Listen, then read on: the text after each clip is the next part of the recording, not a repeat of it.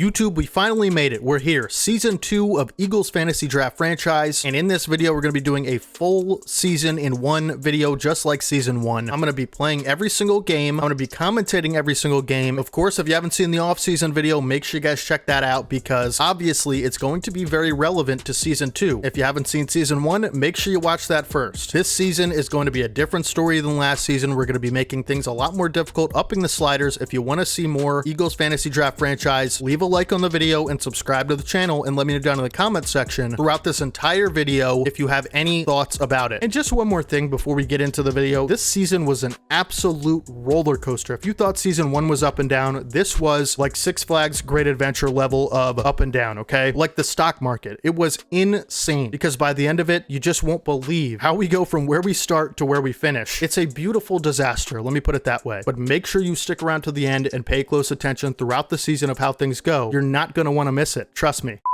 Of course, we made lots of changes to the roster in the offseason, and one of the big ones is Jonathan Warner, our top 10 pick in the draft. He's going to be defensive end for us. We're moving to a 3-4 defense. We fired our defensive coordinator, and we're going to be running a 3-4, and he's going to be a defensive end in the scheme, and he's going to be an electric player for us. Can't wait to see him on the field. Our other first-round pick, Zach Gatson, starting middle linebacker. We moved Drew Sanders to the edge. He's going to be an edge rusher. This guy's going to be our user all year. Now, of course, in a 3-4, you're going to need 2 middle linebackers on the field, and that's why we drafted D'Angelo Hall as well. Similar story to Zach Gatson. He's a freak athlete. He's going to see the field a ton, and he's going to be a big part of our team moving forward. Now, potentially the highlight of this entire offseason was drafting James Grant, I believe, in the 2nd or 3rd round. This guy has speed like nobody else in the entire game. 98 speed, 99 excel, 98 agility, 98 change of direction. He's going to be wide receiver 3, and he's going to be making big plays down the field for us all season long. Mark Cantrell, our new backup tight end. This guy is one of the best players in the draft. He was ranked 10th overall in the draft class. Stud tight end. I really can't wait to see a lot of these guys' dev traits. As we mentioned, there's going to be a lot of slider tuning, and injuries is going to be a big part of that. We're going to be upping injuries a ton, and that's why we went out and we got Landon Monk in the 7th round of the draft as our backup quarterback. 92 throw power, 86 speed. The guy's going to be a good backup. Some other notable things, Terrion Arnold and Olu Fashanu dev down in the offseason, unfortunately, so Olu is going to be a star dev as well as Terrion. And really quick, I just want to do one more thing because I didn't show in the offseason video everybody else's draft, right? Like we know ours. Who else had some notable picks, right? The first overall pick in the draft was the Titans quarterback Dylan Gabriel, who's a 79 overall. Hidden dev. This guy's a really good player, man. 94 throw power, 79 speed, franchise quarterback for the Titans. The Browns selected their franchise quarterback. Finally have one. Conrad Conway out of Michigan, 77 overall, hidden dev, 92 throw power, 80 speed. These guys are good for the top 2 picks. Really nice job by both of these teams securing a franchise quarterback. The Commanders are huge rival, our biggest rival, right? They signed Javonte Williams in the offseason. He's going to be a problem for us, as well as Carlos Reyes, who was a receiver we liked a lot in the draft, and he is hidden dev. Good player, 92 speed, all that stuff you can see. The #1 ranked player in the entire class was Martin Smith, and he was #1 ranked for a reason. He's hidden dev, 79 overall receiver, selected by the Seahawks at 3rd overall. This guy is a stud. Not the fastest in the world, but he seems to be a really good player. It's going to be a really good player for a long time. And thank goodness we dodged a bullet here. Jarek Murphy, he is hidden dev and he is 99 speed, but quite frankly, James Grant is just a better player than this guy, and he was a 1st round pick. So, you know, we really kind of dodged a bullet not taking him. Now, unfortunately, this is a player we missed out on big time. This is a player we wanted to draft. Kenny Keller, the linebacker out of Notre Dame, 6'3", 233. He does have hidden dev. He's a 75 overall, and he's got 84 speed, 90 excel with 83 hit power. This guy's a stud. Really wish we could have drafted him, but I'm happy with the linebackers we got. And finally, Damian Pickens. This was a guy I liked a lot. Does have normal dev, thank goodness, because he's basically Brandon Browner, right? He has 92 speed at 6'4", 195. 77 overall is pretty good. Obviously, out of the draft, that's a good rating, but normal dev, you know,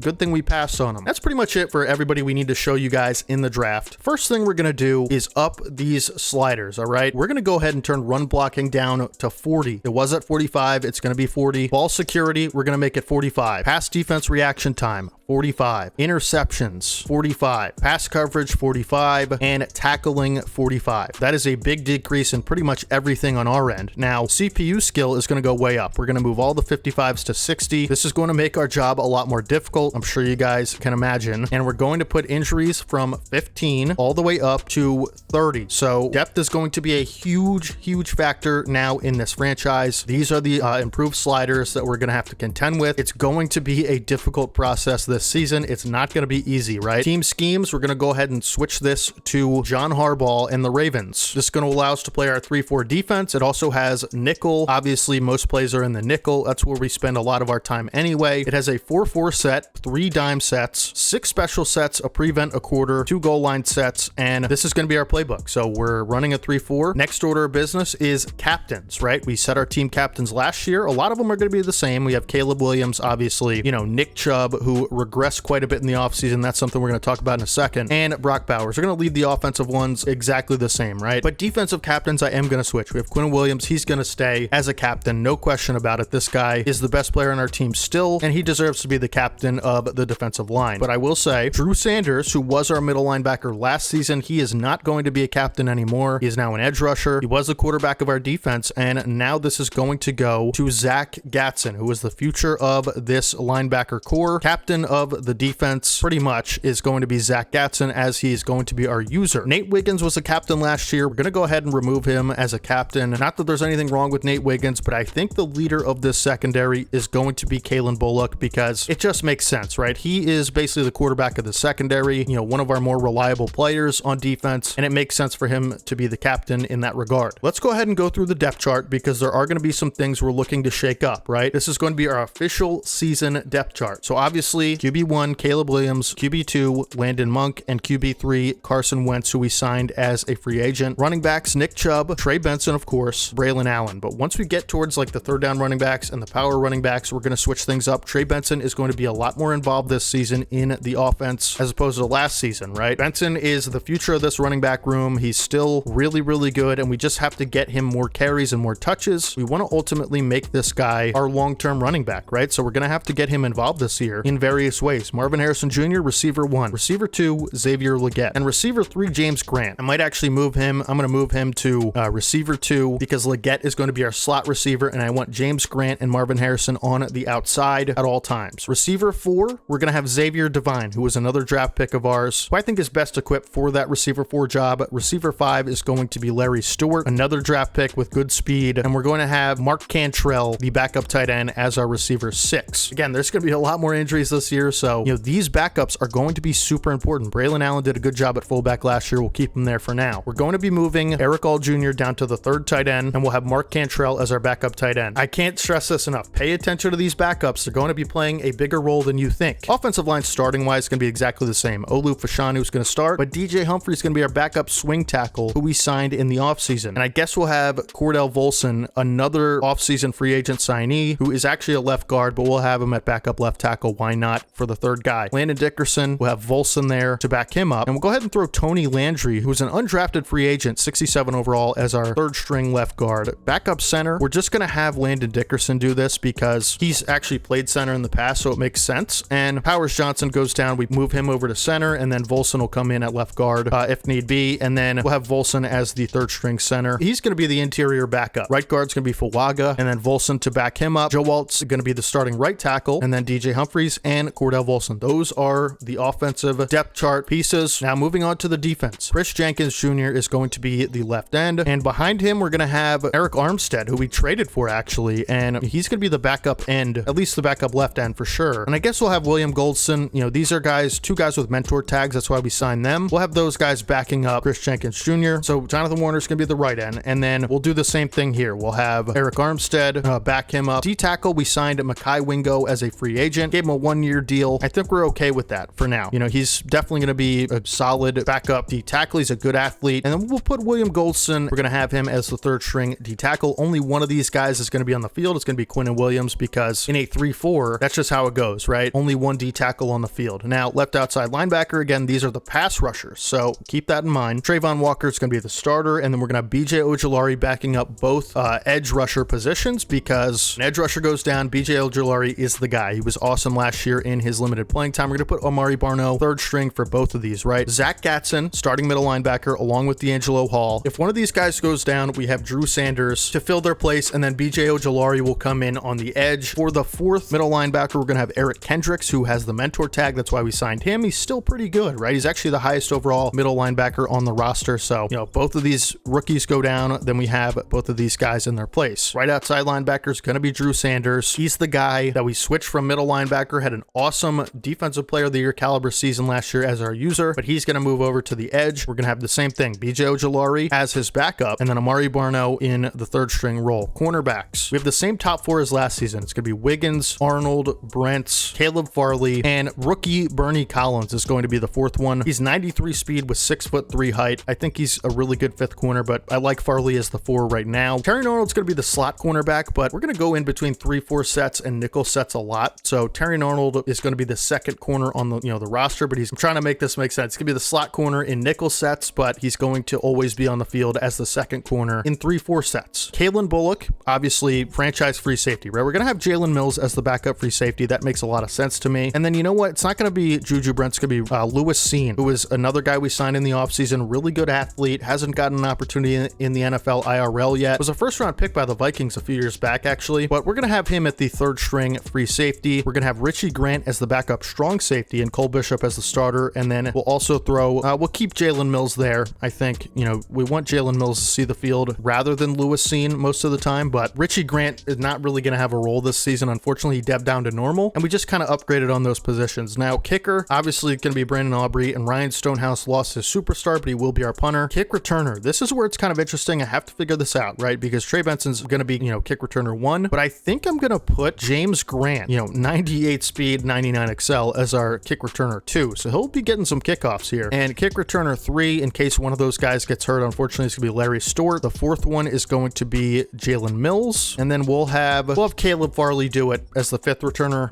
He's really fast and he's a standout special teamer, so that makes sense. We're going to do the same lineup on the punt returns as well. Kickoff starter, going to be Brandon Aubrey. Long snapper, Landon Dickerson. And Caleb Farley will actually be the third string kickoff starter, which is kind of funny. He is the highest rated out of anybody. Third down running back. This is where there's going to be a change. Trey Benson is going to be the third down running back. This is like passing situations, right? In certain formations, you're going to have your best receiving back in the game, and it's going to be Trey Benson this year. He's going to get a lot more carries. We know Chubb is the starter. He's the Super Bowl MVP for a reason. This guy carried us all the way through the playoffs. There's no question about his place in the offense. He is the starter until something happens, but Trey Benson is going to be a lot more involved, and he's going to be the backup power back as well. Now, slot receiver, this is where we're going to have Xavier Legette. Obviously, Xavier Legette, one of the better players on our team last year. He was so awesome. We're going to have James Grant as the second slot receiver, and then Marvin Harrison as the third, because we want Grant and Harrison on the outside most of the time, and so this is a really good kind of setup we have. Now, rush left end and right end, this is for your edge rushers in nickel and dime sets. So if you're not in your base 3-4 set, these are the edge rushers. We're going to have Trayvon Walker, obviously, BJ Ojulari, and then Amari Barno. And same thing here, just with Drew Sanders instead of BJ Ojulari. But BJ Ojulari will be the second guy to come in, and then Amari Barno. So same thing as the outside linebackers. Rush D tackle, obviously going to be Quinn Williams, and then we'll have Chris Jenkins there for the second one. That makes sense to me. And then we'll have Jonathan Warner as the third string. Sub linebackers, it's not going to be Drew Sanders. He's going to be on the edge. It's going to be Zach Gatson and D'Angelo Hall for our nickel sets. These guys are going to be on the field all the time, right? And the third string, actually, I haven't thought about this. If we have 3 sub linebackers, that means we're in like a dime or a quarter, right? So you know what? We'll go with Richie Grant. That's like a good way to get him on the field, and he's actually really good at that role. That's where he played all of last season as a sub linebacker. Slot cornerback, going to be Terry Arnold, and that's going to be Juju Brent, and that's going to be Nate Wiggins, as we talked about before. And that is the official depth chart, folks. This is where we're going to hop into training camp, and we're going to try to get some progress on these guys' dev traits, because we have a lot of hidden dev rookies, right? And so this is going to actually be really important how we set up our focus players and how we do in training camp, because we want to get gold medals so we can get some snaps on these guys that are hidden dev. This actually looks good to me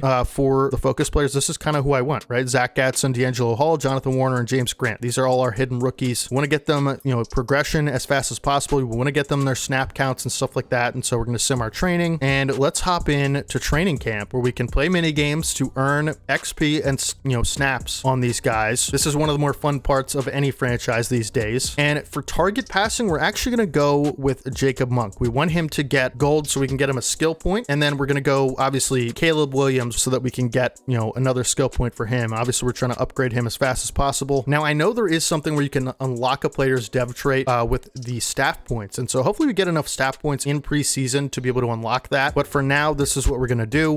For the hidden dev traits, we're going to get all of our hidden guys into the training camp. Let's see how we do this here.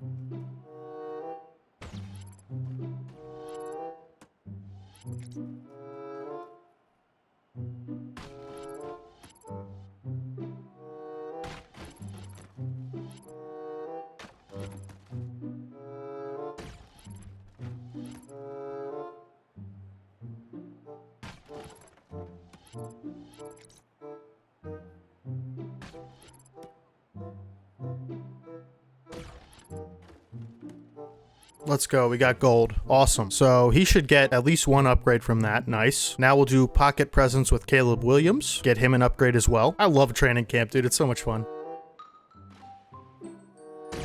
Love to see it. Let's go. We should be able to get this easy. Oh, don't get sacked. Nice. Come on. No. All right, we'll try it again. Bullseye. Let's go. Easy, folks. Look at us. Look at us having presence in the pocket. You'll love to see it. Still got a lot of time left.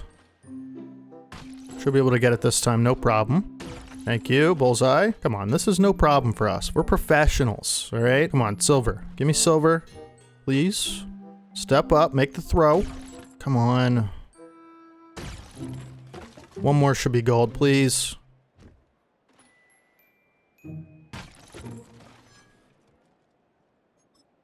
I am an amateur and I deserve nothing. Let's get it.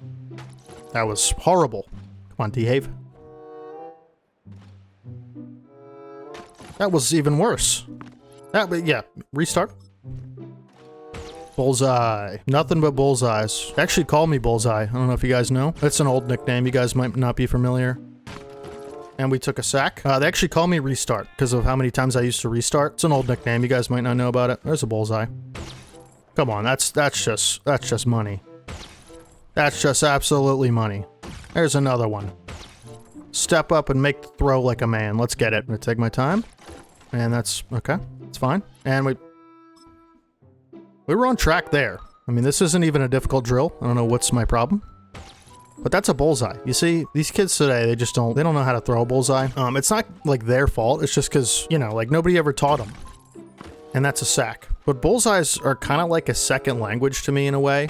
As we get another one there, we get sacked. Okay. I should probably just stop talking and hit the throws. You know what I mean? Like, I don't really know who I'm trying to impress here. This is supposed to be easy. How about I impress myself this time and actually do it? You know, that'll do fine. But one more bullseye. I think we have it.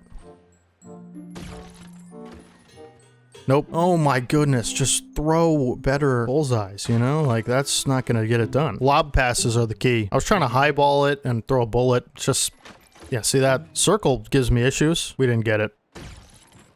We just didn't get it. Easy money. Bullseye. That was like a right down the middle bullseye, too. It wasn't one of those corner ones that you sometimes get. I'm going to shut up and just win the thing, all right? How about that? Like, my presence in this pocket is just crazy, and we lost this one. We just don't have enough time, but I'll tell you what, the presence is there, that's for sure. I can't believe you can step outside the pocket and not get penalized. Like, that should be a multiplier decrease in my opinion, but we'll take it, because I've done it multiple times. No issues. Oh yeah, we're cruising now, baby. Thank you. Silver already? Too easy. Thank you. Oh my goodness. We might break a record here, folks. Look at the presence in the pocket. One more? We just need one more? Oh my goodness, I choked. Oh, thank you. Have a good one, get scammed. I just threw triangle and it gave it to us. Well, Caleb Williams, here's your upgrade. Don't thank me, but if you want to, you can. I will say that. And we're gonna go with Trey Benson here on this one. We're gonna get him an upgrade. We don't have any rookie running backs or anything like that, and Chubb is declining, so this seems like a good drill for us here. And this is the easiest challenge of all time. I will say that, because when you have a blocker, it's just Gold City. It's the Golden Gate Bridge, you know what I mean? It's Gold School. It's Gold Man. It's Gold Buddy, Gold Pal, right? It's Gold Age Home. It's Golden Corral. It's Gold Wind. Oh, look at that. We got gold. Who would have thought? Wait, We just got a dev trade upgrade? I skipped it so fast. What just happened? Hold on. Let me make sure I'm not insane. Did that just happen to me? I didn't know that could happen. Are you kidding me? Trey Benson's a superstar. What? What? Oh my goodness, folks. We got Trey Benson up to superstar. Are you kidding me? We're gonna give him goal line back, I guess. Should he start? I can't believe we just got a dev trade upgrade from training camp. Have you guys ever had that happen? I didn't even know that was possible. Oh my goodness. For this one, I'm in shock. James Grant for wide receiver battle. I so many questions. I did get 100,000 points, so that might have something to do with it, but it was totally Golden State Bridge on that one. What an awesome thing that just happened to us. All right, God, he's so fast. It's crazy. He's just burning Nate Wiggins, who has like 1,000,000 speed. Oh my goodness, dude. This is going to be cheating with him on the field, huh? Let's go. There's bronze. I don't think he's going to get the points. Nope. We're going to be able to get gold here? Not too sure. Ooh, what a catch. Good job, Grant. We should be able to. I'm just not too sure. Okay, there it is. Easy. Golden State Warriors. I was about to say Golden State Bridge, and then I changed it last second. Good catch, DeHave. 13,000 points. Can we get a dev trade for him? Still waiting. We cannot. And I'm going to go with Mark Cantrell on this one because I want to get his, snaps a little better. And I can't believe that's never happened to me. I've never seen that happen to anyone else. So it has to be programmed in the game, right? But can't believe it. You just never think that stuff's going to happen to you, I guess, is what I'm trying to say. And that should be good. Nice. Cantrell's pretty fast. He's like 86 speed for a tight end. That's pretty good. But he's just going to be a stud. We have the best tight end core in the league now, as there's bronze. Ooh. Have a good one, Nate Wiggins. Get torched, buddy. Easy 50. I'll take it. Are we going to get gold here? Is that possible? Ooh, we should have him. No! Restart. God, Nate Wiggins is like the worst person to go against for this, especially with an 86 speed guy, because he's so fast. Good catch. Well, that's easy. Come on, that's just the quarterback on that one. Thank you, Caleb. Trying to get your guy gold here. Oh, okay. I'm in. How do we go from getting a guy superstar dev to not being able to complete the easiest challenge in the game? Dude, what are you doing, Cantrell? More like can't catch, right? Nate? Come on, Nate. This is your teammate. I'm trying to help you out, bud.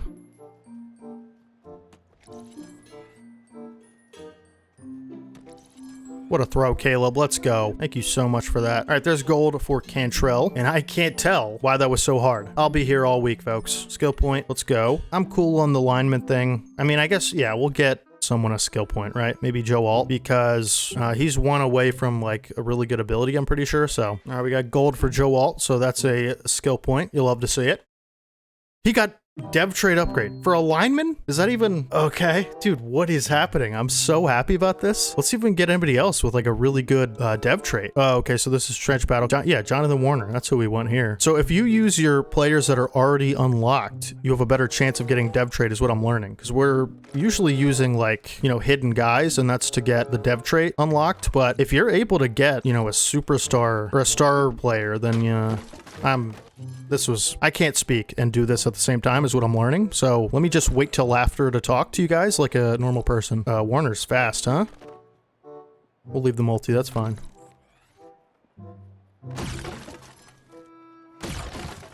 Gold, let's go. All right, so Warner should get 300 snaps from that. That's nice. What I'm trying to say is if you don't use your training camp on your rookies and your hidden snap count people, you should be able to get dev upgrades is what I'm learning, I guess. I'm tempted to do this for Trayvon Walker, but I think we're gonna, because if we get Trayvon Walker up to superstar, I want to so bad. I want to so bad. This could be a really dumb decision. We're gonna try it. We're gonna try it. If we got him to superstar, I mean, the league is over. We win. So let's get like a really good gold score and see if we can get him up to superstar. I know we wasted Zach Gatson and D'Angelo Hall. I know we wasted that. And it's unlikely that after the 2 upgrades we got from the training camp already, we're going to get another one, especially from the guy we want it to be. Like, why would that happen? But I can't help but, try, because I didn't know about this thing before, man. I really didn't. What? Okay. Another guy I would love to get superstars, Nate Wiggins. Can you imagine? 96 speed, 6'2" with a superstar. It's good overall now too, so. I wonder if like the score plays into it, because the first one with Benson, we got like 100K, which was like twice as much as we needed. Ooh, that was so lucky. We're gonna get a lot more points than we need for gold now. Dude, this is like so glitchy. You can just hit stick through these things. So if ever there was to be a score that gives you a dev upgrade, it's this one. We're like 20K past what we're supposed to be at. So, okay, 30K, 40K. See if we can get 50. 50K, come on. Football gods, Madden gods. He deserved it last year and you didn't give it to him. I didn't want to waste this on him if he didn't get super... Okay, of course. Of course. Unreal, man. It's never the guy you want. I'm gonna go with Nate Wiggins for DB battle. You gotta be kidding me. Nate Wiggins superstar would be incredible, I gotta say. Okay. It's not a great start. You know, last year with Terry Arnold, I must have been here for an hour doing this. Xavier Legette's pretty quick. We just need a couple picks. Broken play, really.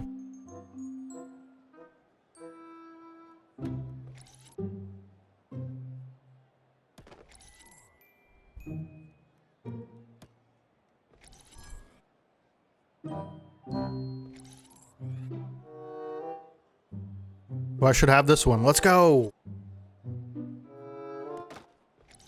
Let's go, gold. All right, easy. Nate Wiggins, please. It's never the guy you want, I'm telling you. Football gods, please. Bless us.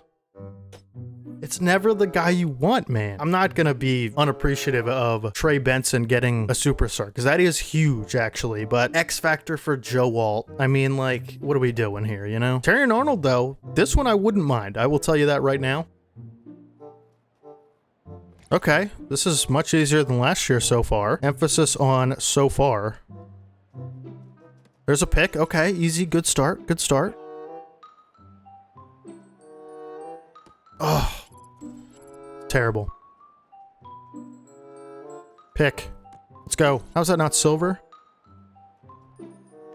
Pick. Are you kidding me with that? That's insane. You gotta be so perfect on this red zone one. It's crazy.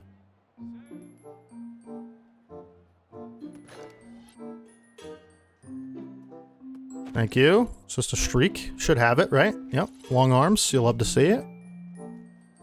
Easy. There's silver. One more for gold. Should have it. Oh, just speed on that one. Okay. Lost our multiplier. Pick.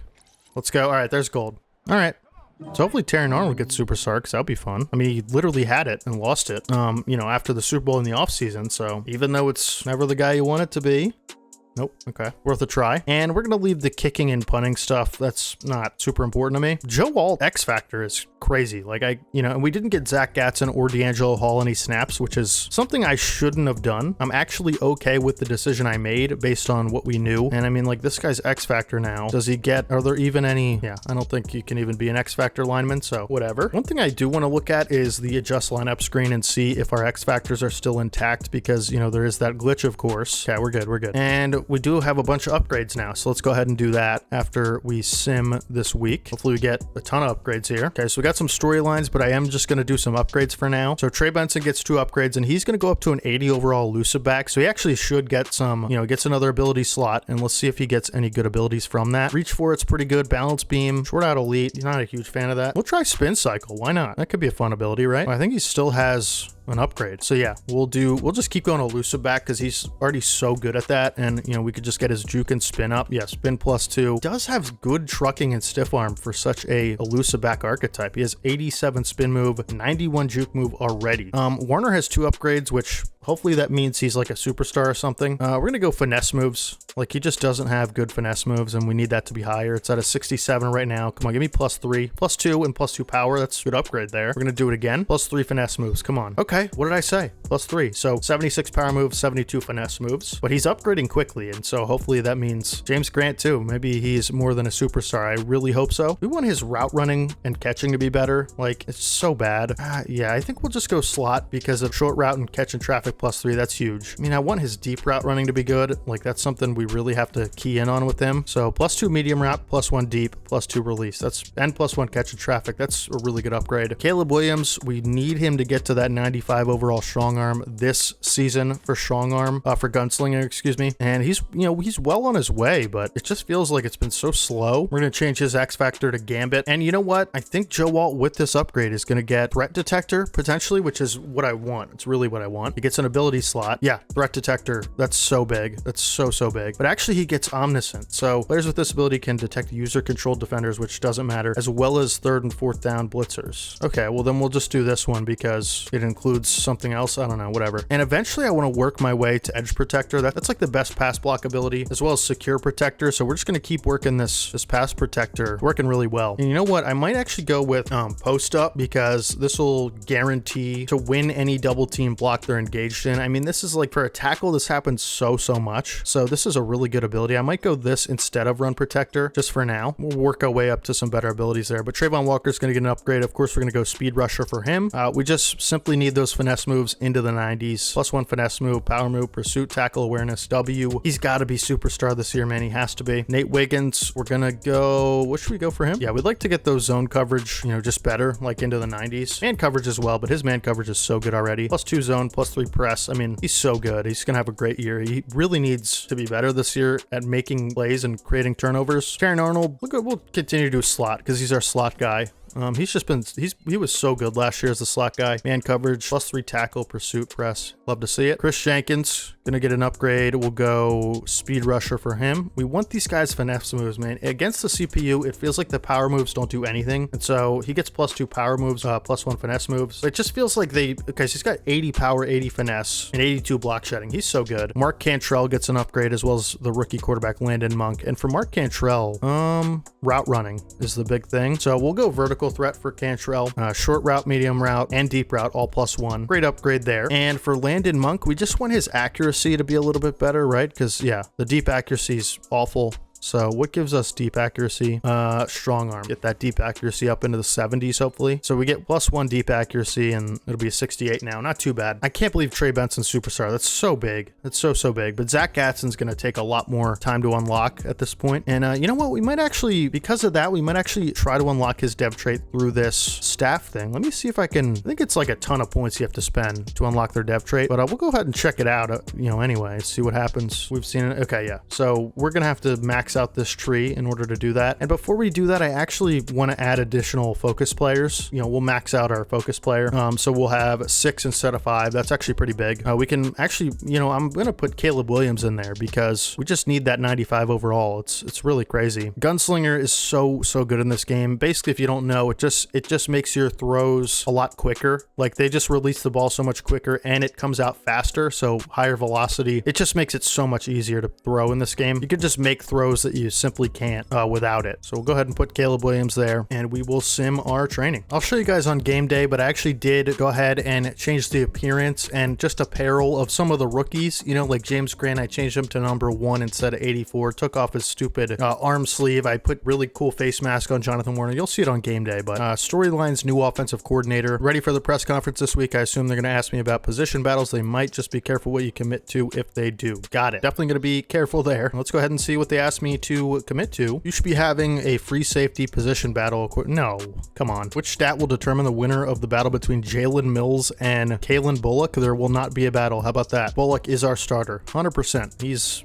What a dumb question. They don't know what they're talking about, the media. Come on, interesting. I made it clear to them that, you know, if you're a starter, you're a starter, and now they have decreased morale. Everybody has decreased morale by 10. You gotta be kidding me. All right, whatever. I should just not do these instead of doing them because I'm not trying to lose 10 morale by clicking the right answer. Great, let's go. Quick question about outside linebacker Drew Sanders. Okay. What do you have him working on in training camp? I don't know. Play rec, I guess? Sure. I wish there was like pass rush stuff, but he'll have +2 play recognition. Nice. Okay. We do have some more upgrades here. Darian Arnold with another upgrade. Okay. We'll go man-to-man, I guess. I don't know. I want his man end zone to be in the 80s, so he gets +2 man, +1 zone, and +2 play rec. That's pretty good. He must have had a pick in the game we simmed. Kalen Bullock also gets an upgrade. And for Kalen Bullock, we're going to go zone because I just feel like his zone coverage isn't great, although he is, you know, better than it leads on. +1 zone, +2 play rec, +1 awareness. Okay, good upgrade there. Sorry preseason's taking so long. I just want to get the whole season set up in a way that I feel is, you know, best for storylines and stuff like that. Go ahead and do our weekly strategy again. I'm just going to sim all this stuff. I don't really care who wins preseason games or not, you know. See if we get any upgrades out of this training session. I know a lot of you guys are probably like, just get to the season. I get it. You can always skip this part if you want to. I'd rather give you the option to skip than just take it out of the video in general. So I always want to give everybody the option. We're going to continue to go pass protector for Fuaga. Really great run blocker, awesome athlete, young player, but pass block's just not where it needs to be. Now he's got, you know, a little bit better, but the finesse is just so bad. Mark Cantrell gets another upgrade. We're going to continue to do vertical threat for him to get that route running up. And we do get +3 release, +4 trucking, +2 short route, and spec catch. Nice. And these guys, a lot of these guys should have their dev unlocked pretty soon, right? These are our backup players. We're going to go ahead and let the CPU upgrade them. And that's all. Actually, yeah, after this, we'll have the bye week, and then it'll be week 1. And I really can't wait to get into week 1. Media interview. Let's try not to decrease morale by 10 by giving the right answer this time. Let's see. Practice field. Okay, setting up this stage here. Training camp. Coach, we're talking all the time about a team's identity. What can the fans expect from your defense this season? Well, they were like the best in the world last year. What is your defensive identity? We're going to try to create turnovers and sacks. I don't know that we'll be able to, but that's the goal of this defense. Give ourselves extra possessions offensively. The offense is going to be much better this year, in my opinion. I mean, 18's a lot. We'll go 18 picks. I feel like that's easier than 40 sacks, but we'll have to see. Promise the team. Okay, yeah, they'll decrease morale, I'm sure, if we don't get that. Oh, we get sim injuries? Is that a real thing? Oh, okay. Well, hopefully no one else is injured. Trade offers Richie Grant. They're giving us a lot of picks for Richie Grant. Interesting. He's not even on the trade block, but go ahead and advance to week 1. And one, you know, quick thing before we do, you know, hop into the game, I want to show you guys the Broncos roster. Obviously, we're going to do all this stuff, but I do just want to, before any of that, make sure we have all the right abilities on our players. Quinnen Williams is someone I definitely want to look over and see if we have the right stuff on him. So inside stuff, we definitely want that. We want Fearmonger would be a good ability. We'll try Fearmonger for a little bit. Actually, I changed my mind. El Toro is something I want to take off of him. And we're going to go Reach Elite with the second ability instead of El Toro, and we'll keep Under Pressure. That's like the best pass rush ability in the game. I think that's our only superstar in defense. So set season goal, we're going to do make the playoffs. All right, so we're going to go ahead and choose our draft class, and it's obviously going to be an auto-generated draft class. You know, one of the positions I think is most important for us this offseason is going to be cornerback and potentially strong safety, like secondary heavy. So cornerback, this is actually a good choice here. So we're going to leave that. Now we can fire these other scouts because we don't need this other stuff, right? And we'll keep the national one as Mr. Huang there because cornerback seems to be a priority for this class. And let's go ahead and look at safety. We can do hopefully as our second tier 2 safety guy. So Rowan Moore is safety and quarterback. I don't think we need a quarterback, but we're going to go ahead and hire Rowan Moore. We definitely don't need a tight end, that's for sure. And the only top safety in the class is in the Northeast region. That's where we'll put Rowan Moore. We could use another defensive tackle / defensive end, so that could be something we're looking to get here, but we will do another like 1-star corner. We'll do defensive end and inside offensive lineman. Lily Pham, sure. Here's a corner and middle linebacker. Could use a little bit more depth on the edge as well. Yeah, I mean, it's not perfect and it's not going to be perfect, but that's fine. And we'll look at prospects obviously at a different time. I just want to get into week 1 really, and let's go ahead and look at the storyline for starting cornerback. The athletic trainer told me it's Nate Wiggins. What you said about me working camp, should we focus on more injury prevention or improving my stamina? Let's do injury prevention. We're going to need Nate Wiggins obviously for a full season. We up the injuries by a ton. Your player will focus on injury prevention, and injury rating just increased by 3. Okay, so that's really good. That's a good storyline. Media interview. These are the ones we hate, right? The media, they're always trying to get us. Let's see what they want. You know, coach, going into the season, what area of the team is the strongest? Why do you want to know so much? You know, I don't know. Let's go with our defense, I guess. I like our defense. So if the defense is the strongest, didn't get to read it, that's fun. Which part of the offense worries you? I'm actually going to go with the running game this year because I did change our playbook and I feel good about our passing game. It got a lot better. We'll go with O-line. I don't know. We need our O-line to be more consistent. I think that's fair. I like our running backs. What would a successful season look like statistically? We rush for 1,300 yards. I mean, we're easily going to rush for 1,300 yards, right, as a team. So I think that should be easy points there. You promised your team would rush for 1,300 yards this season. Final upgrades before the first game of the season. Go strong arm from Caleb Williams, who gets a nice upgrade here. Let's see. +2 awareness. That's fine. Whatever. Zach Gatson Woolen gets an upgrade. Has he gotten one yet? I don't think so. That does not bode well for his dev trade, I gotta say. No, we're gonna go field general for Zach Gatson. Ability slot. He's a superstar or better. Let's freaking go. Let's go. That's so fun. +2 man coverage, +3 play rec, and +1 tackle. Now I kind of really wish we used our training camp on him so he'd be at 458 instead of 158 for snaps. That's so unfortunate. But the fact that he's superstar at least is awesome. I'm so happy about that. D'Angelo Hall gets an upgrade as well. And we're going to go pass coverage for sure for him because he's so bad at that. Need him to be much better at that. +4 man, +1 zone. Really good. And James Grant gets an upgrade. Go slot again. I just want his route running to be a lot better, as well as the catching traffic. +2 catching, +2 medium route, +1 short route. That's awesome. And we've done everything we needed to, man. Hey guys, Future DeHave here. Unfortunately, weeks 1 and 2 were complete disasters. I had totally underestimated the sliders, and I felt that weeks 1 and 2 were not reflective of the series that I'm trying to create here. The games basically became about trying to overcome the sliders instead of trying to have fun with the series in the way that we do. Sort of hard to explain, but my commentary was really bad, and it just wasn't fun. It wasn't a fun experience, and so what we're going to be doing is I'm going to, cut up a little bit of a compilation of week 1 and 2, the highlights, the lowlights, and everything in between. And basically, we're going to try to kind of like start over the season in week 3. Again, it's super unfortunate, and I'm really, really sorry. I really hope you guys can indulge my plan of just kind of pretending week 3 is week 1, okay? Trust me, it's best for the series, and I hope you guys can stick around and forgive my poor decision making with the franchise for weeks 1 and 2. Anyways, here it is. Oh my goodness, these guys are looking sharp. Not you guys. You're gonna lose today. Look at Nick Chubb in the All Blacks. Caleb Williams. 3rd and 9. Grant on a linebacker and it's picked off. I mean, the linebacker just... That's on me. I can't believe I threw that. Just throw it away or make a better read, man. What are you doing? Empty set. And wide open is the tight end. D'Angelo Hall absolutely torched in coverage. And we're gonna be responsible for this tight end on this play. And another huge completion. It's going to be a touchdown. Williams got to get rid of it. Can't. Another sack. It'll be 3rd and 31. Holy cow, man. It's just a different speed on these new sliders. And it is a run up the middle. Kenny Walker to the outside. He's going to have a touchdown. And these sliders are ridiculous. Williams will drop back. He's got Grant underneath for his first NFL completion, and James Grant with a big gain, about 20 yards. We do have an injury update as Olu Fashanu is going to go down with a wrist, it appears. Dislocated finger. Let's see if Mac Jones can complete this. Down the field for Amon-Ra St. Brown. Terrion Arnold's beat. My goodness. We're going to go down 17-0 into the half. I can't believe it. Getting booed going into the half. Got 3 seconds left. I say we just chuck it up. Why not, right? We're going to send Grant on a streak. Fastest guy on the team as he might have a step. Caught by Leggett, who's going to get into the end zone for a touchdown. A Hail Mary attempt works out perfectly as Xavier Leggett catches the ball. Wasn't even intended for him. Williams puts it, 70 yards down the field. What arm strength on that? Was intended for Grant. Unbelievable, huh? And I'm sorry. I'm sorry to anyone watching that had to witness that. I don't even have an explanation for that. It is play action. Walker's wide open out of the backfield and going deep as Mac Jones, intercepted by Nate Wiggins. That's the worst throw I've ever... Might even be worse than my throw. It's not, but Nate Wiggins with a lot of room after the interception. And we actually have room to run with Williams. Not anymore, though, because the gap just closes faster than Usain Bolt. My goodness. And now Caleb Williams is injured. We're going to keep him in the game. What a absolute nightmare this game has been. Rolling out of the pocket. Can we hit Bowers? We do. Can he bowl over a defender? He does. Over the pylon. Touchdown, Brock Bowers. Let's go. Money drive for Caleb Williams. Can he make something happen here? Got Bowers. We're just going to take the yards. We won't call a timeout. We're going to elect to go hurry up here. Going to be a corner blitz off the edge. We're going to have Bowers. Can he make the throw? He can, and Bowers got a lot of space.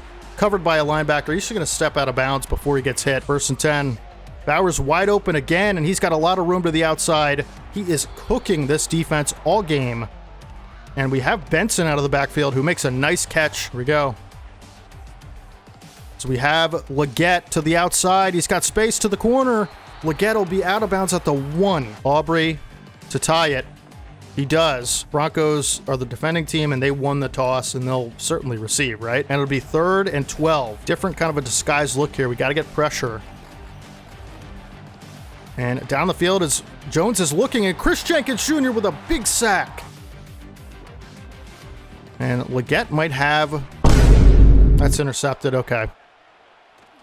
Can't block it. That's game. Broncos are going to win in Philadelphia. The Super Bowl champions lose their first game of the season.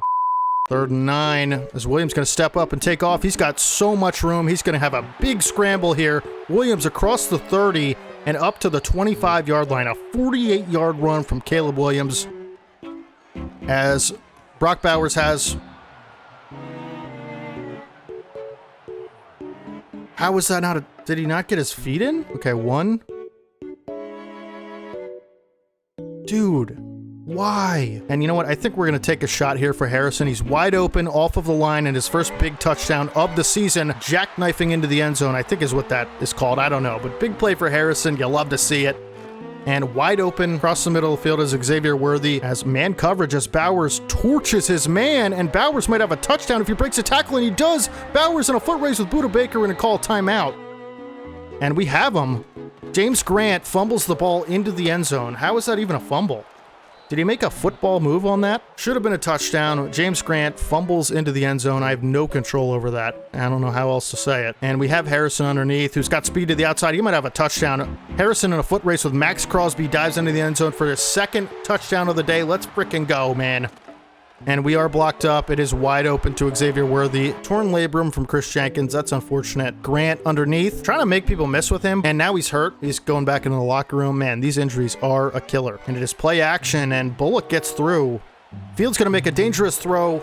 Completes it for a touchdown to Deebo Samuel eventually. And, dude, Bowers, can we hit him on the run? It's underthrown. I mean, but, like, I let him away.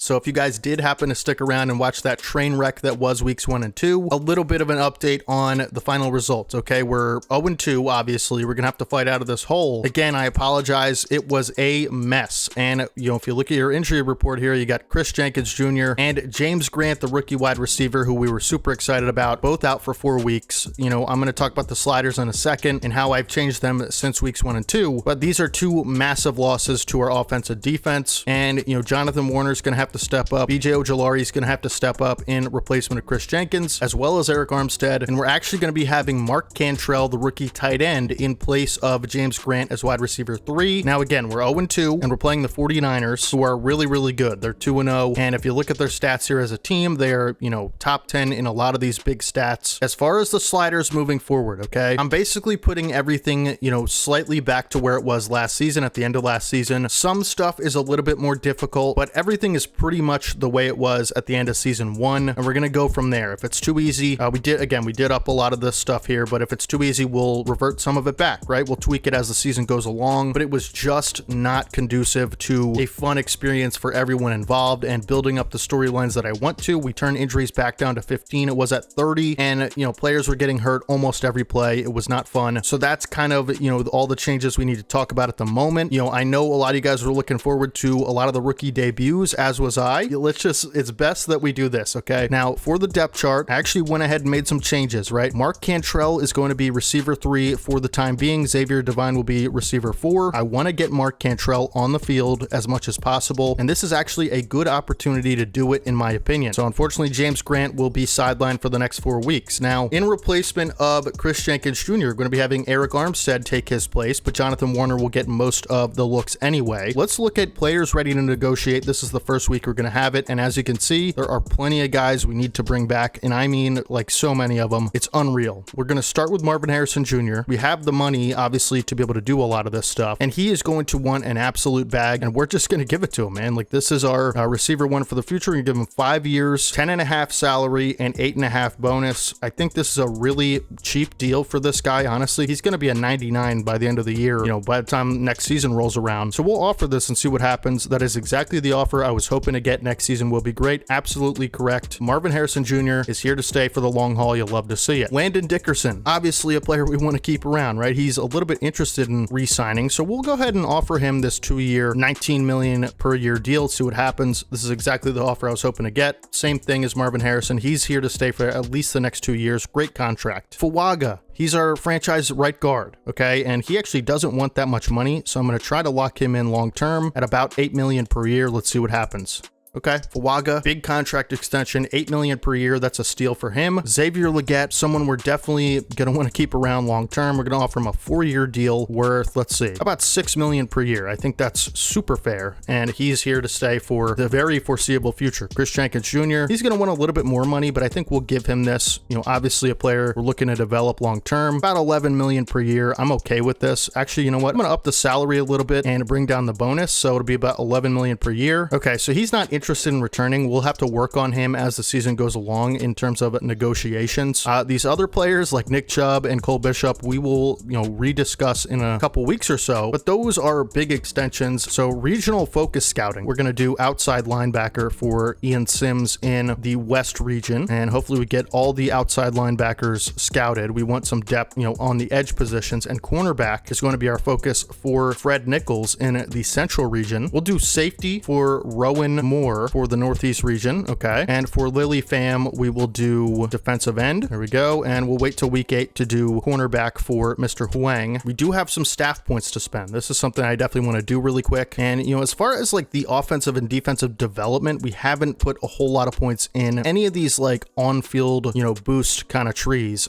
We've mostly been focusing on player personnel, you know, head coach, this staff modifications thing. So this is, I think, something we're going to want to put our points into. Let's see, decrease multi-week injury recovery time. That's a great start for James Grant, and hopefully that actually helps with his injury. See if that actually did anything, because it might not for a player that's already injured. I don't know exactly how it works. Okay, no, so he still has 4 weeks, but that's fine. Hopefully in the future that will actually do something for us. Again, new playbook on offense, new playbook on defense. It's been a big adjustment. Let's check out the 49ers roster. JJ McCarthy is the quarterback. Okay, good Madden quarterback, 85 speed, 91 throw power, tall and athletic at an 86 overall. It's a pretty good quarterback in Madden. Tajay Spears, a really good receiving back with 88 speed, a good back to have in Madden. And of course, Kyle Juszczyk, we traded to them for a 2nd-round pick, which I believe ended up being James Grant or maybe D'Angelo Hall. Can't remember. I think we did keep that pick and use it. Kyle Juszczyk, we might end up seeing him today. Terry McLaurin, great receiver, one of the best receivers in the league. He's going to be tough to stop today. Someone we're going to have to keep an eye on, Juju Smith-Schuster and Curtis Samuel. Those feel like 49ers receivers to me. Michael Mayer is the tight end. Of course, Brock Bowers' teammate IRL. Andrew Thomas, left tackle. Ezra Cleveland, Frank Ragnow. I mean, this is an incredible offensive line. Jeez. Elijah Vera Tucker. I mean, this is one of the better lines we've seen. Montez Sweat, defensive end, super good athlete. Myles Garrett, obviously, that's going to be priority 1, you know, scheming offensively. Ed Oliver, really good D tackle. Bryce Huff, who we included in the Juszczyk package for that 2nd-round pick, and Al Shahir, Pete Werner. This is a good, solid defense. Travarius Ward, of course, 49er in real life for quite a while. Nate Hobbs and Bernie Triplett, a cornerback who looked really promising out of the draft this year, and maybe the best cornerback in the entire draft. It was actually a player that I liked. 92 speed, hidden dev, rookie. So, you know, someone to keep your eye on. Hopefully he doesn't pick us off today. Jordan Fuller as the safety and Jordan Whitehead as a safety. So this is a good, well-balanced team. You know, the 49ers always seem to have a good team, IRL and in-game. Let's go ahead and go to our weekly strategy. Against JJ McCarthy in this offense, I think I want to defend the deep pass because Terry McLaurin is just such a threat back there. And against the 49ers defense, I want to try to run it inside. We have not been able to get the run game going one bit, and clearly it's been affecting us. And so that's going to be our priority. But, you know, Xavier Devine is actually listed here. Oh, you can't include a focus player that is injured. Okay, so that's why James Grant is no longer in this. Let's go with Trey Benson. He's someone, you know, now has superstar dev, obviously, as you saw in training camp. Let's put him there and see if we can get his, you know, overall up as the season progresses. He's obviously going to be getting a lot more touches this year, and we're going to start our training, hopefully get some upgrades for some of those guys that we're really looking to develop here. And we do have some upgrades, but first I actually want to, I just thought of this. I want to go to our adjust lineup screen and change one of our X factors, who is Nick Chubb. I want to change it to Brock Bowers, and we'll have 2 double me receivers on the field instead of Freight Train for Nick Chubb, which I think is a good change. Now let's go to the upgrades. Brock Bowers gets an upgrade. Awesome. And we're going to go vertical threat. He's 1 upgrade away from getting an extra ability slot, which is incredible. So, I mean, he's 22 and he's almost a 95 overall. That's insane. Trey Benson does get an upgrade. We'll continue to go elusive back and just get that, you know, overall as high as we can to get him the best abilities we possibly can. He goes up to an 82 overall, 3 away from another slot, I think, and potentially some more abilities. Jackson Powers Johnson, going to continue to go pass protector. He just needs to be better at that. You know, it's something we're going to have to work on with him. Plus 2 pass block and 1 pass block finesse. Good stuff there. Xavier Leggett gets an upgrade. I feel like he doesn't get a whole lot of upgrades. And one thing I want to try to work on with him is because, for one, the route running, but also his release is not great. So we're going to go deep threat and see if his deep route running can improve as well as his release. And we get +2 deep route, +2 medium route, and, +1 spec catch. As our new extendee gets a nice upgrade, and then Braylon Allen, who is our fullback, of course. Let's hop into week 3 and turn our season around. We're going to be on the road for the next couple weeks because our first 2 games were home, unfortunately. And basically, this is like week 1 of the franchise. Hopefully, this goes a little bit better than it did before. On the road at San Fran, let's get into it, folks. I really appreciate you guys watching the series. If you are watching at this point, thank you for being here. Zach Gatson has played pretty well as my user, despite, losing. And this is Thursday night primetime in San Fran. Look at that electric crowd filled with red and gold. 49ers,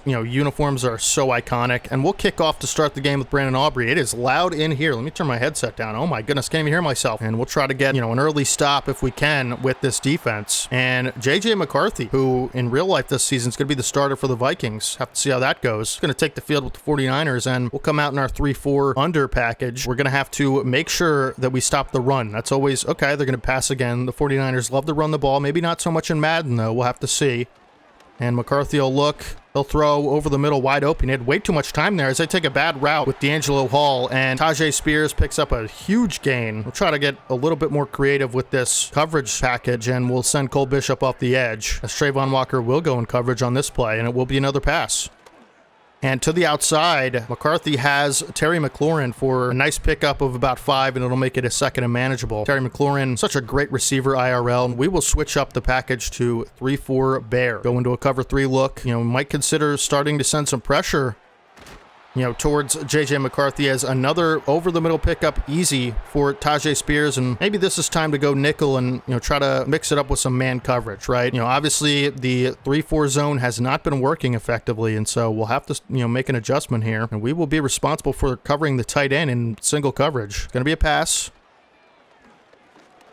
And over the middle, McLaurin is found from McCarthy, and Wiggins brings him down to be 2nd and 1. Haven't been able to get any types of plays made defensively just yet. And this is a run to the outside as Sanders is there, but man, nobody can bring down Tajay Spears. Trayvon Walker traverses the entire field to make the play. Not liking the way this is going so far. It'll be a 1st and 10 for the San Francisco 49ers, and we'll send some pressure as really quick throw and catch, and it'll be a touchdown for the tight end, Michael Mayer. I mean, they just got whatever they wanted on that drive. Our defense was non-existent. Have to play better. Jeez.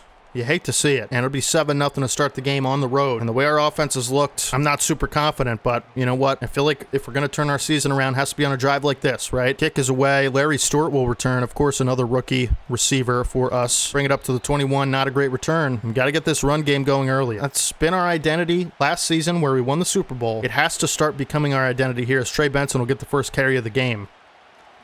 And I'm just going to run right into some blockers for a 2-yard loss. Not a great way to start the game. 2nd and 12 will come out in a little bit of a spread look as it'll be a blitz. And Legette's open over the middle. He's got speed and really nice pickup for Legette. Good job by Williams and the offensive line to pick up the blitz and create some time in the pocket for Caleb Williams. And we'll try a little bit of a trap play here under center for Nick Chubb. And Nick Chubb's got a lot of room, and he's going to truck a defender and get tackled by 2 more for a 13-yard pickup. Best run of the season there. And we'll try another one here with Benson. Benson is going to be a lot of these shotgun looks on the run. He's going to be the guy there, and Chubb's going to be the under center power back. And Benson has nothing, man. These runs have been super unsuccessful in this new scheme, and, couldn't have happened to a worse guy in Trey Benson, but is what it is. We'll throw on 2nd and 9 here. And we do have Bowers underneath, who's going to fight his way forward for a first down on the sideline. Nice job by Bowers after the catch to get as many yards as he could. And I like the way the pass game has looked so far. We'll continue to keep it rolling here. And Harrison open. Missed throw by Williams. He was open. Try another run to Chubb. Put Braylon Allen into the game to block. I'm going to try to run it at Garrett as Chubb has a lot of space. Breaks a tackle, and he's going to pick up 9.5, and it'll be 3rd and inches. And I think we're going to try to run it up the gut with him again because it's just been working so far in this game on this drive. Got to be able to get an inch, right? And he does. And Chubb actually has a lot more room than that. Man, Chubb is running all over this defense so far, and it's kind of a breath of fresh air, right? Just hasn't been like that all season. And we'll try another run with Benson here to the outside. And Benson's going to cut back Can't make anybody miss. It'll be 2nd and 10 on the 17. That'll take us to the end of the first quarter. And offense rolling right now. Super methodical. Very good stuff that I'm seeing. And I like the way this box is spread out. I'm going to try another run. Might be kind of foolish, but Benson has a truck and another broken tackle and takes it to the 9-yard line for a 8-yard pickup. That is a huge run after contact there for Benson. We're going to try another run with Nick Chubb on 3rd and 2. And he has the first down and more. He's going to get popped at the 5-yard line, but nice job to pick up the first down and good blocks from the line. They've been playing well so far. And we're going to try to throw. And we're can't get the throw off. Montez Sweat with the sack. I mean, I hit the button like, I don't know, 10 seconds before the sack occurred. And now we're going to have to throw. As Bowers over the middle is wide open and gets popped by Fitzpatrick at the 4-yard line. But good job to make this a 3rd and manageable in the red zone instead of, 3rd and 13, which it would have been really. And here we go. Block Benson here. Try to get this thing in. And just going to get the throw off and throw it away into the dirt as Ed Oliver was there. Be 4th and 4. We're going to take our points. Listen, in a game like this where our defense looked awful, don't feel comfortable going for it in this situation, as Aubrey will, split the uprights, make it a 7-3 game. Got to finish that drive, really, but our defense needs to be able to get a stop, if not here, then at some point. And it's still early. I feel like if our defense steps up, we'll have a chance, but just didn't feel comfortable going for it as Aubrey will kick it away, and Ojulari makes a nice hit on the return. Once again, we're going to send some heat. And that's wide open. I accidentally switched on to Terrion Arnold before the play happened. Terry McLaurin takes it in for a long touchdown. That's my fault. Holy cow, man. The defense has just not been good. And I think a lot of it has to do with the new scheme, if I'm being honest. Do we switch schemes mid-season? Is that something we can do? I don't know. Can't believe that. All right. Benson will return the kick on a blunder of a defensive possession there, if you can even call it that. Take it up to the 25. And now we kind of got to get the passing game going. We're down 2 scores. We'll hit Bowers over the middle. He's so good at those little quick Travis Kelce type routes. And that'll be an 8-yard pickup. Nice job there. And we'll continue to pound Chubb up the middle because it really has been super effective. And Chubb has another nice run for a first down. He's got 5 rushes for 43 yards. And when we don't spam him, I feel like if the pass game can complement him, which it has been doing, it's just so much more effective than being such a run-heavy team. And going to hit Benson out of the backfield, who can't make the catch. It was a tough catch to make. I saw down the sideline Mark Cantrell was pretty open. It'll be 2nd and 10, but didn't know if I could make that throw. And Bowers wide open. I saw Harrison had press coverage, but Bowers, nice job there to pick up the first down. 1st and 10. Williams looking to throw. He's going to get outside the pocket. And can he get a block? He doesn't have to because he's got a ton of space on the sideline. And nice scramble there from Williams. He had a big one in week 2, I think it was, for 48 yards. That's a great job by Williams to recognize. Nobody really super open. Just take what he can with his legs. Of course, super capable of that. And Benson have a decent run for about 4. And we're going to hold off on our timeouts as we'll go 5 wide here. 2nd and 6. Over the middle for Leggett, who is always tough to bring down after the catch, and that is evidence there, as that'll be the 2-minute warning. Offense is looking really good today, I gotta say. I'm happy with how we played offensively. Really should have finished, the drive last time, but really can't complain too much. And gonna try to throw that for Harrison. I didn't read the field super well on that one. It'll be 2nd and 10. And I'm gonna get sacked. I mean, yeah. That's on me. It'll be 3rd and 24. Just got to stay in field goal range. Can't take another sack, really. And we're going to try to spread the field out. Go 4 verts. And, yeah, just going to get it off and take our points, I guess. I mean, that sack was such a drive killer there. That's what they call sacks in general. But that was, the epitome of a drive killer. Attempt to take our points with Aubrey on a long field goal attempt. Aubrey's kick up and right through the uprights, and it'll be 14-6, just having trouble finishing the drives right now. Really, we could have elected to run the ball a little bit more towards the end of that drive because of our 3 timeouts, and looking back, that's probably what I would have done differently, but nonetheless, we do get points on the board. We just have to be able to get a stop or none of this means anything. So we'll come out in dime coverage, as Quinnen Williams is not on the field for some reason. Okay. And I'm stuck on my lineman. 7-yard pickup for McCarthy and the Niners, and they will take a timeout. Going to send the back out wide, which is Tajay Spears, always a threat in the pass game. Can we cover? Nope, we can't. Big gain for Michael Mayer. Picks up the first down, moves the chains, and Niners drive, and they still have 2 timeouts as well. About 35 seconds to get on the board. They just really need to get in field goal range. And out of the backfield is Tajay Spears uncovered. Takes it out of bounds. 28 seconds left for the Niners on this drive. Don't feel comfortable sending pressure. Just hasn't worked. Man coverage getting torched right now. And another out route and missed tackle. 2nd and 2 at the 31, and they're already in field goal range. So we're going to get our big personnel on the field on the defensive front for this play. I kind of like this formation a little bit, and we'll have Drew Sanders out in coverage off the edge. And this is a play action over the middle as Sanders misses on the hit stick and late hit by Gatson uncalled, and another first down for the Niners. I mean, I don't know what to do, like in a situation like this. Like, they're just getting the right reads, you know, making the right reads. And as nice play there in coverage by Juju Brents, who forces the Niners to take another timeout. And we're going to try to mix up the coverage, I guess, go to a cover 2. I don't know what else to do, really. And good coverage here, as pretty close to that football was D'Angelo Hall, but couldn't end up making the play. And they're just going to take this down and take their points, which is the smart thing to do. You know, maybe take another shot, but they're not going to. And most likely it will be 17-6, and it is. That's what we're going to be contending with going into the half, barring a touchdown on this return here. And we are going to try to return it with Larry Stewart. See if we can get anything here.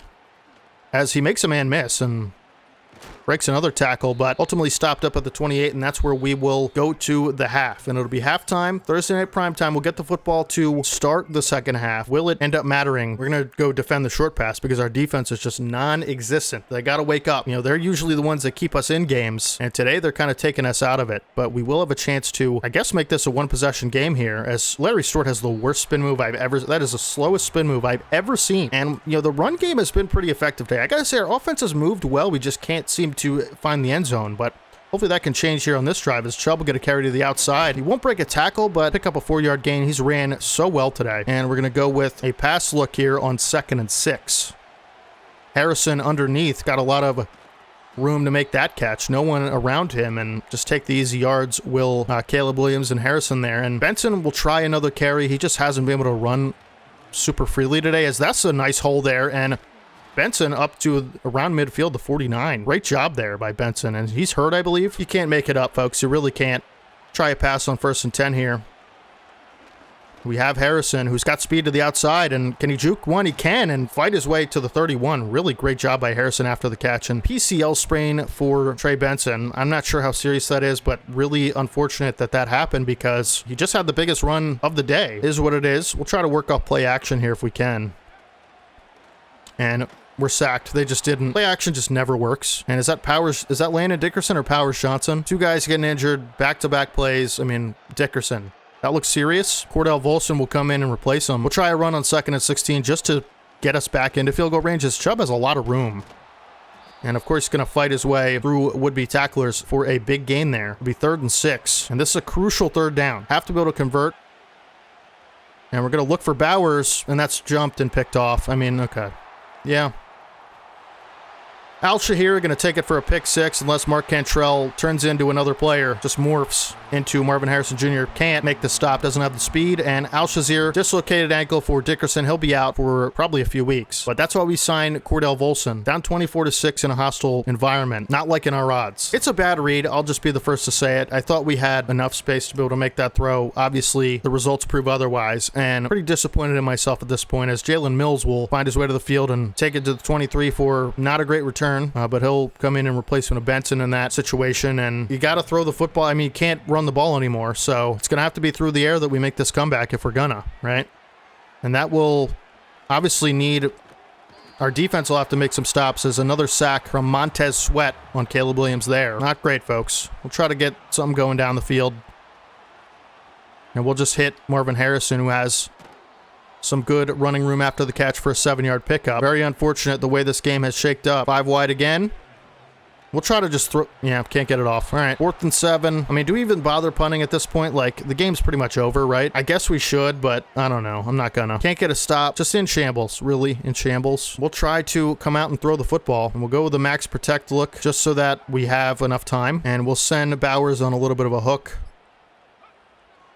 Get the snap off. Can we make the throw? It's batted down. I mean, yeah. They just jump it so fast. They just jump the route so fast. We'll come out in a 4-4 because this is certainly going to be running territory, but they just haven't ran the ball like once all game. Niners going to look to take some clock away. Hopefully we can make a play defensively. I mean, that'll be super fun.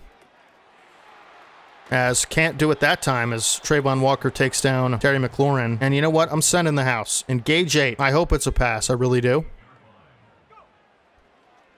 And we do get pressure on McCarthy, and Zach Gatson's going to bring him down. Okay, engage 8 works that time. Big sack from Drew Sanders and Zach Gatson combined. You got to say, that's a beautiful play.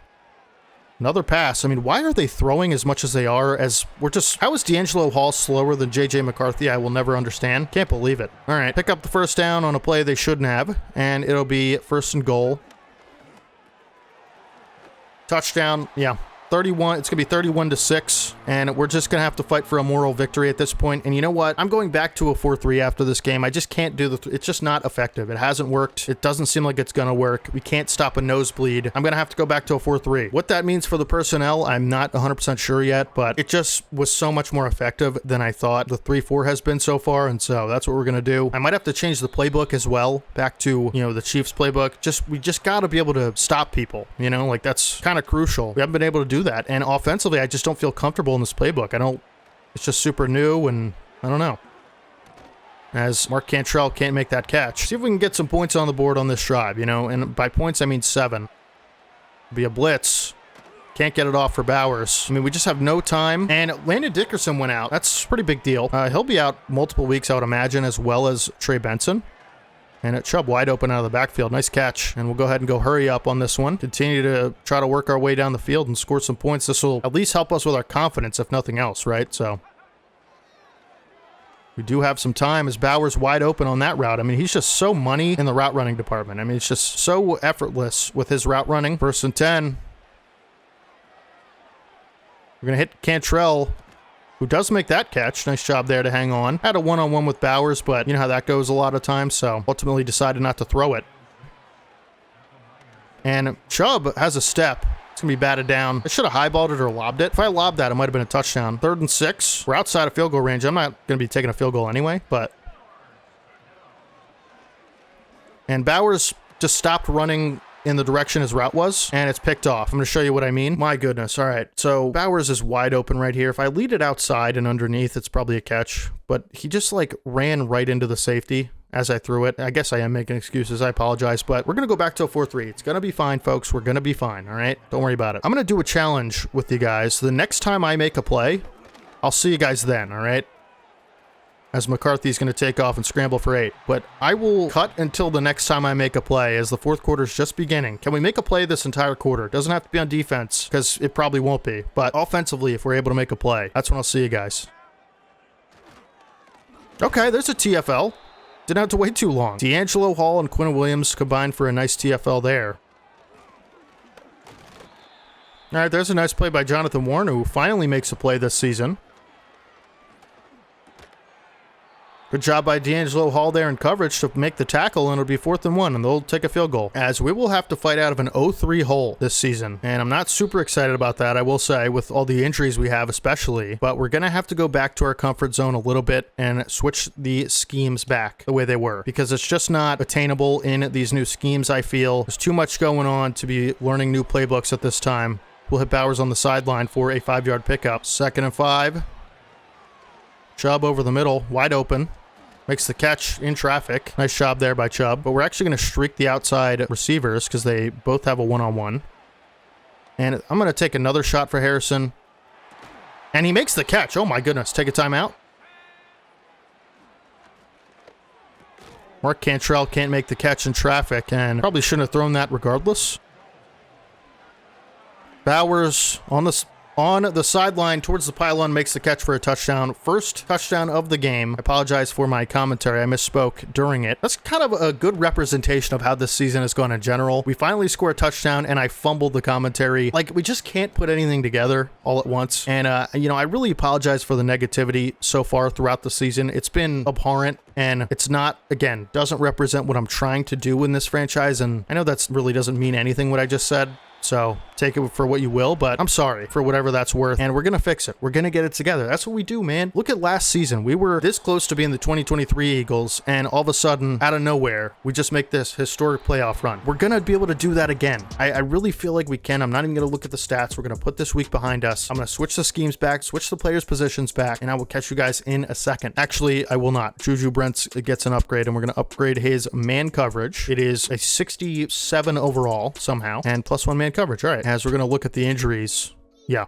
Landon Dickerson, 5 weeks. I guess Trey Benson is not injured for a long time. That's good. He should be back next week. All right, folks. I did the depth chart. I changed everybody's roles back to where they were. I changed the defensive scheme back to a 4-3. Everything is going to be fine, all right? Another thing I just noticed, I actually had my face cam blocking the down and distance again. I will not make that mistake again, I promise. So it's week 3. We're 0-3. Obviously, and we have a storyline press conference here for week 4. Excuse me, it is week 4. We are 0-3, taking on the Las Vegas Raiders. And let's talk about Caleb Williams and how he's played up to this point. Horrible. Couldn't be worse. In your opinion, what has he done well so far this season? Well, he has stayed healthy. I will say that. We'll go with completion percentage. I don't know. He's been impressive as far as that stat goes. Who deserves credit for how he's played so far? We'll go with offensive line. They've been really bad, obviously. I guess we'll get them 1,000 XP each. That's pretty good. And the Raiders are 3-0. Which is super concerning. We're going to look at their roster really quick, and I just want to get in there and get back to my scheme and get back to our identity and just win a football game. How good would that feel, huh? So the Raiders quarterback is Geno Smith, someone we can get to. He has 89 speed and 88 throw power. 89 speed is really good, but I feel like we can, really send some pressure at him. Travis Etienne, superstar running back, 86 overall. If you guys remember in the fantasy draft, we ended up taking Nick Chubb over him, so pretty interesting there. Cam Chapman, a rookie fullback with normal dev. Okay, interesting. Receivers, Jamison Williams, 98 speed. That is a problem. Tutu Atwell, another fast guy, and Rashad Bateman. So pretty good receiving core, pretty young. Sam Laporta, tight end. Great tight end to have. Tristan Wirfs, probably the best left tackle in Madden, right? I would imagine. Tevin Jenkins, 84 overall left guard. Tyler Biotish, man, this is a solid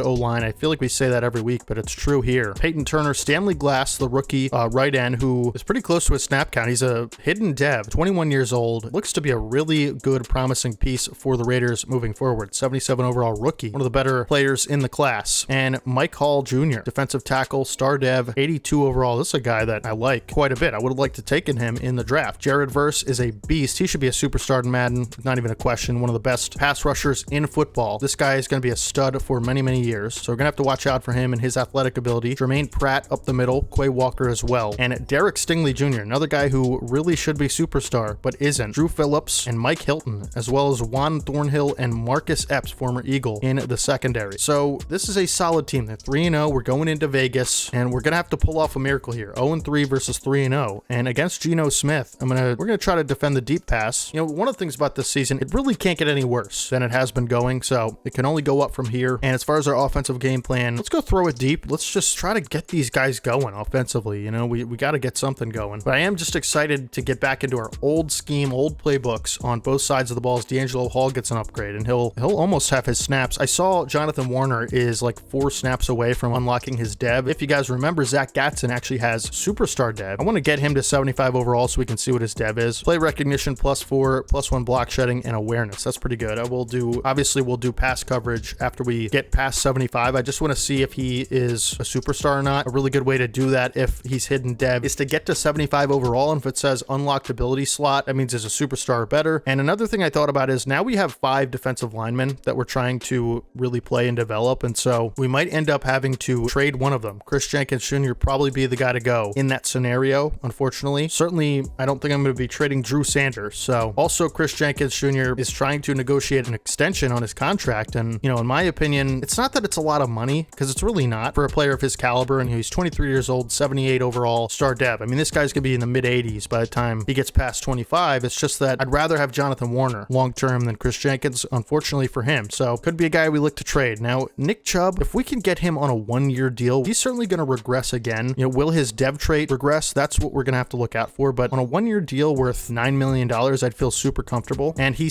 resigns. That's awesome. So Nick Chubb will be back next year for 1 year. And, if he goes down to superstar or below, probably won't be extending him long term, but he is the hero of this franchise, especially in season 1, winning Super Bowl MVP. Cole Bishop doesn't want a lot lot of money and he's interested in re-signing, I think we could offer him this. I really do. This is 4 years, about, you know, 5.5 per year, and he re-signs long term. So that's our strong safety moving forward, and we'll revisit Chris Jenkins in a couple weeks or so. We have all season really, well, up until week 9 if we want to get a trade going. Let's go ahead and hop into Raiders week 4. We need a win in the worst way possible, or we're looking really like we're gonna miss the playoffs. So, you know, this is pretty much make or break. We got to fight out of this 0-3 hole. It's going to be really difficult, and it starts this week. Let's get into it. But again, Geno Smith is not someone that scares me all that much. I feel like this is a good opportunity to get back into our identity and play Eagles football, the type of Eagles football that won us the Super Bowl last year, as Brandon Aubrey will kick it away. And let's see if we can make some plays defensively this week, as a really nice spin move from the return man as Drew Sanders brings him down on special teams, and Geno Smith will take the field along with his Las Vegas counterparts. Jamison Williams, of course, going to have to watch out for. We'll go back into our nickel set with a cover 3 look. This was the play that, you know, it's a match look that gave us a ton of success last year. Of course, we have a lot of new personnel, as this will be a wide receiver screen, and Kalen Bullock there for the stop. Really nice play from Kalen Bullock on the receiver, and that'll be a TFL for 1 yard. Smith in the pistol formation. Hand off to ETN to the outside, and really nice edge set there from Terrion Arnold, who makes a stop or a 3-yard pickup, but it'll be 3rd and 8. See if we can get off the field for the first time in a couple weeks, as we're going to go to a cover 4 look, and it's a play action over the middle for Williams. Cole Bishop there, but too late, and Williams will pick up the first down. Already, I just feel so much more confident in this playbook. You know, like we had a couple positive plays there on 1st and 2nd down. Didn't end up resulting in anything, as Zach Gatson sheds a block and makes a nice tackle on Travis Etienne, who had a good week last week, as you can see. And I'm actually going to move my face cam. How did I already forget that? That's insane. Jeez, DeHave, come on. Pay attention, man. We're going to go to a man coverage look here and hope that we can get some pressure, as it will be a play action. And Smith taken down by Gatson. If I had just committed to the pass rush, we would have had a sack on Geno Smith. Pretty unfortunate, but ultimately results in no gain. So the result you can't really be upset with, as it'll be 3rd and 8. Would love to get off the field here.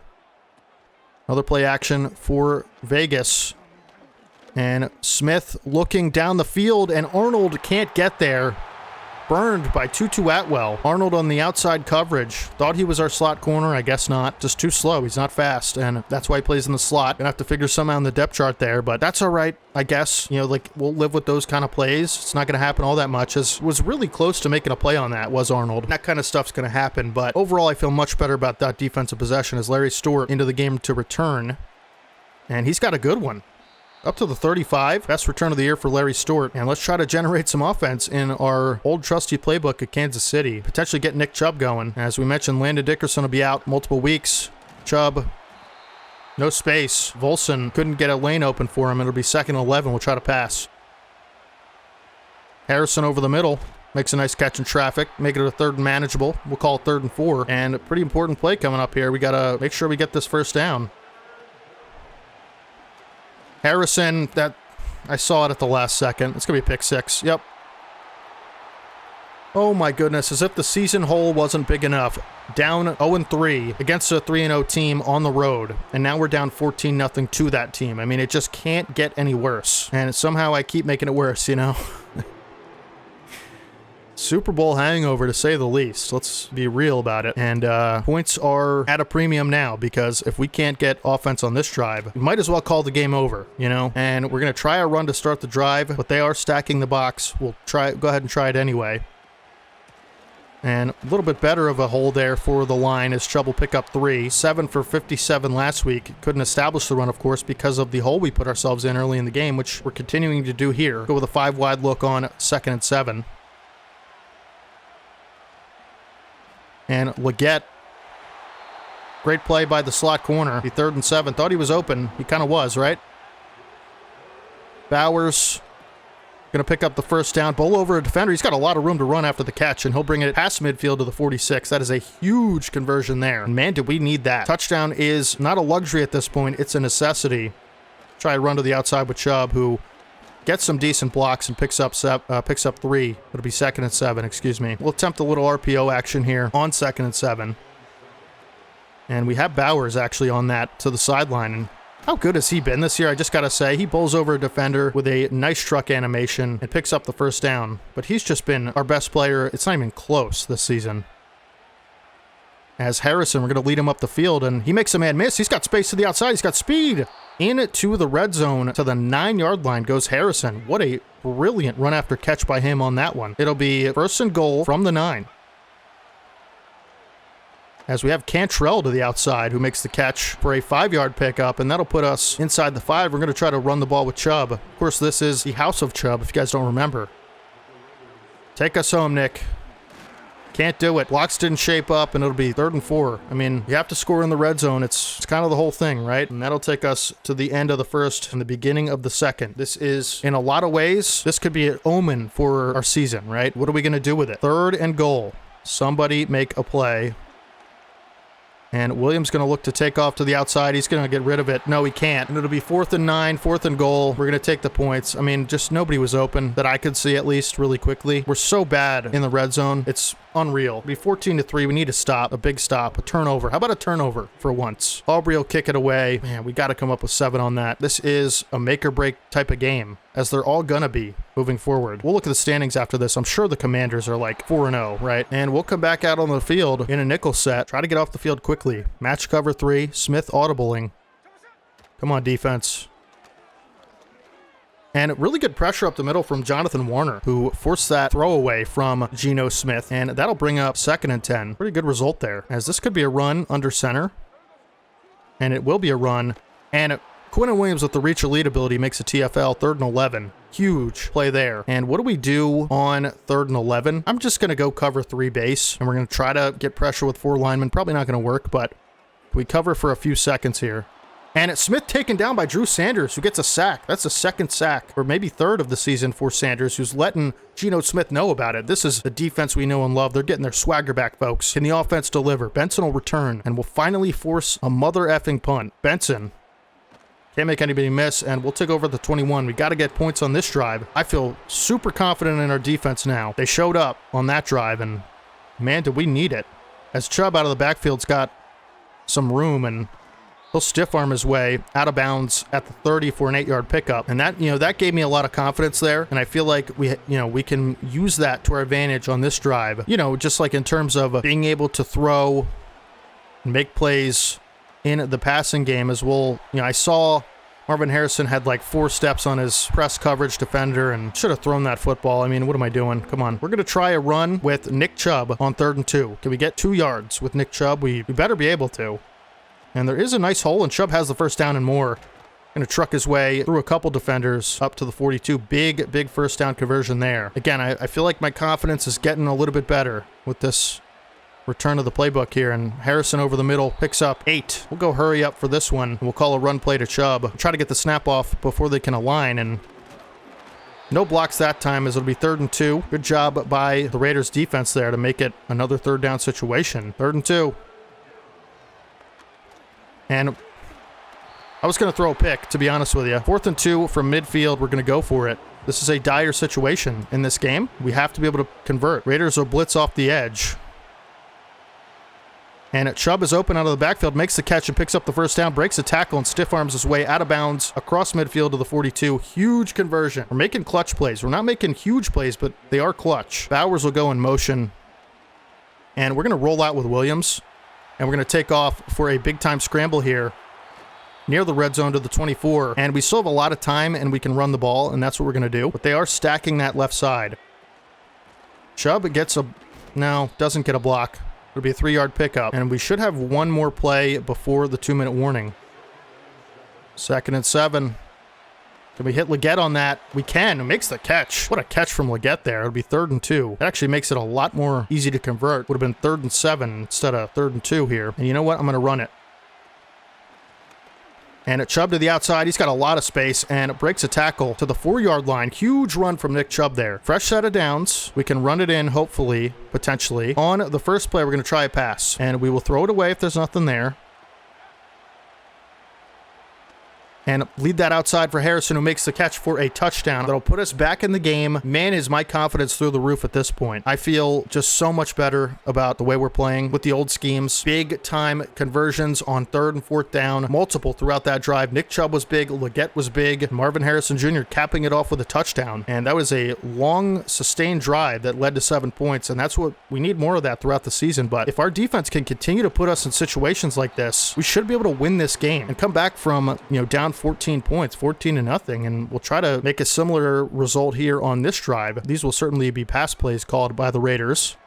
And over the middle for the tight end Sam Laporta. Big gain there towards midfield is complete from Geno Smith, as the Raiders will call their first time out. We're going to continue our cover 3 shell. Smith will throw on 1st and 10. And down the field, this time intercepted by Juju Brents. That was the right matchup we were looking for. He's got the height, he's got the size, and the jumping ability. Great hands from Juju Brents to be able to pick that pass off from Geno Smith. The defense is getting into it. Let's lock in, folks. Let's go. Juju Brents and this defense turning our season around potentially. This could be the first step of many. What a play there. Smith saw the matchup again that he liked last time. He took a shot last time and it worked. This time, Juju Brents was waiting for him on that outside. You'll love to see it. If we can score 7 here, I mean, we are in the lead.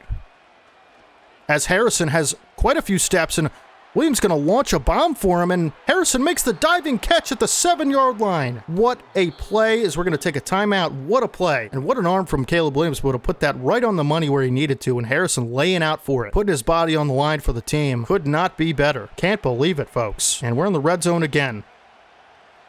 And Bowers has got space to the outside. He makes the catch, stays in bounds, can't get to the pylon, but it'll be 2nd and 1, excuse me. And we're going to be 1 yard away from scoring our touchdown and, putting this game in our hands as opposed to the other way around for the first time all season. Take a lead, and Chubb is going to walk into the end zone for a touchdown. We have the lead. New life in Philadelphia. The Super Bowl champions are starting to look like themselves again. Who would have thought with the old playbook and similar sliders that would be the case? Me, I would have thought that. But going down 14-0 to start this game against a 3-0 team, I did not feel like we were in a great position. And to be honest, the game's far from over, right? There's a lot that can still happen. But something, is on our side clearly as we score 17 unanswered here in Vegas. I could not be happier about it. 42 seconds. Smith's going to have to lead the troops down the field. And it's funny that he's with the Raiders. Gatson be 2nd and 1, and we just got to keep them out of field goal range realistically. But how about the half from the Eagles? How about this comeback from the Birds? The defense making it happen, the offense capitalizing. And I actually, that was on me. But Bishop makes the play anyway. I switched on Wiggins by accident. Didn't mean to do that. And Bishop was just alone against Jamison Williams down the field. Has the speed and the height to be able to pick that ball off. It was underthrown from Geno Smith. You got to be kidding me, folks. 2 interceptions deep down the field from Geno Smith, and he'll launch him if he feels like he's got a matchup. And he did there, to be honest. But the speed was just immaculate from Cole Bishop. The makeup speed on that, as Wiggins got lost with my user, didn't end up mattering. Oh my goodness. 2 interceptions. Can we extend our lead even? You got to wonder about that. As we're going to take a shot down the field for Bowers. Probably wasn't a great throw, so I'm kind of glad it ended up the way it did, as Williams will, just get it off. He was hit as he threw, and that'll bring us to 2nd and 10. And we're going to hit Cantrell on a little hook route, as he's played much better. It'll be 3rd and inches, played much better since the first game that he started in. And this will be an all-out blitz from the Raiders. And we're just going to try to get it off, and we do. And we're going to punt this on 4th and inches. No reason to go for this. Our punting game has been atrocious, really since losing the superstar abilities of Ryan Stonehouse. We'll try to kick this. Okay, please bounce back. It does not. All right.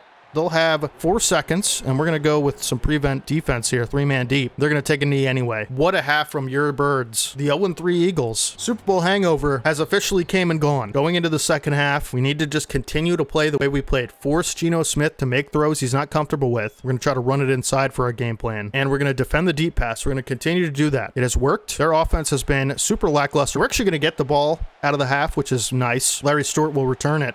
Take it to the 26, and here come the Eagles offense, who have been electric today since the end of the first quarter. Really, since they had their back against the wall, this team is resilient, and this time we're seeing it from the offense. Usually it's the defense that is the resilient group of the team.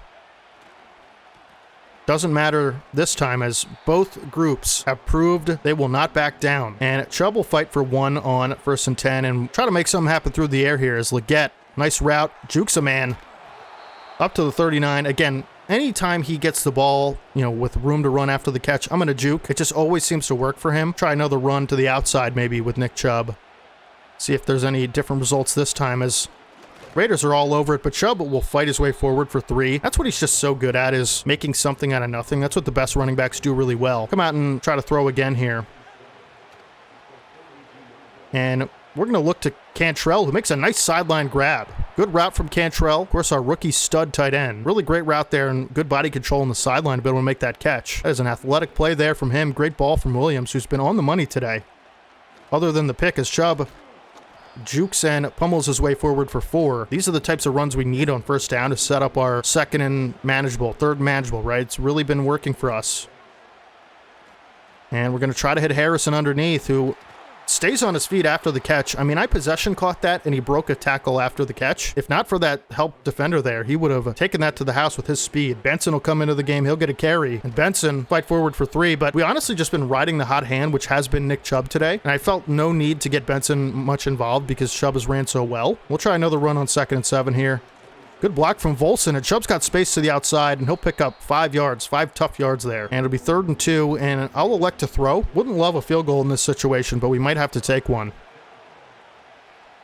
And we're going to have Leggett, who's just going to possession catch it and fights through the contact, make the catch. Really nice hands from Leggett there. Williams has been unreal today. Besides the pick, like I said, he has made all the throws necessary. And we're going to reward him with another attempt in the red zone to throw the football, as Harrison open off of the break.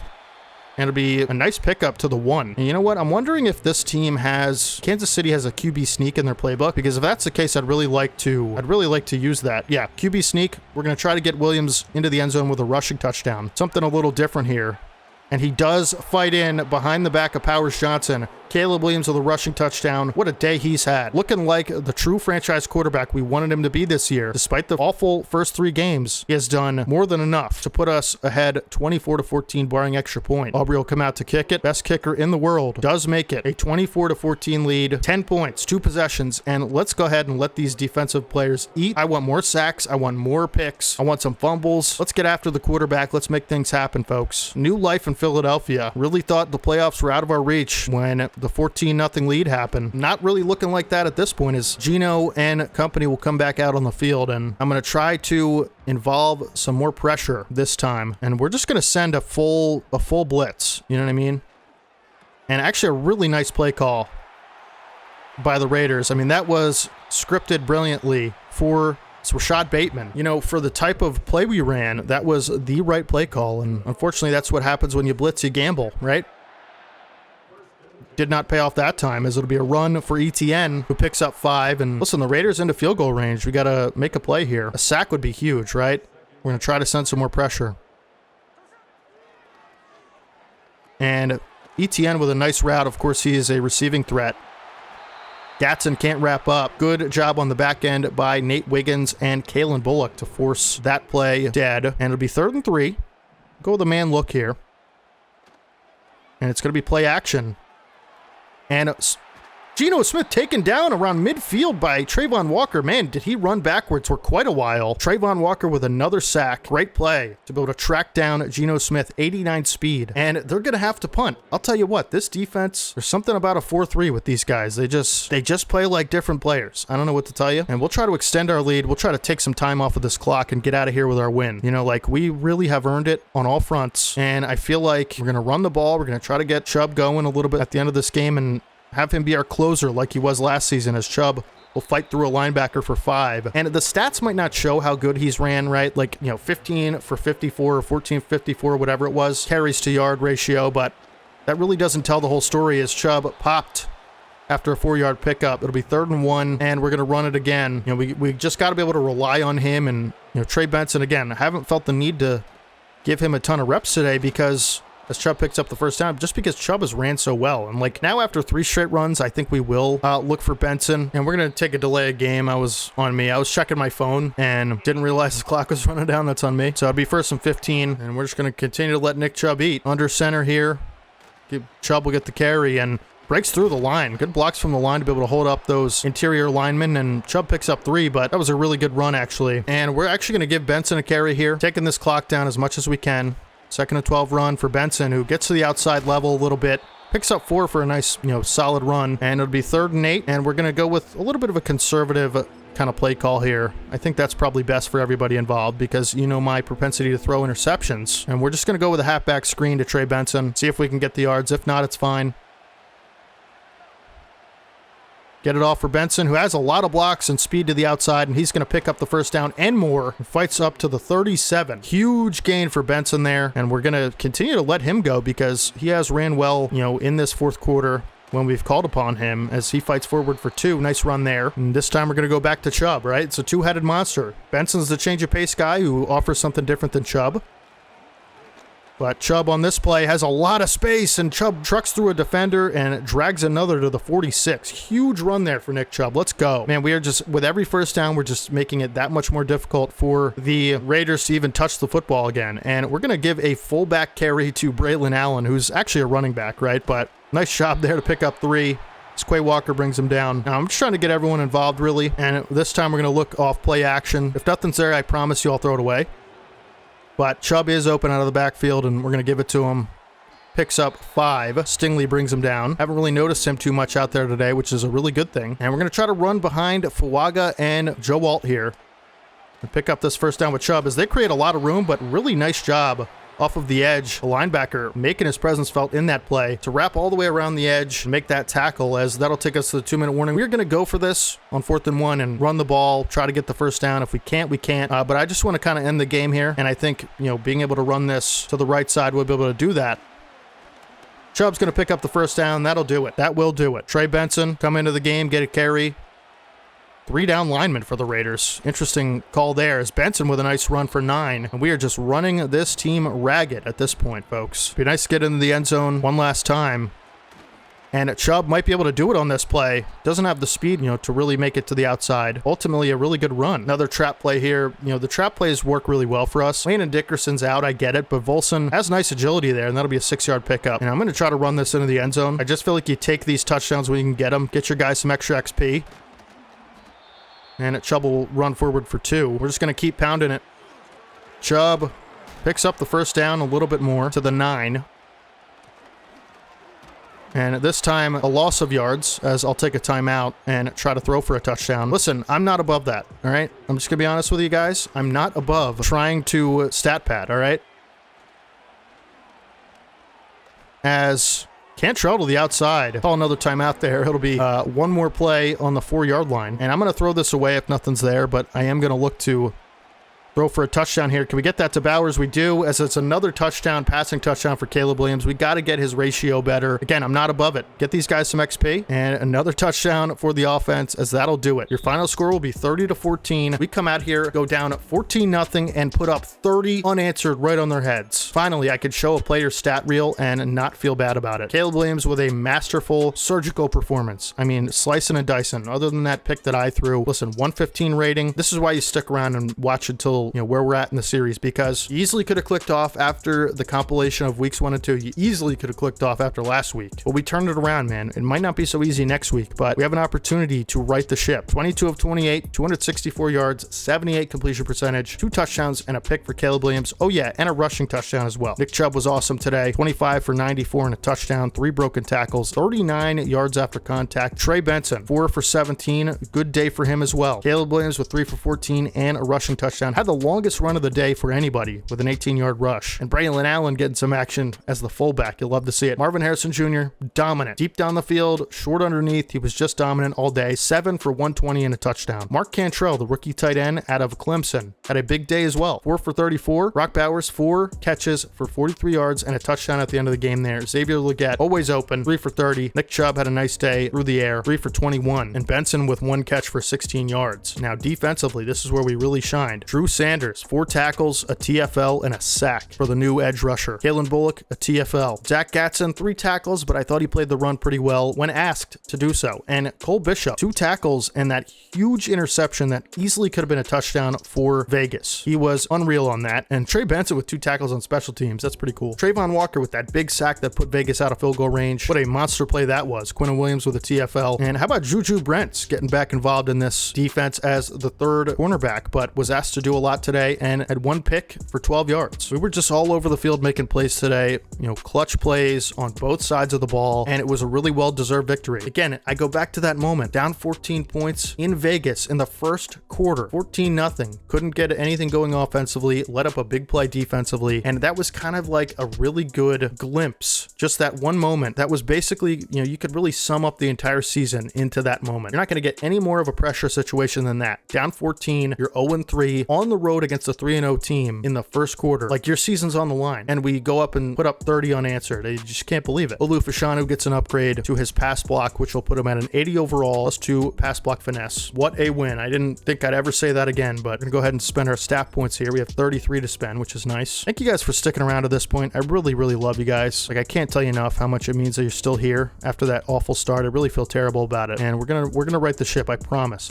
you. You guys that watched last season, you watched season 1, you know how possible that is for us, the way we bounced back last season into the playoffs, right? And we're going to increase XP gains for cornerbacks in training by 5%. All right, so we have some unlocked dev traits. Now, Mark Cantrell is a star dev. We kind of assume that because I personally didn't think he was going to be superstar or anything. I mean, he was ranked number 10 in the entire draft class and overall, so maybe I thought he could have been a superstar, but star dev is fine for Mark Cantrell. Of course, we don't know James Grant. He's injured, and he's pretty close to his 500 downs, but when he gets back, we should know after week 1. Now, something disappointing, Jonathan Warner is a star dev. I thought he would be higher. Is what it is. Hopefully, we can develop him into a superstar. That's really my goal. And of course, we know Zach Gatson is a superstar because when we got him to 75 overall, it said we unlocked an ability slot. We still don't know D'Angelo Hall's dev trait, but those are some that we have unlocked. And you know what I think I'm going to do is once Chris Jenkins Jr. returns from injury, I'm going to trade him. He's just not going to play in this system because of Jonathan Warner taking his spot. Jonathan Warner's still really raw. We're going to develop him long term. And I like Chris Jenkins Jr. a lot. He's had a lot of development. He's a Super Bowl champion, and he played a big role for us, in that run. But I just think we can get like a 1st or 2nd round pick out of him. And so, we're simming to Commanders week, who are 0-4. How are they 0-4? Let's look at really quick the standings because,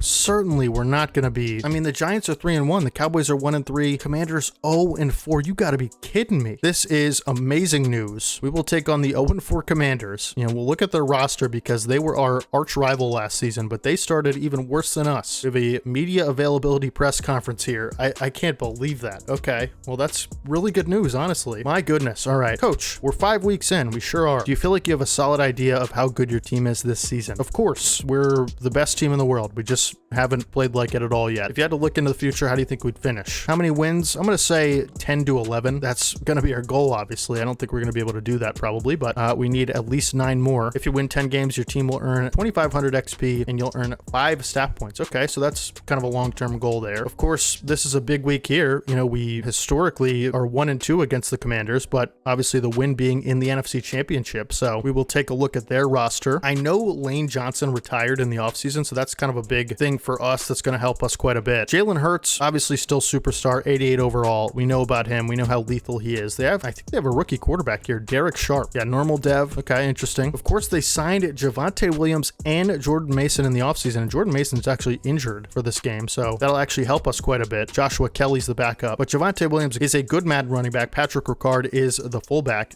Nico Collins, Chris Olave, 2 superstar receivers with big speed and big bodies, right? Joshua Palmer will be the 3rd receiver, and Carlos Reyes, has he reached his snap count? He has not, but he will be the 4th receiver, and obviously someone we looked into drafting quite a bit. Cade Otton, new tight end, so no more Barner. Christian Darrisaw, of course, still with the Commanders, as well as Elton Jenkins, 2 superstars on the left side. That's huge. Lloyd Cushenberry up the middle. Hopefully Quinnen Williams get home today. Kevin Zeitler, old but good, and the new right tackle Trevor Penning. Pretty good replacement for Lane Johnson, I'd say. Still have DeMarcus Lawrence. Still have Milton Williams. This is a tough front. Osa Digizua. Who did they have last year? I feel like they're downgrading big time at the linebacker spot. Bobby Wagner. They had Bobby Wagner and Devondre Campbell and Derek Bennett, middle linebacker, rookie, hidden dev, someone we looked into drafting as well. We didn't end up taking a middle linebacker. Of course, we converted Zach Gatson and D'Angelo Hall into middle linebackers. Still have Alex Anzalone and Byron Murphy Jr., Garrett Williams, and Keyshawn Nixon. Same cornerback group. Andre Sisco, they lost someone at free safety. They were older last year, and this does appear to be a big drop-off. You know, like they lost a lot of good players in the offseason. So still the Commanders, though, and still on the road at Washington. You know, this is going to be a really important game here for the division, I would imagine. As against Jalen Hurts, I think we're going to defend short pass. Sounds good to me. We're going to attempt to run it inside. That worked for us last week, and we will go ahead and start the training. Looking to go 2-3. 2-3 is a lot better than 1-3, and against the Commanders, this will be a big victory. Wonder if they're still shook from last time we met in the conference championship where we came out victorious and won the Super Bowl. So we have some upgrades here. Marvin Harrison Jr.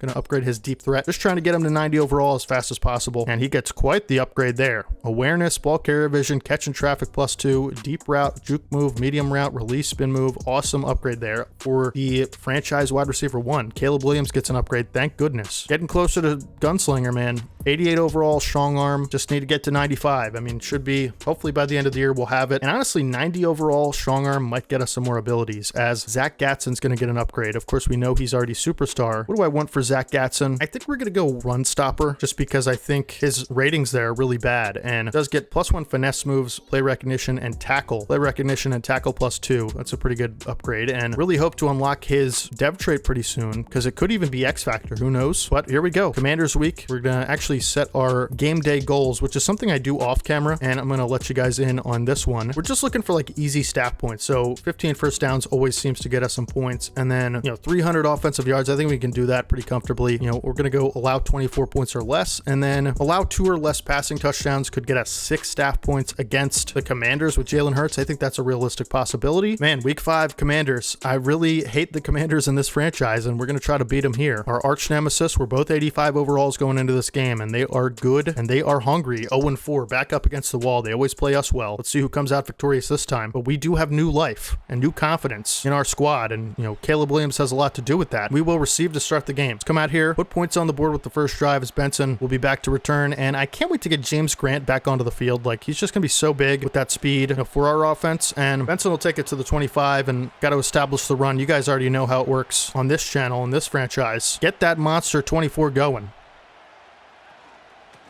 And he's going to have a nice run here for 3 yards on first down. Of course, last week, finding his dominance once again, as Cordell Volson will dap up Chubb. Cordell Volson filling in for Landon Dickerson will be out quite a while. And, you know, I will say, receiver 3, Mark Cantrell, has played well, as that rhymed, and Chubb with a big gain. Last time Chubb faced the Commanders, of course, in the NFC Championship, had that 99-yard touchdown run. I'm sure you guys will remember. That was maybe the highlight of the entire season last year. That was just crazy. So we'll put Bowers in motion and look to pass on 1st and 10.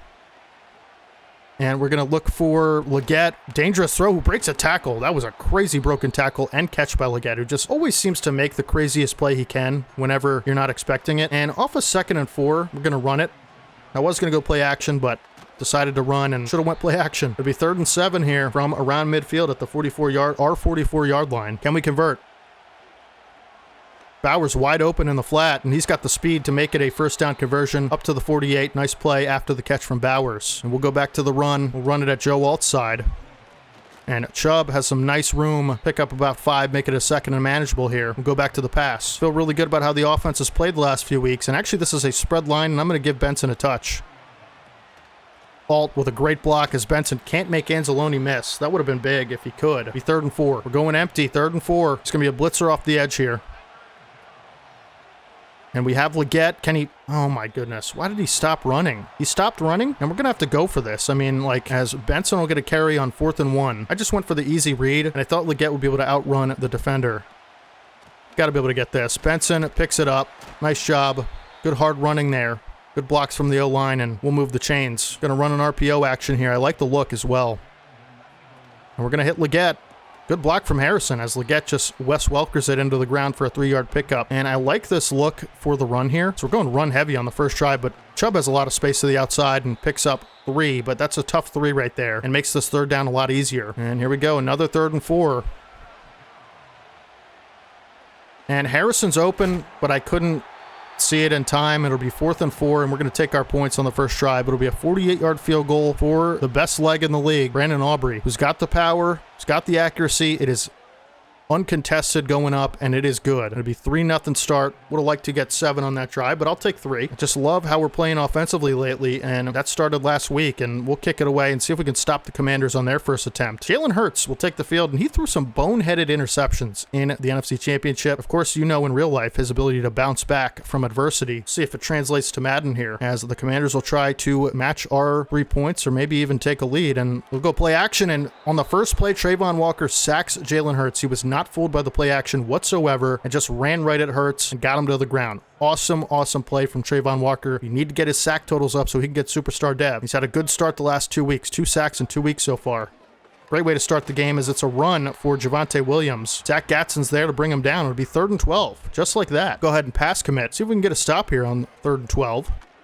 And Brents breaks up the pass. Brents has been great on that boundary last season and now this season on Nico Collins. Just gets his hand in there and breaks it up, and it'll be a punt for the Commanders. What a start for your Eagles on the road in Washington, who maybe did a number on the Commanders' confidence, because to start 0-4, as you know how good they were and how good their roster still is, to start 0-4 this year, you gotta think maybe we shook them up in that NFC Championship game. Work out play action on first down. And we're going to have Harrison. Can't get the throw off again, man. They're sending heat off the edge. We just haven't been able to block it up, as Houston will get in and force a 2nd and 10. We'll try a run at this point here. Going to run behind Volson. And good blocks, and Chubb with a nice truck animation picks up 6, and it'll be another 3rd and manageable. That'll take us to the end of the first. Great start for your Eagles. Got to convert this 3rd down, though. Let's see what we can do. I just generally feel like we're getting into a rhythm. I really do. And we'll look for Cantrell, who makes a nice catch after a good route to move the chains. Was looking Harrison deep, but went to the second read, which was Cantrell. We'll give Benson a touch here. Got speed up the middle of the field, and Benson with a big run. Big hole, big run to the 48. The Commanders have had no resistance to our offense so far, and I love it. 1st and 10. We're going to hit Leggett on the sideline. Makes a great catch. I don't know what's going on with my camera. Every time a play ends, it does that. Good 5-yard pickup for Leggett, as we'll try Benson again on 2nd and 5. And can't get to the edge that time. It's a 3-yard loss. Great play from the safety there. And it will be 3rd and 8. Big 3rd and 8 here. See what we can do.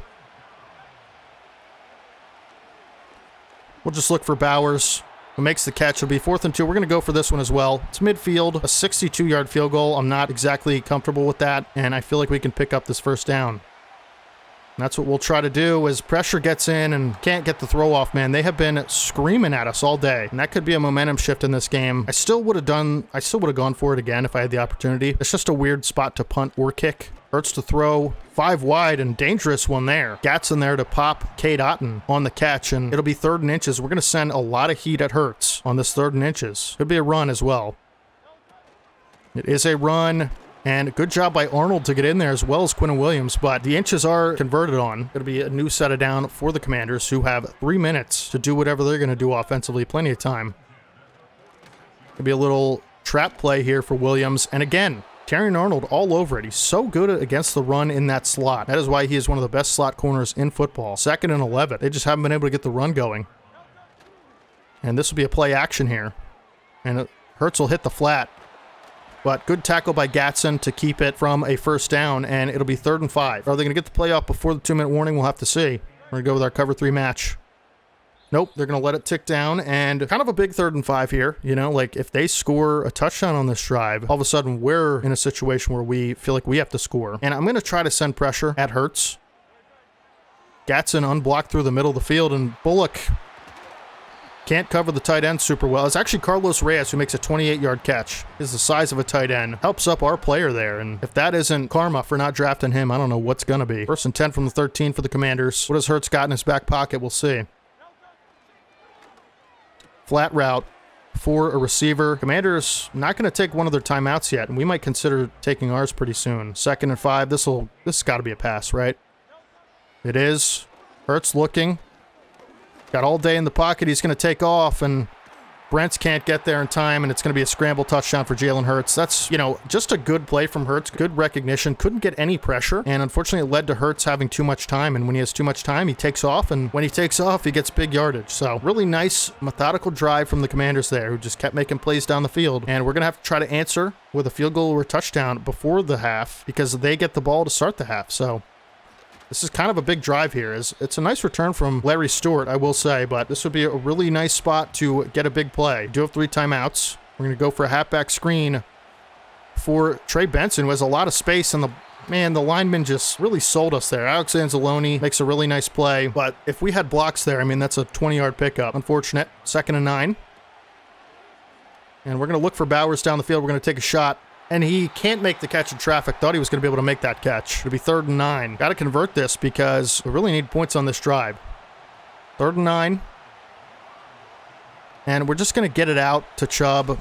It's just bad. Punt it away with 15 seconds. Luckily, we have Stonehouse, who will put everything he has into this kick. And could be returnable, but hopefully it doesn't go to the end zone. It doesn't. And Sanders is going to be here on the coverage. And Powers Johnson on special teams making a stop at the 25 there. And we'll go prevent defense. They might just elect to kneel it. They do. They're going to get the ball to start the half anyway, so we're not really a big deal. Kind of felt like we started the game really well and just kind of lost a little bit of our momentum. We're going to have to find a way to get it back here on defense because they just marched right down the field last time. We kind of let it happen. So this time on defense, we have to make some plays in coverage and wrap up Hurts when he tries to take off. The run defense has been pretty electric, so not too worried about that, but need to stop here. Don't want to go down 14-3 on the road. I'd give our offense a C-, to be honest. Hasn't been great, hasn't been terrible.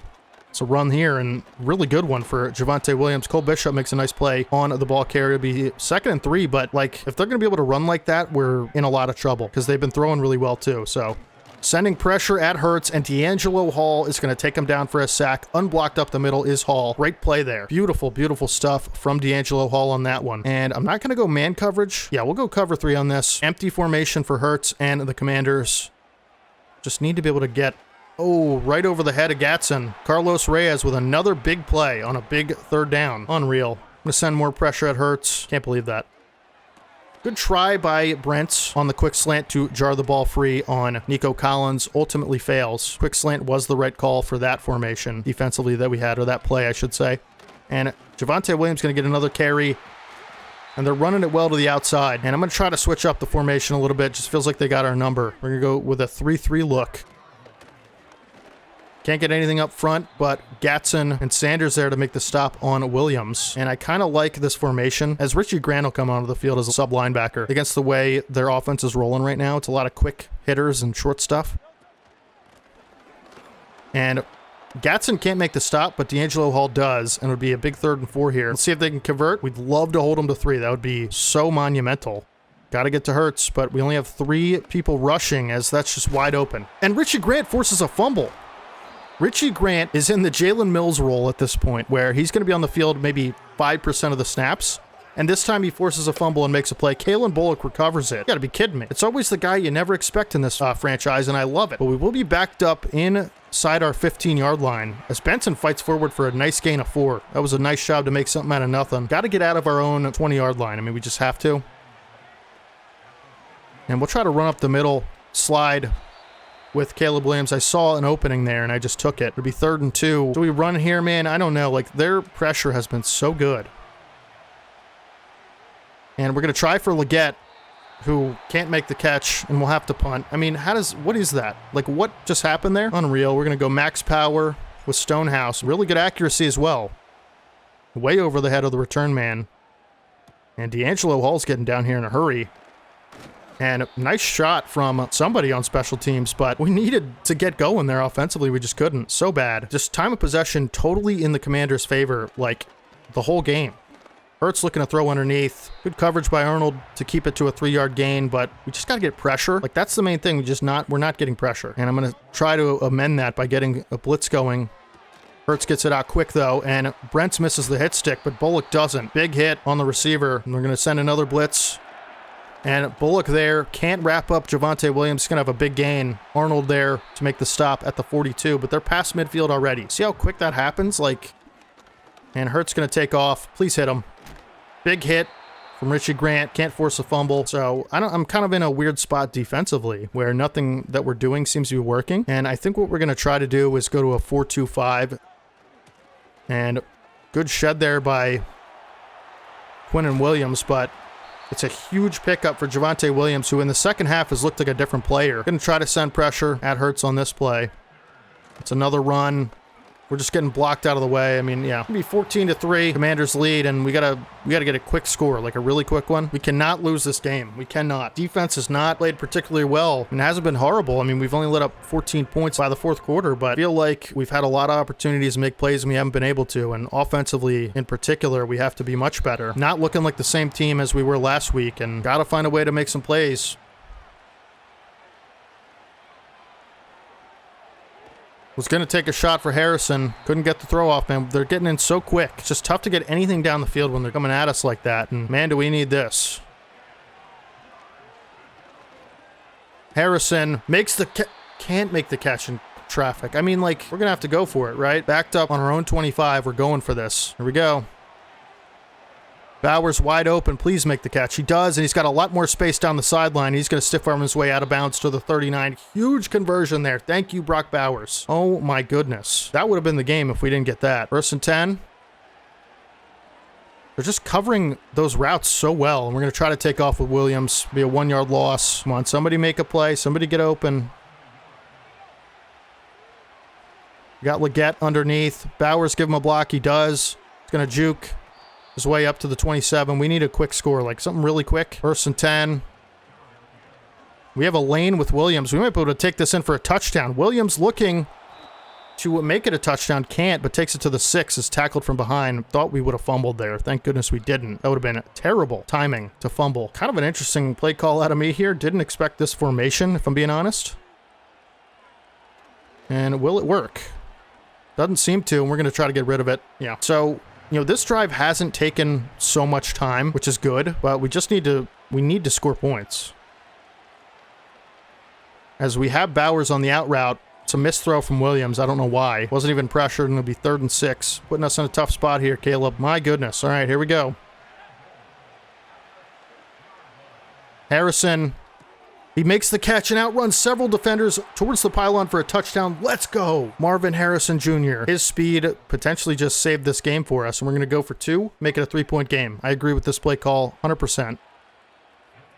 It's kind of a big play, actually, as we have Mark Cantrell, who possession catches it in the end zone for a 2-point conversion, and now it's only a 3-point lead. But we do need to stop, like, pretty quickly. We're going to have a chance to win this game, but it's going to be on our defense, whether or not we can. It'll be a run. Somebody get to him. Like, we're just playing the run so bad. 7-yard pickup for Williams, and if we can't stop the run, I mean, it's over. We're going to try to send some pressure, assuming this will be a run. It is not. Hurts looking to take off, and he's going to. Forces a fumble. Zach Gatson. Oh, they picked it up. You got to be kidding me. I thought we recovered. Zach Gatson stripped Hurts. That's tough. Well, that might be the game right there, folks. They're going to take as much clock as they can. Quick throw, dangerous throw for Hurts to Nico Collins, who boxes out Juju Brents and makes the catch. But they're going to take it down to the 2-minute warning, and we'll have to start taking timeouts here pretty soon. But we're going to send everything we can at the Commanders. They're going to try to run the ball, and we're going to put extra linebackers on the field and just try to make sure we can get some pressure here on the ball carriers. It is a run. Williams cuts back, and really nice stop from Cole Bishop. And I'm not even going to call timeout yet, as I should have changed my defensive set because we're still in 4-3. Please run it. They're not going to.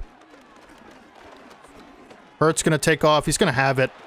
Fumble from Zach Gatson, and Terrion Arnold recovers. Hurts, you idiot. Jalen Hurts didn't slide. If he slides right there, the game's over. He had way more than a first down. Zach Gatson with a big hit on Jalen Hurts forces that ball out. Watch this. Boom.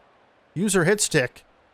And Terrion Arnold swoops in like an eagle to recover the football. And we have a chance to tie or take a lead here. Let's go. Harrison. That's intercepted. Okay. Oh, another fumble. Oh my goodness. This game really wants me to win this game, as Marvin Harrison Jr. recovers the fumble, and it actually stops the clock somehow. I'm getting chance after chance. Do not mess this up, DeHave. Let's go. Underneath for Cantrell, who takes it out of bounds for a 2-yard pickup. My goodness. I can't believe this. I really can't. We're going to send Harrison on a streak. And we don't have it. We're just going to look for Nick Chubb, who's going to slide with the football. We're going to call our first time out. Still plenty of time. All we need to do realistically is get in field goal range, but obviously it'd be nice to score a touchdown, you know. But Marvin Harrison down the field's got a one-on-one matchup. Thought I'd take a shot. It's 4th and 3. Can't make a field goal from here, I'm assuming. What's the yardage? No, we're going to have to go for it. All right. Well, for all the marbles, folks. Harrison wins on his route. Really nice ball from Williams, and Harrison's got speed down the sideline, and he's going to get out of bounds on his own power at the 12. That is a huge play. I'm so nervous, dude. Like, I'm really nervous. Can't be nervous, though. Here we go. 1st and 10. Got Benson out of the backfield. He's going to run after catch and get hit at the 4. We have a chance to win this game. 2nd and 2. Oh, my goodness. Chubb open. Makes the catch in traffic. Touchdown, Eagles. It'll be a 4-point lead. Nick Chubb makes the catch through contact somehow. That was a crazy catch. Got hit from behind. Williams saw him over the middle. They sent 5 or 6 maybe. And great coverage by the linebacker to make that tough on Chubb, but he makes the catch. Aubrey's going to make it a touchdown game, assuming the extra point is good, and it is. I mean, we just find a way, man. We have just found a way. That's what we did all season last year. We got so lucky after I threw that pick. One of our linemen forced a fumble. Harrison recovered it, and it stopped the clock, which it shouldn't have. Fumble from Hurts when he should have just kneeled it or, you know, slid and ended the game, and they're going to have 3 timeouts and 35 seconds to score a touchdown. We're going to have to do everything in our power to make sure that does not happen. We'll come out in dime coverage, and we're going to play pretty conservative coverage here. Cover 4 quarters. We're going to try to keep them in bounds. Just make sure whatever they get is short and in bounds. No big plays. As we'll live with stuff like this, you know, a field goal doesn't win them the game. It doesn't even tie the game. So we just got to play over top. No big plays. We'll live with that. We'll live with it.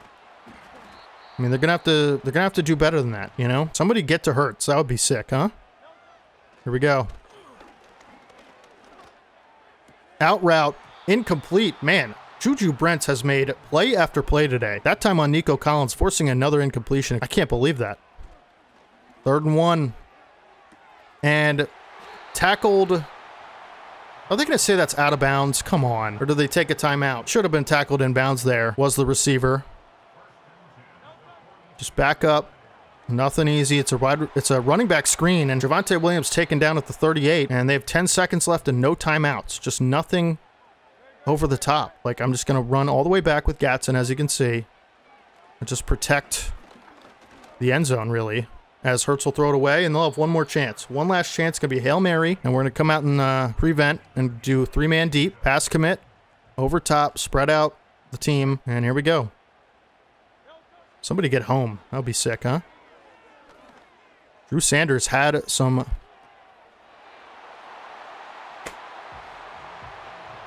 Dude, that's so annoying, man. Like, that really actually upset me. Of course it's the Commanders, too. Of course it is. How do you lose like that, dude? What even happened there? Chris Olave. Hurts just chucks it up off his back foot, rolling the other way, okay? And it goes right through Jalen Mills' hands. Caleb Farley was an inch away from getting a hand on it. And it actually bounced off Cade Otton's head, right into Chris Olave's hands. Yep. All right.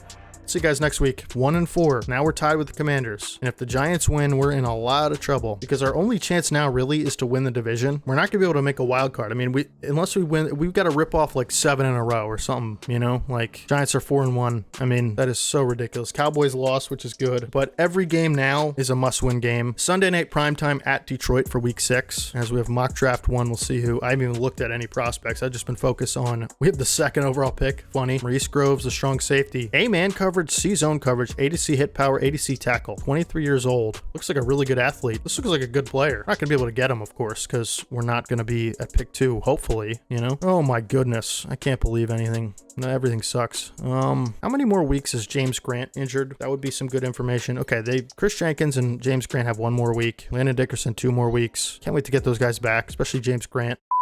The Lions were a playoff team last year. We wanted this to be difficult. We wanted this season to be different than last year. It has been. This is the team that stands in our way of doing anything meaningful this season. If we go 1-5, I mean, it looks really bad, right? We're 1-4 right now. You know, 2-4 doesn't look much better. Better than 1-5, I can tell you that. Sam Darnold's the quarterback. Sal Aguirre, rookie quarterback. Hidden dev. 89 throw power, 78 speed. Interesting. They're going to go with Darnold. I don't feel too overwhelmed by Darnold, I gotta say. Josh Jacobs going to be the superstar running back. 89 speed, superstar, 94 overall. He's going to get great abilities. Austin Eckler, they signed in free agency. X Factor Puka Nacua as a receiver. Tank Dell, 92 speed, and Jalen Coker. So good receiving room. Will Disley, not a great tight end. Jake Matthews, Quentin Nelson, another tough O-line, Quinn Miners, and Trent Brown. So really good offensive line there. Defensively, it's not great up front. I will say DJ Reed's a good player, but you know, we can run on this team. Kayvon Thibodeau, CJ Mosley, and DJ Wanham. So front seven, a little lackluster, I gotta say. Pat Surtain, though, not at all. 99 overall, shut down X Factor corner with 93 speed, and he's 6'2". That's what Marvin Harrison Jr. is gonna have to deal with all day. Kool-Aid McKinstry, 90 speed, 84 overall corner, and Beanie Bishop Jr. So good cornerback room. Elijah Molden and Taylor Rapp, two solid starting caliber safeties. But again, this is the team that's in our way. We have some stat points to spend, and I think we're going to start getting these, let's say, on-field like ratings trees going offensively, right? Like this one, we can get Caleb Williams more throw power or speed, and that's going to be really nice. So I think we're going to go the accuracy route to start. It'd be really nice to get him more throw power. That would be really cool. As we have a coordinator text message, Aaron Ward, the new hiree. All right, we need to shift our focus on the Lions. What did we find through film study? Their offense has an advantage against our defense overall. Who doesn't? Let's talk to the defense about it. Team meeting room, week 6. Defense has to show up today, but mostly the offense. Let's be real. Let's talk about the Lions. Coach, in film study this morning, we talked about how their offense could cause problems. What's the plan to deal with that? Let's say our DNs need to get off blocks. You know, like if we could stop the run like we did in the first half last week, not like the second half. Defensive ends will receive a +5 boost to block shedding and -5 to tackle. Okay. How does that necessarily help us that much? I don't know. Storylines, team meeting, weekly strategy. This is, I don't know. I don't have to tell you guys how important it is to not be 1-5. I'm sure you can figure that out yourselves. You're smart viewers. They're right in and D-tackle 2. How should we attack that? Obviously run off the right side and get to the second level. Well, that's a brilliant plan, Nick Chubb. How do we measure success? I don't know. 125 rushing. I'm not going to get either of those, to be honest. We'll see. Run wild. I just feel like we're always down and it's hard to run when you're down. Weekly strategy against the Lions. What do we want for them? Yeah, I mean, defending outside run would be nice. Like we weren't able to do that last week. We're going to try to run inside on their defense, and we're going to go ahead and start our training. Let's see if we can get any good upgrades before the game. A couple of our guys are pretty close to unlocking new abilities, and I'm sure we'll have some upgrades. We usually do. Yep. Joe Walt will get an upgrade, and I'm just going to continue to go pass protector until he gets all the abilities he can. So his pass blocking is exceptional at this point, and hopefully we can get that ability slot unlocked pretty soon. Landon Monk gets an upgrade, our backup quarterback. We want more deep accuracy, so we're going to go strong arm. Hopefully he'll never need to play. Let's put it that way. Play action +3 and +1 throw accuracy deep. All right, man, do or die. It's going to be like that for many weeks to come. Let's get into it. I don't have much to say other than this is the must-win game of all must-win games. This is another primetime game for us. We just seem to get those a lot. And the fans, you know, non-Eagles fans got to be pretty disappointed with all these primetime games we're getting. We just keep losing. Lions looking really good in their blue unis, and we'll kick off to start the game. I'd love to, you know, get our defense making some plays early on. Would hate to go down 7-0 to this team on the road. This is huge. This is, every play is important. This is a playoff game, and it's going to be like that for, like I said, a lot of weeks to come, as Benson has played well on special teams and there's an injury on special teams, and we'll come out in our nickel formation and try to get this defense rolling early on. Motion for the Lions as Kalen Bullock with a nice wrap up on the legs of Josh Jacobs, who takes it for a 3-yard pickup. It's a pretty good way to start the game. I'd give that a plus grade. If we can hold them to 3 yards each play on the ground, I'd feel pretty confident about that, as really nice extension of the play from Darnold to get outside the pocket and hit Tank Dell on the sideline for a comeback route. Good job by him there. Try to mix it up with some man coverage here with a single high safety look, but this will probably be a run. And it is, as Drew Sanders and D'Angelo Hall are there combined to make the stop on Jacobs. 2 run plays, 2 successes, I'd say. And this will be a spread look for the Lions offense. And it's going to be a wide receiver screen, get off the block, and we do with Zach Gatson, who makes the stop on Tank Dell, who they've really looked to involve early on in this game. In spirit of mixing up things, we're going to send our first blitz of the game on 3rd and 7 here, and it's complete over the middle to Tank Dell, who's had the ball thrown his way quite a bit to start this game, and it's worked pretty well. New set of downs for the Lions. They'll throw on first. Quick slant. Tank Dell again, just all over the field, making plays. Gotta find a way to get a stop. I don't know how else to say it. They're already in field goal range, though. Somebody's gonna make a play. I don't know who it is, but over the middle, intercepted by Zach Gatson. That's who it's gonna be, the rookie phenom linebacker. User lurk, let's go. Suck it, Darnold. Zach Gatson, first interception of his career, first of many of his long, illustrious career. And that is the play we were looking for. Let's get 7 points on the board, and then we'll talk about defense again. Chubb jukes through the lane, for an 8-yard pickup. Really nice run there. And we're going to try to work off play action, take a deep shot on second down. That's one area of the game we just haven't been able to be super successful to start the season is, you know, the long ball, and we're just going to throw it away. No one was open. You know, on second and short, that's when you take a shot like that. And this is fourth down territory. I'm just going to say it. We're going to run with Chubb, who has nice blocks to the outside. Juke's a defender, and he's got a lot of space after the run, after the juke, excuse me, and I trucked, unfortunately, which slowed him down quite a bit, took his momentum away. If I hadn't done that, could have been a touchdown. We'll continue to run the ball on first down. In field goal range already. Chubb gets 1 on the play. It'll be 2nd and 9. Look to get something going to the sideline here, potentially, as Cantrell open over the right side of the field. Will pick up a few for a 3rd and 6 opportunity here. Knocking on the door of the red zone. Can we convert this third down? We sure need to. And Cantrell over the middle again. Nice catch. Solid run after. First down, moves the chains up to the 26. Continue to pass the football. It's working well. 1st and 10. Bowers over the middle. Nice catch. Good truck animation. Can make it 2nd and inches. And again, this is where you could potentially look to take a shot. You know, 2nd and short. As can't even get the throw off. That's why you don't throw under center, because that happens almost every time. 3rd and inches. Can Chubb pick it up? He should be able to, man. And he does. He's got a lot more than that. Nice 5-yard gain for Chubb. Takes it to the 11. You know, let's just try to pound this thing in. Like, this is too important a game to try to worry about our stats or whatever, as Chubb cuts back through the middle for a 2-yard pickup. But we haven't been able to run that well in the red zone anyway, and it'll take us to the second quarter. You know, we're making a nice effort here on our first drive of the game. We just have to finish. That's been one of our issues this year, is finishing drives. And it can't do it that time, as the blocks just didn't shape up. It'll be 3rd and 8. This looks like a cover 3 look to me. And that was the worst throw I've ever made. I mean, come on, DeHave. It's going to be a pick 6. I can't believe I threw that. I can't believe I threw that, man. You have an opportunity to take a lead, make the dumbest throw of your life in a crucial situation. Oh my goodness, am I mad at myself right now. I try not to be negative throughout the series, and I've struggled with that early on, I will admit, and I apologize. You know, negativity just doesn't help the situation we're in now. Larry Stewart on the return, solid up to the 25, and pretended 0-0. That's what we're going to have to do. We're going to send Bowers out in motion, get him going to the right side of the field, and Chubb out of the backfield has a nice route and a nice 7-yard pickup as well. Chubb through the gut.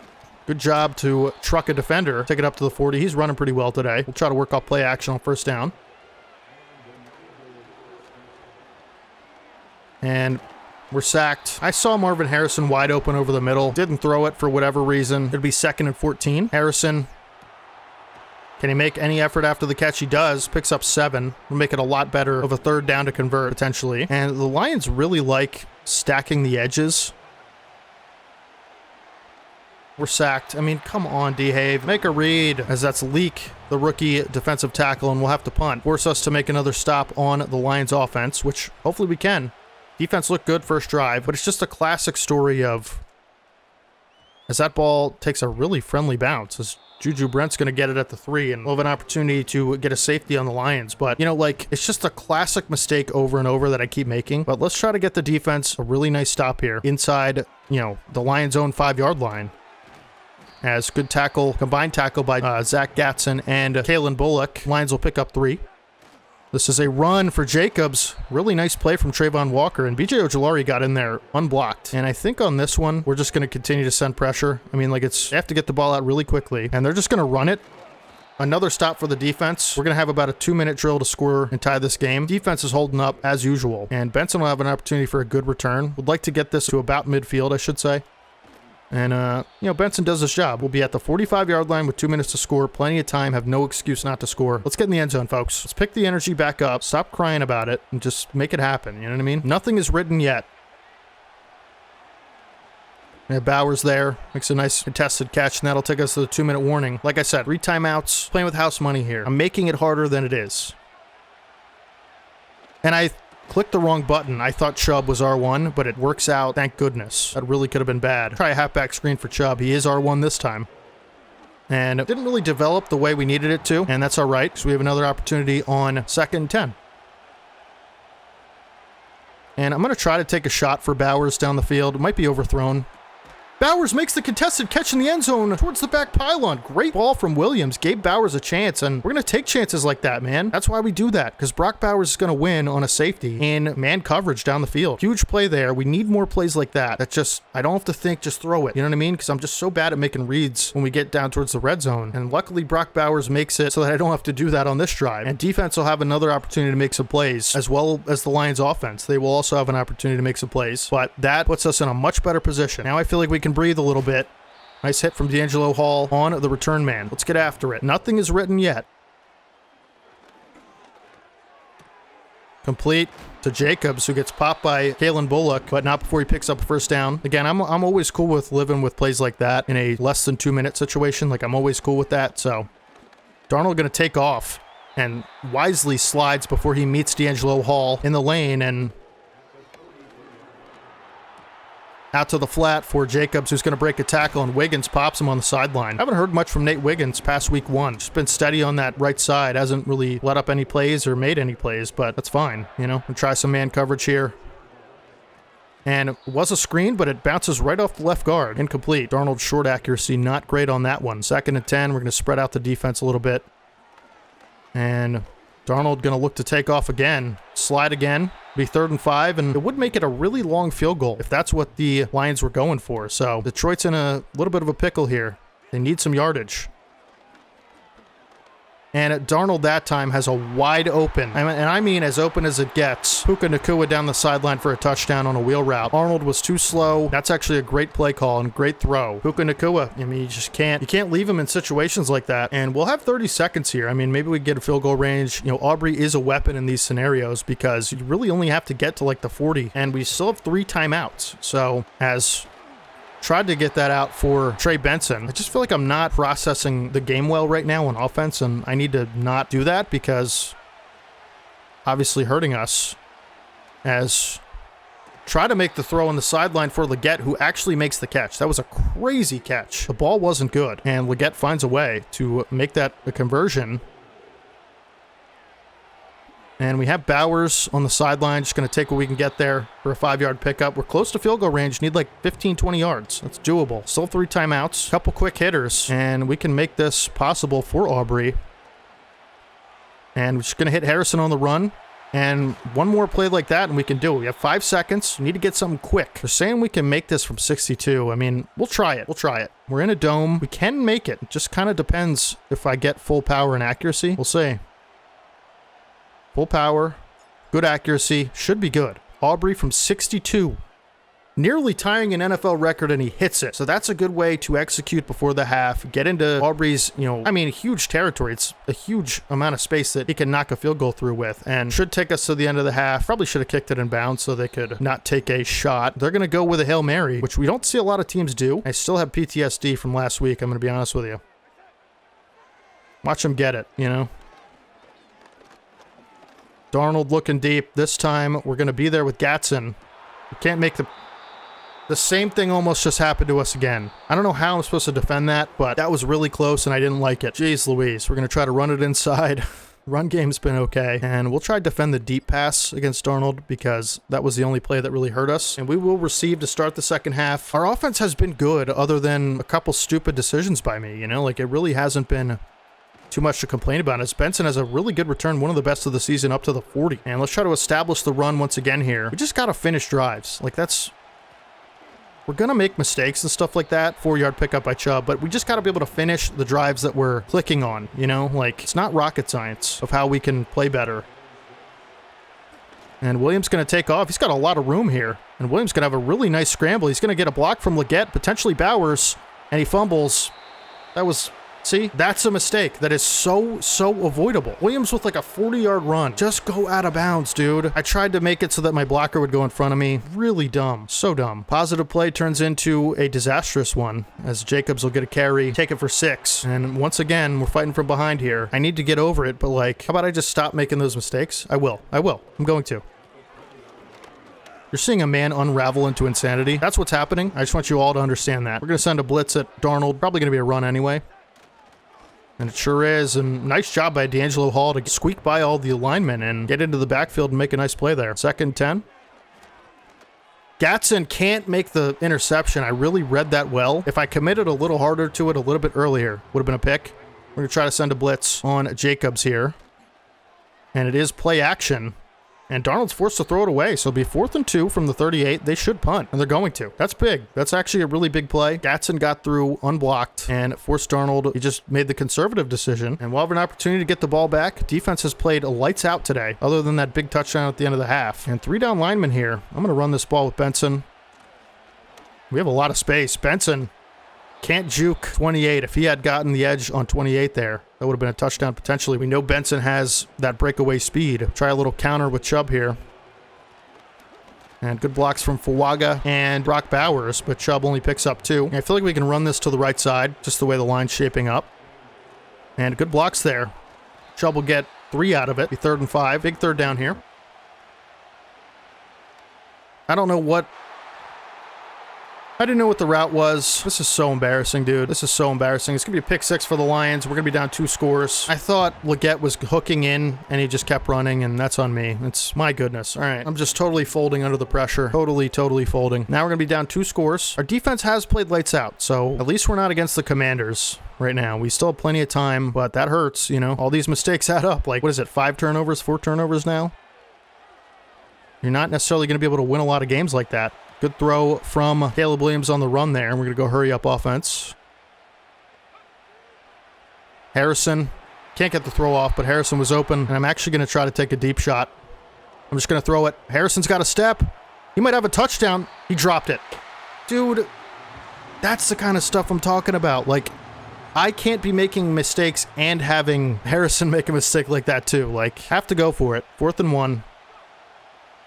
Cantrell makes the catch in traffic. Thank goodness. How does Harrison drop that? The most steady hands of anybody on the team.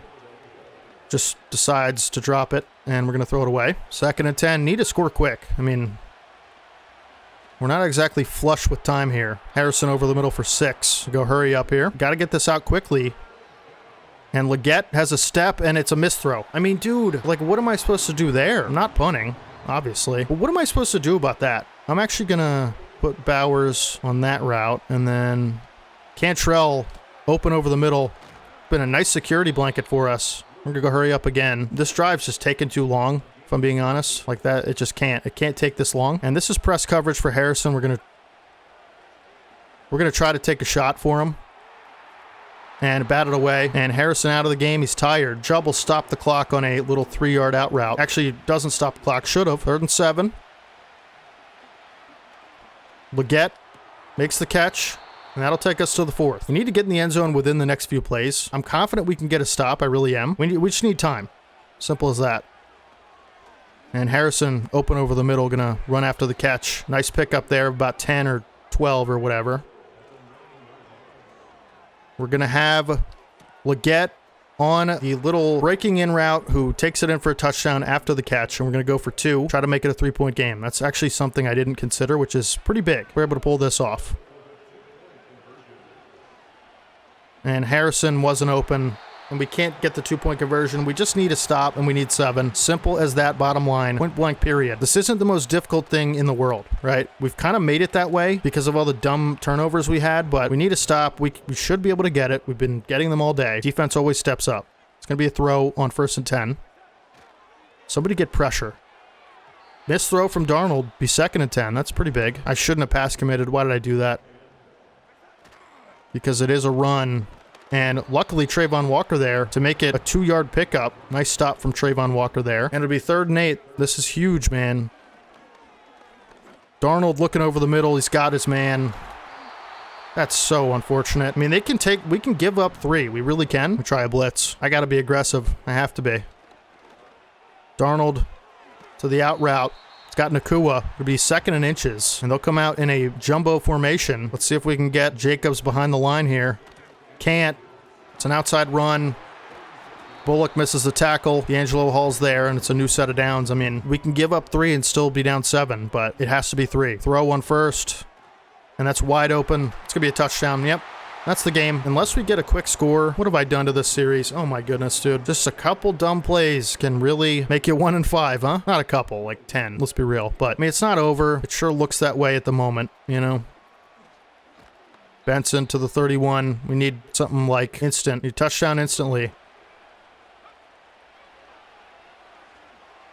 We're going to try a deep shot for Harrison down the field. Can't make the catch. I mean, he's had so many of those today and just hasn't brought him down. Cantrell. Nice pickup. Take it out of bounds at the 41. That better stop the clock. It does. Okay, that time it did. Tried to get the throw off. Could not. It'd be 2nd and 10.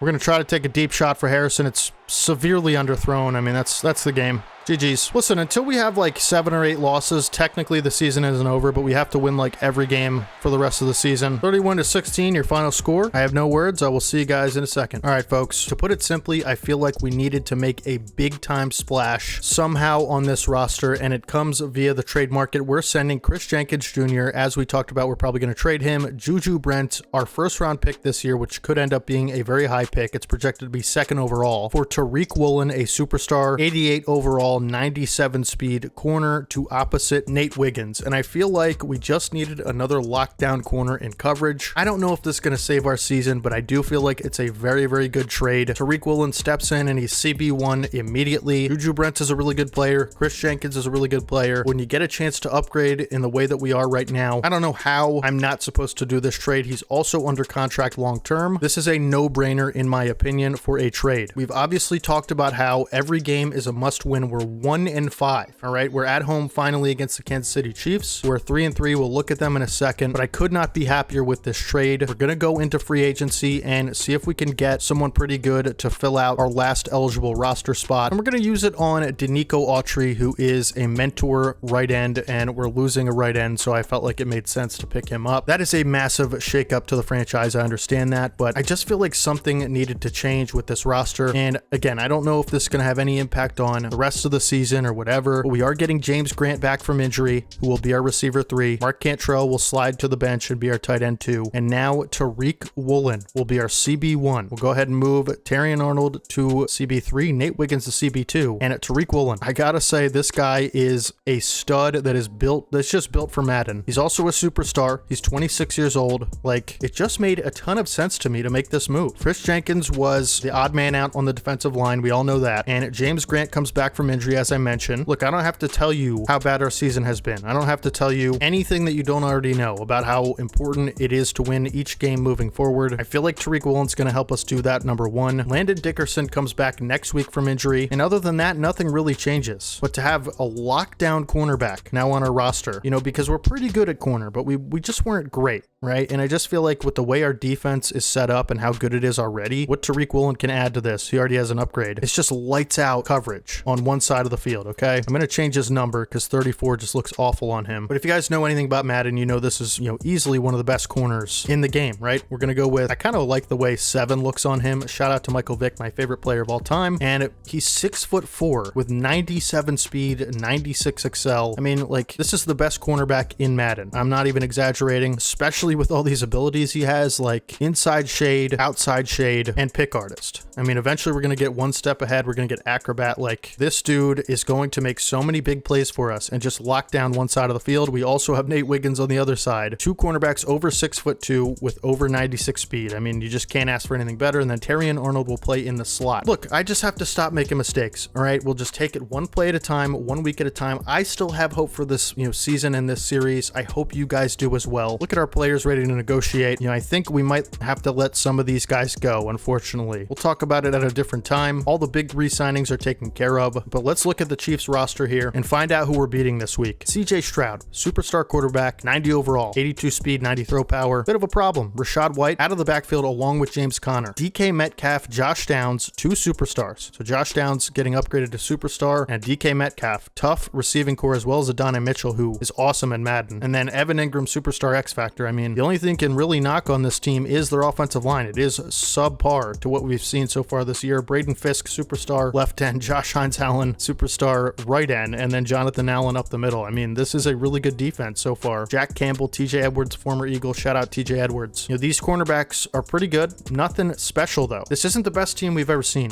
You know, it's pretty middle of the road, and I think we can win this game. We just got to take it one game at a time. You can't go up to 500 with one game, right? So let's just focus all that we can on winning this game. That's all we can really do. Kalen Bullock gets an upgrade. We're going to upgrade his zone coverage, and he will get +3 zone coverage. That's a nice upgrade there. Let's get James Grant involved in the offense. Let's hopefully have Tariq Woolen make a couple plays for us, and let's go out here and just win this game. Enough said. You know, we're at home Sunday night. Let's give the virtual fans and you guys, the fans of this series at home, something to finally smile about and give us hope for. I still have hope for this franchise. I still have hope for this season. We're not going down without a fight, and it starts right now. Let's win this game against the Chiefs. I hate the Chiefs IRL. All black unis. Let's get it. Lincoln Financial Field on a primetime Sunday night wearing all blacks. Does it get any better? Against the Chiefs too. We got James Grant coming back from injury. We got Tariq Woolen in the lineup. This is what you play for, regardless of the result, which is going to be a win, by the way. One play at a time. Let's come out here and make good decisions. We're going to turn our season around, and it starts today. And let's get a look at Tariq Woolen over there, acting real casual. He is going to make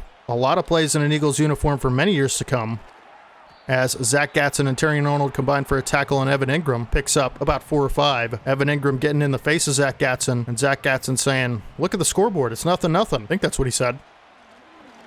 It's going to be a run to the outside for the running back, who picks up 3, and it'll be 3rd and 2, and it'd be nice to force Stroud and company off the field on this first play. And we're actually going to go with a man look here. Feel much more comfortable running man coverage. Although I didn't cover my assignment that time, as spinning off of a tackle is Rachaad White out of the backfield, and if I had just covered, that could have been a stop. But again, man coverage is a little bit more doable now with Nate Wiggins, and that pass is incomplete, and Tariq Woolen on both sides, and Terry and Arnold up the middle. We don't have to worry about too much Juju Branson, kind of the slow outside cornerback room that we used to have, as Stroud will look to take off and picks up 5. It'll be another 3rd down. Let's see if we can get him off the field. Come on, play good defense here, guys. Season's on the line. Over the middle, incomplete, forced by Kalen Bullock. Let's go. That's how you start a football game defensively. You punch them in the mouth, literally and metaphorically. Chiefs will punt, and we'll see if we can get a nice touchdown drive to start this game. One play at a time. We're going to get Caleb going, and hey, we got James Grant back. That adds a level of dimension to our offense that we just didn't have before, which is 98 speed. First play will be a run to Chubb, though. And Chubb has a nice opening. It'll be about a 4-yard pickup for Chubb. And I just love these black helmets. They're just so clean, you know? James Grant to the right of your screen out there. First play for him. And we're gonna give him a shot here. Makes the catch. And he is going to be a big play threat every time he touches the ball. Similar to Xavier Legette, similar to Marvin Harrison. He's just got that dynamic playmaking ability. And they really have a big defensive front. I mean, all these guys are, you know, 280 plus. This Chubb will pick up 2 on first down. It'll be 2nd and 8. Let's just settle in and play our game. Benson out of the backfield. It's got a little bit of a lane and tries to make a spin move, but only picks up 1. 3rd and 7. And Benson has a step. Couldn't get the throw off, unfortunately, and we'll punt, but that's fine. But Benson did have a step, and people were open on that play. And we're going to kick it low so that we can potentially make a play on the return man, and BJ Ojulari does just that. But decent field position for the Kansas City Chiefs. We'll try to send a blitz on first down and rattle them a little bit. Stroud in the pistol formation to play action. And Wiggins can't make the tackle as Jonathan Warner all the way down the field in pursuit, and this is going to be a touchdown, unfortunately. Can't go with a hit stick for Wiggins because he's small, and that one's on me, and I mean small in weight. He's just going to get pushed around a little bit on those, and that's on me. That's my bad. It'll be 7-0 Chiefs, but I'm not going to panic because I still have hope. You know what I mean? Like, until we don't have hope, which is to be out of the playoffs, I am a next play up mentality guy, as James Grant almost had a return touchdown on his first kick return. Beautiful return there, and nearly took it the distance. And that's someone we're going to have to get involved in this offense, as Chubb on first down will run behind some blockers and carry his way forward. Nice block from James Grant for a more than 10-yard pickup. Nice job there. New set of downs for the Eagles.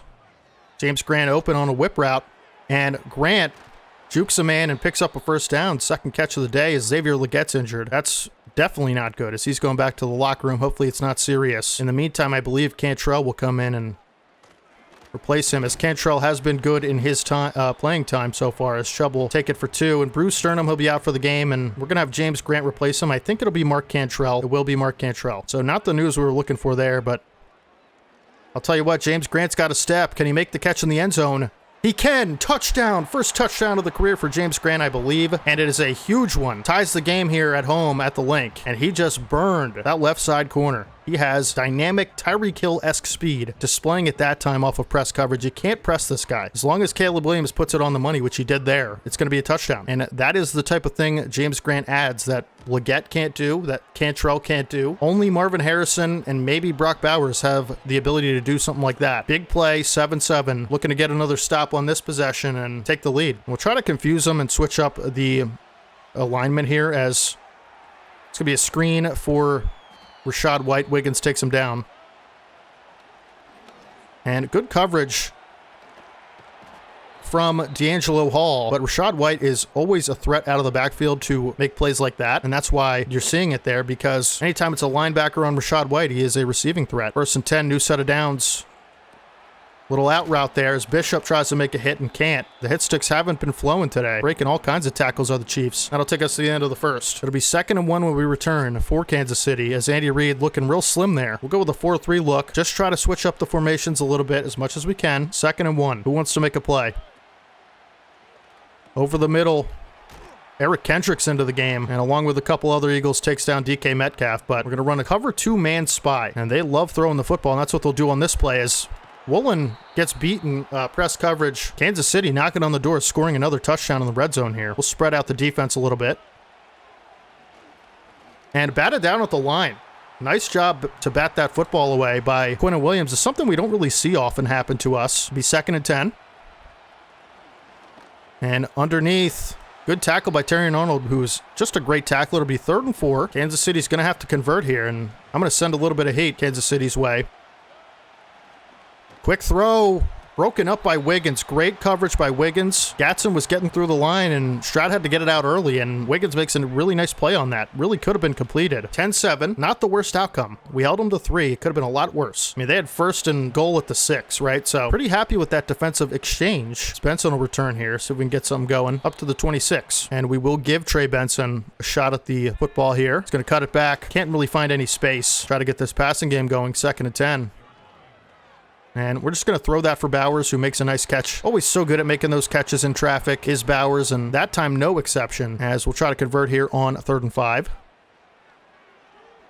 As we have Grant, who just, I mean, he's torching man coverage. Every time it's man coverage, he's just going to torch. I mean, he's got 98 speed, already got 4 catches for 69 yards. This could be, one of the best receivers in football in just a little while.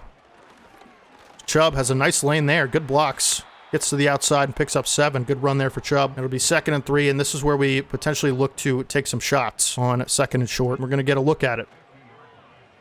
And Grant is wide open down the field. Another deep ball for Caleb Williams, and Grant makes the catch for a touchdown in the end zone. I couldn't believe how open he was. 2nd big play touchdown of the game, and 2nd one in 2 drives for James Grant, who just, runs right by the top of the defense. You can't account for the speed. Got both feet down. This is a new offense, I'm telling you. It's going to be a new defense with Tariq Woolen and a new offense with James Grant. And hopefully he can stay healthy the remainder of the season, because we turned the injuries down. But I got to tell you, this is some of the easiest football I've played offensively all year, because James Grant just adds that dynamic to our offense. Unbelievable. Chiefs will look to, potentially take the lead if they score a touchdown, but still plenty of time in this half for them to get something going offensively. Come out and cover 3. Haven't seen a lot of running from the Chiefs, and maybe that's what they look to do here, as it is an outside stretch for Rachaad White, and a nice tackle by Terrion Arnold, who just always seems to make those plays against the run. And it will be 2nd and 8. Motion for the tight end. Stroud will look to make this a little bit more manageable. And Stroud pressured by Jonathan Warner. That's a great sight. Whenever he can get pressure, man, we love it. Great job by Jonathan Warner to force that ball incomplete. 3rd and 8. Get loud, Eagles fans. Let's get it. In coverage is Terrion Arnold, who forces the receiver out of bounds, and they will punt. It'll be 4th and 2, and they could take it to the 2-minute warning. Nope, they're going to snap it, and they're going to punt it away, as James Grant has a returnable punt, and we're going to try to get him some speed to the outside. Probably should have let that one go, because we'll be on the 7 here. BJ Ojulari goes down with a wrist, and we got to get out of this situation. We do not want to be backed up. Come out in pistol and try to run to the right side with Chubb, and Chubb able to fight forward, and that's a really great run because it just gets us in a little bit more of a comfortable place where we can throw the football. And that's what we'll try to do here on 2nd and 5. As Mark Cantrell over the middle wide open. It's going to take the easy yards, and we'll go hurry up here in the empty formation. Caleb Williams officially in the zone. We cannot throw an interception when he is in the zone. And we're going to hit Mark Cantrell, who's, again, been a nice safety net for us. We'll take a timeout. And we'll substitute BJ Ojulari. I just don't want him getting injured. He's a super important backup off the edge. And again, we have the gambit activated, so we cannot throw interceptions. And we're going to try that for Bowers, who's got a lot of space on that route. And we'll call our second timeout. Probably didn't have to, but this is where we can take shots down the field because we have the gambit ability on. So whatever it is, it can't be a pick. And we're going to try to take a shot for Mark Cantrell. Ball's overthrown, unfortunately, but those are the types of things we can do when we're activated. And Marvin Harrison, okay, wasn't intercepted, but he had a step. I should have let it outside, and we will be out of the zone officially. Now we can throw picks, so be careful. Man, Grant just opens up so much for our offense. And we'll try to escape with Williams and get to the edge. We can't. We'll just throw it away and punt it away. Take our lead into the half potentially. And what I'm going to do is elect to use backspin on this kick. I'm going to try to pin him deep. Will this go into the end zone? It will not. See if we can get any backspin on it. And we do. Oh, and they touched it. That's our football at the 20. Let's go. Ryan Stonehouse punt. I mean, it bounced 15 yards in the right direction for us. It touched the KC returner. Now we have a chance to go up, a couple. As we're going to try to... No, that was... And I fumbled. All right. Well, it was a free possession anyway. You could look at it like that. But, I mean, we really had a chance to go up multiple scores. I kind of fumbled that away, but it's fine. It was a free possession anyway. Just wasn't even expecting it. And it's going to be a run to the outside with Rashad White taken down by Gatson. Be 2nd and 2. They'll call timeout, and we'll just we'll go prevent because KC is going to be aggressive here and try to throw a Hail Mary. And we'll make sure we're back here so that BS doesn't happen to us again that happened in the Commanders game. And they just completed to the sideline for Evan Ingram, and that'll take us to the end of the half. 14-10. I feel good about both offense and defense. Love to run the football well in the second half. We'll defend the deep pass. Let's get into it. We'll actually return to start the second half, which is nice for a change. Feels like we're always kicking away. And Grant with a returnable kick here, and it just seems like no matter how the blocks are shaping up, he's always going to have a chance to return it. I really kind of underestimated how impactful he was going to be for our offense, and I'm glad I did because it's such a surprise. As Chubb, I mean, dives forward, saving a TFL there. I mean, that could have been really bad. Try to work out play action, 2nd down. And we have Harrison. He's going to have a lot of speed down the sideline. Can he juke a man? He can't, but take it to the 44 around midfield. Beautiful job by Marvin Harrison Jr. there. And we'll try a weak side run to the outside on this play. And Chubb is going to get to the outside. Can't stiff arm a defender, but nice blocks there, honestly. 2nd and 10. Just going to hit Bowers. He's got a 1st down and more up to the 31. This is where I'd like to run the football effectively. We might have an opportunity here. I mean, Hines Allen's over there. He's great against the run, but Joe Alt just takes him out of the play. Oh my goodness. As he ends up getting back into the play to tackle Nick Chubb, but not before he picks up 8 yards. And we'll try another run on 2nd and 2. 2 linebackers in the game at the 2nd level for Kansas City, and ends up resulting in a positive play for them because they stopped Nick Chubb short of the line to gain, but we're going to run it again. I just want to pick up a 1st down, and I feel like 1 yard shouldn't be too difficult as Chubb does barrel forward for several, and someone might be injured here. It is Nick Chubb. Well, unfortunate, but that's why we have Trey Benson. So Trey Benson will come into the game. Hopefully, you hope it isn't serious for Chubb, but Benson will get 3 on that one, and we're just going to continue to pound the rock. It's been effective enough. And Benson has a nice lane to the 2nd level of the defense, and Chubb, we're going to substitute for Benson. We're just not going to risk it. 3rd and inches, it's telling us to pass. I think we can run it, and we're going to try to do that. No Landon Dickerson. I'm going to run it to the right side because Benson does fight forward. That is a huge individual effort for Trey Benson, who picks up a 1st down, and now we're going to give him an opportunity to score a touchdown here. Beautiful job fighting through multiple tackles that easily could have gone the other way. And that time, not so lucky there, but maybe we could pass this in if we're lucky. Williams already 2 passing touchdowns today, as we'll hit Bowers on the sideline for a 3-yard pickup. Make it a 3rd and goal from the 3. We'll try a stick play. We'll see if it works.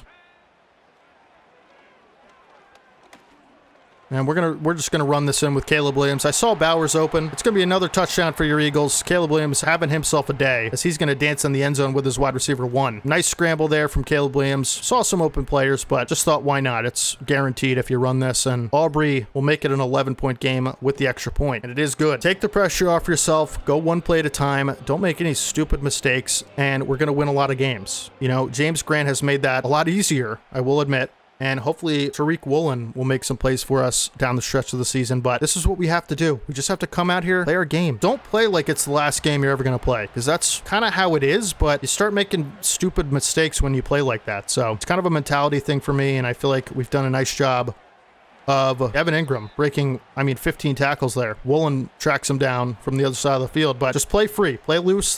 You're going to get the best results that way, as Gatson makes a nice hit on Evan Ingram this time. We're going to continue to play some conservative coverages here. Actually, you know what? I'm going to go with a man look. And Quinn Williams jumps off sides. It's a false start, actually. Okay, so, that'll back him up. And it'll be 2nd and 10 instead of 2nd and 5, and we'll take that. We can play man coverage now. It's so good of a feeling to be able to play man coverage and not feel like you're going to get torched.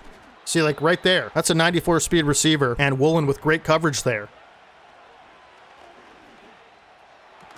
Wow, what a catch from Josh Downs. That was a beautiful catch, jumping through contact from Kalen Bullock, who had nice coverage. But if they're going to make plays like that, you got to tip your cap. You can't be too upset. You did your job by covering well. And we're actually going to send a blitz here in a 4-3 package, because again, we can be more. It's actually going to be Trayvon Walker who takes down, along with Eric Kendricks. I believe that'll be split into a half a sack for each of them. We can be more aggressive with 2 really solid, fast corners. It's just how it is. So we can blitz a little bit more and feel more confident with it. We're not going to get beat deep as much. 2nd and 18. Chiefs really need to make a play soon.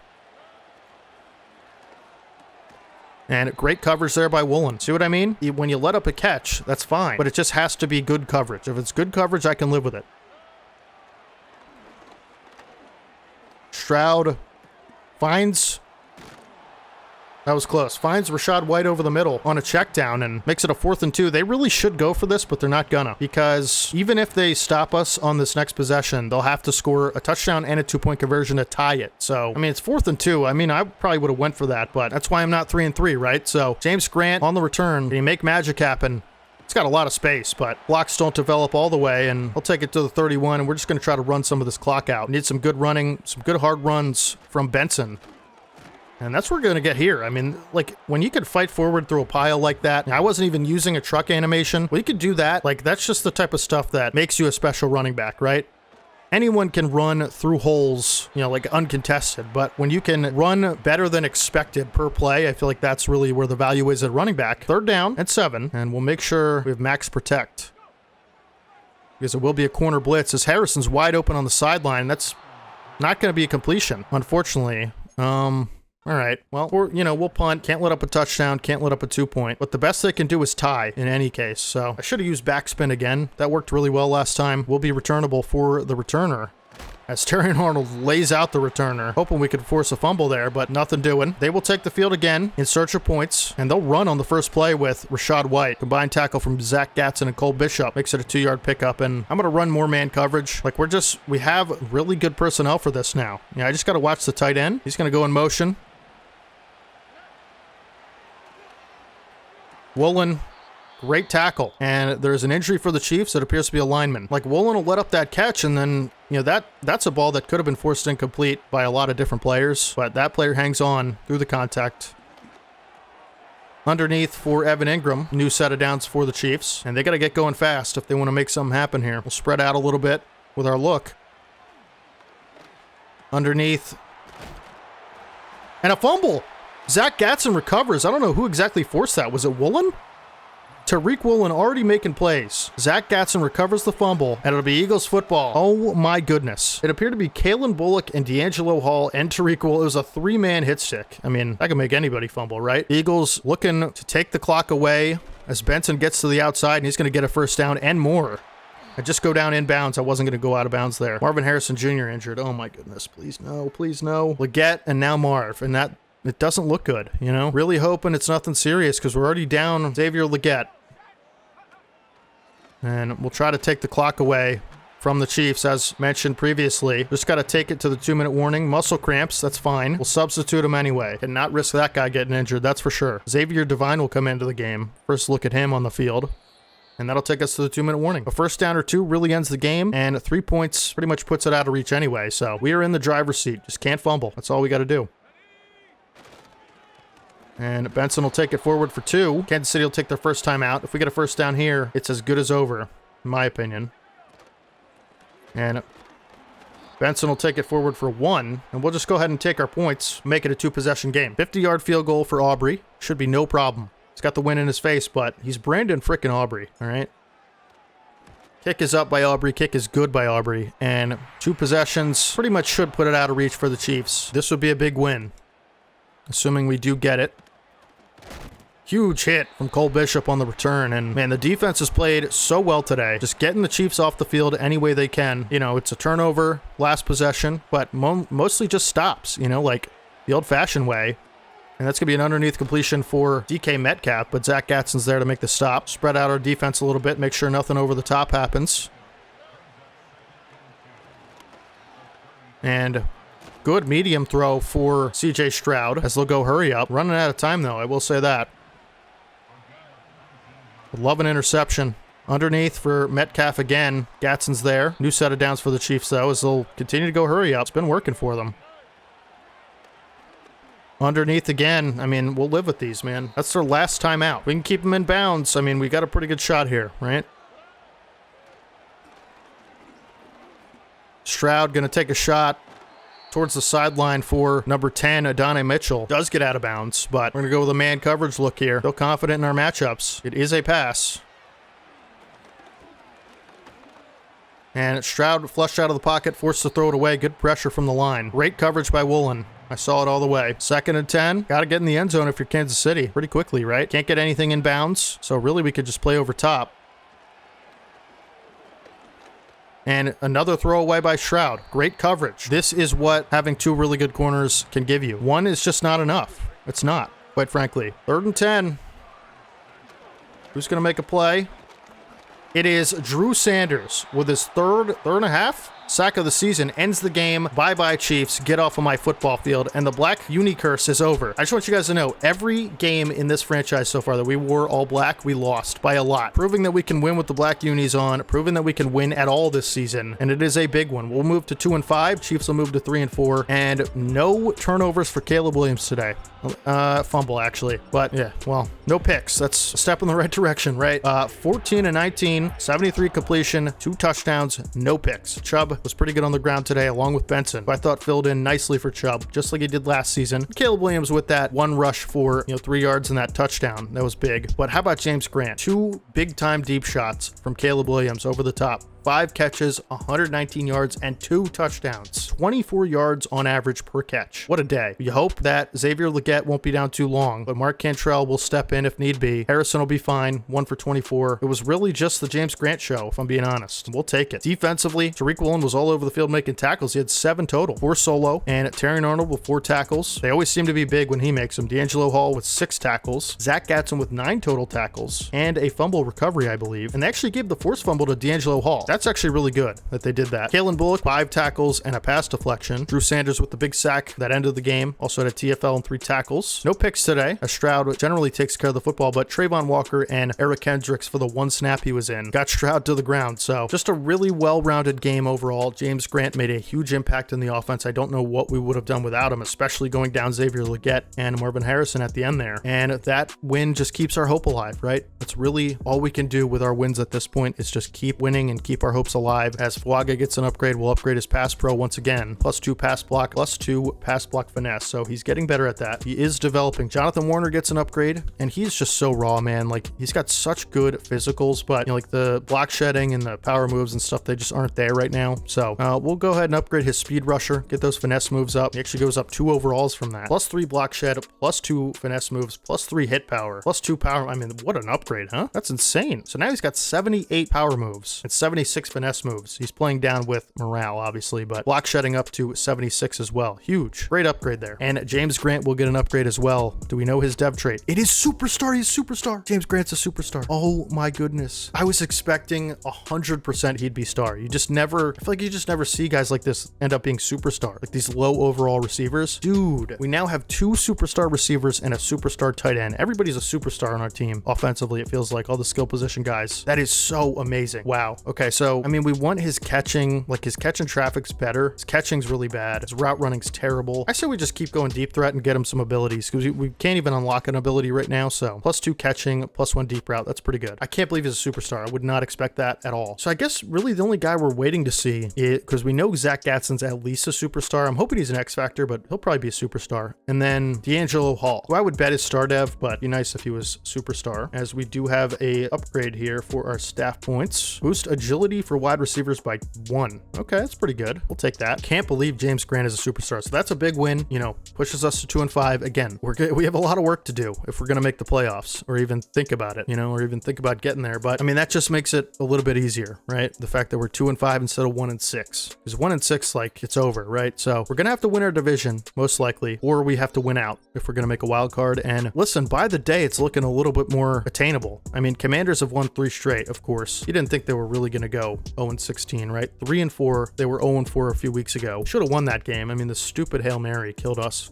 Giants have been losing, so they're 4-2. I mean, we have a shot, right? Like, we need a lot of other teams to lose and we need to win out, but there is a chance. And I really do believe. I'm not BSing you guys, you know? Okay, so D'Angelo Hall does have star dev. It was just revealed. So again, I expected that. Hoping Zach Gatson, who's the final hidden player, maybe a couple games away. Hoping he's X Factor. We know he's at least a superstar, right? But I do hope it's X Factor. And James Grant being superstar really shocked me. I'm not gonna lie. Taking on the 7-0 Buffalo Bills at home on a Thursday night prime. I mean, every game is a night game, huh? That's pretty cool. And then we have the Giants next week. So 7-0 Bills and then the Giants. We have to win both of them, obviously. But I mean, this is gonna be tough, man. 7-0 is crazy. I mean, they're first in everything offensively and defensively. I mean, okay. We'll take a look at their, I don't think we played them yet. We'll take a look at their roster after this. All right, YouTube, we are currently 2-5 taking on the 7-0 Bills at home. And the Bills quarterback is Jaden Daniels, who is a X Factor, 90 speed, 92 throw power, 96 overall quarterback. This is going to be a tough one, man. I'm not going to lie. Like, again, I'm going to say the same thing. I don't need to tell you how much we need this win. They have superstar running back Breece Hall, Devontae Schmitty. Shout out to my favorite Eagle, Devontae Smith. He's such an awesome player.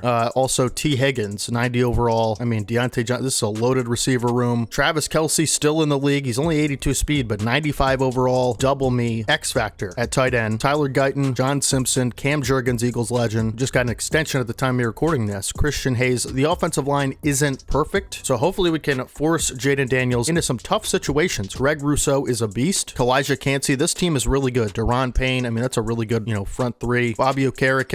I mean, this is a really good defense here. Joey Porter. Not the best CB room, I will say. Pretty slow, too. So hopefully we get James Grant going the way he was last week. Nick Cross and Kyle Duggar. So this is a really good team. Obviously, they're 7-0. We are 2-5. Now we have a storylines player meeting in the coach's office here, but I feel like we can carry some of our momentum from last week into this week, and it is a home game as well. It is Marvin Harrison Jr. Coach, thanks for meeting with me. No problem. How can I help? We're almost halfway through the season, and I'm not involved enough in the offense. You know, I kind of agree with that. I need more touches, or maybe I don't belong here. Oh, no. Well, you just signed a 5-year extension, Marvin. Let's get you some more touches this week. I don't just want catches, I want some carries, too. What? Okay. Get me the ball, Coach. How many touches can you get me this week? Oh, goodness. I don't want to have to worry about this, man. Rush attempts. Like, how do I even get him rush attempts? I honestly don't know. Sure. I mean, I'm not going to be able to do that. 6 catches and 4 rush attempts. How do you get Marvin Harrison rush attempts? You need to do your part and catch the ball. Love it. Hopefully you come through, Coach. 4 carries. Like, what? What is that? I don't understand. Hold on. I'm gonna go ahead and Google something real quick. I don't know. I mean, priority 1 is winning, but I'll try to get him some rushes and catches, I guess. I don't know. Weekly strategy for the Bills. And you know what? I think I'm going to go defend outside run. I feel like that potentially the best success rate, especially with Jaden Daniels at quarterback. Like, there's going to be some outside outside runs here. And as far as us, I'm going to go run it. Let's just do run inside. Actually, you know what? Because I'm going to be doing some jet touch passes and jet sweeps and stuff like that, let's just do run outside. And I'm actually going to hop into a drill here with Caleb Williams because I want to make sure I'm warmed up for this game, obviously. All right, in practice mode, I think I figured out a way to get Marvin Harrison Jr. some rushes. So in practice mode, I figured out in Kansas City Chiefs playbook, there is a jet sweep where you can get Marvin Harrison Jr. a rush. There's also obviously a jet touch pass where you can get him a easy completion, but I'm just wondering how much, like, throughout this game we're going to have an opportunity to do that, as Mark Cantrell is going to get an upgrade here. And we're going to go vertical threat because his deep route running is so bad. Doesn't even get deep route. Okay. Also, no one's injured. I looked at it. Xavier Legette's going to return, as well as Marvin Harrison Jr. And without further ado, folks, let's take on the Bills Thursday night primetime. We have to have the record for primetime games. And I'm going to actually go with the Kelly Greens for tonight's game. I kind of just want to get Marvin Harrison, like, out of the way. We're going to have to move the ball. So if it's not convenient, then we won't do it, but we will receive. And I'm going to just start the game with a jet sweep, I think. I don't want to, like, lower his morale or anything or have him be mad at me. So, but I also would rather win the game than have him be happy with me. So we're going to try, and if it's not attainable, we won't do it. So we're going to try this jet sweep here. First play, see what happens. I mean, we did the run outside game plan, so hopefully this works.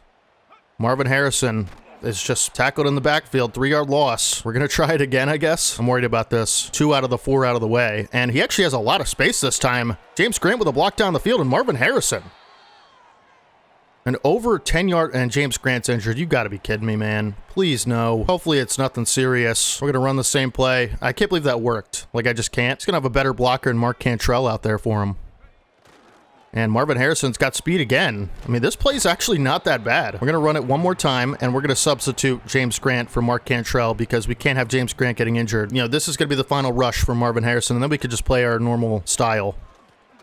This time, Harrison picks up 2, and that's his 4 rushes. Thank goodness that's over. It'll be 3rd and 7. We got to convert here. But losing James Grant again, I mean, that's really big, so Harrison's actually open. And on 4th and 3, I'm going to go for it from midfield. Like, I just feel like we have to at this point. If we're going to be successful against a 7-0 team at home, like, we just have to be able to convert these, and Chubb will catch it and get the first down and then some. And thank goodness we converted that. We really needed it. And we'll do an actual run for the first time in this game. And Chubb can't find anything. It'll be 2nd and 10. Harrison open over the middle, pick up a nice 5-yard reception, which will make it 3rd and 5, and this is pretty manageable. We're already in, no, we actually need some more yards for field goal range, to be honest with you. There's going to be a safety blitzing off the edge here. And Harrison open. He's got a lot of room after the catch. Gets a block from Legette, and he'll be down at the 17. A nice play from Marvin Harrison. We're almost done with his goal, actually. We've been much better on 3rd down, but can we be better in the red zone? That's the real question. As Chubb will take a carry to the outside and pick up 2. We'll try a pass on 2nd and 8. Cantrell open over the middle. Can he fight his way forward? He can, and it'll be a 3rd and 1. We're going to obviously run this ball to the inside, and hopefully we get some blocks. As Landon Dickerson's back, that's actually a really nice weapon to have in the run game, and Chubb is just stopped. What do we do here, man? They want us to go for it. I kind of agree. We're going to try a quick pass, like a quick hitter on a pass play. Hopefully it works. 4th and 1. We're going to hit Bowers. Please catch it. He does. Thank goodness. Would love to start this drive with 7 points. I mean, we really need to, right? Try to get Chubb into the end zone. Please block. They do not, but Chubb fights forward into the end zone for a touchdown anyway. The House of Chubb will not be evicted today, and Chubb gets his rushing touchdown, and we start with a 7-0 lead barring extra point. And you'll love to see that because anytime you can just start a game on top and convert, you know, so many 3rd and 4th downs on that drive, it just builds your confidence so much going forward. And now they have to come back. They're in a hole. 14-play, 76-yard drive. Come on, let's go. We did lose James Grant, but doesn't appear to be serious. He just might not return to this game, which is fine. We need him long-term. Aubrey will kick it away. Great way to start the game there. Pretty good return for 83. Up to the 30. It's where Jaden Daniels and company will take over. This is going to be the strength of this team, is their offense. And this is, you know, really what I'm worried about here. The offense will be a problem. I mean, they have just loaded up on every position. So come out and cover 3, see what happens here. It'll be a run on the first play to Breece Hall. We'll take it for a 2-yard pickup. Breece Hall, such a good player. IRL, awesome player for the Jets. 2nd and 8. And we used much of the clock for the first quarter on that first drive, which is pretty good. And Quinn Williams, man, against the run, he's just so amazing and displaying it there. 3rd and 11, big TFL for Quinn Williams, makes it a really tough 3rd down. And hopefully we can keep the Bills off the field, as that'll be the end of the first quarter. But we really need to get the Bills off the field on this one. This would be just a monster start to the game if we could find a way to get a stop here. And really, I could consider going man coverage, but we're not going to. And deep down the field, Terry Arnold's going to have an interception on the sideline. And he's got to return up to the 40 past midfield. Terrian Arnold playing in the slot. I'd like to see how that play actually developed because he's usually not supposed to be on the boundary there. It looked like, okay, he was in the slot right here, guarding 82, and just makes an incredible play on that football. It was Deontay Johnson. Terrian Arnold with good awareness to be able to turn around and locate the football. Daniels underthrew it big time. If he had led that towards more, the sideline over here, would have been a completion, but Terrian Arnold makes a big play for the defense, and we will have a chance to go up 2 scores here against a 7-0 team on Thursday night, and we're going to try to do that as Benson's going to get a carry to the outside. He's got a lot of space. Benson with a nice 15-yard pickup. Huge run for Benson. Great job there by Trey Benson finding the hole. Offensive line doing their job. We're going to keep running it. And Chubb up the gut. It's going to drag a linebacker with him for a 7-yard pickup. Nice run there. And we're going to attempt to mix in a little bit of passing game on this one. And we're going to try to get rid of it, but we can. It's a big-time sack. Could have been Rousseau. I'm not too sure. And this is going to back us up quite a bit. I'd be okay with, 3 points. Just any points would be awesome here. And I'm going to try to take off, but we're going to take a sack. That's fine. We'll take our points. Deron Payne with the sack. It'll be a 52-yarder here for Brandon Aubrey, who's got the wind in his face, but as we know, shouldn't be too much of an issue for him. And the kick is up, and it should be good, and it is for Brandon Aubrey. And we'll go up 2 scores. Listen, just getting points off a turnover is the key thing, right? I probably should have ran on 2nd and 3 the way the game has gone. 2 sacks, not ideal in that spot, but listen, you take 3 in that situation every day of the week, and you're okay with it because it's basically a free 3 points off a turnover. Great teams always capitalize off of turnovers. You win the turnover battle, and you score off the turnovers you get. As we can see, quarterback rushing touchdowns. Jaden Daniels is in first place with 7 of them. That is crazy. I believe Caleb Williams has 1 or 2 this season, and this could be a run on first down. Got the fullback into the game here, and it is going to be a run. No, it's going to be a play action, excuse me. And Daniel's going to take off with it. Slides wisely as Arnold and Gatson closed in on that tackle, but Daniels, such a great player IRL, one of the best rookie seasons I've ever seen. And listen, he's an X factor for a reason. This guy has the legs, he has the arms.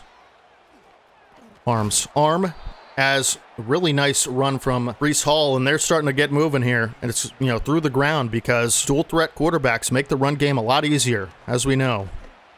And that is wide open. Terrian Arnold, not so good in coverage this time, gets absolutely torched by Deontay Johnson on a double move. Spot and go was the play, and they march right down the field and score 7 points. So we got to respond offensively, but not a great defensive sequence there, huh? What was that, like a 3 or 4? Yeah, 3-play drive, 3 big ones too. And, Deontay Johnson obviously capitalizing on that on the end of it. But Jaden Daniels marching his troops right down the field. We got to respond. Again, this is not a team we can feel comfortable with a lead against. They're 7-0.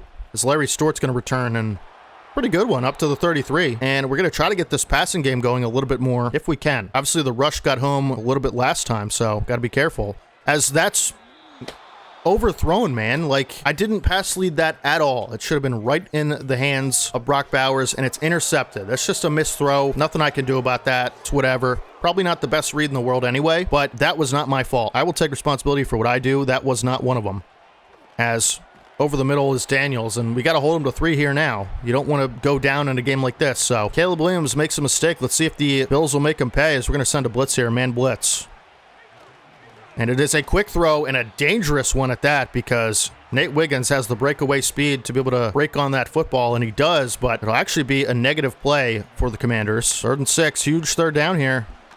And right over the head of Gatson goes Daniels for Devontae Smith. Tough start to this game. Well, good start to the game defensively, and then tough the way it's been going. But got to be able to stop the run on the red zone, and we're going to send a run blitz here. And it works really well as D'Angelo Hall closes in on Breece Hall. A couple of hauls there. Really nice play from D'Angelo Hall there. Be 2nd and 13. That was the 2-minute warning, as Travis Kelce's going to get his first look of the game, and he'll pick up 6. It'll be 3rd and 7. This is a big 3rd down. I want to send pressure, but I just don't feel super comfortable doing that right now, so we're not gonna. We'll pass commit. It is play action. And right at Zach Gatson, another interception. And Gatson with a stiff arm up to the 18, right at Zach Gatson. Jaden Daniels just throws a duck, and I read that all the way. Zach Gatson on the Bills sideline doing a pose. Zach Gatson's second interception of his career. Nice way to, read that all the way and lurk it, locate the football, and stiff arm Breece Hall, actually. Awesome return there, and that is a big momentum shift, because now if we can end up with points on this 1 minute drill, we're looking really, really good in this game, and didn't develop the way I wanted it to, that screenplay, but I'd love to just get some yardage if we're not going to score, because I don't want them to have good field position, which is what they're going to get if we don't move the football. And, God. All right, 3rd and 20, Malcolm Kuntz with the sack. The pressure has been electric, really since the second drive for the Buffalo Bills. Haven't been able to run the football because of the time constraints over the last couple drives, and we're going to try to be aggressive here. We have weapons for a reason, and it's to be aggressive in situations like this. What we're going to do is max protect. I don't think they're blitzing. We're going to max protect. And we're going to take a shot down the field for Harrison. Yeah, I mean, just take a shot. Didn't get the result, but I would still do it again. And we're going to try to boot this as far as we can. Just right down the middle. Doesn't need to be, on the sideline or anything. I just want them backed up behind midfield. We don't want them in field goal range or anything. Terrion Arnold with good coverage on the return. Would love to have capitalized on that. Happy we made the play at all, really, with the Zach Gatson interception. And we'll pass commit every play from here on out. Daniels will take over. Underneath, good coverage from Terrion Arnold, who pokes that ball free. It is a battle between Arnold and Johnson, huh? All game, that's been the matchup. You got to feel pretty good about how Terrion Arnold has held up. I mean, he won one, Deontay Johnson won one, but that's a nice play there to break up the football. 2nd and 10. Underneath, I missed the bad route on the tackle. Yeah, Bills will take a timeout and actually like cover 4 against this team. They've been beating us deep a little bit. And we'll go ahead and take Breece Hall out of the play, and that was our assignment. That was really stupid. Devontae Smith down to the 17. Big completion there for Jaden Daniels, who's just been pretty hit or miss today. I'm going to try to send some pressure at him with 9 seconds left. Hopefully we don't let up anything, any big plays, and that's actually a big sack from Trayvon Walker. Bills will take a timeout. They'll have to take a field goal. Great coverage down the field to not let up any quick throws underneath, and Trayvon Walker gets home. Terrion Arnold closing in as well. Jaden Daniels takes a sack, and the kicker will come on to attempt a field goal with 4 seconds. And listen, all things considered in this half, I feel pretty okay about how we're going into the half. We're kicking it off, obviously, to start the half. Offensively, it's just been downhill since the first drive, but that's all right. That's going to happen. It's just about making the right plays every time you can, and don't put the ball in harm's way. That's what we've been doing for the most part. That pick was terrible. It shouldn't happen, but Aubrey will kick it away, and another solid return from Deontay Johnson. Take it up to the 30. Defense has been pretty hit or miss today, but when they've hit, they've hit. 2 picks and a sack. Couple, forced errors for Jaden Daniels. Nice hit from Gatson on that one, but it'll be a 7-yard pickup for Devontae Smith regardless. I don't like this at all. Spreading the receivers out. It's going to be 4 verticals, and tariq Woolen gets absolutely torched. Didn't think that was possible. I mean, it was cover 2 to be fair. Man, you just don't run cover 2 ever. T. Higgins blows by the flat. Listen, that's not actually Tariq Woolen's fault because he was in a flat coverage. He had to react super late and he didn't have any safety help. That was not his fault. He still almost made a play on it, but would love to have James Grant right about now to answer to that, but 17-10 will be the score. Bills with another big play touchdown, proving why they're one of the most potent offenses in the league, and we have to respond in a big way, and I think it's going to be through the ground. I really do. We ran the ball well on the first drive, and got to be able to get back to that as Benson takes it to the 28. Try to get this run game going here. James Grant back onto the field, interestingly enough. Hopefully doesn't re-aggravate an injury as Chubb with a 3-yard pickup. And we're going to try to get another run off here, but James Grant coming back onto the field is pretty interesting to me. And Benson with a cutback. He's ran well today. 2 rushes for 22. And I think what we're going to do is try to pick up this first down through the ground. I like the way they've spread their line. Chubb should have an easy pickup here for 1 yard. I mean, yeah, he's always going to fight for more than that. Takes it to the 42 on a nice first down run. And we'll just continue to pound the rock. They can't stop it. And Chubb with a nice run there for 4 yards. We're going to spread out the receivers a little bit. Put Marvin Harrison on a streak route. And James Grant underneath. Ball batted at the line. I mean, come on. Just getting unlucky with some of these pass plays here. 3rd and 6. Need a quick read on this play. Brock Bowers is the read, and he's open. He's going to pick up a first down and some. Take it past midfield with a 46. Okay, we're moving a little bit. We'll get Trey Benson involved. He's been running well. And he's got some room to the outside. Nice pickup there for 4 yards. And Olu Fashanu with a bruised sternum will not be able to return to this game. And DJ Humphries, our off-season signee, will take his place. Was hoping he'd be able to return. Didn't even see him get injured, if I'm being honest.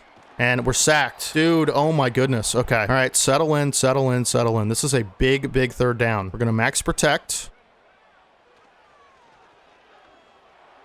Can't even get the throw off for Harrison. I was going to take a shot deep, and we'll have to punt on 4th and 17. Not ideal. We'll try to do our signature backspin. I think this is going to go in the end zone the way I punted it. Yeah, it sure is. All right, we need to stop in a big, big way. Need one, need one. And, you know, something we don't do often is a zone blitz, and we'll try that here. Is a run play. And Breece Hall picks up 1, but nice play from D'Angelo Hall and Zach Gatson combined. We're going to try another zone blitz, get some pressure off the left edge here. It's a run up the middle. Cole Bishop misses the tackle, and it's a huge run for Breece Hall, who's ran well today. Just trying to shake things up, get some pressure any way we can. Has not worked, obviously. Try to pinch the line, see if that does anything. Another run. Gatson there, along with some other help defenders. D'Angelo Hall made that play. We'll try to get into Daniels really quickly. Intercepted by Tariq Woolen, who might have a... I was going to say might have a pick 6, and he still could. No. Tariq Woolen picking off Jaden Daniels. He read that all the way. He broke on the football. Watch this reaction. He's going to celebrate with his new teammates. First interception of his Eagles career. Let's go. The Eagles have new life here, and what will we do with it? I'm not too sure yet, but we're going to try to work off play action 1st and 10. Can't take any sacks in this part of the field, obviously. As James Grant has a step. Nearly makes a great catch. Nice play from the defender, Nick Cross. And our passing game is just non-existent right now, man. Hasn't been good. And we're going to try a shot from Marvin Harrison. Can't make the catch. Defense all over it. Passing game got to wake up. Brock Bowers hasn't been super involved this game either. And there's going to be a blitz up the middle here. We're going to have to get this throw out really quickly. And I think what we're going to do is streak Marvin Harrison. Slant him. And that's what we do. When he's got a lot of space, he's going to have a touchdown.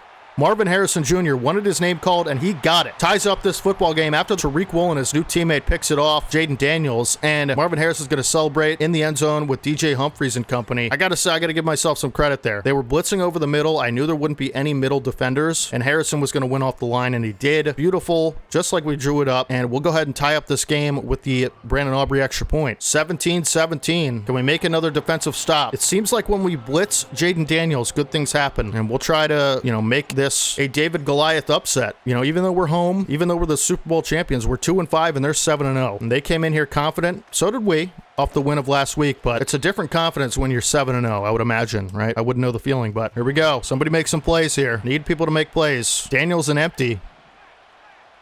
Get to him, please. Over the middle for Breece Hall. And combined tackle from D'Angelo Hall and Zach Gatson on that one. And on this play in particular, we're going to try to send some pressure. And they're audibling. I don't like it. I'm going to audible back. 2nd and 4. Another empty look for Daniels. And over the middle complete to Deontay Johnson. Hall there for the stop. And 4th quarter, man, this is a huge drive defensively. We have to get off the field. And my confidence level is about 50-50. Like, I love and feel very strongly about how good our defense is. But I also feel like, oh my goodness, Quinnen Williams just absolutely, I can't say the word, B words, the offensive guard. And a 3-yard loss on that play. You gotta be kidding me.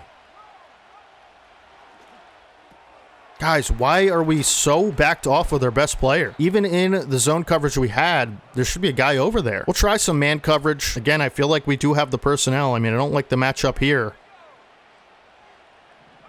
with us on Deontay Johnson, and he's actually not open and taking a shot deep. Nearly intercepted Kalen Bullock. Oh my goodness, that was a really risky one. Man coverage has actually been pretty good today. Jaden Daniels putting the ball in harm's way as Travis Kelce's open over the middle, and that was our assignment. That's the only problem with man coverage is you got to cover a good player. Not good at all. We're going to send some pressure off the edge, and this will be a play action. Breece Hall wide open. He's going to have a touchdown. No. Saving a touchdown is Kalen Bullock, and what we're going to do is we're going to go goal line, and we're just going to attempt to get a stop here. It is a run. Quinnen Williams and Zach Gatson all over it. Quinnen Williams, how about him today, huh? And they're going with a little bit of a lighter set here. We're going to put some extra linebackers on the field and attempt to get a lot of pressure. on Jaden Daniels, and it is a run, and Quinton Williams there again. Breece Hall picks up one. It'll be 3rd and goal, and they're coming out in a heavy set once again here. Who's going to make a play? Is it going to be a pass? It's a toss. Can we get there? We can't. Breece Hall walks in for a touchdown, and we'll have to score a touchdown back. Oh my goodness, the pressure's on, folks. Hate this. I hate this. You got to play perfect football against teams like this, and we just haven't. We haven't been able to. We played pretty close. We played really well, just not perfect. And they have 3 or 4 turnovers, and we're still winning. Or, we're still losing somehow. Here we go. Leggett on the sideline hasn't really done much today, but we haven't really called upon him either, so can't be really upset with that. 2nd and 7. And that's a missed throw from Caleb Williams. Wasn't a good read anyway. We're going to lose the game. 2 missed throws from Caleb Williams, both result in interceptions. To lose the game that way is so unfortunate, man. Again, that wasn't a great read either. Probably would have been a catch. Wasn't a missed throw. Good return for Benson up to the 34. Need a big play. We need, 5 of them. Gonna take a shot for Bowers, who can't make the catch. How do we lose this game? Can't get the throw off. Marvin Harrison, 1 deep. 3rd and 10. Gonna take a shot for Harrison. And he actually might... Nope. Can't come down with it. 4th and 10. We're gonna have to go for it, obviously. And Marvin Harrison Jr. out of the game. Fun. And we actually might have a touchdown here. Mark Cantrell is going to have a touchdown, wide open on the sideline. I believe it was cover 2. We have 3 timeouts, right? But best we can do is send it to overtime. That's a big play. Keeps us in it a little bit. We need a quick stop defensively. Are we going to be able to get it against this elite offense? Not so sure. We'll have to see. It'll be 31-24. It's a touchdown game. And again, we do have 3 timeouts, so we just got to stop the run and maybe a couple passes. A turnover would be monumental as Ojulari tries to force a fumble on the return man. And are they going to throw the football in this spot? You got to think they won't, right? They don't. It's a run. Gatson and Trayvon Walker all over it. We're not going to call a timeout yet, actually. This could be a run as well. Probably will be. But we have passing personnel on the field. And Quinton Williams and Zach Gatson, combine for a big tackle there. We're going to take it to the 2-minute warning. And I would imagine this will be a pass play. You have to imagine. What do we do here? We're going to run man coverage here and just hope everybody does their part. It is a run. And swallowed up is Breece Hall. And we're going to let this run. We're fine with that. We have 3 timeouts, and we'll have about 1 minute and 20 seconds to score. James Grant will return. Can't make anybody miss. We'll have the ball on the 19, minute 15 to score a touchdown here. Who wants to make a play? Harrison back on the field. He won off the line. Harrison. Big gain there up the middle to the 43. Call our first timeout. Everybody relax. Everybody relax.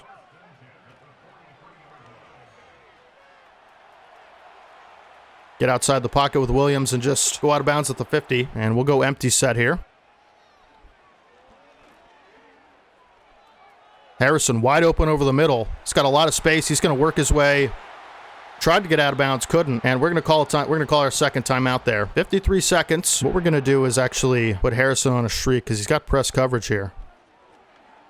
And Chubb won on his route. We're going to have to spike it here. I don't want to call our last timeout yet. We got 25 seconds. Getting nervous a little bit, folks. Not going to lie to you. Left side blitz, huh? Harrison walks in with a touchdown. Let's go. That's threat detector.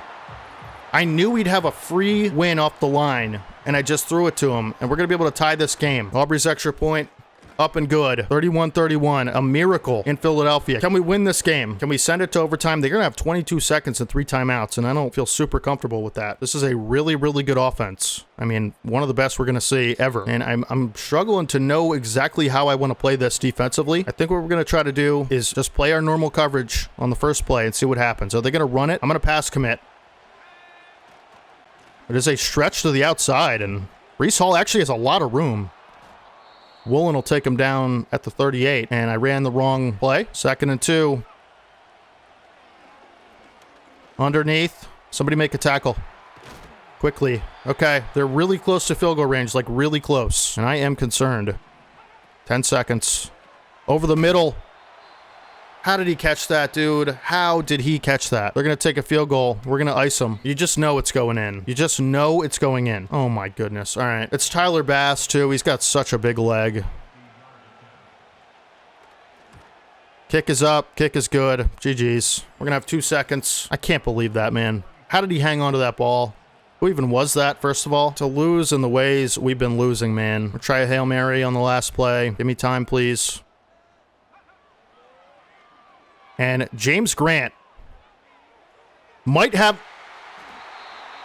I thought, man, I really thought.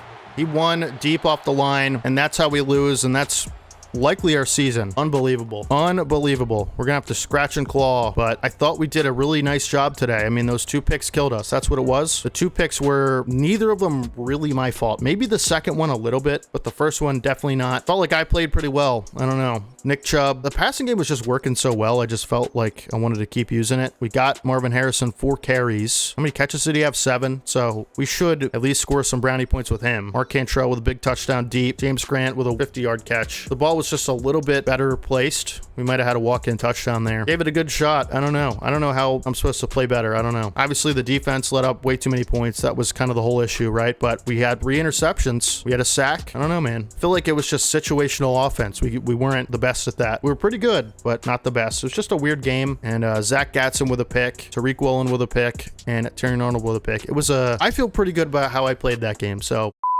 Also, just realized I had my face cam blocking the down and distance once again. I still believe in this season. I really do. I know you guys are gonna hear that and go, ugh, you know, like this guy. I still believe in this season. It's not over. It's not. It's just straight up not. Zach Gatson's gonna get an upgrade here and really close to unlocking his abilities. And we're gonna continue to just upgrade his overall. We want to get him to 80 overall pass coverage, plus 2 man coverage, plus 2 tackle. It's pretty good. D'Angelo Hall will also get an upgrade. He might actually have his dev trade unlocked. We'll see. Run stopper. Been really good against the run. He has star dev. That's fine. We kind of expected that. Here's the thing. We're 2-6. This week is the season. We're playing against the Giants. We could still go 11-6 if we win out. Obviously, I don't think we're going to, as we should get some brownie points here with Marvin Harrison Jr., which is one silver lining. I appreciate you keeping your word, getting me touches we discussed. Let's see if we get any XP, or maybe I need to end the regular season with at least, dude. No, this has gone too far. You're right. I got a little freaked out over the season I was having. I'll just let it go. Just give me the ball more, please. I'll do my best. All right. So we don't lose anything, I guess, there. So basically, we're 2-6. The Giants are 4-2. We're going to advance the week. They're probably going to be 5-2. But if they lost, I mean, we can still win our division. It's possible, right? We're not eliminated from the playoffs yet. They're 4-3. Beautiful. Okay, so let's look at standings. And as long as we don't see an E next to our name, I mean, there's still a chance, right? If we win today, we'll be 3-6. The Giants will be 4-4. Commanders lost 2. The Cowboys are awful. There's still a chance, man. We just got to beat the Giants. It's as simple as that. DB breakout. Could it be Terry Arnold? That would be nice. Could it be Nate Wiggins? That would be huge, huh? It's not gonna be Nate Wiggins, but week 9 press conference. This is our first breakout of the entire series, by the way. Tariq Woolen. Okay, so he could get X Factor, which wouldn't really do a whole lot for us, but not too concerned about that. What do you enjoy most about his game? Versatility. Easy goal. Love his versatility. He's gonna need like 4 interceptions to get this, which let's see what he needs. All right, so 3 combined tackles for loss, forced fumbles, pass deflections, or sacks. That's actually not impossible, right? I mean, if he gets like a TFL or 2 and a pass deflection, I mean, this is a possible goal, right? Not the end of the world, you know, the end all be all, him getting X Factor, but way more focused on the win than anything else, you know. The Giants, let's look at their team really quick. We know, you know, we played them obviously twice last year. Tua, superstar Tua, he's injured. So it'll be Max Lasau, I don't know. He is a hidden dev, 23-year-old rookie with 90 throw power and 75 speed. This is the best chance we have to win a game that I've ever seen. Of course, they signed Brian Robinson Jr. in the offseason. Alvin Kamara lost his superstar. They lost Ramondre Stevenson, Lad McConkey, superstar, 90 overall, Demario Douglas, and Ray McLeod. I mean, this is a super winnable game if I've ever seen it. Cole Kmet, Ike Ekwonu. I mean, this is not a great offensive line either. Probably one of the worst we're going to see. Dorrance Armstrong, AJ Epineza, Levi Onwuzurike, Van Ginkel. Fred Warner's really the big threat on this team. Kenny Moore. I mean, this is a winnable game. This is a beatable team if I've ever seen one. Xavier McKinney. I mean, come on. We got to win this game. I feel pretty confident going in. I believe we beat the Giants twice last year. I could be wrong about that. And against the Giants, we're just going to, I don't know what we want to do. Let's do defend inside run. We're going to just try to run it all over the Giants. That's what we're going to try to do. We just need to keep the season alive. That's all we're trying to do, as Matt Hennessy and Julius Garrett get upgrades by the CPU. And I'm going to move my face cam now so I don't forget. And we'll play the season game. We'll go with our color rush, another Sunday night primetime. Again, I don't know how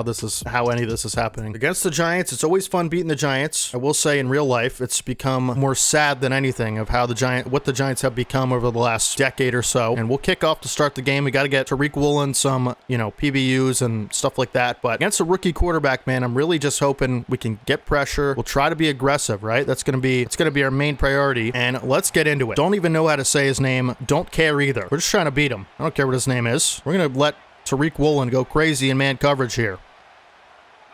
It'll be a pass to start the game.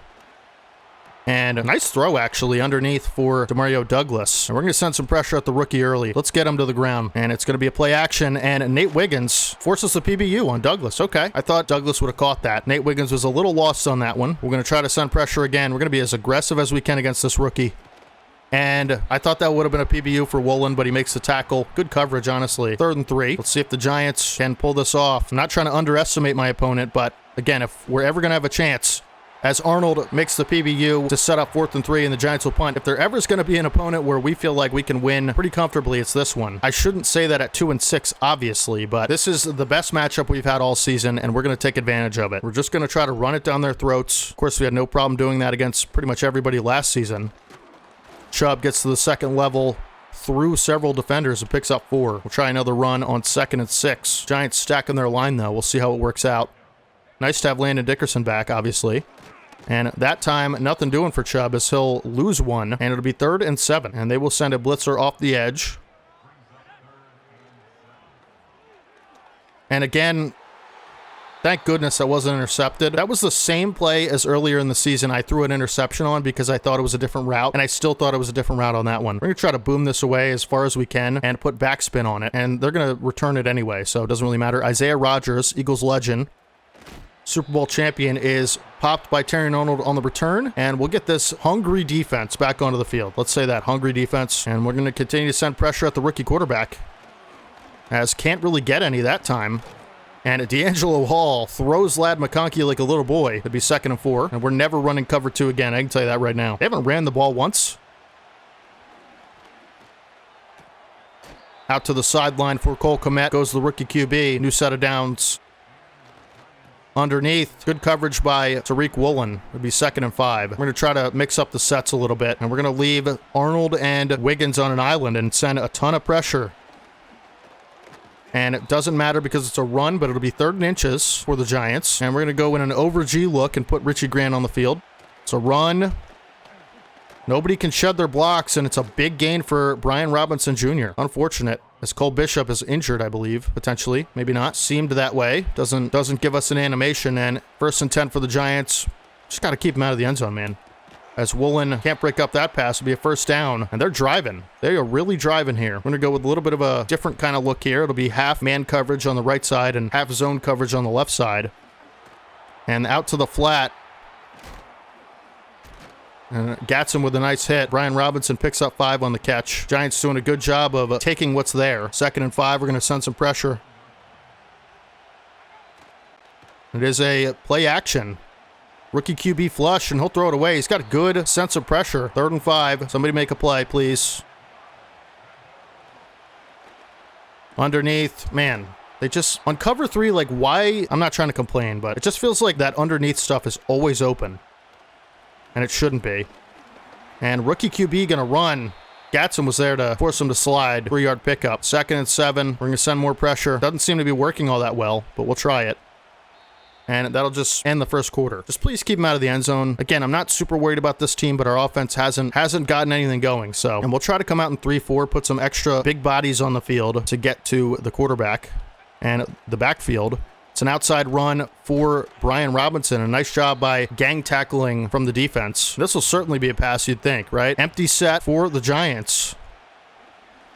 And wide open on a slant. Like, I mean, as open as it gets in this league is Demario Douglas, touchdown Giants. We got to get offense rolling. I did not think our defense would struggle this much against this team, but that's why it's all Madden. That's why the sliders are increased. Defense, honestly, I felt played a little bit better last week against the best offense in the league, as Benson will try to return here.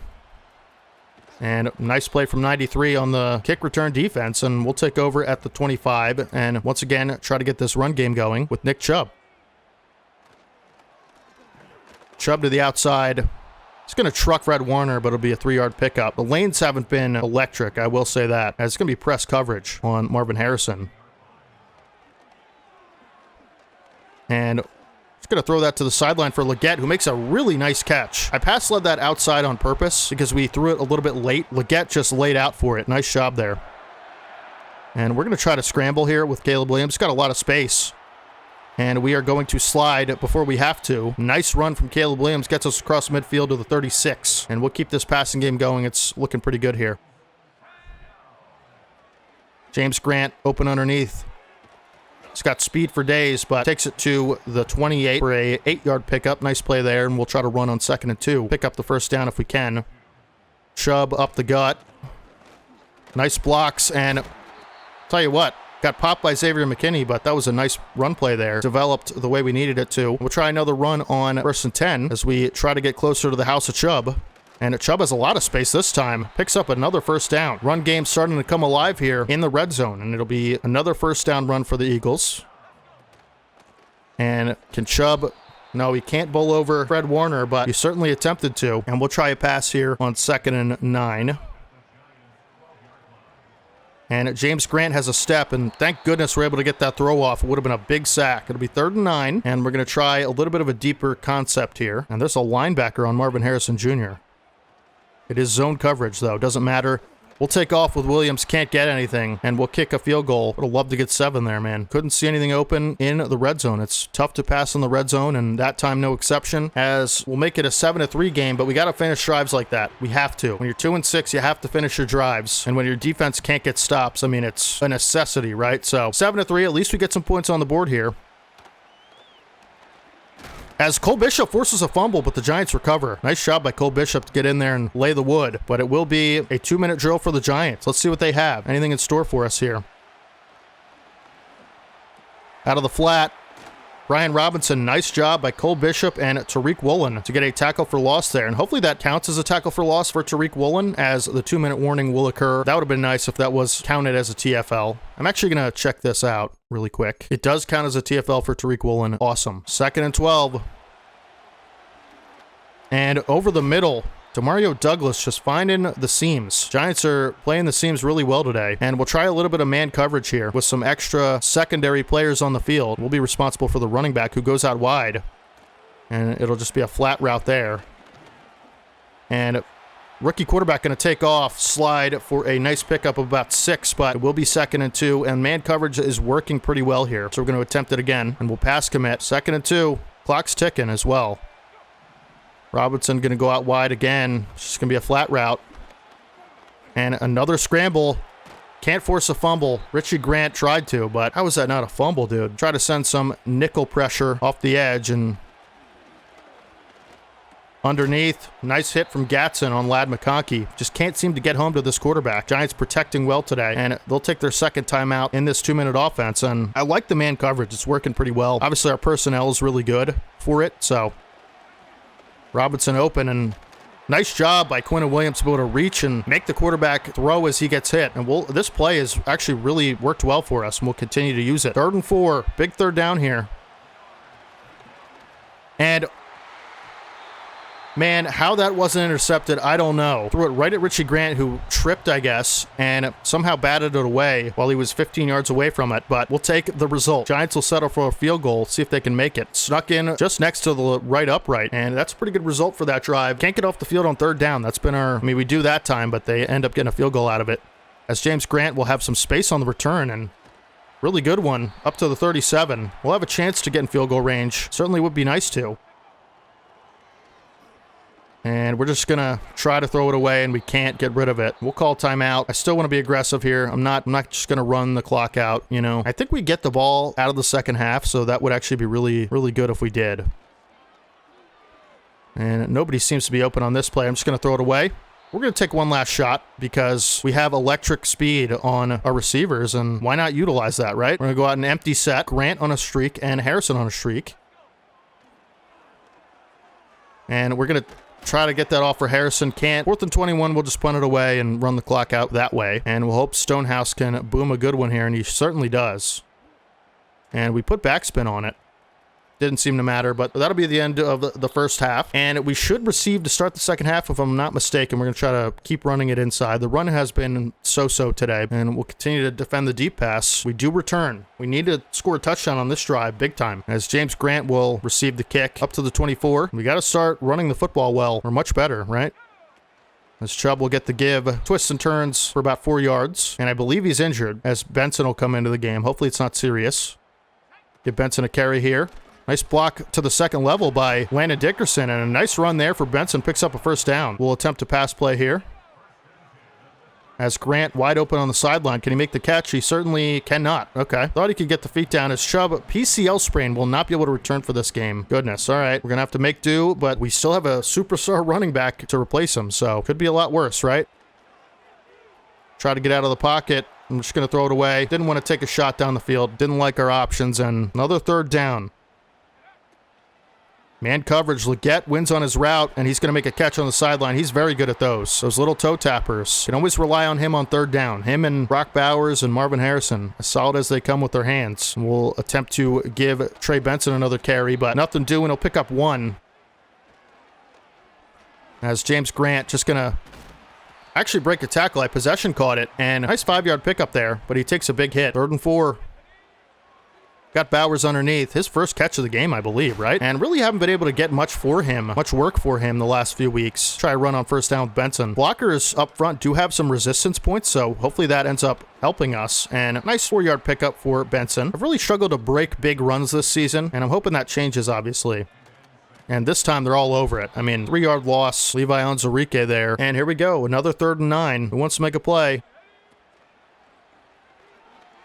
And we're gonna take a sack. I mean, no one's open there. You know, looked at both corner routes. No one was open. We'll take our points. Try to rely on our defense to get a stop this time. Haven't been good in the first half, although only allowing 10 points as Aubrey splits the uprights. It'll be 10-6. 3 doesn't really do us much there, and clock is winding down. So we need a big play defensively or we're cooked. And I'll tell you what, man coverage in the first half was really good. And we're gonna go back to it here. These receivers aren't necessarily world beaters in my opinion, but we could see more of the run this half, and not on this play. And it's going to be a sack. Trayvon Walker tracked the quarterback 13 yards behind the line of scrimmage and ran with it all the way. He's actually a lot faster than that quarterback who only has 75 speed. And man, Trayvon Walker's been really, really good this year. He's been everything we needed him to be. It's going to be a 2nd and long here, and we got to do a good job of coverage as quarterback will just get that out to the flat, and we'll take that. 3-yard gain, no big deal. And on this play, we're going to be a little bit more. Do we want to be conservative? I think so. We're going to drop everybody back in a cover 3. We're going to spread out the defense and just play over top. And it's a screen for the running back, and we should be able to get off the field here as good job of tackling from Richie Grant and Nate Wiggins, and that'll force a punt. Great job by the defense. No nonsense type of possession there defensively, and I love it. It's exactly what we needed. Grant will let that one go. And hopefully it bounces into the end zone, and it sure does. So we'll get the ball on the 20-yard line, and the pass game has to wake up. I mean, it's just been so hit or miss. Mostly miss, though, to be honest, as we're sacked. I mean, come on, Olu Fashanu. Dude just didn't block his assignment. 2nd and 18. I mean, what is this? Got Brock Bowers through the seam, who makes a really nice contested catch, and that is a big play for Brock Bowers. Man, did we need that, huh? We're backed up nearly into our own end zone, and Brock Bowers really coming through there. Benson can't get much. The run game has been, pretty much a non-factor in this second half so far. 2nd and 8. And it is a blitz. And luckily, Leggett has a step on his man, and a run after catch, take out of bounds around midfield of the 49, and that'll end the 3rd quarter. Touchdown on this drive would be really big. We're going to try a trap play for Benson. Blocks don't develop. I mean, we just can't run the ball right now, man. Just not happening. We'll try a pass on 2nd and 8. Press coverage on Marvin Harrison. I like that. And we're going to try to take a shot. Batted away by Isaiah Rodgers, who has the speed to keep up with Harrison, and that was a nice play by him. 3rd and 8. Brock Bowers has a step on Warner, who bats it away. He has the great makeup speed there. 4th and 8, I'm just going to go for it. We have to, at some point, make a play offensively, and it has to be right now. I don't know if this is the best decision to make, but I'm going to do it. You got to want it more. And that's what this is Harrison. That's intercepted on the sideline, or nearly intercepted, I should say. Probably not the best decision. They're going to take over at midfield here. We got to hold them to 3 anyway, so As nice play on the run by Trayvon Walker. Offense non-existent today, man. It really has been. And we'll continue to run this man coverage. It's worked super effectively for us. And at that time, D'Angelo Hall makes a stop, but it'll be 3rd and 3. What we're going to do is run a cover 2 man. Actually, no, we're not going to do that. 3rd and 3, make a stop. How is that not a PBU?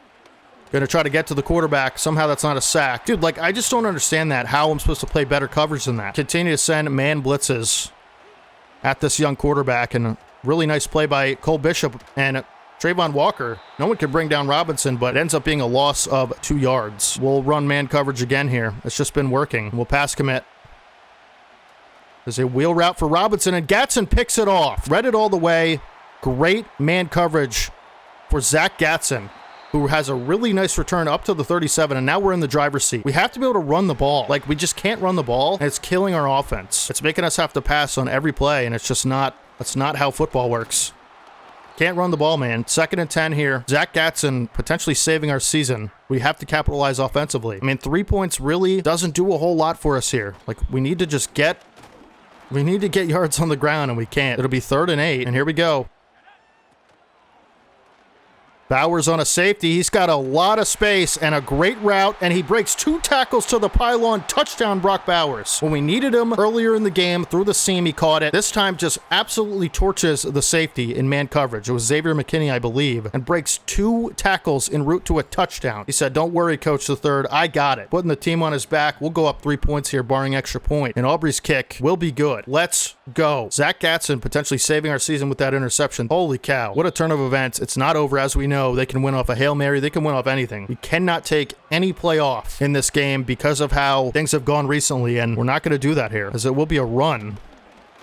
And Arnold gets beat to the outside as Bullock will have a chance to save a touchdown. Can't bring down Brian Robinson, looking like Bijan Robinson out there. And my problem there was I pass committed. We'll move Richie Grant over to the edge on this blitz. Run game working well for the Giants.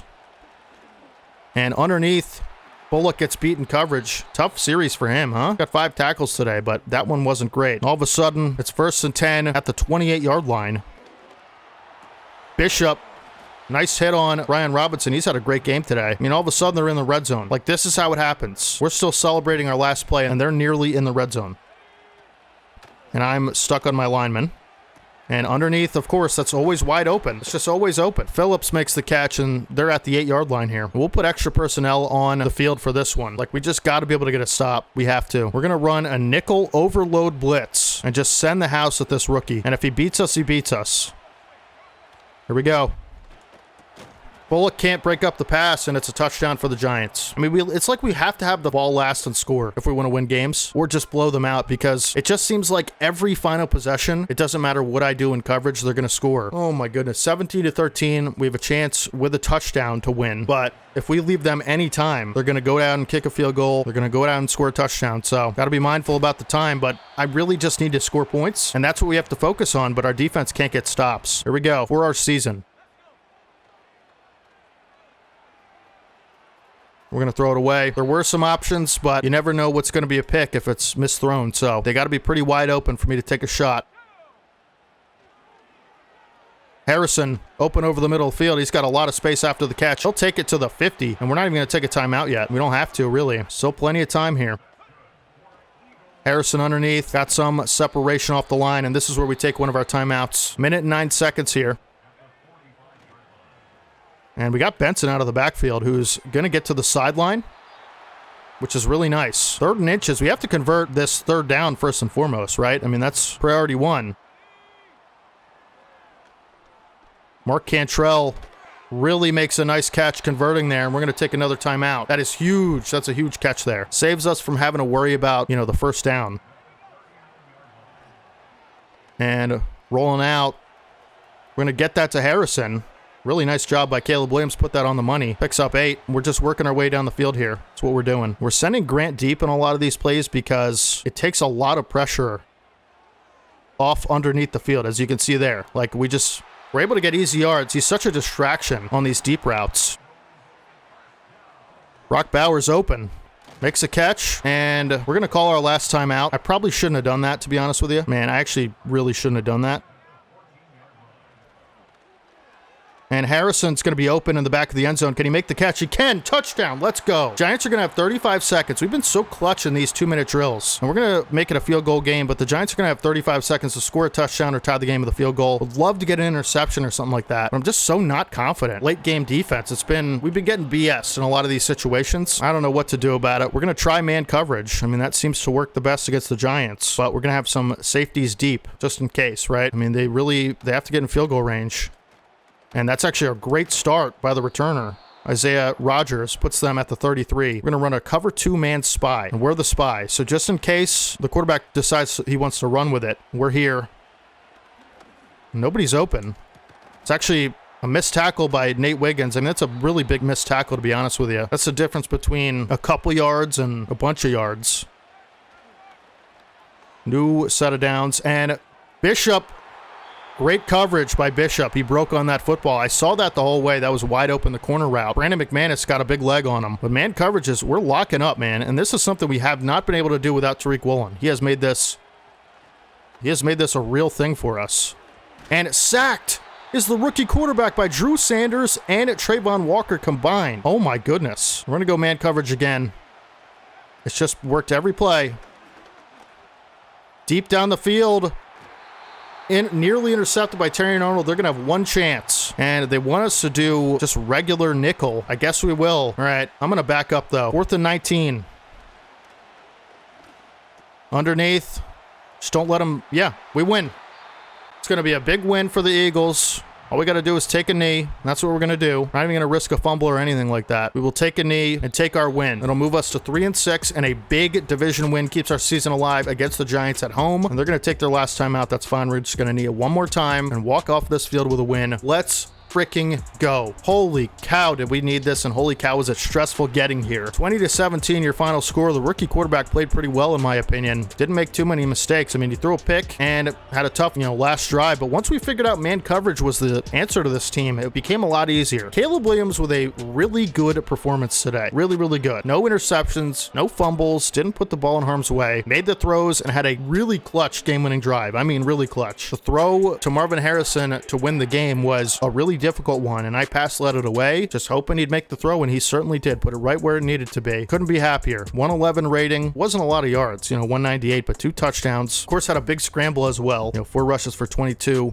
Nick Chubb got hurt. Trey Benson couldn't run for a yard if he needed to today. It was brutal on the ground. The Giants front was super imposing. Receiving wise, everybody stepped up and played their part. Marvin Harrison Jr. with the clutch touchdown at the end of the game. Brock Bowers 4 for 81 and a touchdown. Obviously had that big one where he broke 2 tackles and put us in the lead, and Xavier Legette with some nice work towards the end of the game there on the sidelines. Benson with a couple big catches. Mark Cantrell, maybe the biggest 1-yard catch of the season. It was 3rd and inches, and we needed him to catch that football, and he did. It was huge. James Grant, not much involvement today. Didn't really have a lot of deep wins or anything like that, but he was a distraction towards the end of the game. Kalen Bullock, I noticed he got beat a couple times today, missed a couple tackles, but 8 total is a good deal for me. Tariq Woolen's not going to get his superstar X factor, but that's fine. I'm okay with him just being a superstar. Cole Bishop had a nice game today. Had a forced fumble on special teams and a TFL, 6 tackles. D'Angelo Hall, always good against the run. Darian Arnold, 5 tackles and a pass deflection. A big one at the beginning of the game. And how about Trayvon Walker? Besides the secondary as a whole, who covered the field brilliantly in man coverage all day, Trayvon Walker had 2 TFLs and a sack and a half. And boy, were they big ones, both of them. Drew Sanders also with a half a sack and a TFL. He's been good off the edge, better than I expected year one. Couldn't be happier with the entire performance of the team. We needed that in the worst way possible. And I'll tell you who I haven't noticed maybe but a couple times this season is Jonathan Warner. Just hasn't made an impact at all. I get that his skills are really bad and he's not good as a player yet. He's bad power moves, bad block shedding, but you just think he'd make a little bit more plays in the run game at least with that 96 strength and the physical attributes, right? Jalen Mills gets an upgrade. We're going to upgrade his hybrid to 70 overall. Jalen Mills hasn't been on the field this year, mostly because we have some new personnel kind of taking that role. So Richie Grant actually stepped into his role. And we're not going to get the breakout, but that's all right. Was hoping he'd shatter them this week. Yeah, I mean, it's fine. We won the game. He'd still earned 4,500 XP. All right. I mean, we have a staff point upgrade that we can spend something on here. Let's see. Let's go ahead and look at the defensive coordinator tree. Boost excel for middle linebackers by 1. That's a really good one. We're going to max that out to 3 when we can. But yeah, huge win, keeps our season alive. I will catch you guys in a second. All right, folks, this is where we're at. We're 3-6, Commanders 3-5, and we play them next week. We have a bye week right now. Giants are 4-4. As crazy as it it is, we're basically 2 games out of the division lead. I know we're ranked 27th in the league right now, but again, that can change really quickly, especially if the Giants continue to lose. It's crazy to think, like I said, but we're still in this thing, and we have a bye week this week, which is nice, and then week 11 and week 12, 2 division matchups. Week 11, we play the Commanders, our arch rival, who are bad, and it's a big division implication game, and then the Cowboys, who are also bad. We beat them twice, I think, last year, as we'll start our training, get some free XP out of this. But yeah, there's no reason we can't be, sneaking in to the playoffs, and confidence is pretty high right now, if I'm being honest. Caleb Williams gets an upgrade at Let's Go. 89 strong arm, and he's getting pretty close to that gunslinger, I'll tell you what, and 90 overall ability slot as well. One more upgrade for that, which is beautiful. Jackson Powers Johnson gonna go up to an 80 overall player, gonna upgrade his pass pro, +2 pass block, +2 pass block finesse. Beautiful. So he's getting a lot more well-rounded throughout the season, and we're gonna go ahead and hop into Commanders week. We don't even have to go through their team anymore. We just know who they are. We know everybody on their team. Haven't played them with Tariq Woolen yet, I will say that. And they have 2 amazing receivers, 2 superstar receivers, Chris Olave and Nico Collins. We don't even have a pick in the first round, so maybe that'll change in the offseason, who knows? But I will say mock draft 2 doesn't even need to be looked at because of that. All we're focused on is beating the Commanders. Jalen Hurts, what do we want to do for Jalen Hurts? Let's go defend deep pass. That seems to be working the best for us lately, and we're going to try to run it inside on this stout defensive front for the Commanders. To our weekly game plan goal, we'll attempt to get 1 interception. I think that's doable off Jalen Hurts. We always seem to pick him off at least once. 15 first downs. We'll do an easy one, like 250 offensive yards. That's pretty fair. We'll do 24 points or less, and that will be the goal. Again, we're in the same situation. Like, this is win or die, right? It's like every game's a game 7 for us moving forward until we get above 500. Do have some upgrades again. Quentin Williams gets an upgrade. He doesn't seem to get that many upgrades, which is crazy because he's only 27 and he's a X factor. You'd think he'd upgrade a little bit more, and we're going to upgrade his finesse moves because they're just not that high. 83 right now, and hopefully we get like a +3 finesse move. That'd be sick. +1 finesse moves, +2 block shedding, hit power, +3 play rec, tackle and pursuit. He's been so good this year. It's unreal. And BJ Ojulari gets an upgrade. We're just going to keep him good at what he's good at, which is speed rushing, +1 finesse moves. You'll love to see it. See, he has 79 or 80 finesse moves. He's playing down with morale. Commanders always a tough out. This time we're at home. Another Sunday night primetime game. Who would have thought? And I feel like I'm actually not even going to say this, but you guys can guess what I'm about to say as I put the Color Rush uniforms on. Let's hop into it. Brock Bowers and Caleb Williams warming up. Man, Brock Bowers has been so good this year, and offense needs to be the key focus this week. We have to perform well offensively, but we will kick off to start the game, and man coverage has been our best friend over the last few weeks. Of course, against the Giants, it was our best friend.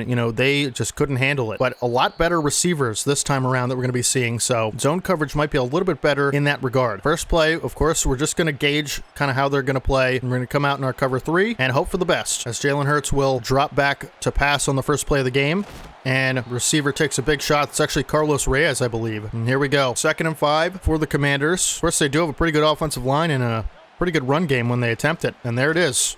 Double tackle from the 2 linebackers, D'Angelo Hall and Zach Gatson. And Zach Gatson has superstar unlocked. How did I not see that? Okay, we'll have to fix up his abilities after this. But Hurts is sacked by Trayvon Walker. How strong has he come on the last few weeks? He is everywhere making plays on the field, and that time no exception. Before I even could look up at the coverage, Hurts was down with a sack. Trayvon Walker, let's go. You'll love to see that. I don't believe Nick Chubb is injured anymore. He had like a PCL sprain or something like that, as James Grant has a nice return up to the 28. Really great way to start the game. You'll love to see just a 3 and out from the Commanders on that Trayvon Walker sack. And Nick Chubb is out here, and he'll get the first carry of the game as usual.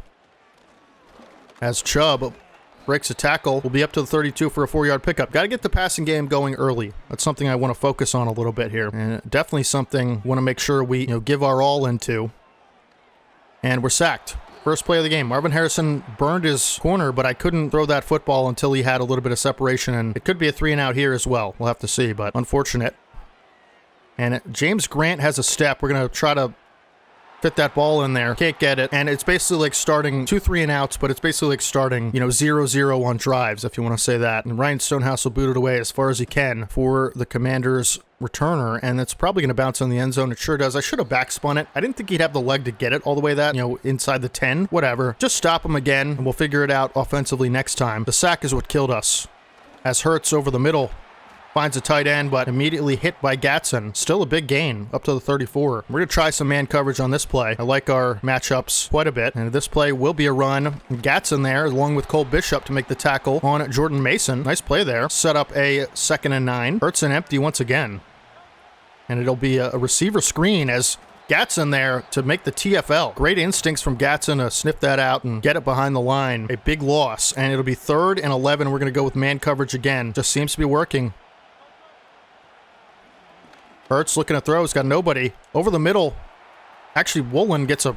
I mean, what was that animation from Tariq Woolen? I hit sticked and he just like stopped in midair. Unreal. Okay. We're going to send some pressure at Hurts. 1st and 10. Bad way to start the drive, but it is play action and Hurts over the middle. Cole Bishop in coverage. Can't make the tackle. Make a tackle, man. Somebody make a tackle. Jeez. Line protected the blitz well and Hurts read it and made the right play. And it'll be 7-0 Commanders. You know, tough way to start the game defensively. I thought we played really well on the first drive, and I guess the Commanders responded, you know, and they're going to do that. As James Grant will take it to the 28, and we're going to try to wake up the passing game as best we can here.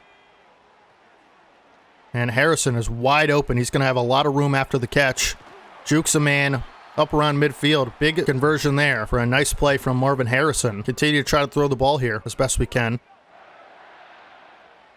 Man coverage on Brock Bowers, who makes a really nice catch on a good ball from Williams on the sideline, and we'll be inside the 30. 2 big plays there in the passing game will set up a 1st and 10 at the 28-yard line. And Chubb's got some space to the outside, but he picks up 4. Nice run there. Probably the best of the day. We're going to continue to try to air it out here.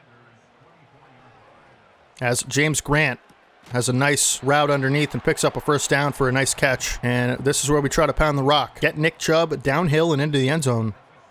That's what we want to do. Really good pursuit on Nick Chubb by Alex Anzalone, who's always good in run defense, I gotta say, weirdly. Like, he just always seems to make a play against the run, and I don't like it. 2nd and 10. It's a blitz.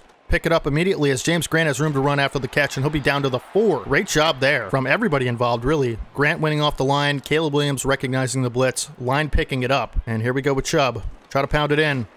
And he bowls his way into the end zone for a touchdown. Let's go. Nick Chubb has the strength and has the might to pull a couple defenders into the end zone like he always does. And it'll be 7-7. That's how you respond to a touchdown drive at home. You just go right down the field in 7 plays and score. Offense looking good. Will the defense be able to hold up this time? Give us a chance to take the lead. Next possession, we'll see. Hurts on 1st down. Going to hand it off to Jordan Mason, who's stopped behind the line of scrimmage by Jonathan Warner. Maybe his first big play of the season. 3-yard loss on a big TFL in the run game. You'll love to see that, man. Our top 10 pick, Jonathan Warner, making a big-time impact there. We'll try some man coverage on 2nd and 13. Motion, and it is a run and a really good block shed and tackle. Way to wrap up by D'Angelo Hall. Makes it a 3rd and long. Can we get Hurts and company off the field? We're going to try to, and we're going to try man coverage again. See what happens. Is play action. And Hurts looking to run. Tackled promptly by D'Angelo Hall, who is just a monster in that run game. Holy cow. Commanders will punt again, and we're going to have a chance to take the lead. 5 minutes remaining in the 2nd quarter. Great defensive stand there. We're going to let this one go into the end zone. Off of the punt, it'll be a touchback, and Caleb Williams will have a chance to really take advantage of this situation and try to get Chubb going. And just can't, we got to set ourselves up a little bit better on these 1st downs and 2nd downs, so it's not always 3rd and 5, or 3rd and long or 2nd and long. Usually 2nd and long, to be honest. As Chubb out of the backfield is going to be able to pick up a 1st down, and a couple of yards after that, nice catch for Nick Chubb and powerful run after. Get Braylon Allen onto the field for some extra blocking. Seems to be pretty good at it. And Chubb squeaks through the left side of the line, but only picks up 2. And we'll look to air it out once again here. Double A gap look for the Commanders, and we got Xavier Legette on his patented whip route. Great run after catch threat every time, and brings it past midfield. We'll get Braylon Allen onto the field again. And Chubb carries Anzalone for 5-yard pickup. Nice play there. We'll try another run here. I like running on double A gap. It usually is a pretty good look, and Chubb picks up the 1st down. That'll take us to the 2-minute warning most likely. It sure will. We have a chance. We're already in field goal range. Have a chance to extend our lead big time here, and that's what we're going to attempt to do. We got Bowers over the middle. Big run after catch. Bowers down to the 4-yard line. Big passing plays, big chunk plays here have made this a pretty easy 1st half offensively, and I'm going to try to run this in with Nick Chubb. And will we be able to, as he bowls over a defender, takes it to the 1. We're going to go hurry up and try to run it again before they can get some extra linemen on the field. We should be able to punch this in here behind Joe Alt. And Chubb going to dive. Can't get through. It'll be 3rd and 1 on the goal line. I don't know, man. I kind of just want to try to run this again. That's what we're going to do. Chubb tries his best, but can't take a defender into the end zone. 17 seconds left. We're going to call timeout. We are going to go for it. Here we go. We're going to run this to the left side of the line. Please, Chubb. He walks in. Great blocks up front from Fuaga and company, and Chubb has a second touchdown of the day. Powerful runs all the way down the field. Great strikes from Caleb Williams to get us into the red zone. And 14-7 Eagles. Good clock management as well. We are rolling. 11 plays, 81 yards. Simple football. Take what the defense gives you. That's what we've been doing. Hurts going to have 16 seconds to put points on the board, but I will say, if you watch the last Commanders game with the Hail Mary at the end, he's never out of it. So we're going to go into dime coverage, and we're going to play some conservative coverage here. Cover 4, and it's going to be a run for Mason. And thank goodness, because we just don't want a Hail Mary, and they'll just run it out. They'll run the clock out, which will take us to the third quarter. Beautiful half of football from your Eagles. 2 stops defensively and 2 touchdowns offensively. Continue to try to run it inside. It's been working nicely, and we will try to defend the deep pass. You know, we've really just dominated time of possession. We're going to try to continue that on this drive as we will receive to start the second half. We're going to try a little bit of a weak side run with some pull linemen there. It'll be 2nd and 10, and I think we're going to attempt to try to fire up this passing game a little bit. It's been there when we needed it, so I feel pretty confident. As Benson out of the backfield breaks a tackle. That was actually a beautiful broken tackle from Benson to extend that play. I just saw pressure, and I felt like if we just, got it out to Benson, maybe something good could happen, and I was right. 3rd and 4, big third down here.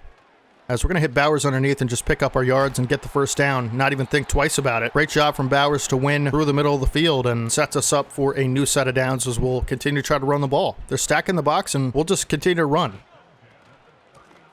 Chubb can't get through the second level, but picks up 3. Another pass play on 2nd and 7 here. And Benson open on the sideline and makes the catch. Nice catch on the sideline for Benson, who's been a pretty good receiving back for us, especially on this drive. 3rd and 3. Harrison, that's right at Anzalone. I should have let it inside.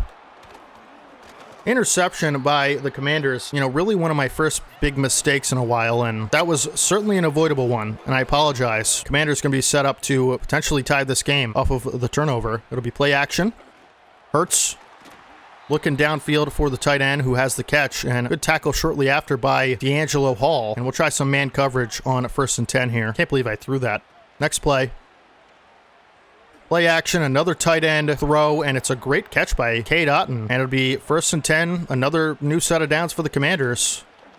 As Hurts will just barely get that throw off. Drew Sanders on the pressure. Great job by Drew Sanders to force Hurts to throw the football away. 2nd and 10, this could be a run. And it is a stretch to the outside as Quinn Williams eating up blocks, but nobody else can get free. Solid run for Mason, 6 yards. And it'll be 3rd and 4. Here we go. This is an important down here. Hurts to the end zone, wide open is Nico Collins on a little comeback route. This game will be tied. Luckily, we were already up when I threw that pick, so can't expect the defense with a short field to not allow points. They can't get off the field, but really, that is what happens when you throw picks. It's fine, though, because we already had a lead, and so we're still in the driver's seat of this game realistically, as James Grant has a return up to the 28. The run game has been a little bit scarce as Javonte Williams has an injury. Double A gap look for the Commanders, and Chubb's going to take it. Pull over a defender and get popped right after that, but it is a 8-yard pickup. Nice job from Chubb, and we'll try a little play action here. I doubt it's going to work. Play action never seems to work. But we do get some separation from James Grant, who has a catch and a lot more down the sideline up to the 27. Huge play in the passing game there, as Caleb Williams, other than my mistake, has made some really nice throws, and the receivers are open today. It's going to be a Chubb run, and he'll pick up 6. And is he hurt again? Please don't be hurt. Benson will come into the game. Doesn't look good for Chubb. Seems to be getting hurt a little bit more frequently, as Benson has a hole through the middle. He'll try to bull over a defender and get to the 10-yard line. And I think we're going to keep Nick Chubb in the game. He's been really good for us, but that was a nice run in the intermediate from Benson. We'll try a little bit of a pass play here on 1st and 10. As Bowers is open. Can he get in the end zone? Catch and run. Bowers. It'll be 2nd and inches on the 1-yard line. And I think we're going to try an RPO here. Now, you know what? We're just going to try to run it in with Chubb. I like the spread line of the defense. And Chubb's going to walk in for another touchdown. 3 on the day, folks. 3. Count them. No passing touchdown. No problem when you got Nick Chubb running like he is in the red zone. House of Chubb. They just upped the rent, and he's able to pay it. That was the lamest thing I've ever said. That was really dumb. That didn't make any sense either. So anyways, another stop would be really nice, and it would make this game a lot more difficult for the Commanders. So really looking to get a stop on this possession. And I think zone coverage is going to be our best friend. Hasn't worked perfectly, as D'Angelo Hall makes a nice hit on the returner. You know, nothing's going to work perfect against an offense like this. You just have to find the best results. And they really haven't been attacking the seams like the Giants did, as this will be a play action, and I get absolutely fooled. Down the sideline, wide open, is Hurts' man, Chris Olave. Pretty unfortunate sequence of events there. You'd like to see that be covered up a little bit better with the zone, and another play action, I get fooled as Kalen Bullock whiffs on a hit stick, but D'Angelo Hall forces a fumble. Zach Gatson picks it up. Oh my goodness, these rookie linebackers are all over the field today. Couple picks already on the season for Zach Gatson. Now a forced fumble from Hall. Man, turnover city from these linebackers. What a job they've done, huh? As Bowers open on the sideline. That was a really risky throw. I saw it late, and I should have threw it earlier. He was wide open. End of the third quarter. We're going to try to take some clock away from the Commanders and try to convert a big, first down would be big here. And the run game is rolling. As Chubb will cut back and only pick up 2. And this is actually kind of a big third down because we could really play keep away with the Commanders in this lead if we play our cards right. And James Grant open over the middle. Can he pick up the first down? He tries, but he can't. It'll be 4th and inches. We're going to go for this. We've ran the ball well in the red zone. We're at about midfield here, and I kind of just feel confident going for this with Nick Chubb, the way he's running in short yardage situations. Offensive line has played well. It's going to be a run blitz, and Nick Chubb has the first down and a lot more. Protects the football, and he's up to the 38. Big run from Nick Chubb. He's playing through an injury as well. You got to commend his efforts. That takes a lot of clock off if we're able to convert another first down, as we are, as Nick Chubb to the outside carries a defensive back to the 26-yard line. And man, are we rolling offensively. You'll love to see it. They're stacking this box big time. We'll try to capitalize. And we're just going to throw that away. We had a one-on-one with Bowers, and I know there was open players on the field, at a certain point in their routes, but I'm kind of the philosophy right now, if it's not wide open, just don't throw it. And Nick Chubb, especially with the way he's running, it's going to be 3rd and 6, and if we can just kick a field goal, I'm going to run it. Like, if we can just kick a field goal, even if we don't get this third down, we'll be in great shape. So we're just going to kick this field goal, extend our lead to 2 possessions, and we're going to feel okay with that in a must-win game. Like, this is a playoff atmosphere, and I'm cool with just taking 3, making it 2 possessions off the turnover. Again, I told you before, that's what great teams do. They capitalize on turnovers offensively, and that's what we're doing here. Commanders have 4 minutes to score, stop us, and score. Good luck. And they're going to have to throw the football quite a bit. So we're just going to pass commit pretty much every play, as it's going to be nearly a sack. It is a sack. Jonathan Warner got there first, and then Quinnen Williams actually made the play and brought him down, but Jonathan Warner got hands on Hurts. He's had a really nice day. And it's going to be an underneath throw for Jordan Mason. But how about Jonathan Warner? Getting through the line, Quinnen Williams finishing the play. Little stick route. They're taking a lot of time here. I mean, there's already 3 minutes left. Like I said, they got to score, stop us, and then score again. And I don't know that they're going to be able to do that with the way they're running this clock. We'll live with these little throws, man. We will. Not a big deal. And underneath again, this time for Nico Collins. Big shot from Zach Gatson. These linebackers have played so well today. We're going to spread out our look here. Hurts. Going to throw to the sideline. 31 stays in bounds. I mean, that's a really dumb decision. That's going to take us to the 2-minute warning. They could have had another play before the 2-minute warning. They decided not to. This will be play action. Hurts looking, hasn't ran yet, and dangerous throw for Collins, but actually he threads the needle pretty nicely there. Was not expecting that. And we're going to switch it up with some man coverage on an audible. Hopefully our corners can win. It's going to be motion. Arnold's going to follow the slot receiver, and Bullock's going to take the tight end. And it's going to be a play action look. And going to go, yeah, I played that. I clicked on a Bullock and I played that terribly. Totally my fault there. And this is most certainly going to be a touchdown, but we're going to send some pressure at Hurts anyway. And Bishop, beaten coverage. Quick score for the Commanders. We just got to play keep away now. Convert on our run plays. Like couple, first down or 2 ends of the game, really. They do have 3 timeouts. Just can't fumble. That's like the biggest thing. Can't fumble and can't go 3 and out. Need a first down. If we have to throw on 3rd, we will. But let's hope that we get the first down before that even happens, as James Grant might have a touchdown here. James Grant in a foot race with a couple of people on special teams, and James Grant is going to seal the victory for the Eagles, dive into the end zone.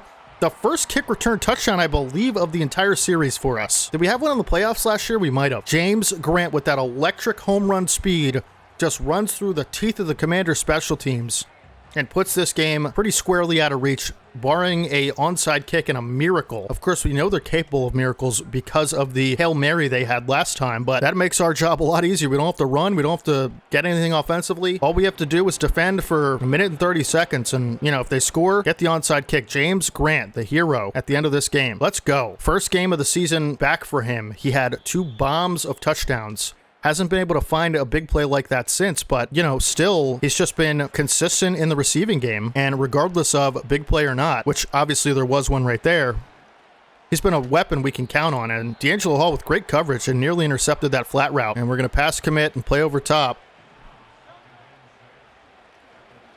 And over the middle, Hurts has a man, big hit from Bullock. And they're going to take shots if they're going to throw over the middle like that. And I like the matchups here. We're going to go man coverage. And man, the sidelines are just getting beat. Hurts doing a nice job of finding that, and they're marching right down the field once again. Where was this offense in the first half? Hurts will audible to have a back in the backfield. It's actually a receiver.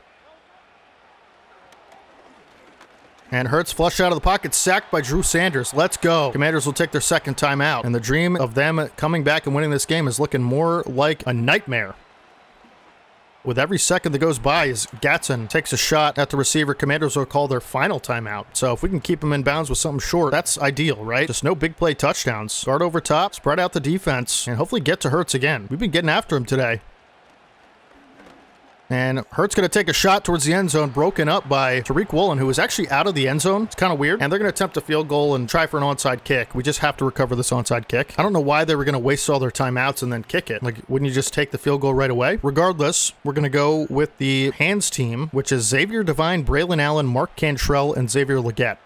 And Legette, as trusty hands as they come, gets the football back for us, and that's going to do it. Go ahead and take a knee. 2 wins in a row against 2 division rivals, and of course, next week we'll have the Cowboys. Probably on the road, I would imagine. We've had a bunch of home games in a row, but a big win here pushes us to 4-6. I told you, all we have to do is believe. We'll take another knee, and that'll end the game. And your final score is going to be 31-24. Eagles victorious at home once again in these black unis. 2 wins, 2 weeks, 2 division rivals. See you later, Commanders. Hope to not see you in the playoffs. Actually, I do, and that, you know, we could beat you in the playoffs if we get there, but it's a week-by-week thing. This week, we handled our business. We came out, we ran the football incredibly effectively, and Caleb Williams was slinging it all over, man. Average yards per attempt, 12. That's insane. 200 yards on 17 attempts. Beautiful. Was putting it all over the field and all on the money, and Chubb, I think, is injured, unfortunately, but he delivered today in a big-time way. 22 for 75 and 3 touchdowns down there in the red zone. He was so good in short yardage, as Trey Benson, 1 for 13. Didn't see Hurts take off too much. James Grant with the electric kick return for a touchdown, as well as 4 catches for 66 yards today. Brock Bowers, 4 for 75. Didn't see Marvin Harrison Jr. too much, or Xavier Legette. Marv only 1 for 19. Xavier 1 for 22. But hey, man, I throw to the open guy. If I don't see you open, I'm not throwing it. And we'll move to 4-6. Big W there. Hate the Commanders so much. And James Grant is going to get an upgrade, and he should have abilities soon. 75 overall. So what's he now? 73. 1 more upgrade, and he'll have an ability. Big upgrade here. +2 medium route, +1 catching, +2 catch in traffic, +1 release, and +1 spec catch. Can't believe he's a superstar. Unbelievable. What's his injury rating? 84. Okay. I knew it was kind of bad because he always seems to get hurt, but this is a guy we have to keep on the field. He is a special type of playmaker for us. We have staff points to spend, and we're actually going to spend it on linebacker acceleration. I want to max this out, actually, because it's just a really good ability. Middle linebacker acceleration boost by 3. So like Zach Gatson and D'Angelo Hall, they're going to have like +3 excel, which is beautiful. We will move on to week 12, which is Cowboys week, of course.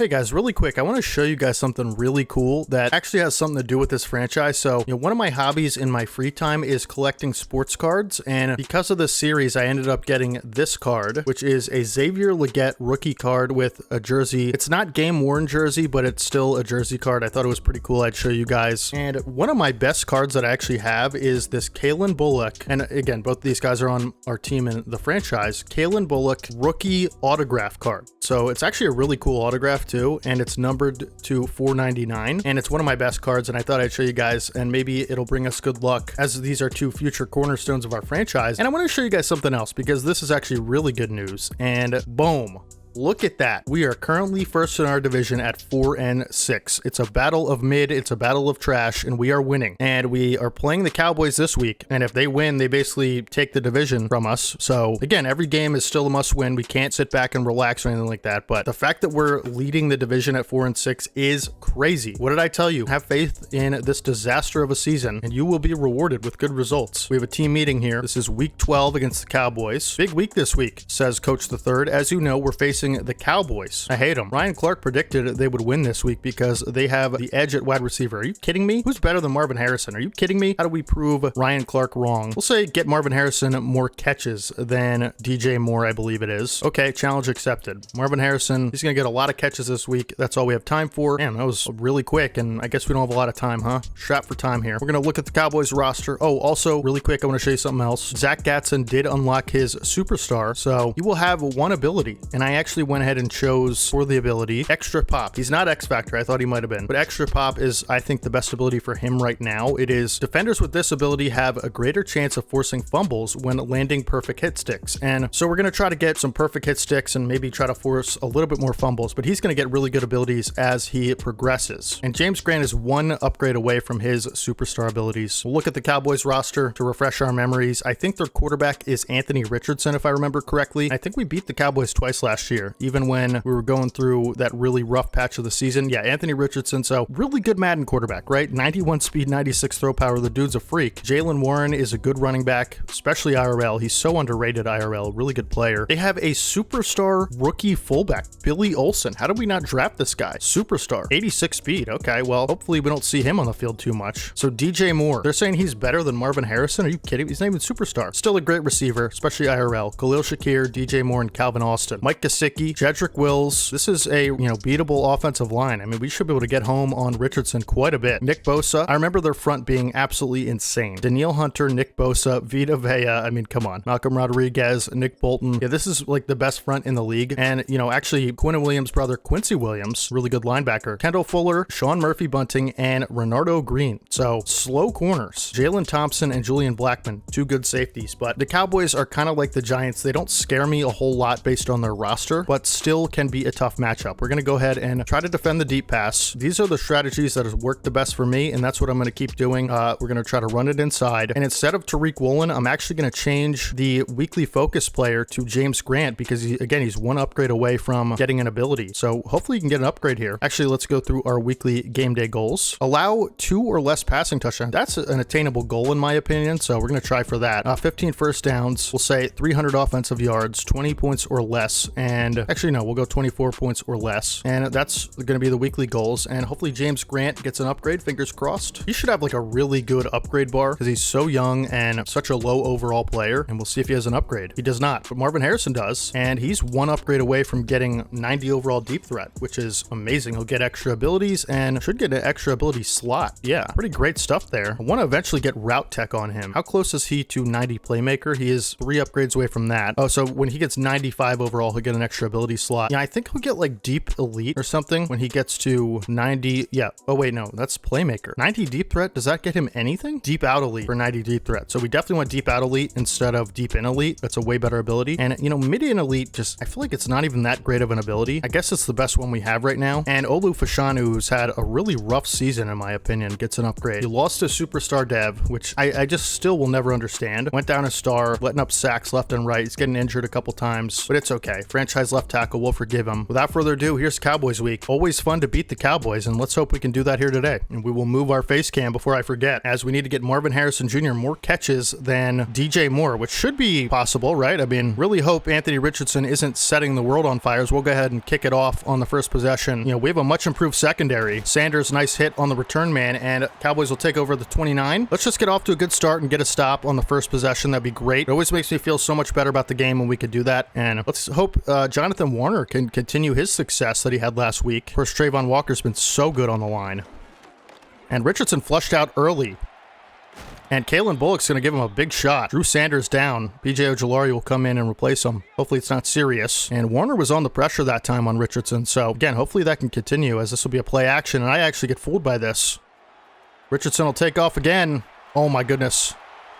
Somebody get him, man. Bishop makes the stop. If I had lined up a perfect hit stick with Zach Gatson, we would have had a fumble there. Big time. So let's try to make that happen at some point this season. It'll be a throw for Richardson. And flushed out again. Ojulari.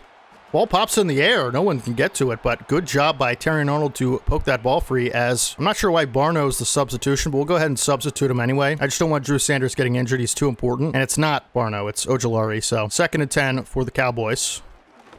Underneath for Khalil Shakir, makes the catch, and it'll be 3rd and 2. And I'm thinking about sending some pressure here. What do you guys think? When you trust your man coverage, it's easy to send pressure. That's what we're going to try to do. Zach Gatson gets in free and can't bring down Richardson, but D'Angelo Hall eventually does. The 2 linebackers converging for half a sack each, I believe that'll count as. And D'Angelo Hall making the play on the blitz. You'll love to see that. Hopefully we can get a miss here from the kicker. And it is... It's good. Oh my goodness. I thought that was a miss for sure. Just squeaks in, man. It looked like a doinker to me, but 3-0 Cowboys. That's fine. Great way to stop the offense on the first possession. Benson on the return. Can't get much, but it'll get to the 27, and Chubb in the offense will take over, as Chubb had a dominant week last week. No catches for DJ Moore on the first possession. A little side storyline to watch for is who ends up with more catches. I think it'll be Marv, but we'll see. As Chubb has a lot of room to the outside. Chubb's got space. He's going to stiff arm a defender. He's going to keep going. Chubb for a 23-yard gain. Huge play to start this game on a trap. And we're just going to hand it to him again. Oh my goodness. Benson actually into the game. What a run from Nick Chubb. As Benson gets through the line, and the run is seemingly unstoppable today so far. I remember this being the case last time we played the Cowboys, and I couldn't believe it with that front they have. 2 big runs to start the day, as Chubb has another huge hole. And how do you not keep running it when it's just been big run after big run? That's what we're going to try to do. Another first down, as Chubb, not so lucky this time with the blocks, but we'll pick up 1. As you can see, a 3-touchdown performance last week. And I think this is where we'll elect to pass for the first time this drive. 2nd and 9. Bowers wide open, and a pass batted down by Nick Bosa, or actually was Quincy Williams, I think. Good play from Quincy Williams to poke that ball away, and it will be a 3rd and 9 here. As Bowers... open, he's going to possession catch it. Really nice throw from Williams. Put it right where it needed to be. Threaded the needle there. And I think we're going to try to pass this in if we can. 1st and goal. And Leggett has a step. Can he make the catch? He can, but can't get into the end zone. It'll be 2nd and goal from the 1. And you know what? At this point, we're just going to try to punch it in. But I'm worried about Vita Vea and this line blowing it up. We'll see.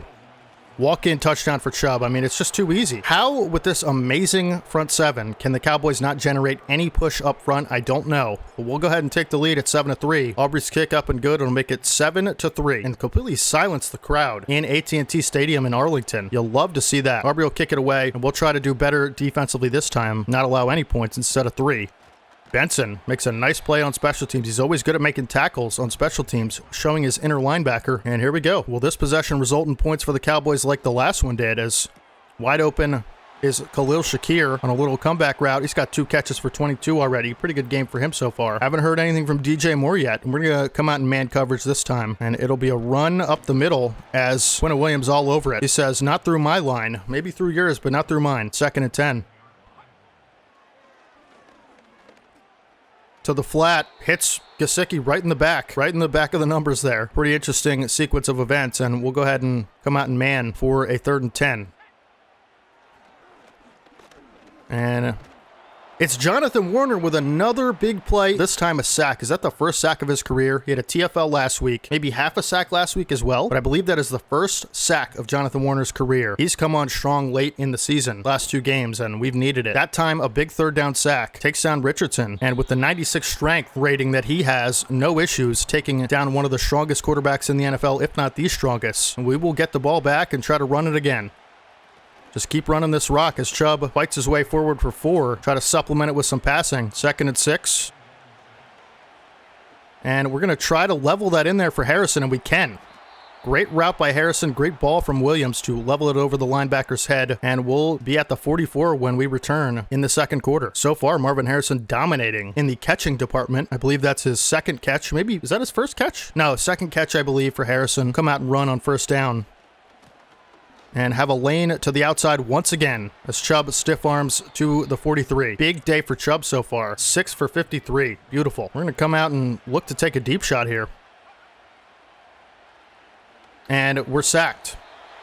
Dude, get rid of it, DeHave, man. Unreal. How I get sacked there, I can't tell you. 2nd and 23. We'll try to pass from under center as Cantrell wins right off the line, and against the linebacker, Nick Bolton, that's pretty easy, as that'll at least help us out on 3rd down, make it a little bit more manageable. If we get close to the line, we could kick a field goal. Try to get some yardage back on a field goal, and that's intercepted.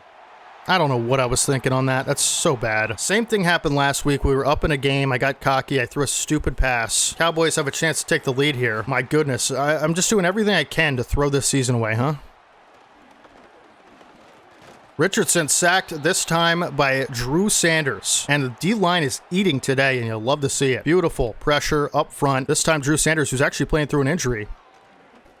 And underneath, Jonathan Warner makes the stop, but it was Khalil Shakir, I believe, in the slot. It'll be 3rd and 6. Would love to get somebody home again here with pressure. Richardson on 3rd down. Complete to Khalil Shakir and tried to force the ball out with Tariq Woolen, which is always risky because if you don't force the ball out, sometimes they can break the tackle since you're not doing a conservative tackle. And that time we pay for it. As out to the... Why does that animation keep happening? I'm just never going to... I mean, how... English is hard. It's going to be a huge gain for a running back. I can't believe that any of that just happened to me. 1st and goal. Ridiculous. As really good play from D'Angelo Hall in coverage. Again, can't wrap up. We're having tackling issues today, but ultimately makes the stop, and we're going to send some heat at Richardson, who is going to get it out to Gesicki, and a really nice touchdown-saving tackle one-on-one in space by Nate Wiggins. There's better commentary. Get your stuff together, man. Your season's on the line. 3rd and goal. We're going to send some heat. Is a play action, and Cole Bishop is there for the sack, and Dallas will be forced to take 3. Let's go. We'll have a 2-minute drill to extend our lead, but we will retain it with the Cowboys settling for a field goal here. We just keep making plays in the backfield, and this time Cole Bishop. Kick is up and good from Dallas, but despite the really critical error from me in the passing game, we'll have a chance to extend our lead, at least by 3. That would be nice. James Grant on the return, of course, returned a kick for a touchdown last week. Not so lucky this time, but to the 28, and here comes Williams. And we're going to hit James Grant underneath, who's got breakaway speed, but not that time. Be a 5-yard pickup. But just to get some positive yardage is nice on the first play.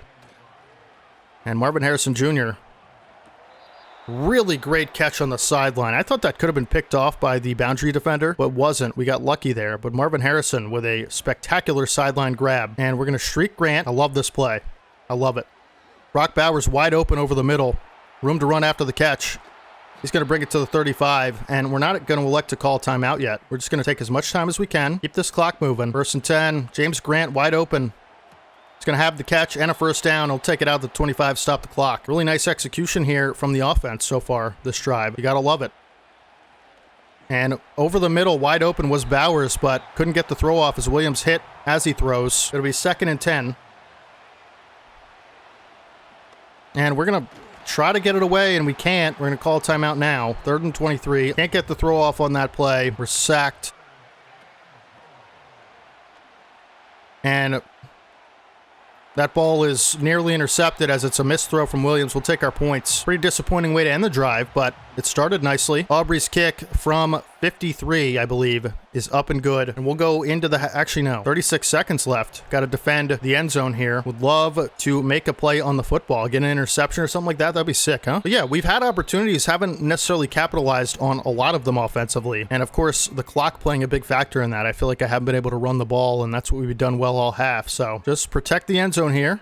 That's what we're going to look to do as underneath... Big hit stick. Can't force a fumble, but that was a perfect hit stick there by Zach Gatson on DJ Moore. 2nd and 3. Flushed out of the pocket. Terry Arnold tried to make a play on it, but that'll put the Cowboys nearly in field goal range as Khalil Shakir fights his way to the 30. And they're in field goal range, big time. They have 1 timeout left, though, so they should try to be careful with that. 1st and 10. Underneath. Thought that could have been a big hit stick, but it wasn't. And if they're going to go ahead and try to run a play here, they better be careful of the sideline getting out of bounds. We'll let them run. Like, okay, he's going to throw it away. Smart, wise decision there. And now they're going to take their points. They'll go into the half with a 1-point disadvantage. And I believe, do we receive out of the second half? I think we do. I think we kicked off. We'll have 3 seconds. And you're crazy if you think I'm not trying to Hail Mary here. We have Marvin Harrison Jr. and James Grant. And we're going to Get sacked. Okay. The pressure has been getting to us today, and we'll go ahead and open the second half, electing to try to run it inside, which has worked, and electing to stop the deep pass because I feel like we've been good defensively. We will return, and it'll be Benson on the return here. He'll take it to the 28, and let's just try to establish the run once again. I feel like that shouldn't be too difficult, right? Because the beginning of the first half, we were dominant on the ground, and we have a nice lane here. Be a 5-yard pickup. We're really going to commit to running the ball here. We're going to run the same play. They're stacking that box. Although it doesn't seem to matter as Chubb fights forward for 3 that time. And I think we're going to try to run it again, this time with Benson. And man, are they spreading that line, huh? Benson's got the first down, moves the chains. Nick Chubb, up the middle, got a lane with a cutback and only picks up 1. And this is where we try to air the football out just a little bit. 2nd and 9. Man, the linebacker was collapsing in on that, and I made a dangerous throw, and I saw it late. That was bad. Could have been bad. 3rd and 9. We'll just get that into Bowers, who breaks a tackle. And this is actually an interesting situation here. I'm gonna go for this. It's 4th and 3, and we have electric receivers here. Let's go for this. And underneath to Grant, who makes a beautiful catch. I mean, I threaded the needle there, but that was dangerous. But thank goodness we moved the chains and give ourselves some more opportunities here to extend our lead. And Chubb has a lane to the outside and can't truck over the safety help, but it is a nice gain. I think on 2nd and 4, you're able to be a little bit aggressive here. And Harrison is going to have some room to run after the catch. Nice pickup there. It'll be 1st and 10 at the 27. Definitely beating DJ Moore in receiving. You know what? I mean, James Grant is just... Nah, I'm going to get rid of it. I didn't like the way that play shaped up, but he had a free run off the line, and I felt like maybe take a shot, but didn't end up working out that way. We'll try to run it on 2nd and 10. We cannot take a field goal here. And we might have to do that as it's 3rd and 9 now. We're going to try our best, but 3rd and 9. We're going to hit Leggett. Makes a nice possession catch in traffic. Way to hang on through the contact. Saw the blitzers on the left side and decided to make a quick throw. It ended up working out as they have their big personnel on the line. Let's see if it ends up mattering. Nick Bolton all over the run there. We have not been as successful this time with the runs. So, you know, I'm going to elect to try to throw this football here. And we have James Grant. Can he make the catch? He can. It'll be 3rd and goal at the 2. And that actually sets us up nicely for a goal line pass situation. They're blitzing off that side, and we're going to try to hit Grant again, who makes the catch for a touchdown. Let's go. Beautifully executed, methodical drive. Got a little hairy there on 4th and 3, but ultimately we made clutch play after clutch play, converted, and we extend our lead to 8 points. So they're going to need a touchdown, and we took 6 minutes off the clock. Beautiful. Almost the whole 3rd quarter was that drive, and they're going to have to score and get a 2-point conversion if they want to tie this game. Really proud of how we managed that situation, and we got to keep getting home to Richardson. We've been really good at it all day. 1st and 10. Richardson going to throw over the middle. Wiggins there for the stop, but a nice pickup for DJ Moore, who actually does make a catch on that one. I'd have to look, but I'm pretty sure Harrison's got the lead right now. 1st and 10. It's going to be a stretch. And Gatson, see, I keep trying to hit stick now because I have that ability, and it's getting me in trouble. I got to stop doing it so much. That'll take us to the end of the 3rd quarter. We're going to try to get pressure with a big personnel on Richardson. It's actually really nice coverage from Cole Bishop, and it'll be a 3rd and inches. I think what we're going to do is come out in 4-2-5 and pinch our defense. Okay. It is a conversion and a catch off the line. Is that N'Keal Harry still in the league? You got to be kidding me. Richie Grant into the game. Another run. They've been running pretty well here, but nice tackle and wrap up from Zach Gatson. That's a really nice play there in the run defense. It'll be 2nd and 9. Richardson looking Gesicki's way. A little bit of a dangerous throw there, but it would have been completed if Gesicki had hung on. You got to catch that football in the NFL. 3rd and 9. Got to watch the scramble in a 5-wide set. And Richardson over the middle. Great throw for, man, he has a lot of good chemistry with Khalil Shakir, and that was perfectly executed on that play. 1st and 10. We're going to send some pressure. Wiggins beat on the route by DJ Moore, and it'll be a walk-in touchdown. You're never safe on these sliders we have. Now they're going to go for 2. We got to keep them out. This is a big 2-point conversion here. Hall gets in, and Trayvon Walker takes him down. It's a fumble.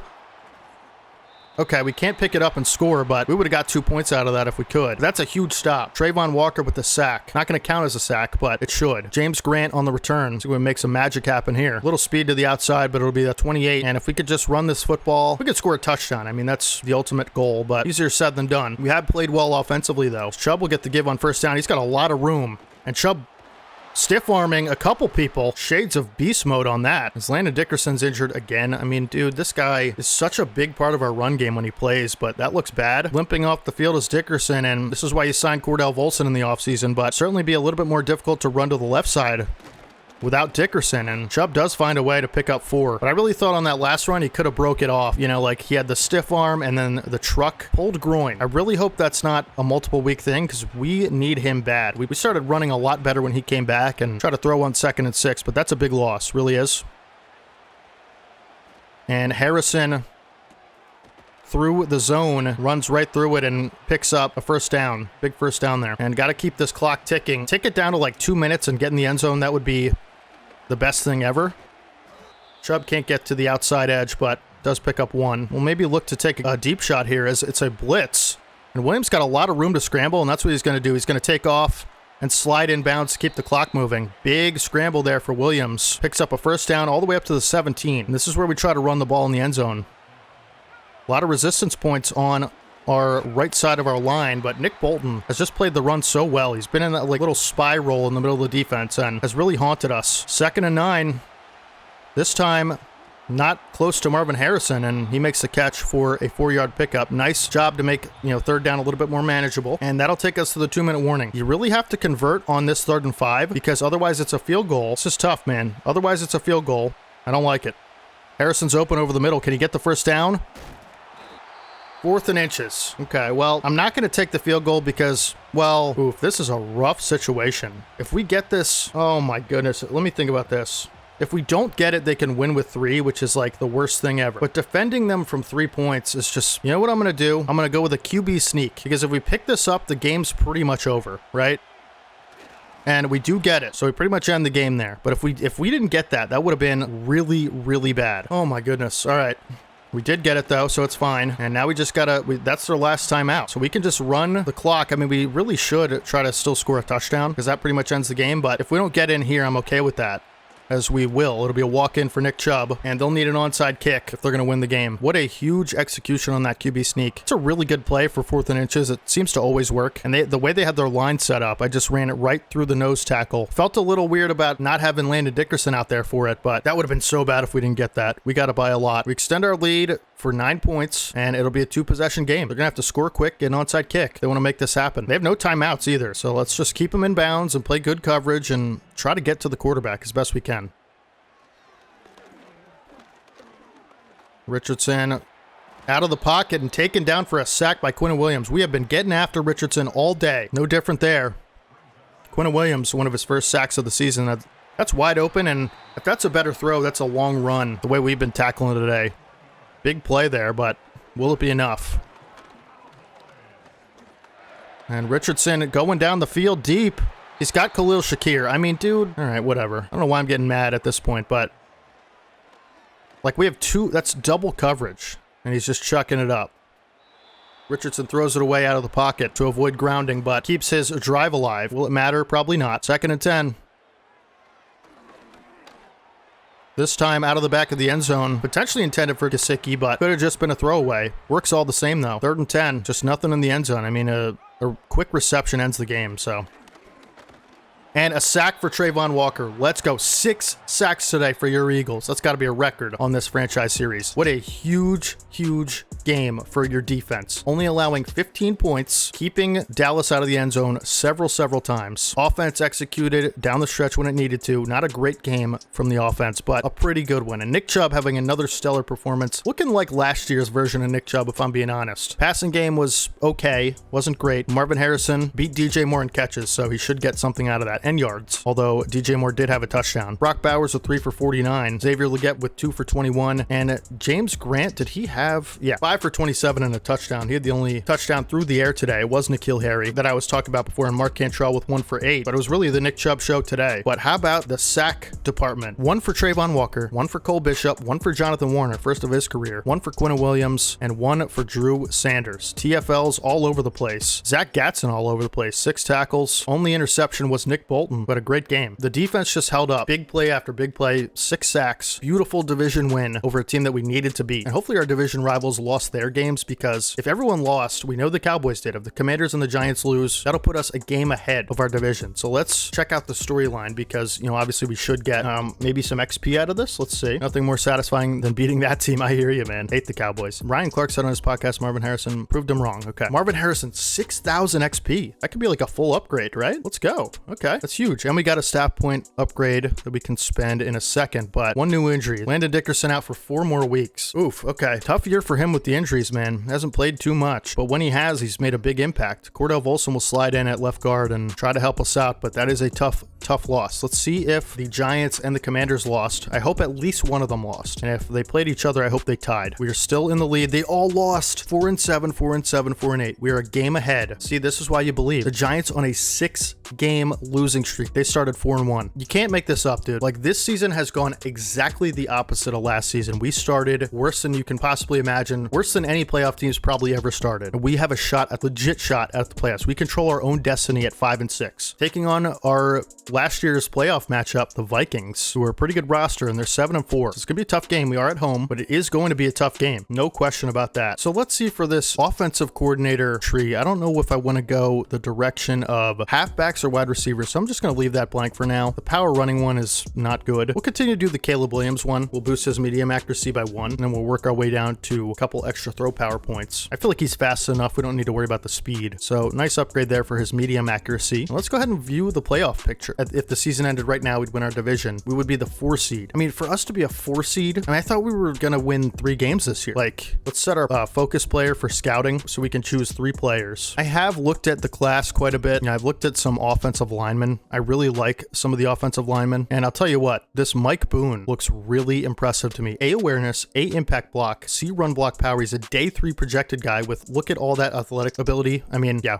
we're going to choose him as one of our players here. And I think, you know, drafting a backup offensive lineman wouldn't be the worst thing in the world, especially if it's a good one with a good dev trait. And for safeties, I do like a couple. You know, we're not going to be able to get Maurice Groves, most likely, who is one of the top players in the class, but Nolan Slaughter looks incredible. He is a decent athlete, not great, right? But look at these skills. I mean, B injury, B tackle, B man coverage, A awareness. I mean, good to solid almost everything. He's a little bit undersized, but that guy looks really good. And he's around 2 to 3 projection. I think we're going to choose him because we could definitely upgrade at safety for sure. As a backup swing safety or potentially a Cole Bishop replacement. We did extend Cole Bishop, and this Dwayne Buckhalter as a right end. He has 8 power moves. Projected to go round 2 to 3. We're looking for value picks. You know, we're not going to have a high first round pick this year, if any at all. This guy looks like a pretty good athlete. I'm going to choose Dwayne Buckhalter at right end for depth. So this is going to be like most likely a depth draft. Go ahead and select those players, and then hopefully we'll know a lot more about them next week. All right, YouTube, week 13, and we actually beat this Vikings team in the playoffs, if you guys remember, but they are 7-4, and historically this season we have not played well against good teams. That needs to change today because we control our own destiny. We are ahead of our division by 1 game.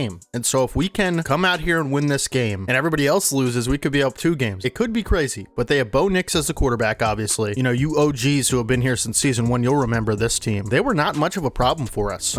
Isaiah Pacheco, really good running back. But obviously, you know, this year is a different story. Keaton Mitchell, a lot of speed out of the backfield here. Brandon Ayuk, really good superstar receiver, 92 overall. Alec Pierce, Keenan Allen, some good receivers there. And Pat Freiermuth, really good tight end. Offensive line is not great. We can get to Bo Nix, in my opinion, the way we've been rushing the passer lately, especially last week against the Cowboys. Carl Granderson, Leonard Floyd. I mean, the D-line isn't spectacular either. Shout out Javon Hargrave, Eagles legend. Micah Parsons, though, he will be a problem. Superstar Peyton Wilson. I mean, the linebackers are fantastic. Quinyon Mitchell, Super Bowl champion, one of my favorite Eagles. Let's hope the ball doesn't find him too much today. Paulson Adebo, another good corner. Jordan Lewis. So a lot of speed in the DB room, especially with Quinyon Mitchell. Quintanamo Bay, as we like to call him here in Philly. Marcus Williams and and Grant Delpit. Two big, hard-hitting safeties. This will be a tough game. We're going to do our weekly strategy, and against the Vikings, we're going to defend the deep pass. I just feel like this is the best way to do your weekly strategy. Run it, at least for me, run it inside and defend the deep pass. And let's do our weekly game plan goals as always. Get 1 interception. That's a good goal. 15 first downs, 300 yards. I mean, this is just easy free staff points in my opinion. I'm going to warm up in a drill with Caleb Williams. I'll talk to you guys in a second. First game of the day. I really hope, we can perform like we have been. We've been on a tear lately, and also it'd be nice to get Caleb Williams to 90 overall strong arm here. So if he can get an upgrade, that'd be huge. James Grant's one upgrade away from getting superstar abilities as well. And let's see our upgrades, see if we have any good ones here. Brock Bowers, he's going to go up to 95 overall vertical threat, and that will give him an ability slot and also hopefully some extra abilities. Let's go ahead and see what the abilities we can put on him are, and we can add red zone threat. So that's a really good ability. We already have deep out elite, short in elite, and route tech. Can we do like short elite? I don't know that you're going to be able to get that for a tight end. We'll go red zone threat, I guess, which is basically receivers with this ability have a better chance to win contested catches against single coverage in the red zone. That's a good ability. We're going to go ahead and put that on Brock Bowers, and Joe Walt gets an upgrade to his pass protector. A couple more, upgrades away from him getting secure protector and edge protector and all that stuff. So +2 pass block. That's good stuff there. Zach Gatson gets an upgrade. When we get him to 80 overall pass coverage, he might get lurker, +2 man, +2 zone. Let's go. Cole Bishop gets an upgrade. Still want his coverage to be better. I mean, he's played well this year. I will say Cole Bishop has been much better this year than last year. He's made some big time plays. He's always a threat with the ball in the air to make an interception. We'll do CPU upgrades for the last two guys, and let's hop into Vikings week. Need a win in the worst way, and this would push us to 6-6. And it is finally a home game where it's not actually a primetime game, and so it's pretty interesting here. We're going to kick off to start the game. We got to get to Bo Nix. Our pass rush has been exceptional as of late, and I want that to continue today. Only injury, I think, is still Landon Dickerson, if I remember correctly. This is a new recording session, and Bo Nix will take over the 26 with this pretty high-powered offense, I got to say. Brandon Ayuk and Isaiah Pacheco, these are big-time threats.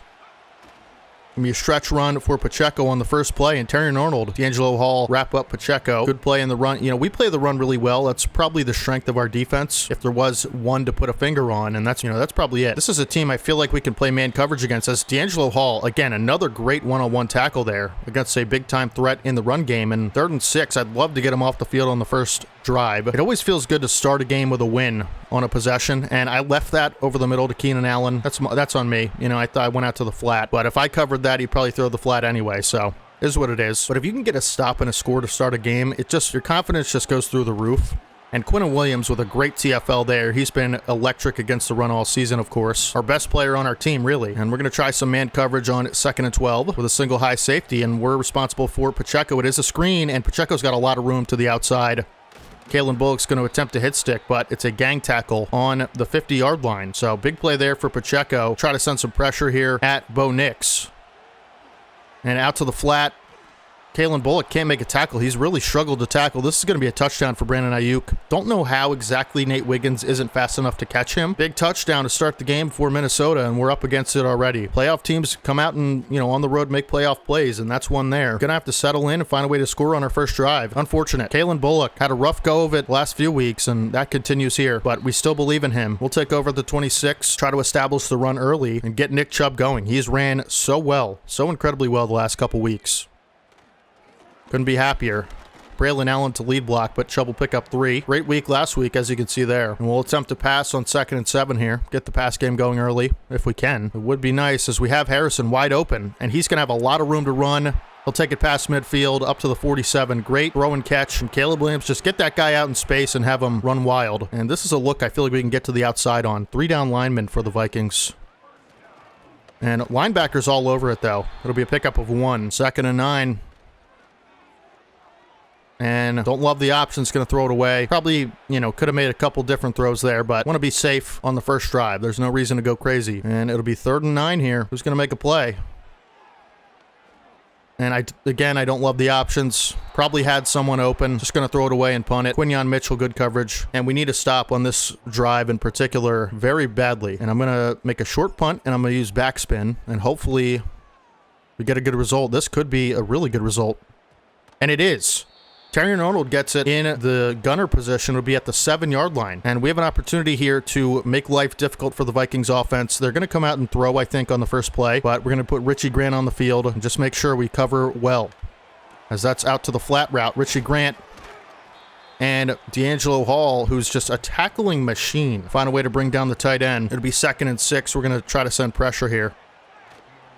And it is a play action, and down goes Knicks. D'Angelo Hall unblocked through the middle. Already having a big day. It'll be 3rd and 12, and we're going to go with cover 2 man. Somebody make a play here.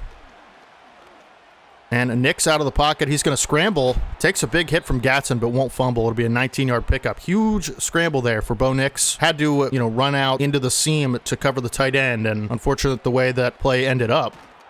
It'll be a short throw for Pat Freiermuth, who hangs on. 2nd and 7. And this is probably going to be a run, and we're going to send the whole house at Bo Nix. Again, this line isn't particularly great. It's a play action. Nix pressured, but gets the throw off. Tariq Woolen beaten coverage bad by Keenan Allen. Probably the slowest receiver you're going to find on a football field in Madden these days. Not sure how that happened. He is still a great route runner. In field goal range already. Could extend their lead. It's going to be a play action and wide open. Big hit from Bullock that time, but wide open is Brandon Ayuk. First, a new set of downs already. 1st and 10. Got to find a way to get some stops here, man. This will be a screen. Covered well, but still picks up 5 is Alec Pierce, the captain of the receiver room. Try to send pressure here. Throw a man blitz on 2nd and 5, and it's a pitch outside to Pacheco. And Cole Bishop makes a nice stop before the line to gain. It'll be 3rd and 3. Need to get off the field, man. Huge 3rd down here. And I like the man coverage look here. And Terry Arnold intercepts it into the end zone. He's going to take it out. Can he get a block from Wiggins? No, he just runs right by him, but a huge interception there. That is what we needed. Our defense just always steps up when we need to play the most. They just always do, man. That time, no exception. Terry Arnold having a fantastic season. Still mad about losing his superstar abilities. And we'll try to, get out of this tough field positioning as Chubb has a lane. Good run from Chubb up to the 18. It'll be a 6-yard pickup, but that is a huge play when we needed it the most, And this play worked earlier. On 2nd and 4, I'm going to run it again. And we do have Harrison. Makes a nice contested catch for the 1st down. Like to get something going down the field. Maybe I'm being a little paranoid with the pressure. I'm worried about Micah Parsons, if I'm being honest. We're going to have Chubb out of the backfield. Can he get a block? Again, blockers just running by the defenders. James Grant that time. It'll be a 4-yard gain, and we'll try a run with Benson to the outside on 2nd and 6. And good blocks from the line as Benson fights forward for a 4-yard pick. It'll be 3rd and 2. And you know what? There's a blitzer off the edge. I'm going to send James Grant deep. And we're just going to try to throw that for Leggett, who actually makes a nice catch on the sideline for a 1st down. But I'm trying to get James Grant some good matchups down the field. Just haven't been able to so far. We're going to go empty here. And Marvin Harrison wide open over the middle of the field. The line is blocked well today. I shouldn't have said that. Not trying to jinx myself, but we're taking this clock down. Hopefully we can, finish this sequence with a touchdown. That's really what we need. And Benson out of the backfield wide open. Just going to take our yards. It's only 2, but it stops the clock. And I like the empty set when our line is blocking the way it has been. And we're going to try to get out of the pocket and run for this 1st down. We have plenty of yardage here. We're going to get out of bounds. We do fumble, but we'll get out of bounds with Caleb Williams at the 29. Big scramble there. Nice job by Williams. And a new set of downs. And Chubb wide open in the flat. Can he stiff arm his way out of bounds? He can for a 3-yard pickup. Nice job there by Chubb. 2nd and 7. We got Leggett on the sideline. Can't make the diving catch. I rack caught it. I thought it would be a throw, catch, and run type situation, but should have possession caught it. That one's on me. 3rd and 7 here. Big 3rd down. And we have Benson wide open. Can he pick up the 1st down yardage? He cannot. And the Vikings actually call timeout here. We'll take our points. Still the 1st half. There's no need to reinvent the wheel here. We're going to try to take our points. And because if we come away with nothing there, the way our defense is played, I'm not super confident that we continue to get stops. And we'll force the Vikings into a 2-minute drill situation. Would have liked to finish that drive with 7, but 3 is what we settle for. And I'm actually okay with it, to be honest. As Cole Bishop takes down the return man. 1st and 10.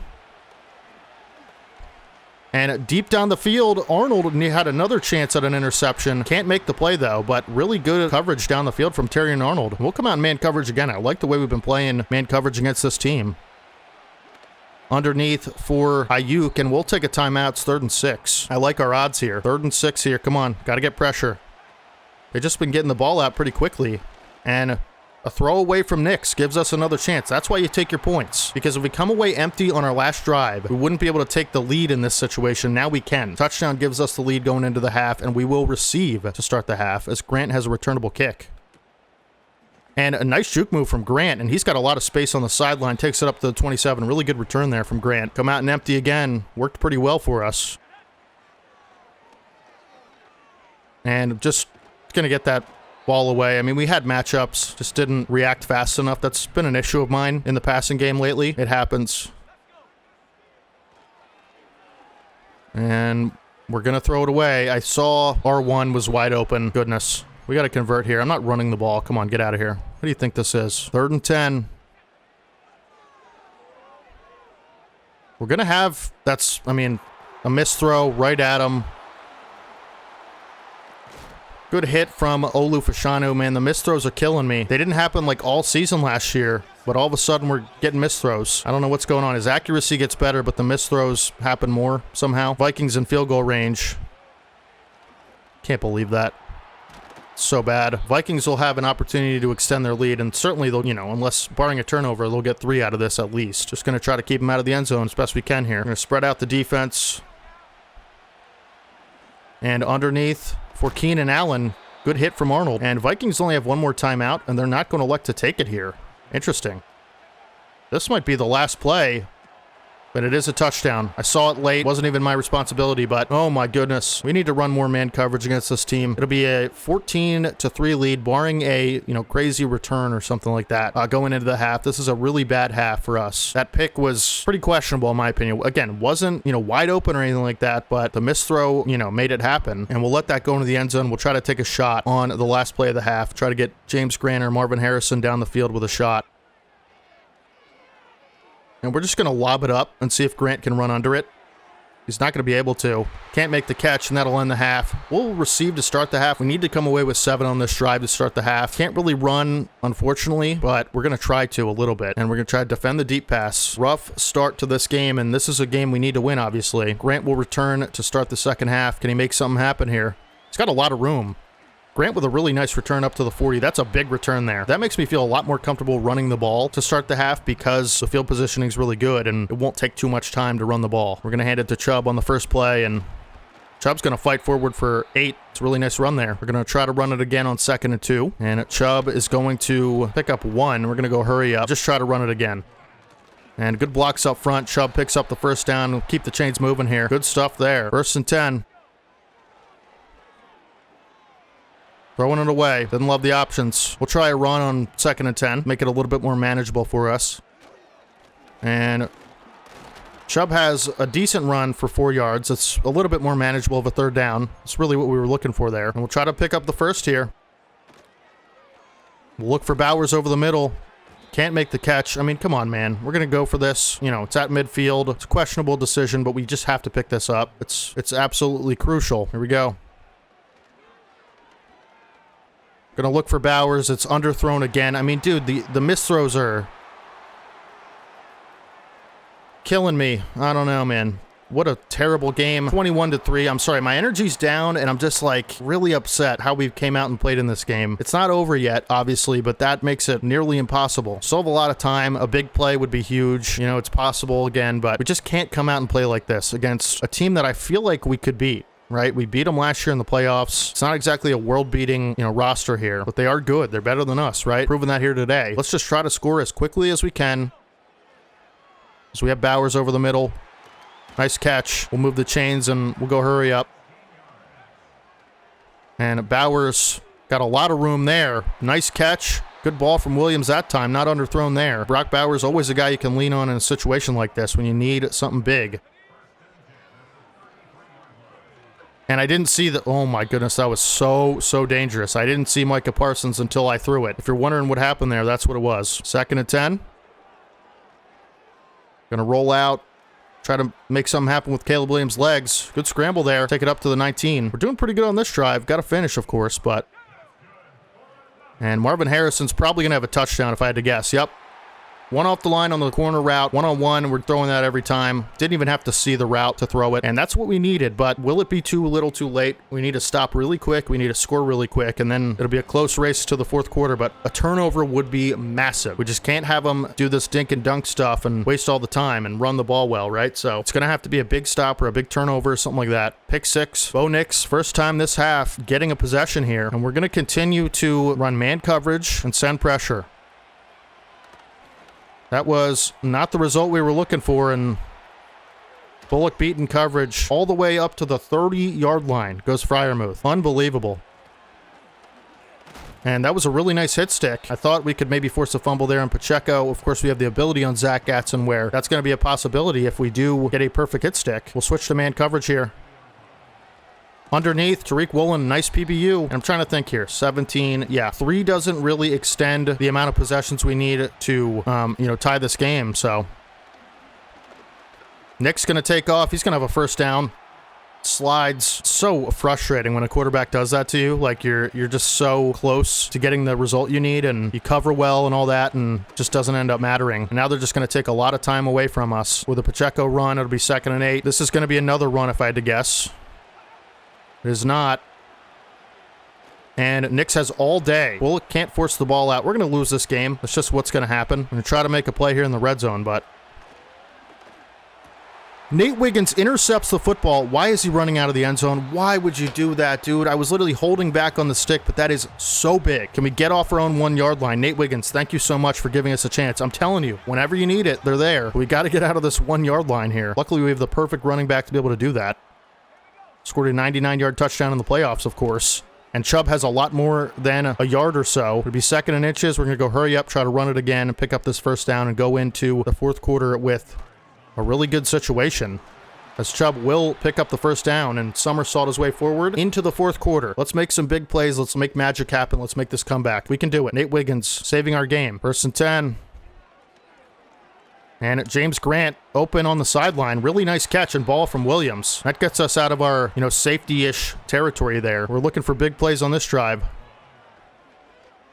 And that's not who I wanted to throw to, although Leggett does make the catch. We got to hurry up, man. 2nd and 6. That's not... Okay. I clicked the wrong button again. That was 2 plays in a row I did that. Yep, that happened. Sure did. 3rd and 4. Please, somebody. Over the middle. It's intercepted and jumped. Yeah, I deserve to lose this game. That was bad timing. Peyton Wilson read it all the way. I mean, he was open. I can say that, but not good, folks. This is a big loss. We just got to hope everyone else in our division loses, as Nix will try to throw over the middle. Not sure why, but we're just going to send as much pressure as we can every play, but we're going to try to send pressure, and yeah. We're going to try to throw it up for Marvin Harrison.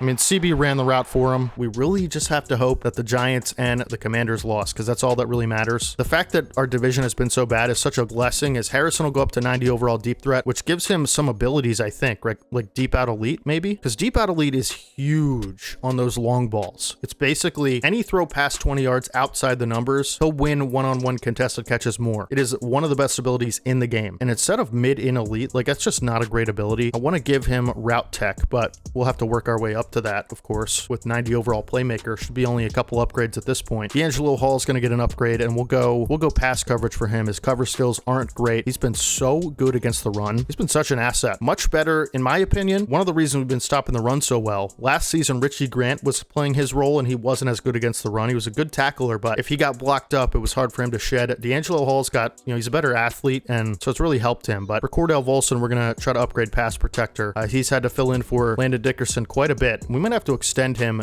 in the offseason. We might have given him a 2-year deal. I can't remember, but he's been a really good asset as well as far as depth. Now let's advance the week and see if we're still retaining the division. It's going to be really important what this screen says right here. Show me number 1. We are still number 1. They all lost. These freaking losers. Oh my goodness. We're trying to give it to them. They just won't take it. That makes me feel so much better. Let me look at our schedule really quick, because, these upcoming divisional games that we're going to have a few of them. Giants, Cowboys, at least once each. So, okay, the last 2 games of the season are Giants and Cowboys. That is incredible. That's going to give us a chance to win the division no matter what, pretty much. But somehow with 5 and 7, we're still ahead of the division. I can't believe it. I really can't. And if we look at playoff picture here, because we're winning our division, we're going to be a 4 seed if the season ended right now, which, you know, these teams, every other team in here has a winning record and they deserve a higher seed than us. But because, you know, if you win your division, you're guaranteed a top 4 seed, which is crazy. Really shouldn't be like that in my opinion. And we're going to take on the 6 and 6 Chargers, who, you know, they could be, you know, with Kyler Murray. I don't think did we play them last year? We might have. No, we played the Rams. I'm thinking of the Rams. A lot of new teams this year who we haven't seen. And, you know, the Chargers they're a really good rushing team, it appears, and really good against the run as well. So it could be an interesting matchup.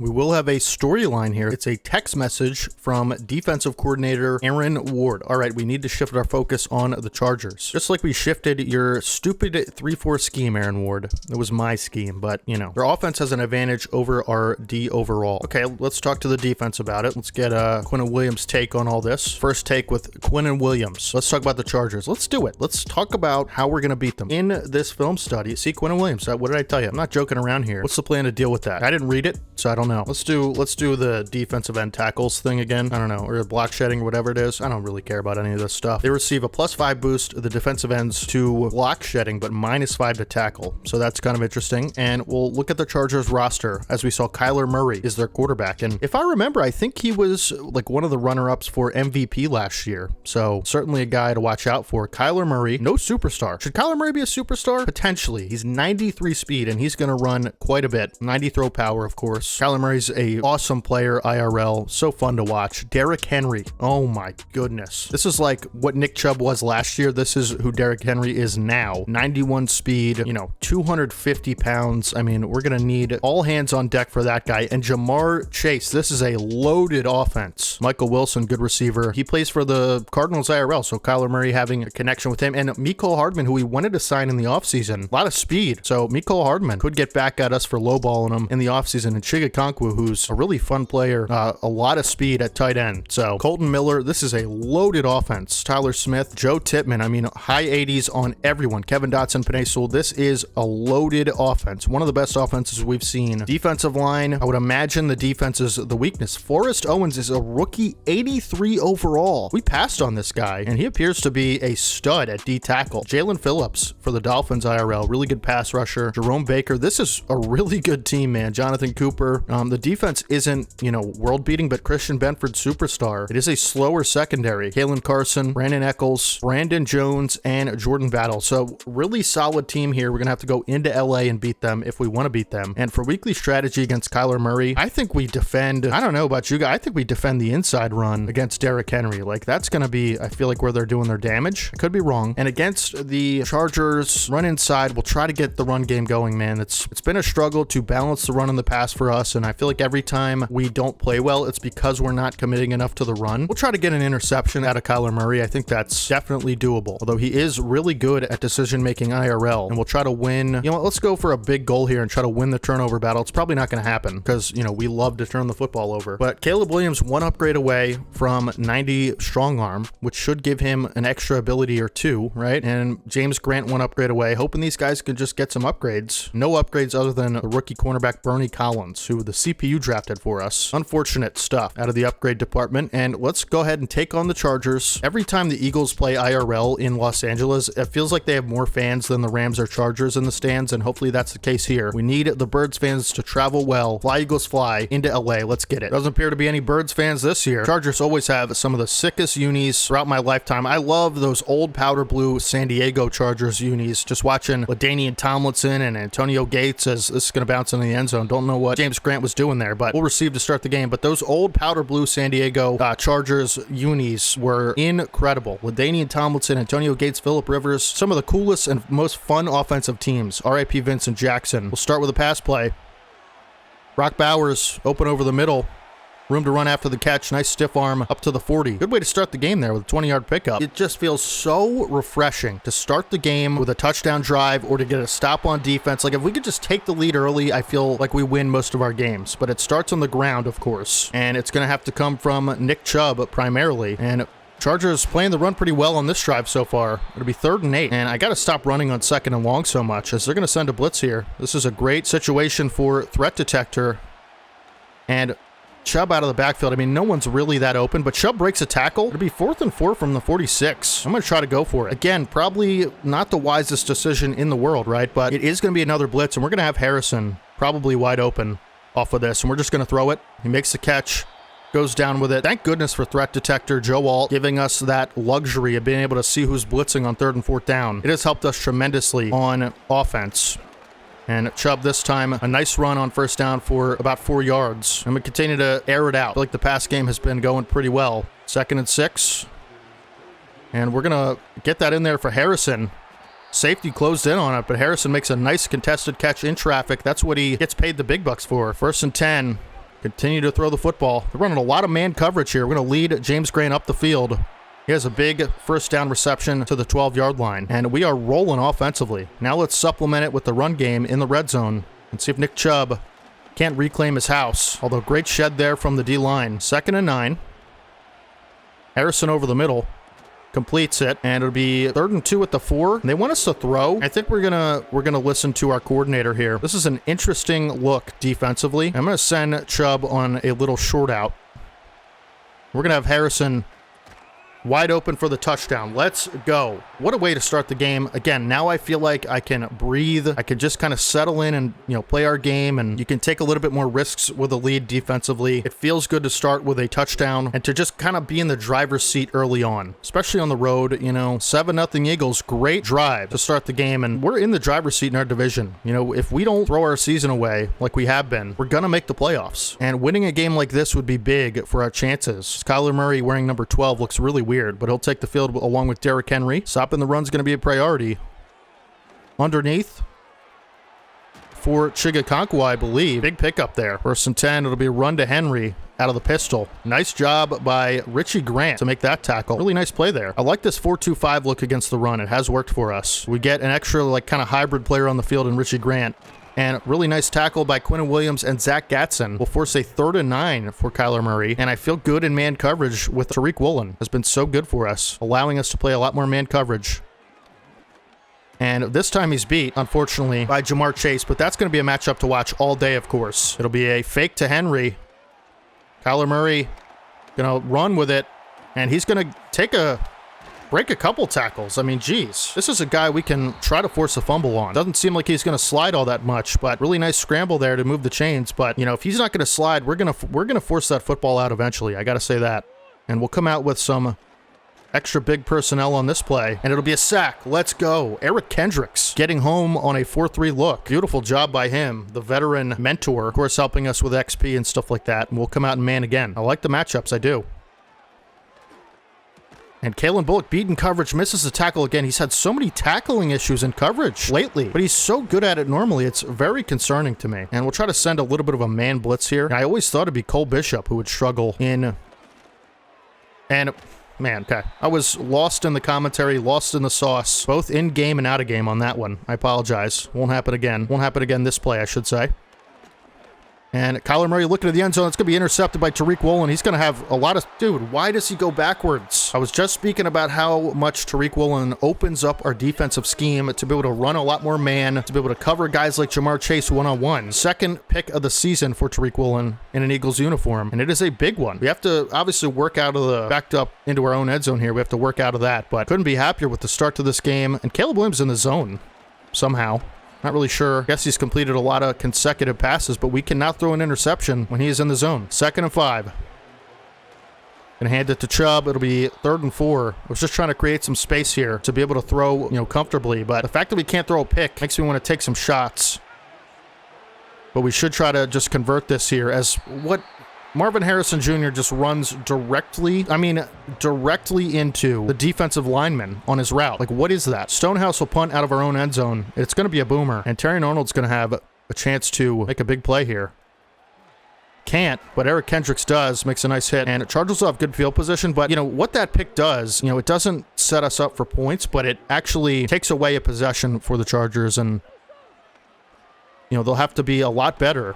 And Murray, man, he's just asking for a fumble. Basically makes it so that instead of 3 or 7, they get 0, which is a big win. But Murray, we're going to force a fumble one of these possessions as Henry out of the backfield takes a big shot from a couple Eagles. Goes down at the 48 around midfield, but we're going to get Murray on one of these, I'm telling you right now. Could be even this play. We're going to send heat.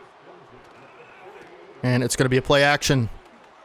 Over the middle, Wiggins is there to pick it off. The speed of this secondary is not to be trifled with. We've seen multiple times now, people take shots deep, they try to test Woolen, they try to test Wiggins, and Wiggins has had a lot more production this year, especially since moving to CB2. Now he's taking on primarily the second best receiver, and in deep coverage like that, he just has the speed and the height and the hands to be able to make those plays. Same way Juju Brents did, but he's just got a lot more speed to run with guys like Jamar Chase, and that time locking up Chase and picking off Kyler Murray. Second pick of the day for Kyler Murray on 2 straight drives. We're going to try to work off play action and take a shot.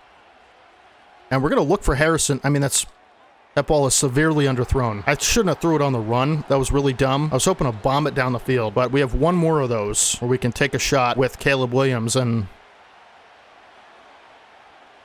we're going to try to pass lead it outside for Harrison, who's going to drop it. If he made that catch, it would have been beautiful. And now Caleb Williams out of the zone. It'll be 3rd and 10. And I got to be a little bit more, I don't know the word, economical with our possessions here. This Brock Bowers, I thought he was going to keep running on that route. He would have had a first down if he did. It'll be 4th and 6. We're going to punt again. Chargers will take a timeout before the 2-minute warning, which is the worst call I've ever seen, because after this punt, it's going to be the 2-minute warning. What a just awful call from Harbaugh on that one. And we're going to backspin this one, and hopefully it doesn't go into the end zone. They're going to let it go. Let's see if it bounces. Did it hit a player? No, it didn't. Chargers will take over at the 24, but that's actually kind of a glitchy thing you can do, is backspin it with a good punter, and it sometimes hits a player. And over the middle, Gatson will bring down the receiver. But, you know, Kyler Murray, if we can just keep forcing him to take shots down the field against our corners, we'll be in a good spot. As he's going to try to take off on this one. Trayvon Walker there for the pressure and hits Murray as he throws. It'll be incomplete. 3rd and 6. Somebody make a play. Murray going to take a shot. This time Cole Bishop he's testing, and Bishop's just torched. Yeah, that's going to happen every time. You know, Bishop's fast, but he's not fast enough to keep up with the receiver. Murray loves slinging the football deep, and this time converts, not intercepted. And the way we played offensively has allowed them to tie this game. We should be up 2 scores at this point. And now we got to be a lot smarter with our decision-making and try to play a little bit more small ball on the scoreboard, if that makes sense. Take our points, be a little bit more conservative is what I mean to say. As Grant has a lot of room to run, and great return for Grant as he jukes out a couple special teamers for the Chargers. And 1st and 10 at the 34. We got a 1-minute drill here. Let's get it. This is it was one-on-one coverage for Bowers. I was going to say it'll be 2nd and 21 because we couldn't get the throw off. Unfortunate. We're not even going to take a timeout because as James Grant makes the catch and stays on his feet. I'm just trying to take shots when they're there. When the one-on-one matchups are there, trying to take shots, and James Grant makes the Chargers pay in a big way for leaving him one-on-one. Huge throw and catch for James Grant and Caleb Williams. 1st and 10. Got Bowers open underneath. Great throw from Williams. That's a tough throw to make. We'll take another timeout, but I'll be happy with 3 on this one because we couldn't move before, so. And Leggett wide open on his patented whip route. He's got space to the outside. He's going to get out of bounds on his own power at the 13. Beautiful run after catch from Xavier Leggett. Of course, he's always capable of that. We know that for sure. We're going to put Bowers on a corner route. This is his best route.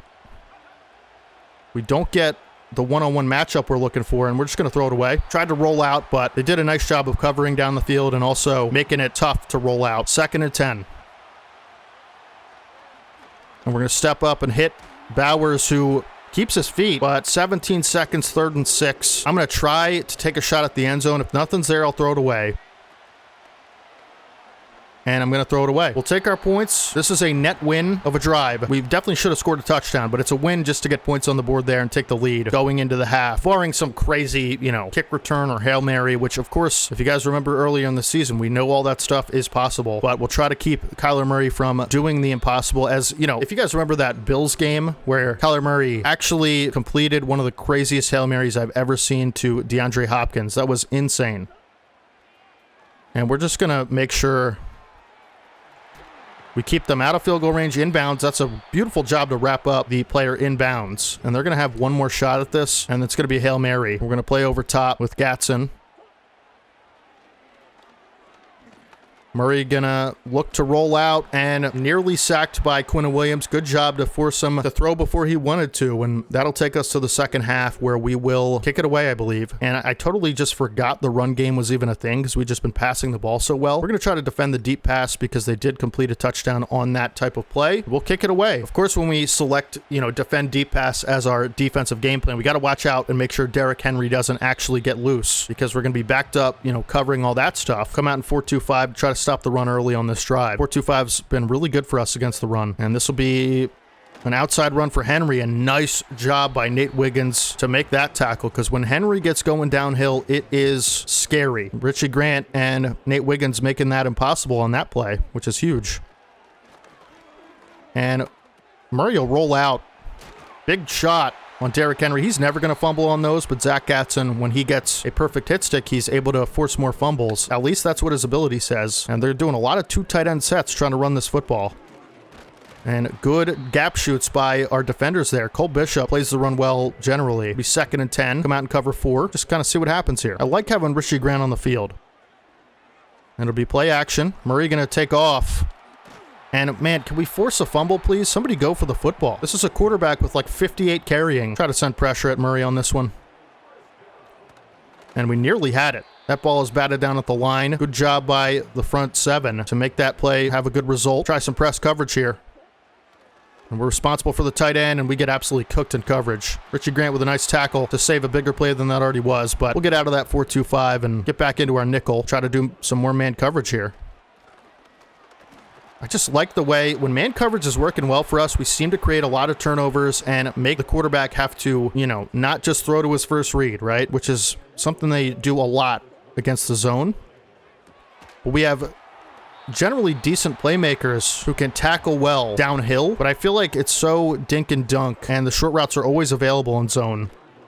And this is nearly a sack, as Drew Sanders is going to bring down Kyler Murray for a 7-yard loss and a big-time sack on first down in the red zone. Sacks in the red zone are absolute killers. Let's hope that this is one of those situations. That was a big-time sack. We needed that in the worst way possible. We'll try to send more pressure on this play again. It is a run to Henry. Great job by D'Angelo Hall for a TFL on Derrick Henry, the toughest guy to tackle in the league, pretty much, right? And it will be 3rd and 18, and we'll go back to our man coverage. And nearly intercepted, man. D'Angelo Hall, just get a hand up or something. Like, what are you doing there, bro? That was double coverage. Great ball from Kyler Murray, but we just got to be able to pick that off. Like, we really have to. We're going to send heat. And out to the flat, Okongwu can't bring in the football. Probably would have been a touchdown if he did. He's got the speed to get past Cole Bishop in that situation. Try it again. Henry.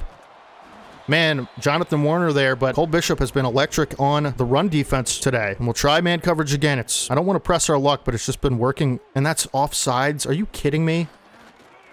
Yeah, it's a touchdown anyway. It doesn't matter. But Cole Bishop just ran into the offensive lineman like, hey, you want to grab a drink later or something? Like, what the heck was that, Cole Bishop? Asking him how his family is and, ridiculous. Chargers take a 14-10 lead. Not the time for a conversation, Cole. You've been playing well today. I've been singing your praises. Don't make me angry. 14-10 Chargers lead, but our offense has been pretty good today. I don't feel like it's such a big deal, but we got to force Murray to put the ball in harm's way again. That was one of the big reasons we were successful in the first half defensively. And let's try to get Chubb going here. Chubb on first down. Can't get past the line. It'll be 2nd and 10. Not great. We'll try another run. We got to commit. We got to commit to it, even when it's not fun to do all the time. And Chubb, that's just a bad run from me. I could have executed that a lot better, but still a 5-yard pickup makes it a little bit more manageable on 3rd and 5 than 3rd and 10. And I'm sacked. We had so many options that were open. This is the point in the game where we always seem to, we can't let up a touchdown here. Like, 4th quarter, we're going to punt it away, but this could be really bad if we let up a touchdown. We got to get a stop. Bernie Collins down the field. Perfect hit stick on the return man. Good job on special teams to, cover that kick really well, and it'll be another situation where we need to stop. To the outside, Henry. He's got a lot of space. D'Angelo Hall there to wrap him down, but not before he moves the chains with a first down. Got to do better. Come out in 3-3. We'll pinch the line. I actually like the 3-3 against the run. It gives us, as Zach Gatson makes a nice stop after Henry picks up one, but we just never get the force up front, so it allows a lot of players in the second level to make a tackle or two, if need be. And we're just not tackling well today. We're just not. It's terrible, terrible, terrible. We're going to try to send heat at Kyler Murray. And it is a run, and Quinn Williams all over it. Big TFL for 3-yard loss. Let's go. This is what I'm talking about. We need more of that. Try some man coverage here, and it'll be press. And that just, you know, right off the line. I don't know why D'Angelo Hall is all the way out on the boundary. Like, why is that a thing that happened there? I have no idea. Now they're in the red zone again. Just big play after big play. Can't get a stop. 1st and 10. Got to get to Murray. Get home. He's flushed out. And Richie Grant there to bring him down. That is a huge sack. 2nd and 22. Keep it rolling. Keep the pressure and the momentum rolling here. We need it so bad. I'm going to run the same play. Is a screen pass. Can Woolen make the tackle? He can. Big tackle by Woolen. It'll be 3rd and long. If we can't get off the field here, we don't deserve to win the game. So we're going to run a cover 6 on this play. Hold them to 3. Like, that's all we need to do here. Touchdown might end this game. Over the middle, good tackle by Gatson. It'll hold him to 3, which is exactly what we wanted to do. We have a chance to tie this game with a 2-minute drive. Going to be 17-10. We're going to have the opportunity we wanted. Got to make something happen. James Grant onto the return. And he's going to follow his blocks up to the 31. But again, we have to make sure we're careful with this clock as well. Because if we leave 30 seconds and the Chargers have 3 timeouts, I mean, they can get a field goal range easy if all it's going to take is a field goal. So we got to be really cautious with this time and really mindful about how we're playing this last drive here. 2-minute warning activated. Got to try to score a touchdown with as little time as possible. Come out in a spread look here on a 2nd and 7. And Bowers open underneath. Nice job. That's a good way to start the drive. Just get me into the red zone and I'll make the rest happen. I'll try to at least. And Leggett is going to have a nice route and a beautiful catch on the sideline at the 40 for a 1st down. He is so good at those body control sideline catches. It's unreal. Leggett, again, always dangerous after the catch. He's going to take it for a 1st down up to the 29. And this is the pace I like to move at. Rolling out with Williams. I'm going to try to scramble a little bit for a 1st down. We'll get out of bounds at the 18. Good job to get out of bounds and make that happen with his legs from Williams there. 1st and 10. We're going to roll out. We're just going to throw it away. I could have thrown that for Grant. Didn't feel like it would have made enough of a difference to take the risk with the throw and the run because we have missed a lot of throws lately. 2nd and 10. And Bowers is open. Can he make the catch? He can. Let's go. It'll be 1st and goal at the 1. This is perfect. The only thing we can't do right here is take a sack, so I'm just going to try to run the ball in.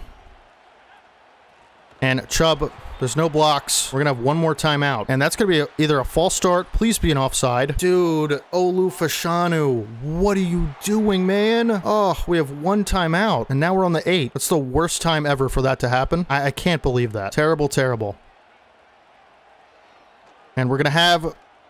Marvin Harrison Jr. can't make the catch. Oh my goodness, it was a dangerous throw, but oh, I'm getting real nervous here, folks. I'm not going to lie to you. They're going to blitz off the edge here. We might have Leggett on a free win inside. We do. Leggett makes the catch, but we're off to take our final timeout, and this is the game here. 4th and 3 to win the game, basically. This is it. Leggett back of the end zone. That's over. We're going to lose. There was nobody open. Sack end of the game. Had to get it out quick, and that's it. We could get a safety here, but it's not going to happen. No timeouts. What a miserable way to end the game. That's on me. There's no one else I can blame for that other than Olu Fashanu, who it was such a bad penalty. I don't know how that even happens. We'll lose this game and just, again, hope that everybody else lost, right? My goodness. I can't believe it. Can't believe it. We'll get 15 stat points out of that, which is kind of nice. Terrion Arnold gets an upgrade here, and we're just going to continue to upgrade his slot because he's a fantastic slot player. Drew Sanders, we're going to continue to upgrade his finesse moves. I feel like he's played pretty well as the edge this season. He's got +2 finesse, +2 power. That's beautiful. So he should be getting up to the 80s pretty soon on these, a couple more upgrades here. He's got 74 and 76 finesse and power moves. It's pretty good. Ryan Stonehouse with an upgrade, and actually James Grant is going to get an upgrade, which is really nice because that will unlock him a ability. I don't know if it's going to be a good one. It's probably not going to be a good one, but we'll upgrade his deep threat and see if we can get at least mildly decent ability out of it. +2 deep route, +1 catching. He had a big play in the last game there. Return man. Ball carriers with this ability have an increased chance to break the first tackle attempt on kick return. returns. That's actually a pretty good ability for him specifically. You know, I'm going to put return man on him. I think that could be a good ability. And again, we just have to hope everyone lost, right? Because if we are tied with, let me think about this. If we're tied with the Commanders, I think we beat them and we also lost to them. It would be a tiebreak scenario. If we're tied with the Giants, we beat them once, so we would have the tiebreaker. We'll use boost deep accuracy by 1 on Caleb Williams and work down to that throw power. It's going to be big. We're going to advance the week to the Packers and hope we still have the lead in the division, because if we don't, we are in trouble. Playoff picture, we're out of it. The Commanders have taken the division from us. No, and we don't even get to play them, right? So did we beat them? I can't remember. So even if we win out and the Commanders also win out, they're going to have the division over us. And what is it based off of? Points for? Or like division wins maybe? We're tied there. They have more division losses, conference wins. Yeah, they have more conference wins. All right, well, we're tied with the Commanders, so every game is win out. It's win out, or we're not making the playoffs. You know, it's funny how I feel like I need a little bit of a wake-up call in order to have this fire in me about winning a game. And that is what I feel right now. I wish I could just feel this all the time and want to win every game like I want to win this game against the Packers, who you guys remember, we beat them week 1 in season 1. That was the famous Xavier Legette double juke where the two players ran into each other and we won that game by a hair. They have a new quarterback. It was Russell Wilson. Now it's rookie Richard Friedman with 95 throw power and 83 speed. This guy is a stud. Another 99 overall running back, Saquon Barkley, Eagles legend, had one of the best seasons ever IRL this season. And CeeDee Lamb, superstar, 97 overall. Obviously going to be a threat. Elijah Moore, Calvin Ridley, good receiving core. Dawson Knox, Taylor Decker, Joel Bitonio, Bo Limmer, Mekhi Becton, Eagles legend. This is a solid O-line, not, you know, impenetrable, but it's pretty good. Christian Barmore, Gross Matos, Alim McNeil. Like, this team is just solid. They're not great at any one thing other than a running back, receiver, and Roquan Smith, who gave us a lot of issues without those knockout abilities. Khalil Mack as well in week 1 last season. Keely Ringo, probably going to start for the Eagles this season IRL, who at the time of recording this last night, they just drafted in round 1, Jahad Campbell, who I'm so excited to see on the field, but not the best CB room. Harrison Smith and Isaiah Simmons, so Younghoe Koo as well. You know, this is a good team. It's not great. It's not unbeatable, but it's good. Let's go ahead and look at the schedule and see who the Commanders play, because all we can do is try to win every game and hope the Commanders lose one. We've done this to ourselves. You know, we've made it so that we don't control our own fate anymore, as the Commanders beat the Giants by a lot last week. They played the Las Vegas Raiders, who we beat by a lot this season, who were 3-0 at the time we beat them. So hopefully that's a tough matchup for them. They play the Cowboys, the Chiefs, and then the Bears. And I know the Bears have Patrick Mahomes, so hopefully one of these teams can knock off the Commanders. If 2 of them can, we have a really good shot, but we need them to lose. We also need us to win. And against this team, I'm going to elect to defend the short pass, because that has been our kryptonite so far this season, and I just hope we're able to kind of get rid of that. Like, we seem to play really well against the deep ball most of the time, but the short pass is always what kills us. On a rookie quarterback, I think we can get an interception. I'd like to hope so, at least. We will start our training. I keep saying Caleb Williams is 1 upgrade away from 90 overall. We'll get some abilities for the 90 strong arm, but I really hope this is where he gets that, and it is. Okay, so beautiful. We're going to get 90 strong arm for Caleb Williams. I don't think he unlocks an ability slot from this. He does. Okay, that's actually really nice. So he's going to get an ability slot, and he gets the Fearless ability. He got Gunslinger. I thought it was 95. Oh my goodness. We got Gunslinger and Fearless. It's over. It's over. So we're going to put on Gunslinger. What do we have here? Red Zone Deadeye. We don't need that. We're going to put Fearless, and we'll get rid of Quick Draw and put on Protected, which is also a really good ability. We have basically the best abilities in the game now, pretty much. I mean, this is beautiful. So I didn't think we'd have all these abilities. And Sideline Deadeye, Lofting Deadeye. I think I'm going to keep Lofting Deadeye, and instead of Sideline Deadeye, put on Inside Deadeye. Actually, no, I think Sideline Deadeye is better, to be honest with you. We're going to roll with these, but Gunslinger is so crucial to be able to make incredible throws that we're just not able to make right now. Nick Chubb will get an upgrade to his power back. And I want to take a look at his abilities really quick and just make sure we're not missing anything. Like, Tank is a really good ability, but I'm not sure if it works against the CPU like it would against a user player, because it's basically will break any hit stick tackle. I mean, we could try it for one game. I just don't know how effective it's going to be. Like, Armbar and Bulldozer are so good, but I think we're gonna keep the abilities we have on him at this moment. And Jonathan Warner gets an upgrade, which is really nice. And we're gonna continue to upgrade his Speed Rusher, try to get those finesse moves as high as they can be, and +3 power moves. And okay, he didn't get any finesse moves, but he got +3 power moves. That's pretty good. Could go up to an 81 power moves. Obviously playing down with morale, which has lasted the entire season, which is so unfortunate. We're at home. We got a 1 o'clock game against the Packers. I have a burning fire in me to win this game. All we can do now is just hope the Commanders lose and just win our games. That's all we can do. So we have to win out. We need the Commanders to lose. Let's get into it. But Gunslinger is going to be key here. It's going to make a huge difference in our passing game. Let's get it. Coming out in the All Blacks. I've never wanted to win a game so badly. And you guys might not notice from a spectator's perspective of how incredible, as he already broke a tackle there. So this is a good ability, return man. You guys might not notice from a spectator's perspective how strong Gunslinger is, but when you're playing, it is like a difference you wouldn't believe. As I forgot to move my face cam last game. I'm sorry. That keeps happening. But you just get rid of the ball so quickly. As Benson out of the backfield is open, you just get the ball out almost instantly as Alim McNeil's down, and that's actually a big injury for the Packers. And now they have a hole at nose tackle, which is nice. Chubb has a lot of space on this one. Boy, does he ever. Big 12-yard pickup for Chubb. The offense is rolling early. But like I said, with Gunslinger, the release of every throw is so much quicker, and you have better velocity on your throws. Like, look how fast we're getting that ball out. It's nearly instant. We also have the fearless ability and the protected ability, which are both new. It just makes it like a night and day difference throwing the football. This is what we were working towards, like, the whole franchise, and James Grant's uncovered. And nice pickup to the 34. An attempt to run the ball a little bit here. Got 3 tight ends in the game. They read it well, and maybe a 2-yard loss for Chubb. You know, with Khalil Mack and guys like Roquan Smith, like, the run game could be pretty difficult today. We'll have to see, but Brock Bowers is open. Couldn't get it off to him. We got to get the ball out quicker, man. That's one thing I want to work on. And it'll be 3rd and 12. If nothing else, we'll take our 3, but we really don't want to have to do that. And Bowers open. Great ball from Williams. Bowers down the sideline up to the 15, 21-yard catch, huge. Needed that really badly on a 3rd and long, and this is where we attempt to run the football. Roquan Smith tracks down Chubb and takes him down. He's going to be a pest all day in the run game, I can already tell. He's so good, Roquan Smith. Probably the best middle linebacker in the league, right? 2nd and 8. Leggett on a whip, wide open. And he'll be down at the 3. Nice tackle from the defensive backs. Try to punch this in with Chubb.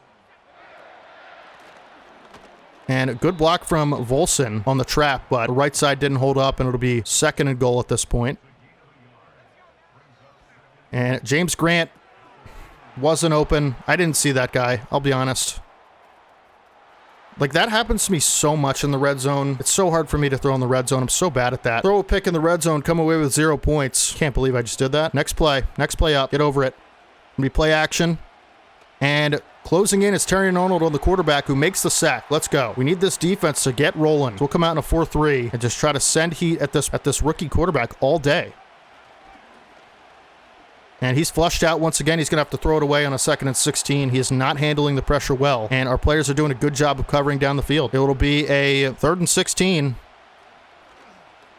And flushed out again. He's taken down by Nate Wiggins and Jonathan Warner this time, but primarily Nate Wiggins. And they'll have to punt 2 sacks, 3 pressures on 3 plays. What a result, huh? And James Grant with his new returning ability is going to make it a lot easier for us to try to return as he breaks another tackle there. But we're just going to pretend that first possession did not happen. That's basically how we have to handle our mistakes. And oftentimes I get too wrapped up in the result of the last play, as James Grant has a lot of speed, and he'll take it to the 43. It's a big play there for James Grant. But a lot of times I get too hung up on the last play, and I don't focus on the one that's in front of me, and we can't do that anymore. 1st down around midfield. We're going to try a run with Chubb, who has a nice piece of running there for a 5-yard pickup.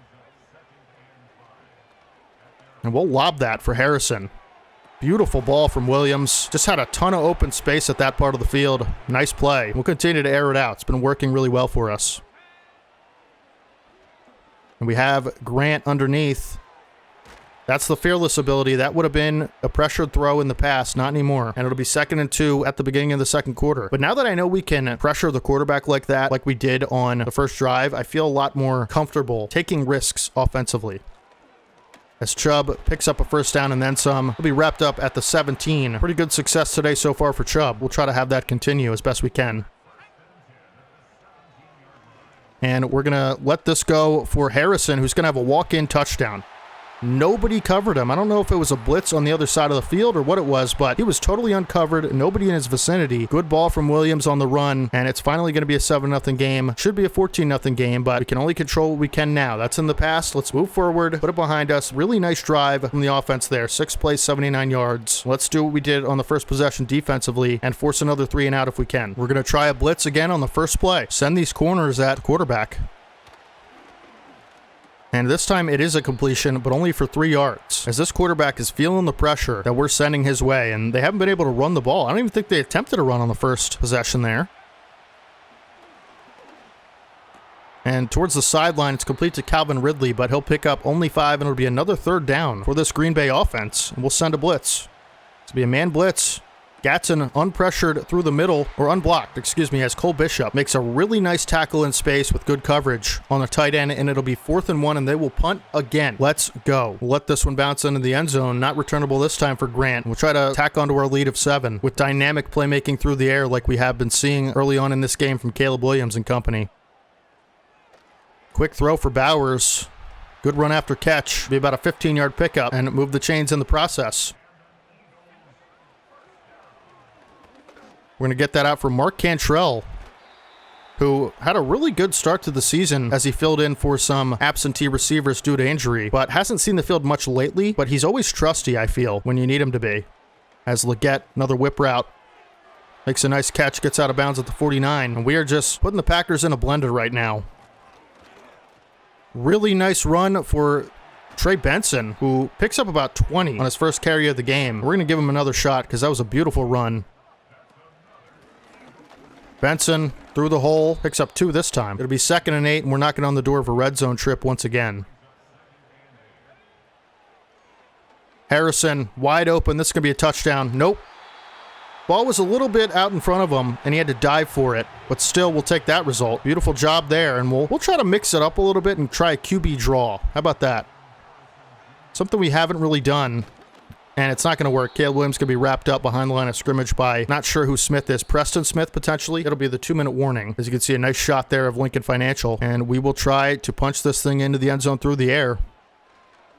And we're going to step up in the pocket and scramble with Williams. It's going to have a walk-in touchdown with his legs. Let's go. You throw the first pick on the first drive, and you just bounce back. Passing touchdown, rushing touchdown, 2 stops from the defense. Can we make it 3 and a 3rd touchdown? That would be incredible. This is exactly how we wanted to start this game. And other than that pick, that foolish pick that I threw, couldn't have been a more perfect start to this game. Aubrey will kick it away, and they'll have a 2-minute drill here. And they just have not been able to pick up anything through the air so far. And we're going to continue to send pressure at this Green Bay quarterback. Friedman has been in trouble all day. Offensive line not doing him any favors as Woolen. Really good man coverage on that play. We'll mix it up with some zone. Try to let these guys up front eat. Terry Arnold forces the receiver Elijah Moore out of bounds. It'll be 3rd and inches, and a stop here would be beautiful. And we will send a man blitz to try to force the throw quickly from Friedman and have him make a decision. Maybe potentially put the ball in harm's way, as nearly intercepted as that pass on the flat. Dropped by Calvin Ridley, but really forced out with a PBU by Terry Arnold. We'll get the ball back again. 4th and inches, they're not going to try to sneak it or anything. Kind of a weird decision there. And another kick into the end zone for the punter. We'll have another chance to score a touchdown before the half. Beautiful job. Defense is eating today. And this looks like it easily could be a blitz, and it's not. It was a bluff. Grant has speed to the outside. He's going to take it out of bounds for a 7-yard pickup. We have just been getting whatever we want through the air. There's always something open, it feels like, which is a nice change for once. As Chubb out on the flat, really great strong throw from Williams, as that easily could have been jumped and picked as he goes over 3,000 yards for the season. Season's been super up and down, a lot of turnovers, but primarily my fault, of course. He has had some missed throws, but ultimately, I feel like it's been a great season, as we're going to have Harrison on a big time route. And Harrison down the sideline, he's going to have a touchdown. Another touchdown from Marvin Harrison Jr., his 2nd of the day, and this time an absolute bomb. A strike down the middle of the field, and Leggett with a beautiful block on the sideline. Harrison poses for the camera. What a play. I can't believe this is the same difficulty we've been playing on all season. And I know some of you guys are not going to believe me, but I'm going to show you really quick. Can I show you the sliders? I don't think so, but it is all Madden competitive, as you can see. Don't think I could show you the sliders necessarily, but I don't know why you guys wouldn't believe me. What have I shown you not to believe me so far? I mean, if I wanted to mess with the sliders, we'd be 13-0 at this point, as Aubrey makes it a 21-0 game. This game has just gone swimmingly so far. Let's see if we can keep it rolling. Let's do a Monday Night Massacre type situation. Try to put 60 up on the board. Just force big play defensively after big play defensively. Come out in man coverage here and let these D linemen eat. It is good coverage. And nearly a pick for the rookie Bernie Collins. And Friedman has trouble getting the throws off on time, is what I'm noticing. We'll put Drew Sanders out in coverage on this play. And wide open over the middle on a little whip route is Elijah Moore, but only a 7-yard gain. They're knocking on the door of field goal range, I will say that, but Great PBU by Kalen Bullock. 3rd and 3. Somebody step up. Out to the boundary. Big hit on Calvin Ridley. We've just not forced a fumble yet with this new ability on Zach Gatson. Even though we're landing a lot of perfect hit sticks, it feels like. As forced to throw before he wanted to. Trayvon Walker with great pursuit on Friedman. Be 2nd and 10. Come back out in man coverage. Saquon Barkley has been a non-factor today. They just haven't utilized him. Nate Wiggins thought he could jump that, but good throw and catch from Friedman to the receiver, CeeDee Lamb. And Packers will take a timeout. As you guys remember, towards the end of the game in week 1 of season 1, Matt LaFleur had a clock malfunction blunder towards the end of that game. Trying to send a man blitz. And Gatson trying to get to him. Friedman throws it away before the pressure can get home. And the pressure was there, believe me. And we're just going to keep sending the heat at Friedman. Try to force a big play. And this time, there is a big play. D'Angelo Hall is the one who facilitates it. And another clock blunder at the end of the half for Matt LaFleur. He ran out of timeouts. They took a sack, and the clock ran down on Younghoe Koo. They could have had 3, and they ended up with 0. Matt LaFleur, fire that man. Defend the short pass has been such a good game plan so far for us, as we'll kick it away to start the second half. Up 21-0. How good of a feeling is this to just have this kind of a lead going into a half? It hasn't happened to us all season, and it probably won't again. This is just a game you have to capitalize on. You have to use the momentum you're given, and that's what we're doing. We're trying to make it as big of a blowout as we can, get the most XP for our players, and just send a message to the league that, like, we're not out of this thing yet. We're going to hope the Commanders lose against Las Vegas, but don't hold your breath for that, as Saquon Barkley is going to get one of his only carries of the game, potentially his only one, but he's stopped by Kalen Bullock before he can even pick up 3 yards. 2nd and 8, another run to Barkley. It's a trap play. And tackled from behind by Terry Arnold. Actually, Terry Arnold might have saved a touchdown on that, if I'm being honest with you. 1st and 10. We'll live with them running. It just runs the clock, you know? And the way we're slinging it offensively, as Trayvon Walker, really nice stop against the run there in pursuit of Barkley. Like, we really just have to be mindful of the time, even if they score quick. It's still really difficult for them to win this game. And Tariq Woolen pops the receiver, but not after they pick up 1st down. They're moving a lot better on this drive, I will say. We got to nip it in the bud. Got to try to get to Friedman. And Wiggins torched in coverage by CeeDee Lamb. He's going to have the speed to bring him down, thank goodness, but it's going to take it to the 9-yard line, and I got to be careful here because if we have anything to do with it, we just don't want to let up a touchdown in this situation. We want to keep this lead 3 scores minimum. And a really nice play by Tariq Woolen. Saquon Barkley, who was outside of the numbers and in space. That is one of the tougher plays you can make in this league. Trying to tackle Saquon one-on-one. And this time, it'll be a TFL. Barkley going nowhere all game fast. And let's see if we can try to speed Friedman up on this play. Speaking of speed. And Friedman over the middle. I tried to bait it, but didn't have the reaction time to pick it off. It's incomplete regardless, and they'll take their points. This time they have the clock to do it. Matt LaFleur. Learn how football works. Kick is up and good. They'll take their points, and just to get any points on the board probably feels good for them at this point. It won't be shut out. We're going to try to extend our lead big time here, as James Grant's going to have a return, and he's going to have a good one. Grant can't break the first tackle this time, but up to the 36. We'll try to run the ball effectively, but Marvin Harrison Jr. is in the zone. If he gets a one-on-one matchup deep, we're going to take a shot to him, as it's basically a guaranteed catch. And Chubb with a nice run there for 9 yards. And what we're going to do is send Harrison out wide, put him on a streak, and toss it up to him if it's one-on-one. It's going to be one-on-one. This is a guaranteed catch if it's in the range. Wasn't a good throw. Probably should have bulleted that pass, if I'm being honest. That was my mistake there. Now he's out of the zone, unfortunately. But if you bullet that, it's a catch. 3rd and 1. We have James Grant over the middle who makes the catch. Just a masterful performance from Caleb Williams today. And that will continue as the game goes on. He's got 3 touchdowns to 1 pick. Should be 4 touchdowns to no picks. But he also has a rushing touchdown. 2nd and 9. We're going to continue to run the football here.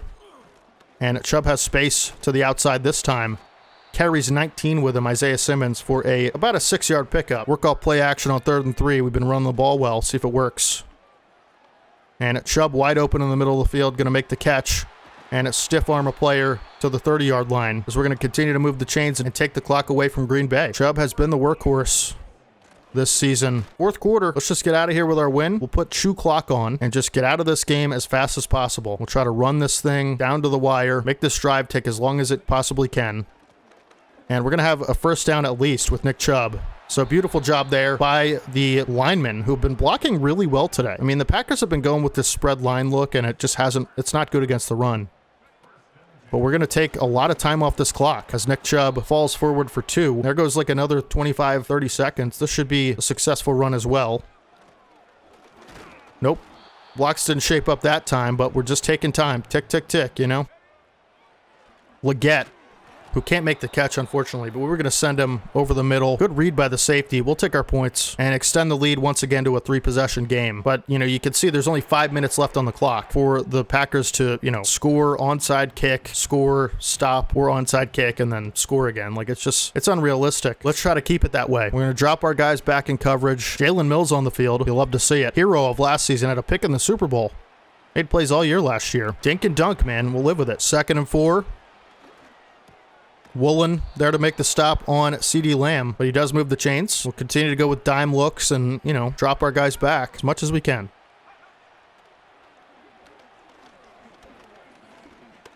And Friedman going to take off and scramble, but he will slide, which will keep the clock moving. Keep that thing running all day long as Gatson nearly had a pick there. A couple guys actually did. That was a dangerous throw for Calvin Ridley. Should have kept that one in drafts there, Friedman. And I know all about that as I make plenty of mistakes myself through the air. 4th and 2. Good job by Arnold to break that pass up. No way this is a run, right? It is a run? Are you kidding me? Woolen going to miss the tackle. And Bishop also can't wrap up on Barkley. And Barkley with a 2024 Eagles run there, I mean, you can't even be mad at it. That's just what he does. That's actually a realistic run that you could see from him in real life. I'm not even kidding. So, hey, tip my cap. That's Saquon Barkley. He's going to do that kind of stuff. You never want it to be against you, but hey, I went for a bunch of hit sticks. We're not going to tackle him with hit sticks, especially with defensive backs, as they'll try an onside kick here. Please recover it. We do recover it. Xavier Leggett. Always so trusty-handed, and this should be a chance to run out this clock. You know, all we really have to do is get a 1st down or 2, and it's GG. Try a halfback counter here. Roquan Smith, I mean, unreal breaking speed on that one. Eric All Jr. is injured. We're going to keep him, I guess. I don't know. He's never on the field anyway. Mark Cantrell, of course, being our tight end, too. And Nick Chubb up the gut. He's got a lot of space. Nick Chubb wrapped up from behind by Simmons. And we, as you can see, we have 431 yards today total as an offense. That is what you want to see. It'll be 3rd and 3. We're going to try to pass it. Actually, you know what? 3rd and 3, I'm going to run it. And if we don't get it, we could potentially go for it, but we're probably going to get it the way we've been running the football. Chubb on 3rd and 3. Gets phased into his lineman and can't pick up the 1st down. We'll try one more run and just try to end this game. Packers already take one of their timeouts. And Chubb to the outside has the 1st down and more. Going to protect the football, cover it up with 2 arms, and that will be the game, folks. Packers going to call their final timeout, or excuse me, their 2nd timeout. This will likely be their final timeout. And it sure is. And really all we got to do now is just run a couple plays. Trey Benson into the game. We'll take a carry. It's going to be a TFL, but doesn't matter. One more run, and then we'll take our points if need be. And it is Chubb up the middle for about 5 or 6. And we'll let this go all the way down and take our points. We'll wait the whole 20 seconds on the play clock and then decide to kick our field goal. This was a dominant win from start to finish. And I missed. I missed the kick? Okay. Well, let's hope no miracles occur. Please just, no Hail Marys, please. Nothing crazy. Keep them out of the end zone. And right through the seam, Friedman has a man. I mean, this is the kind of stuff. They don't have any timeouts, so we should be fine. My goodness. Friedman going to throw it away, and they'll have one last play for a Hail Mary. We'll go 3-man deep prevent. I mean, they just statistically can't win the game with the amount of time they have, so we're fine. But dominant win from start to finish. This is the type of game we needed. And he's going to chuck it up.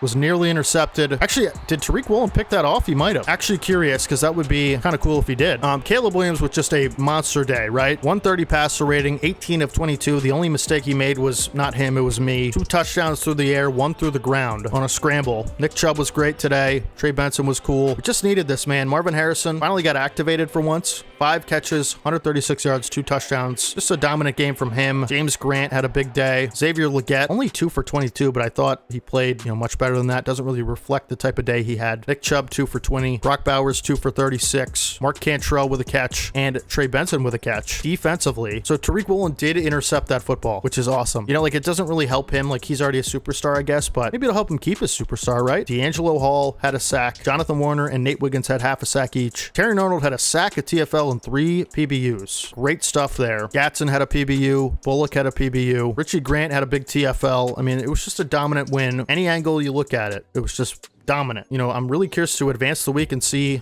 Zach Gatson gets 3 upgrades for what exactly? Oh, 100 tackles in a season, milestone. You got a ton of XP from that. Okay. Well, now he's going to be able to get some more abilities here at an 80 overall. So we're really kind of hitting the threshold here of abilities. This is beautiful. A lot of guys getting next ability slot. This is beautiful to see. Zach Gatson will go up to an 81 overall, a true 81. Let's see what we can get. Strip specialist, reach elite. Strip specialist could be really good, honestly. Let's go strip specialist so we can, you know, we can try to rip players. And you know what? We'll go short route KO because we're going to be using him. And so if any short route is thrown his way, we're going to break it up every time. And we can try to attempt to strip ball carriers and still tackle them. So cool abilities. Great job there getting 3 upgrades. And Xavier Legette gets an upgrade. Still want his like short route running to be better. We're going to go slot. That makes sense to me. But we have to hope the Commanders lost. You know, we can retake our division throne for at least the time being, right? But really nice upgrades there. We have staff points to spend. We'll do that next week. We're going to play Patrick Mahomes and the Bears in week 16. Pretty scary. They're 9-5. And if we look at, let's just really quick look at the playoff picture. Please. We're back in the playoffs. The Commanders must have lost. We'd actually be playing the Bears if the playoffs started right now. So this is a big game. And the Commanders are taking on, I think, the Cowboys this week. So let's see. We're 6-8. The Commanders are 5-9. So they lost against the Raiders. Thank goodness. Giants are also 5-9. We have to win our next 3 games. It's not even a question. But the fact that we control our own destiny now is, you know, a really good feeling. But the Bears are going to be tough. I know they have Patrick Mahomes. This is who we got Tariq Woolen from, actually, because you guys remember we traded Chris Jenkins Jr., our first round pick this season. And who else was it? Someone else. Can't remember who else it was, but oh, Juju Brent. So we're going to have to face those guys this week, which will be a fun storyline this week. We're going to spend our staff points. And man, Gunslinger was such a difference maker for me in that game. Can't believe we finally got it. Let's go, man. We're back in the driver's seat. We needed that so bad. And just to, you know, I'm going to show you guys the sliders just because I know some of you guys, you're going to question whether or not I'm tampering or whatever. It's the same sliders as the last time we fixed it. That's the sliders. All right. That was a really easy game for some reason. I don't know if it's because my abilities got better. I don't know. I also want to see if Landon Dickerson's going to be back soon because that's, oh, okay. So Landon Dickerson will be back. Everything is shaping up for us to win the next couple games and make the playoffs. Cross your fingers. We might be able to do this, folks. We are the better overall team than the Bears. I can't believe it. Let's go. I'm so excited to play against the Bears.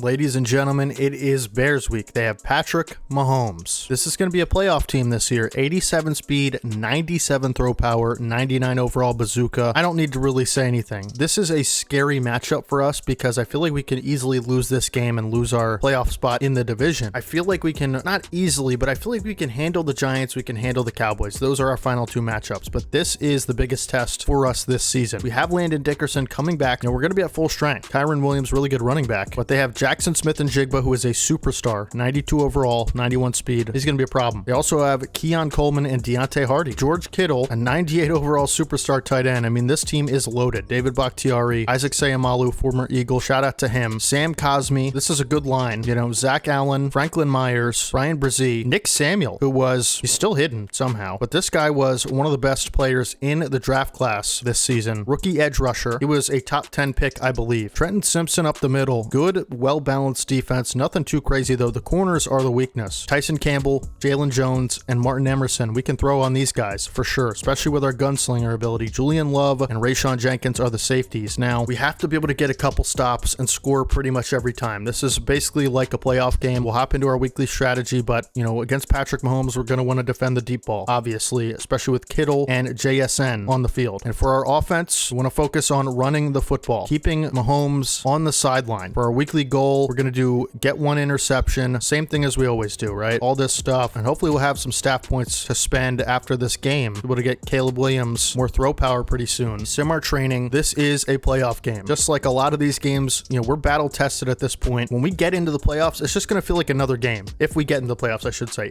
big if. Tariq Woolen's going to go up to a 90 overall. Okay, so he'll get 90 overall. He might get an extra ability. I don't think he'll get an ability slot, but he might get some better abilities here. He's got deep zone KO, acrobatics, bat. We're definitely going to put deep zone KO on him for sure. Instead of pick artist, we're going to do deep zone KO. This is going to be a really, really good ability. He won't get beat deep pretty much ever. Inside shade, outside shade. I feel like, yeah, those are good abilities. We're going to leave those on him. Trayvon Walker gets an upgrade, and we're going to upgrade his speed rusher to an 85. And if he somehow gets, he gets +2 finesse moves. If he somehow gets superstar after this season, he'll be able to get edge threat elite, which is amazing. Nate Wiggins gets an upgrade. A lot of upgrades here. Beautiful stuff. And we're just going to go man to man with him. I feel like his man coverage, it's really good, and I want it to continue to get better. +3 awareness, +3 press. Trey Benson gets an upgrade. Continue to go elusive back with him. We just want him to get to an 85 overall so we can get more abilities. +2 spin move, +1 juke move. Kalen Bullock is going to go up to an 80 overall, and I guess we want to go hybrid because we want his man coverage to be better. Yep, +1 man coverage, +2 pursuit, awareness, play rec, tackle, and zone. Big upgrade there for our free safety cornerstone of this franchise, and I'm nervous, man. I'm not going to lie to you guys. I'm really nervous to get into this game and see Patrick Mahomes and all these weapons. We know when you pair Patrick Mahomes up with an elite tight end, he makes big things happen in the biggest stage he can, and we're on the road at Soldier Field in the snow. I don't think we played a snow game yet. Okay, an absolute blizzard here in Chicago. They also have Delvin Ferris, I believe, who was the best tight end in the class. We ended up taking Mark Cantrell, and we're wearing white in the snow.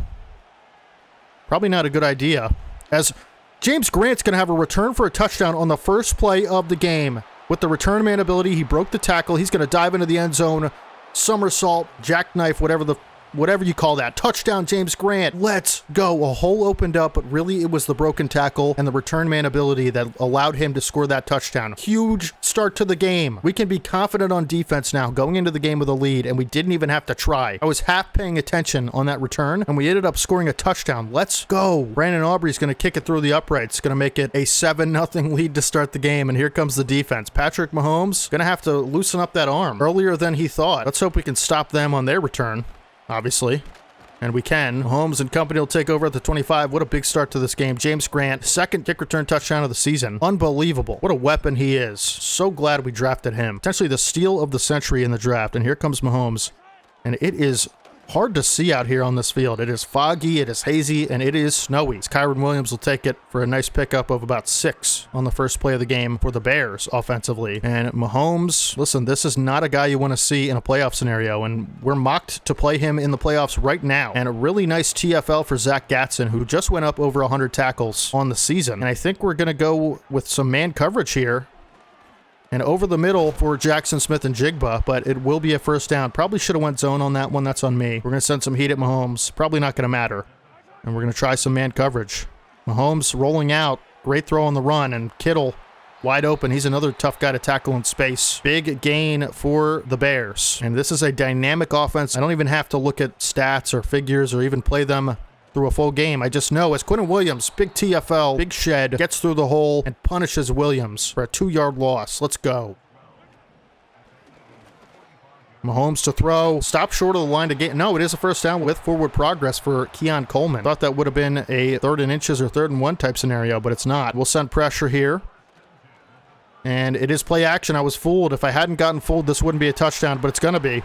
Keon Coleman beat Nate Wiggins over the middle in coverage, and the play action really sold me there. I'm sure Mahomes has a 99 play action rating or something because that was super real looking. And just like that, it's tied 7-7. This could end up being a shootout, assuming we handle business offensively. We haven't had to yet because of the return from James Grant. But listen, I don't want to get in a shootout with Patrick Mahomes. We're going to lose that every time, so need to be able to figure out a way to stop them defensively, as Benson with a pretty good return up to the 35 for him. You know, it's no James Grant, but it'll do. And this is where our offense has to be perfect today. We're going to give a carry to Trey Benson on the first play. And he's got space to the outside, finds a hole. Good piece of running there for Benson. Picks up 5 yards on the first play of the game with our offense on the field. And with the gunslinger ability, I just feel so much more confident to be able to make big throws like that as Harrison.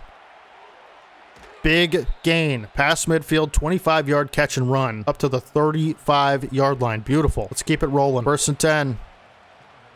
Williams back. And we're going to see if we can find Grant. I let it outside on purpose, and that was probably a good thing. He had a step, but I threw it late. We'll just take a loss of a down on that one. But we will hand off to Chubb up the gut on this play as Landon Dickerson is back. And Chubb carries a lineman forward for a 3-yard pickup. 3rd and 7. We might have a free win off the line for Leggett.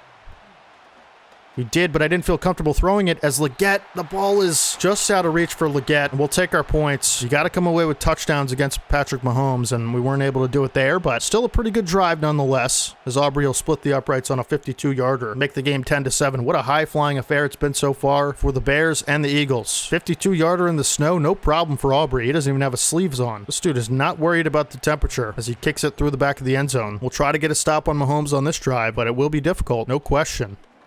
Another play action here. Mahomes just finds Kittle underneath, and he'll pick up 9. I mean, this is going to be the struggle all day, right? And this is actually a good game to test to see if we do match up with them in the playoffs, so we're going to be able to beat them, right? How did a Mahomes-led team not make the playoffs last year as forcing a fumble on that play, recovered by Trayvon Walker, but I believe it was Richie Grant who forced that ball out. Mahomes didn't slide. He had the first down, he got greedy, and that is the type of play we need there. Now we got to get at least 3 on the board to make this a successful turnover. Holy cow. These guys are so much better than I give them credit for often. I'm so worried about stopping Mahomes, and all of a sudden we get, you know, a big play, big turnover. Richie Grant finds the field and creates havoc, forcing a fumble on Mahomes. It's Mark Cantrell with a nice route and catch and run to the 35, and we're already in field goal range. We're going to try to run this for Chubb. Chubb to the outside, gets a good block from Joe Alt, and pushed forward by the defender for 7. And that should take us to the end of the first, and what a first it has been for your Eagles. It'll be 2nd and 3 when we return in the second quarter, and you just can't ask for much more than what this team has given so far, right? Come out and try to run the ball on 2nd and 3 with Chubb. And Chubb is going to try to fight his way for a first down, but it'll be stopped short. It'll be 3rd and 1. And we're going to try Benson on a 3rd and 1 carry.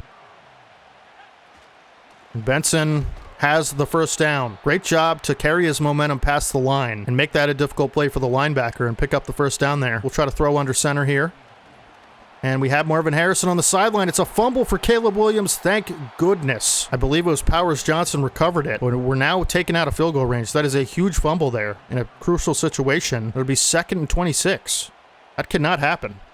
And don't ask. Just don't ask. Probably the best result there was just an incompletion. I accidentally tapped circle when I was trying to hit another button. Don't ask. And we're going to have potentially, no, let's miss throw. I guess off his back foot. I don't know. Basically an arm punt, but to come away with 0 points there is very disappointing. You have to capitalize on those types of situations when you're playing against a great quarterback, and we did not in that situation. Missed throw from Williams, and it'll be, you know, a fresh drive with no added points for the Bears to overcome offensively. Terrible. Next play up, though. It is a run to Kyron Williams, who has a lot of space to the outside, and breaks a tackle. Trayvon Walker takes him down along with D'Angelo Hall. It'll be a new set of downs for Chicago. Under center, it's play action. And over the middle, Mahomes has a man wide open. Woolen on decent coverage, but I thought we could get to Mahomes there. New set of downs once again. Another play action. Mahomes had a man wide open over the middle of the field, and he's going to take off again, and this time slide wisely. Down at the 18 inside the red zone, picks up 7, but got to keep him out of the end zone, man. We really do. 2nd and 3. It's going to be a screen. And big hit on Smith and Jigba by Tariq Woolen. Hoping we could pop the ball free there, but can't ultimately do that. We'll be 1st and 10 on the 14. And this is going to be a run for Kyron Williams. Good job by Kalen Bullock to fill his lane and make the stop. I'm going to send heat at Mahomes, 2nd and 4. And it is a screen. That is the perfect call. Kittle's going to walk into the end zone for the easiest touchdown of his life, and we're going to be down 4 points. And this is how bad teams lose. They beat themselves. We have been a bad team all season. You know, game to game, we've had our moments, but bad teams beat themselves, and that's, you know, that's what we've done so far in this game. Doesn't have to define the game, but we'll have a 2-minute drill to score. At least 3 would be awesome, as they're going to get the ball to start the second half, so I'd like to take the lead going in, but 2:08 on the clock. See if we can make something happen here. We're going to hit Leggett on an out route, complete for a 5-yard pickup, and that'll take us to the 2-minute warning, even though he got out of bounds. Still have 3 timeouts, nothing to worry about with the clock necessarily, but just got to get in the end zone. That's priority 1. 2nd and 5. And we have Harrison. Great ball from Williams under pressure. Harrison tiptoes his way, tackled out of bounds at the 36. Huge throw and catch there on a dig route. Beautiful job from everyone involved in that play. We're going to have Cantrell on the sideline. It's actually going to be a loss of 1, but we're going to run that dig play again. I really liked it. And there was pressure right in the face of Williams on that play. It was a blitz, and he still made the throw. And we're going to have Leggett as I throw it out of bounds by accident. I let it too much away, and it'll be 3rd and 11. We're going to shriek Harrison. We got a shriek on Grant. And this will be a blitz, so we're going to try to make sure we have time. One of these guys should win off the line. They really should. And it is Harrison. We're going to take a deep shot. Harrison, can he run under it? He can, and hold on through the contact. Touchdown, Marvin Harrison Jr. I believe that's his 12th of the season. He should be close to 1,000 yards pretty soon. Beautiful throw and catch. And unfortunately, we're going to give the Bears another chance to score, which they probably will. They have 3 timeouts in a minute 38, but, you know, realistically, this is one of the better case scenarios you could ask for on a drive like that, to end with 7 on a big throw and catch. We'll give the Bears the football back, though. Try to get a stop. And if we can force a 3 and out, we could score again. Mahomes on 1st and 10. What's he got for us? Nice ball, but great PBU by Terry Arnold. He's just made those plays all season. He's so good at PBUs. Awesome play there. Be 2nd and 10. We'll try a little press zone coverage here on the outside receivers. And covered well. Forces Kittle to the sideline for a 4-yard pickup, but that was a nice job on those first 2 plays of covering. And we're going to have to make the same result happen here. 3rd and 6. Got to get off the field. Mahomes forced a scramble. I missed the tackle. That's on me. That's so bad. All right, well, at least we covered well. You know, I can't be too mad at the result because it was my mistake. I can live with me making a mistake and losing. It's when we don't have a chance to and we still get a bad result. Nice call and good timing for a screenplay there for Kyron Williams, who takes it out of bounds up across midfield at the 48, and it'll be 1st and 10. And Mahomes was a pass breakup by Zach Gatson, and that's the new short route KO ability, which came in handy on that one, clearly. 2nd and 10. And out to the sideline again. Good job by Kalen Bullock to force out the imposing George Kittle. It'll be 3rd and 2. Get a stop. Get him off the field. Mahomes over the middle, wide open. It's Keon Coleman, who breaks 2 tackles and then drags Tariq Woolen into the end zone for a touchdown. This is a shootout and a half, folks. If you came here for high-flying offensive action, this is what you're going to get. Extra point up and good. It'll make it a 4-point game. We'll still have 3 timeouts and a chance to take the lead once again going into the half, but this is a crazy battle offensively, and I'd really like to get at least 3 on the board here because, like I said, they are going into the half with the football, so actually a pretty good return there from Benson, all things considered, and we'll have 55 seconds to make some plays. At least get into field goal range, which shouldn't be too much from Aubrey because field goal range for him is much larger of an area than other kickers, and Bowers open. Run after catch opportunity, but he'll be taken down after a 7-yard pickup. We'll call timeout. Would like to work something to the sideline here. And we're going to have Bowers, who makes a beautiful catch on the sideline there. That was a tough, tough catch, and he made it. 1st and 10, we're going empty. And we're going to have potentially Marvin Harrison. That ball is underthrown and picked off. Defender had eyes in the back of his head. Forced fumble by a lineman, but ultimately recovered by the Bears, and they're going to be able to get in field goal range and probably kick another field goal here. That's a mistake you can't make in that scenario. I thought I saw space. I probably threw it the wrong way, but that is terrible. You can't do that, man. You just can't. And Mahomes will try to march the troops into field goal range. And really nice play from Nate Wiggins there. I mean, they're pretty much already in field goal range. It'd be a long one in the snow, but still have a timeout, do the Bears. We'll try to get pressure on Mahomes here. It's a great job in coverage by Tariq Woolen. They're going to call a timeout and take their points. That's so bad. I mean, technically, we're only going to be down a touchdown, right? We're hoping to be up instead of down at all. We were already down a touchdown anyway, so I guess in that regard, it's not the end of the world, but James Grant potentially could have a chance to return this kick. Actually, no, we're going to let it bounce in the end zone. We're going to take a Hail Mary. We've had success on this play before. We're going to take a shot deep for Harrison. If he can catch it, which he can. And is that DPI? It is DPI. Do we get another play? Oh my goodness, we're going to get another play and a field goal out of it. Let's go. Okay, so Marvin Harrison makes that awesome contested catch, and we're going to get 3 points out of the PI. That's huge. That's actually a really big field goal there. Only puts us down 4 instead of 7. And of course, they will get the ball to start the second half. And our defense, we're going to have to do a much better job if we want to win this game. Realistically, we've turned the ball over twice, and we're still in a position to come away with a victory here. We have to play our cards right, obviously, on both ends of the ball, but there's a chance. There is a realistic chance here. And I'm not going to run cover 2, which just never works. Over the middle, perfect hit stick, no fumble on George Kittle, hit by Zach Gatson. We're going to try to pinch this defense here. Hopefully Quinn Williams can do his thing. And Gatson, I mean, I Yeah, that should have been a hit stick, though. Like, I was all over that, and I hit sticked at the perfect time. Just decided it wasn't going to line up, whatever. But 3-down lineman, this 3-3 look, we're going to try it and try to get pressure that way. But the Bears just block everything really nicely. I mean, haven't been able to get into the backfield, like, at all. 1st and 10, Mahomes underneath. Got a receiver, but receiver brought down by Gatson shortly after. I like this 3-3 look against the Bears, I really do. Like, nothing else is working anyway. You might as well try to mix it up and try things out as Drew Sanders just gets lost. You can't find Kyren Williams. I don't know, man. I don't know what to do. I'm trying every type of coverage. I guess we'll try some cover 2 on this one. Haven't done that yet, but it never works anyway. As this is a run to the outside, Richard Grant saves a touchdown, but it'll be 2nd and goal at the 3. We'll try more man coverage. And Quinn Williams going to be all over this one. Drags Kyren Williams down, but it'll be at the 1-yard line. Come out in a goal line set, and hopefully our corners can do their job on the edge against the receivers, but it's going to be a run. Walks into the end zone. Kyren Williams flips over Cole Bishop. I don't know what to do defensively, man. Like, none of our packages are working. None of the coverages seem to work. He always has time. Can't stop the run. It's tough sledding here. We just got to keep scoring and hope somebody makes a play, picks off Mahomes or something, forces a fumble. Got to get lucky. But it's not looking great right now, I will say that. And we don't really have an opportunity to run the ball because we're a little bit strapped for time. So pass game needs to be electric in this half, and that drive took about half the quarter away, so got to be pretty effective here early. We're going to take a shot deep. It'll be probably double coverage here, but I thought I'd take a shot for Brock Bowers. Didn't work out, but that's fine. 2nd and 10. And this is going to be man coverage. Couldn't get the throw off. Had Leggett open on a corner route. 3rd and 10. Somebody make a play. James Grant, please. Can't make the catch. We'll have to punt. I mean, I would go for it if it was closer, but it's 4th and 10. You can't go for it. And we'll see if we can get a good punt, at least. We will. Come on, please hit him in the back. Hit him in the back. Not going to hit him in the back, but we'll have Mahomes inside his own 20, at least, right? We'll try a dime look. I don't know what else to do, really. A dime blitz, I guess.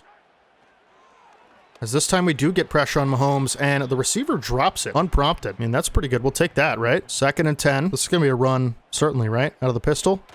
It is a run out of the pistol, and Zach Gatson and Cole Bishop there to take down Kyren Williams for a gain of 0. And it will be 3rd and 10. We need to get off the field. Somebody get to him. Somebody get to him. It is Drew Sanders who gets to him, forces the ball incomplete. Mahomes hit as he throws and they'll punt. Huge stop. Keeps us in it. That's all it does. But that's all we needed. We just needed to be in it. And hopefully get a nice return here from James Grant. He's going to break this tackle, right? He does. Can't do much more after that. But again, we'll have another chance here. It's all we can ask for, right? And we really can't run the ball at this point, like I said. So Bowers got room to run. Nice completion there. Move the sticks, and we will go hurry up out of this formation. I like it a little bit. Try to get a big play down the field with James Grant. And we're actually going to throw this. Grant has a step. He has a lot of space. And Grant's going to dive. Pylon touchdown. No, not touchdown. Okay, so we're going to be 1st and goal at the 1. He did go out of bounds. And now we try to punch it in on the ground, as this is a free touchdown, basically.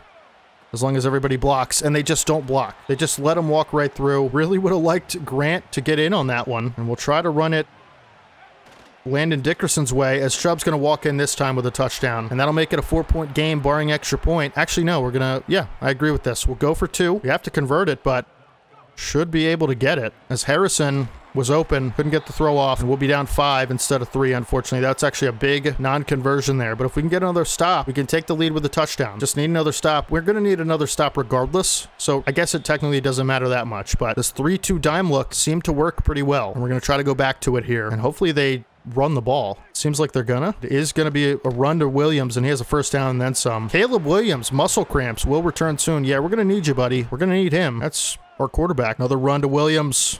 Williams there to bring down Williams, and Williams with a 4-yard pickup for Williams. End of the 3rd quarter for Williams. 2nd and 6 when we return for Williams. Oh my goodness. I'm nervous for Williams. I'm so nervous. We're going to try to send a blitz.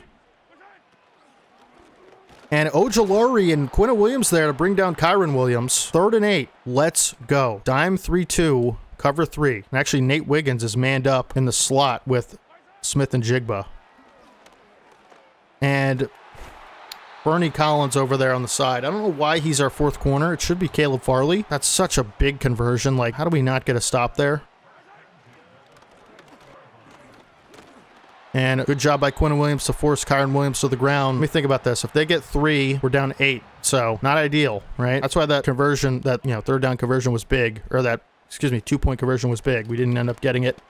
And Kyron Williams has a first down anyway. I don't think it's going to matter. Can't stop the run in dime. We're going to go back to 4-2-5. I'm going to try to send heat at Mahomes. Can't get there. I mean, we just can't get any pressure. It's just having all day to throw. I mean, we just have to cover perfectly. That's our only chance of getting stops. Cover perfectly, stop the run. That's really all we can do, man. And I hate it.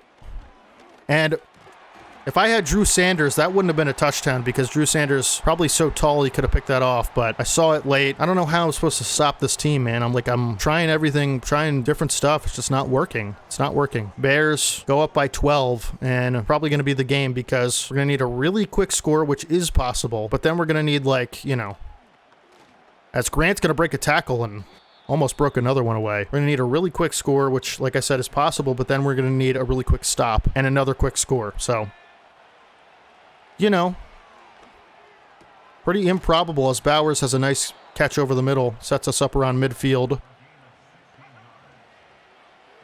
And Leggett with a step. Williams hits him in stride. Can he get to the edge for a touchdown? He can. It'll be another 1st and goal at the 1. This defense just has no answer for our passing game. It's so unfortunate as Chubb can't get in the end zone there. I mean, how can we not get a yard with Nick Chubb? Please. This time, Chubb walks in once again. Let me think about this. 34-38. Yeah, we'll take our PAT. We keep scoring, but it's just not enough. We just can't stop the other team. But if we get a stop here, I mean, we have 3 timeouts, right? If we get a stop here, it's possible. It just depends. Turnover would be incredible. But even if we score a touchdown, I mean, they can win with a touchdown. So we're probably going to need 2 stops and another score. And 1 stop feels like a mountain to climb, as we'll try to be aggressive with our play calling. 1st and 10 for Mahomes. We run to Williams. We can't stop the run. I mean, that's, oh my goodness, man. Like, what am I supposed to do? I'm just going to run commit. This time, Quinn Williams all over it, and I'm not going to take my timeout. I'm going to let it go to the 2-minute warning, and I want to see how 2nd down goes before I take my timeout, because they're actually not in field goal range, and we're going to run commit, which might not be wise, but we need a stop. And it is another stop. 3rd and 14, we'll take our timeout now. What do I want to do here? Send a blitz probably, right? A man blitz. We'll press and just hope it's another run. That's all we can really do. Hope it's another run. It is another run. Please make the tackle. Kalen Bullock does. We'll call our 2nd timeout. It'll be 4th and 7. They're going to take a field goal. Let me think about this. 38, it'll be 41. We'll need 8 points if he makes it. Can he make this in the snow? He can. He missed. Oh my goodness, we're at midfield with 1:48, and we need a touchdown to win. We might win this game. I can't believe that. And get rid of it. We can't. We're sacked. That's such a big sack. Oh my God. Settle down, everybody.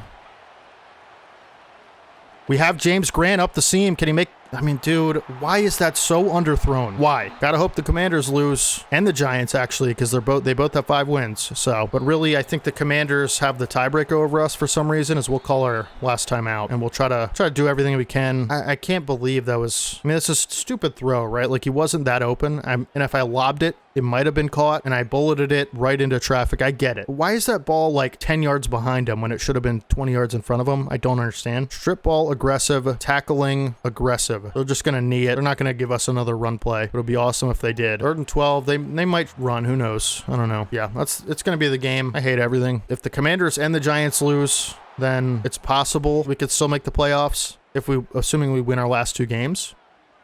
As we're going to have a chance to return this. Are they dumb? And Grant will not pull off a miracle. And we're going to lose. Too many self-inflicted wounds. We had a chance. We had the best chance we're ever going to have to win a game like this, and we sold it. 3 picks. All my fault. Mahomes played perfect football all day. I have no excuse.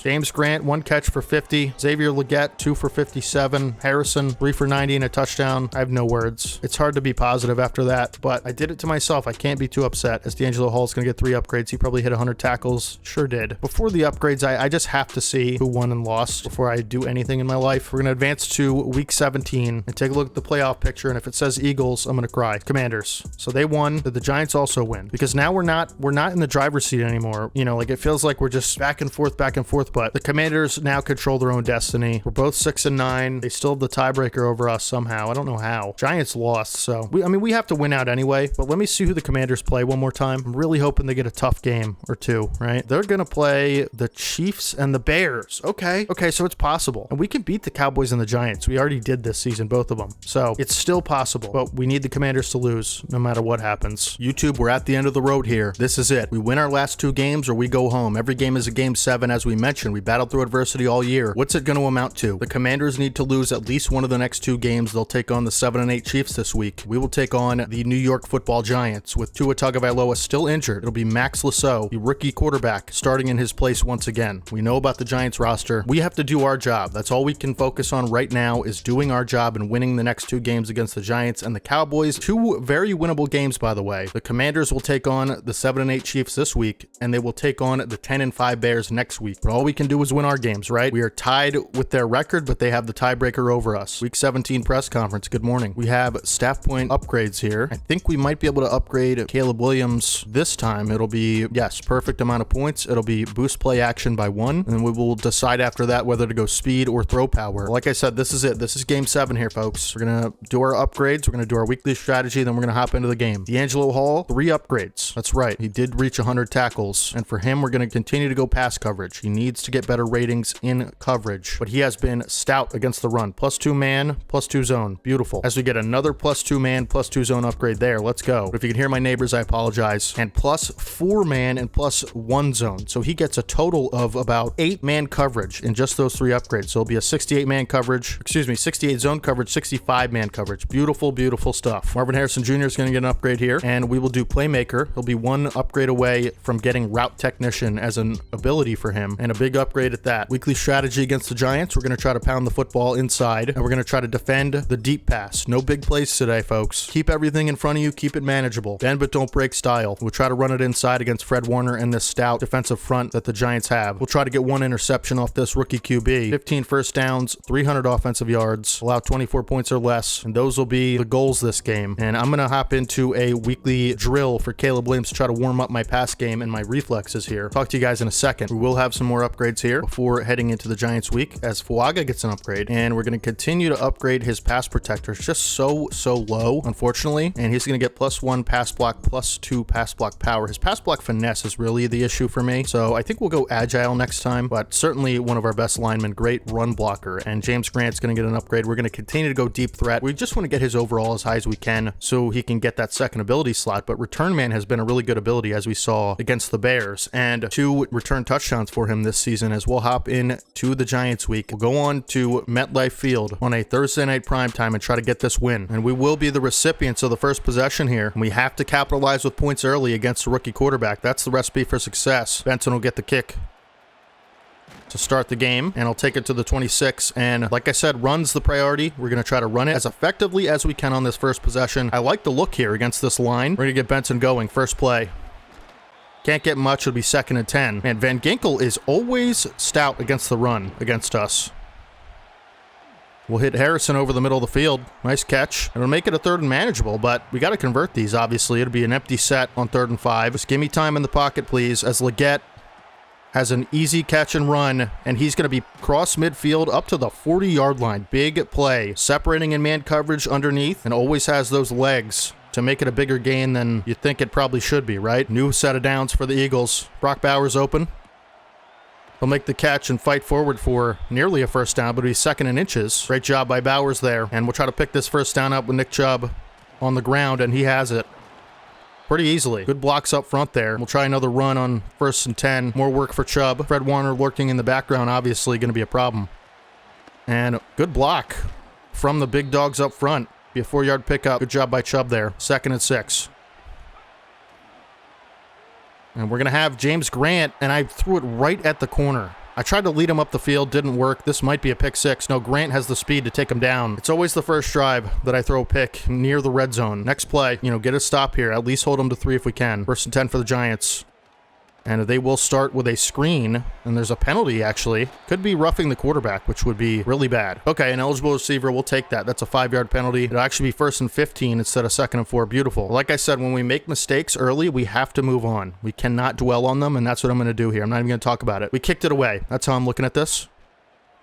Play action on 1st and 15 as Sanders nearly got home on a sack on the rookie QB. A 2nd and long here. Nice job by the defense. We're going to pass commit.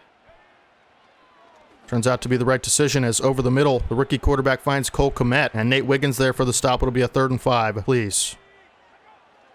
Get a stop. Underneath. I nearly had an interception with Zach Gatson. That's unfortunate. New set of downs for the Giants, and I remember man coverage working super well against the Giants last time, and then we'll try that here. Give me some motion from the receiver, and it'll be a play action. And deep shot down the sideline. Arnold is torched in man coverage. Couldn't get any pressure. And it'll be a new set of downs at the 12. And we will try to send pressure off the edge at this rookie quarterback here. It will be a quarterback keeper. And nice job from Terry and Arnold to bring down the quarterback. 2nd and 9. Interesting play call there. And we're going to try to send pressure again. 2nd and 9. This time it is a run. And Jonathan Warner and Zach Gatson combined for a tackle. Nice play there from Warner to win off the line. And it'll be 3rd and 9 here. Somebody make a play. Keep him out of the end zone. It's really what we got to do. Play action. And Jonathan Warner gets home with a sack. One of his first sacks of the season, and it couldn't come at a better time. We're going to hold the Giants to 3. Great job by Warner. 2 plays in a row to get into the backfield and wreak havoc. That's what we drafted him in the top 10 for, and he makes it worthwhile there. Awesome job by the defense to hold him to 3 off a stupid turnover. It won't happen again. We'll receive the kick, and it'll be James Grant this time. And he's got a lot of space to the outside, and Grant breaks a tackle. Can't break another one. It'll be a nice return up to the 37, and that's where we'll take over once again. Let's get this offense rolling here. Let's get some points on the board as Benson with a nice run picks up a 1st down, and he's tackled at midfield at the 50, and really nice job there. And that'll end the 1st quarter. Really decisive stand in the red zone defensively. We have to continue our momentum here, and we're going to work off play action on 1st and 10. And Harrison wide open over the middle of the field. Can he make anybody miss? Tries a spin move. Doesn't bear fruit as he'll be stopped up at the 26, but a really nice play in the passing game there off play action. And this is where we try to run with Chubb if we can. And just try to get some easy yardage as Chubb breaks several tackles, including one from Fred Warner. Great run there. He's got that dog in him, huh? 2nd and 2. We're going to try to pick up this 1st down on the ground. And really nice job once again from the lineman, but better play from Fred Warner as it'll be 3rd and 1. I've considered running this, but we're going to try and be a little bit more aggressive and throw it as Harrison has the 1st down and secures the ball up to the 13. Nice job there from Harrison underneath, and good blocking up front once again. They are certainly stacking this box as Fred Warner on the line of scrimmage. This time they're all over the run. It'll be 2nd and 9. We're going to have to throw this in, I feel. Hopefully we don't, but I think that's going to be the case. Let's try to set up a little bit more of a 3rd and manageable if we can. As Harrison open underneath, picks up a 4-yard catch. It'll be 3rd and 5. So that's what we do. We make it a little bit more manageable for us. 3rd and 5. Big play here. And Bowers open, picks up the 1st down. Can't get in the end zone, but it'll be 1st and goal at the 1. Let's try to pound this in with Trey Benson.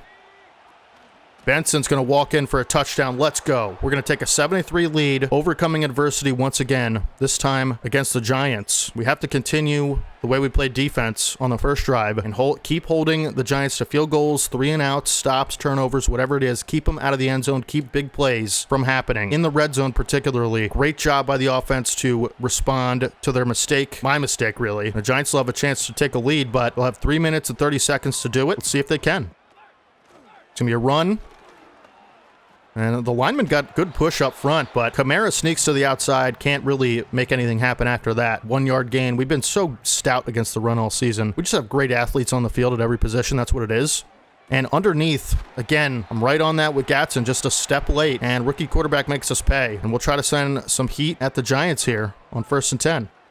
It'll be a play action, really nice bootleg call on the right side blitz, and they, bootleg over to the left. It's actually a really good call against that blitz there. And it'll be 2nd and 8. Just missed my assignment there. That's my responsibility. Is Demario Douglas is going to have a lot of room to run after the catch. He'll be up to the 16. It's always like, around midfield, we just let up these big plays and can't continue to do that, man. 1st and 10 on the 16. Good coverage from Cole Bishop. Can't force the ball incomplete, but that's a nice play there. In man-to-man against Cole Kmet. Tough tight end to stop. What is my camera? I don't like this. Looking to throw. Great job by Kalen Bullock to force that ball out. Is that Austin Hooper still in the league? Wow, okay. You know, that play really saved a touchdown, and it'll be 3rd and 5. Great job by Kalen Bullock there. Go ahead and pass commit. Underneath, wide open. That route's always open against cover 3 for some reason. Mario Douglas has a first down, and we'll come out in goal line, try to get a stop here. Need pressure up front from Quinnen Williams and company. This isn't a great, offensive line, as Quinnen Williams does get the stop. Let's go. Comes in unblocked. Beautiful job. We're going to continue to go goal line and just hope we can get pressure. We don't have great cover players out in coverage against receivers, so hopefully it doesn't end up mattering as Richie Grant allows a touchdown catch. Tough to ask him to cover on the boundary, and that's what he had to do. Couldn't end up doing it. Giants will take a 10-7 lead. Let's try to get 3 on the board before the end of the half, right? We have a dangerous return man, and we have a lively passing game over the last few weeks. Can we get into Aubrey's territory? I think it's possible for sure. Benson will receive this one. And Benson's got good room. Great return up to the 39. That's going to set us up nicely to try to pick up, 20, 30 yards or so. Get into Aubrey's territory. We do have 3 timeouts as well. And Bowers wide open. This is exactly what we needed. We're going to call timeout. We got 25 seconds left, but nearly already in Brandon Aubrey's territory. 1st and 10. I'm going to hit Chubb out of the backfield, who's got a lot of space. Stiff arms his way up the field and out of bounds at the 37. Just need a few more yards here. And we could even take a couple shots at the end zone if we want to. And James Grant wide open. Great throw from Caleb Williams. Forced out of bounds at the 26. And now we have an opportunity to really, again, take some shots. Plenty of time left. Chubb wide open out of the backfield. And takes it up to the 14. We'll call our second timeout, and we'll try to take one more shot if we can. See if somebody wins off the line. If nothing's there, we're throwing it away. And that's what we'll do. And we'll take our 3 going into the half. Great execution from the offense towards the end of the half here, and we'll kick it away to start the second half. Need to stop on that possession, but to get 3 in 30 seconds is a good feeling on the road when you're losing the turnover battle. Aubrey splits the uprights. It'll be a tie game with 1 second left. And barring a kick return touchdown, I think we're going to go into the half tied and kick the football away to New York. And it'll be Kamara who returns this, and he actually has a lot of space. Dangerous return there for Kamara, but doesn't amount to much. And that'll be the end of the first half. We have to continue to run the ball well. It's worked really well today. And we're going to try to defend the deep pass. That has not worked well today. We'll kick it away to start the second half in Game 7. Gotta hope the Commanders lose. All we can do now is just try to finish this game and win. That's really all we can do. Focus what we can control, and that is what we can control at the moment. 1st and 10. Be play action. And Woolen can't force the ball out on Ladd McConkey, but decent coverage there, I will say. And we'll try to send pressure at the quarterback. It will be nearly an interception by Terrion Arnold off of a pressure from Quinnen Williams, who got unblocked right up the middle. You'll love to see it. 2nd and 10. Haven't ran the ball much. It's not going to start here. As sacked, Jonathan Warner again gets home on the rookie QB. Oh my goodness. Jonathan Warner is putting together a really good last couple games here of the season. 2 sacks today, and I believe a TFL. 3rd and 15, we're going to back off. Try to keep... that's like, how does that can't happen. That's the only thing that can't happen. Probably should have blitzed or went man coverage, been a little bit more aggressive there. That's on me. You got to get off the field on, 3rd and 15. That's horrendous. It'll be 2nd and 6 here, and we're going to come out in a different look, try to make something happen defensively. The nickel not working on 3rd and 4th down is great TFL by Quinnen Williams, forces another 3rd and long. Can we get home? We're going to try cover 3. We're going to have 3 linemen. Just cover well, please. We do. Will it last? Quarterback taken off. Forced fumble by Zach Gatson. And that's why you put strip specialists on him, as Nate Wiggins might have a return for a touchdown. He's got the speed. 5 touchdown. Let's go. Is that our first defensive touchdown of the season? It actually might be. And it couldn't come at a bigger time. Nate Wiggins going to pose for the camera. That's Marvin Harrison's celebration. He's loving it. Nate Wiggins has had a big season as now CB2. I intentionally stripped the ball on the quarterback who did not slide. Really dumb decision there. Nate Wiggins getting love from the offense as well on the sideline, as it makes their job a lot easier to play with a lead. Beautiful play in a big moment. We needed that like you wouldn't believe. Can't believe it, man. The defense, I always say this, but it's just so true. Whenever the time is so dire, they deliver. They give us exactly what we need. And that time, once again, doing the same thing. Coverage was amazing. Quarterback takes off, and we strip him with Zach Gatson, who really Gets another TFL here, along with Quinn Williams, who's just eating today off of that interior line. And I like this 3-3 look. It's been very effective today. 2nd and 12. Underneath for Douglas, who's been the superstar of the show offensively for the Giants. Picks up a few, and it'll be 3rd and 5. Spread out the defense a little bit. And underneath, makes the catch McConkey, but somehow goes out of bounds. Arnold whiffed on a hit stick. Couldn't force the ball loose, but good coverage on the sideline, and the Giants will punt. Let's go, man. We just needed big, invigorating plays like this. That's what the defense has delivered. As the ball bounces into the end zone, it'll be at the 20. And again, all we can do is focus on what we can control. As I'm trying to look at the bottom ticker to see if the Commanders are playing yet, and it doesn't appear they are. Because it'll, this is a Thursday night game, unfortunately, but really starting to get curious about if they're going to win or not. We'll try a under center pass. Harrison's winning off the line and stiff arms a corner to the 34. He's had a big day, Harrison. He's just been so money all season. He's getting so much better. True receiver one of the best in the league is what he's developed into. As Chubb has a lot of blocks and a lot of space up to the 47 with a big run. The run game's been so effective today. And that's what we needed. And Benson in particular has had some good, tough runs here. We'll try to get him more involved, and this time takes it for a 5-yard pickup up to the 48, and we're going to try to take some time away and extend our lead to 2 possessions. That's really what we're going to try to do here. As Chubb flattened by, as we have an injury here, but Chubb flattened by Fred Warner. 3rd and 7. Need to convert. Bowers open.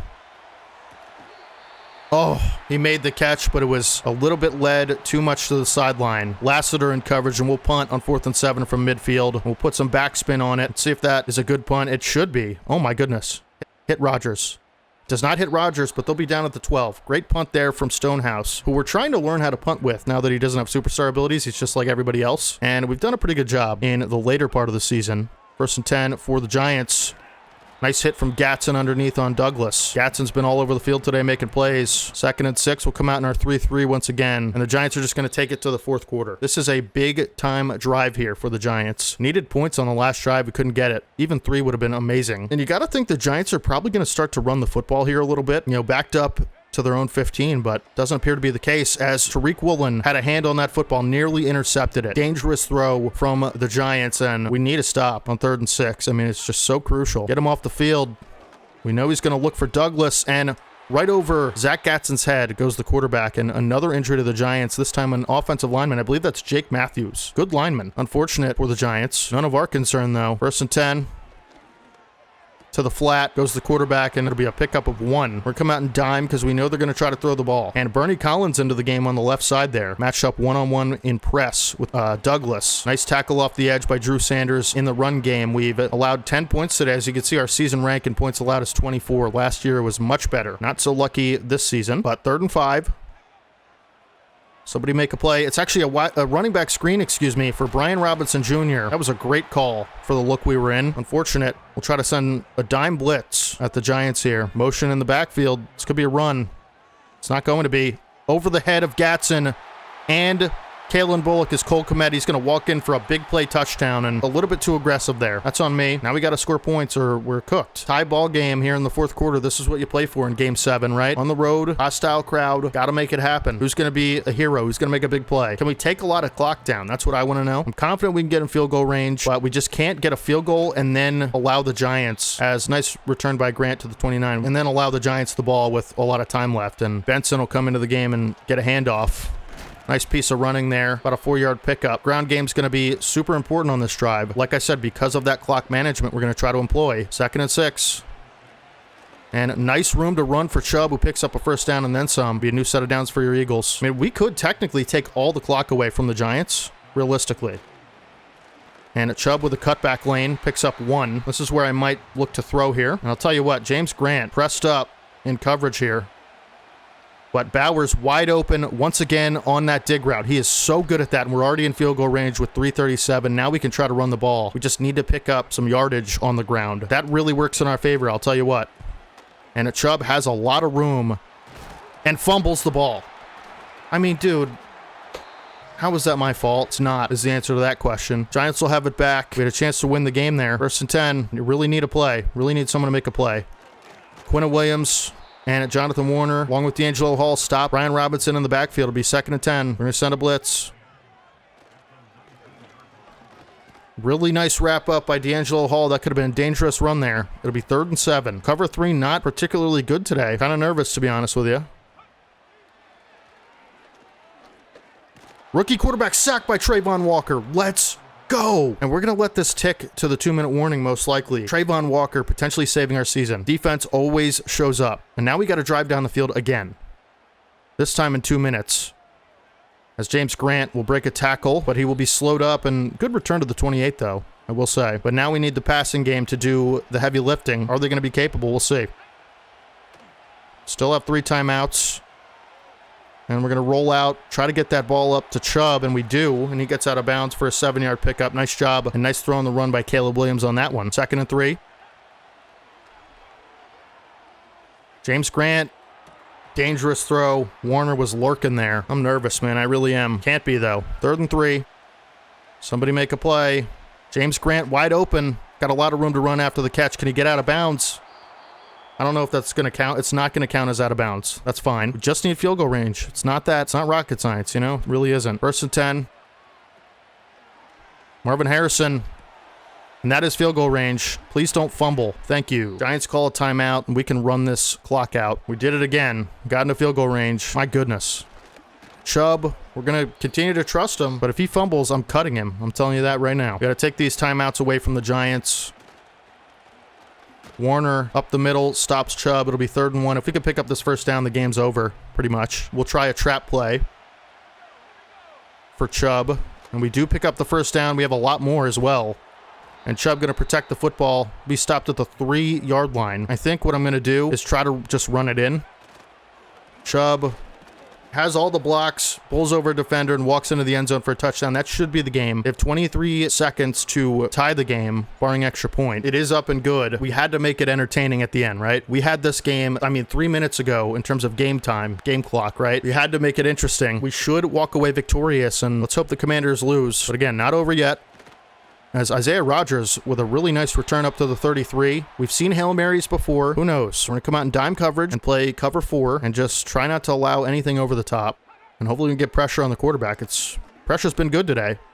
As out to the flat. Good job to keep him in bounds. That'll end the game. Tariq Arnold with a nice hit, and that ends the game. Let's go. So we come away out of the Meadowlands in East Rutherford, New Jersey, and one could look at it as a miracle. Trayvon Walker with a big sack at the end of the game. Caleb Williams did a great job of managing the game. You know, that's basically his job, especially last year in the playoffs. But in playoff scenarios, that's going to be his job, and he did a good job of that here today. Chubb with the fumble almost ended our season. Trey Benson ran well. Chubb ran well. The ground game was electric today. Marvin Harrison, great game. I thought Brock Bowers played super well. I thought James Grant played super well. And most importantly, the defense played super well. Fred Warner and Van Ginkel were all over the run, but, you know, the front 7 just wasn't good enough. Tariq Arnold with 5 tackles. Good job today in coverage as well. Nate Wiggins with a big fumble recovery, returned 68 yards for a touchdown, which was the difference in the game if you really think about it. And Zach Gatson forced that fumble. Had 4 tackles today. Quinn Williams with 3 TFLs. He was a monster. Jonathan Warner, 2 TFLs and 2 sacks. He is really coming into his own later in the season. Trayvon Walker with another big sack. And let's cross our fingers and hope and pray that the Commanders lost. That's all we need to think about right now. We did our job. Let's hope they do theirs and lose. Maybe Jalen Hurts will help us out. We'll advance the week and we'll take a look at the playoff picture and see who's in and who's out. We are in the playoffs, 4 seed. The Commanders must have lost. We still have to win this week against the Cowboys, but I believe if we win this game, we are in the playoffs. Breathe, everybody, breathe. And again, the goal is not to just get to the playoffs. Of course, we're going to have to, most likely play Patrick Mahomes in the first round, which that, if you watched the Bears week, that was quite the game. Can't get a stop on that guy. We really just need to win today against the Cowboys, who are 4-12. They're not good. We beat them, I believe, twice last year and, already once this year. And we just handle our business at home against the Cowboys, which, first of all, there's no better feeling than beating up on the Cowboys. I'll say that as an Eagles fan. In franchise, in real life, doesn't matter. Beating the Cowboys is the best feeling in the world. Anyways, this time it really is going to be if we win, but we have to win. Can't get cocky now. This is a playoff game, right? Joe Walt gets an upgrade, 1 away from getting an extra ability. I don't think I have to show off the Cowboys roster. I think you guys are all familiar. Anthony Richardson, Jalen Warren. This team is dangerous on the ground, but they have a propensity to turn the football over. Defensively, they have an elite front 7. But I will say we have been able to run the ball against them historically pretty well for the front 7 that they have. And we're going to try to do that here today as well. The playoff scenarios are, if we win, we should automatically be in the wild card round, right? Against the Bears. If we lose and the Commanders win, we should be out of of the playoffs. If we lose and the Commanders also lose, we still should make it. An 8-9 team could potentially make the playoffs. A 7-10 team could potentially make the playoffs if everything goes according to plan. Jackson Powers-Johnson going to get an upgrade. We will continue to go pass pro.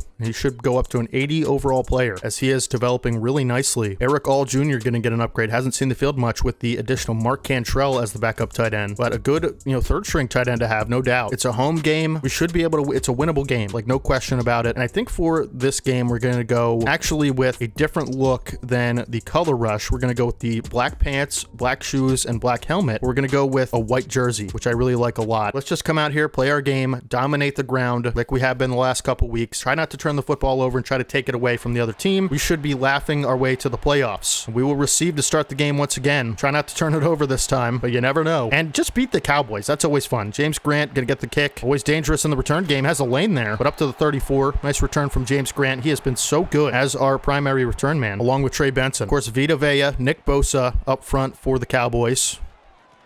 And Chubb has a cutback lane, but only picks up one here. Danielle Hunter as well. And we'll try some quick slants action. But you know what? They're pressing up on Harrison. You know what we like to do against the press. Send him deep.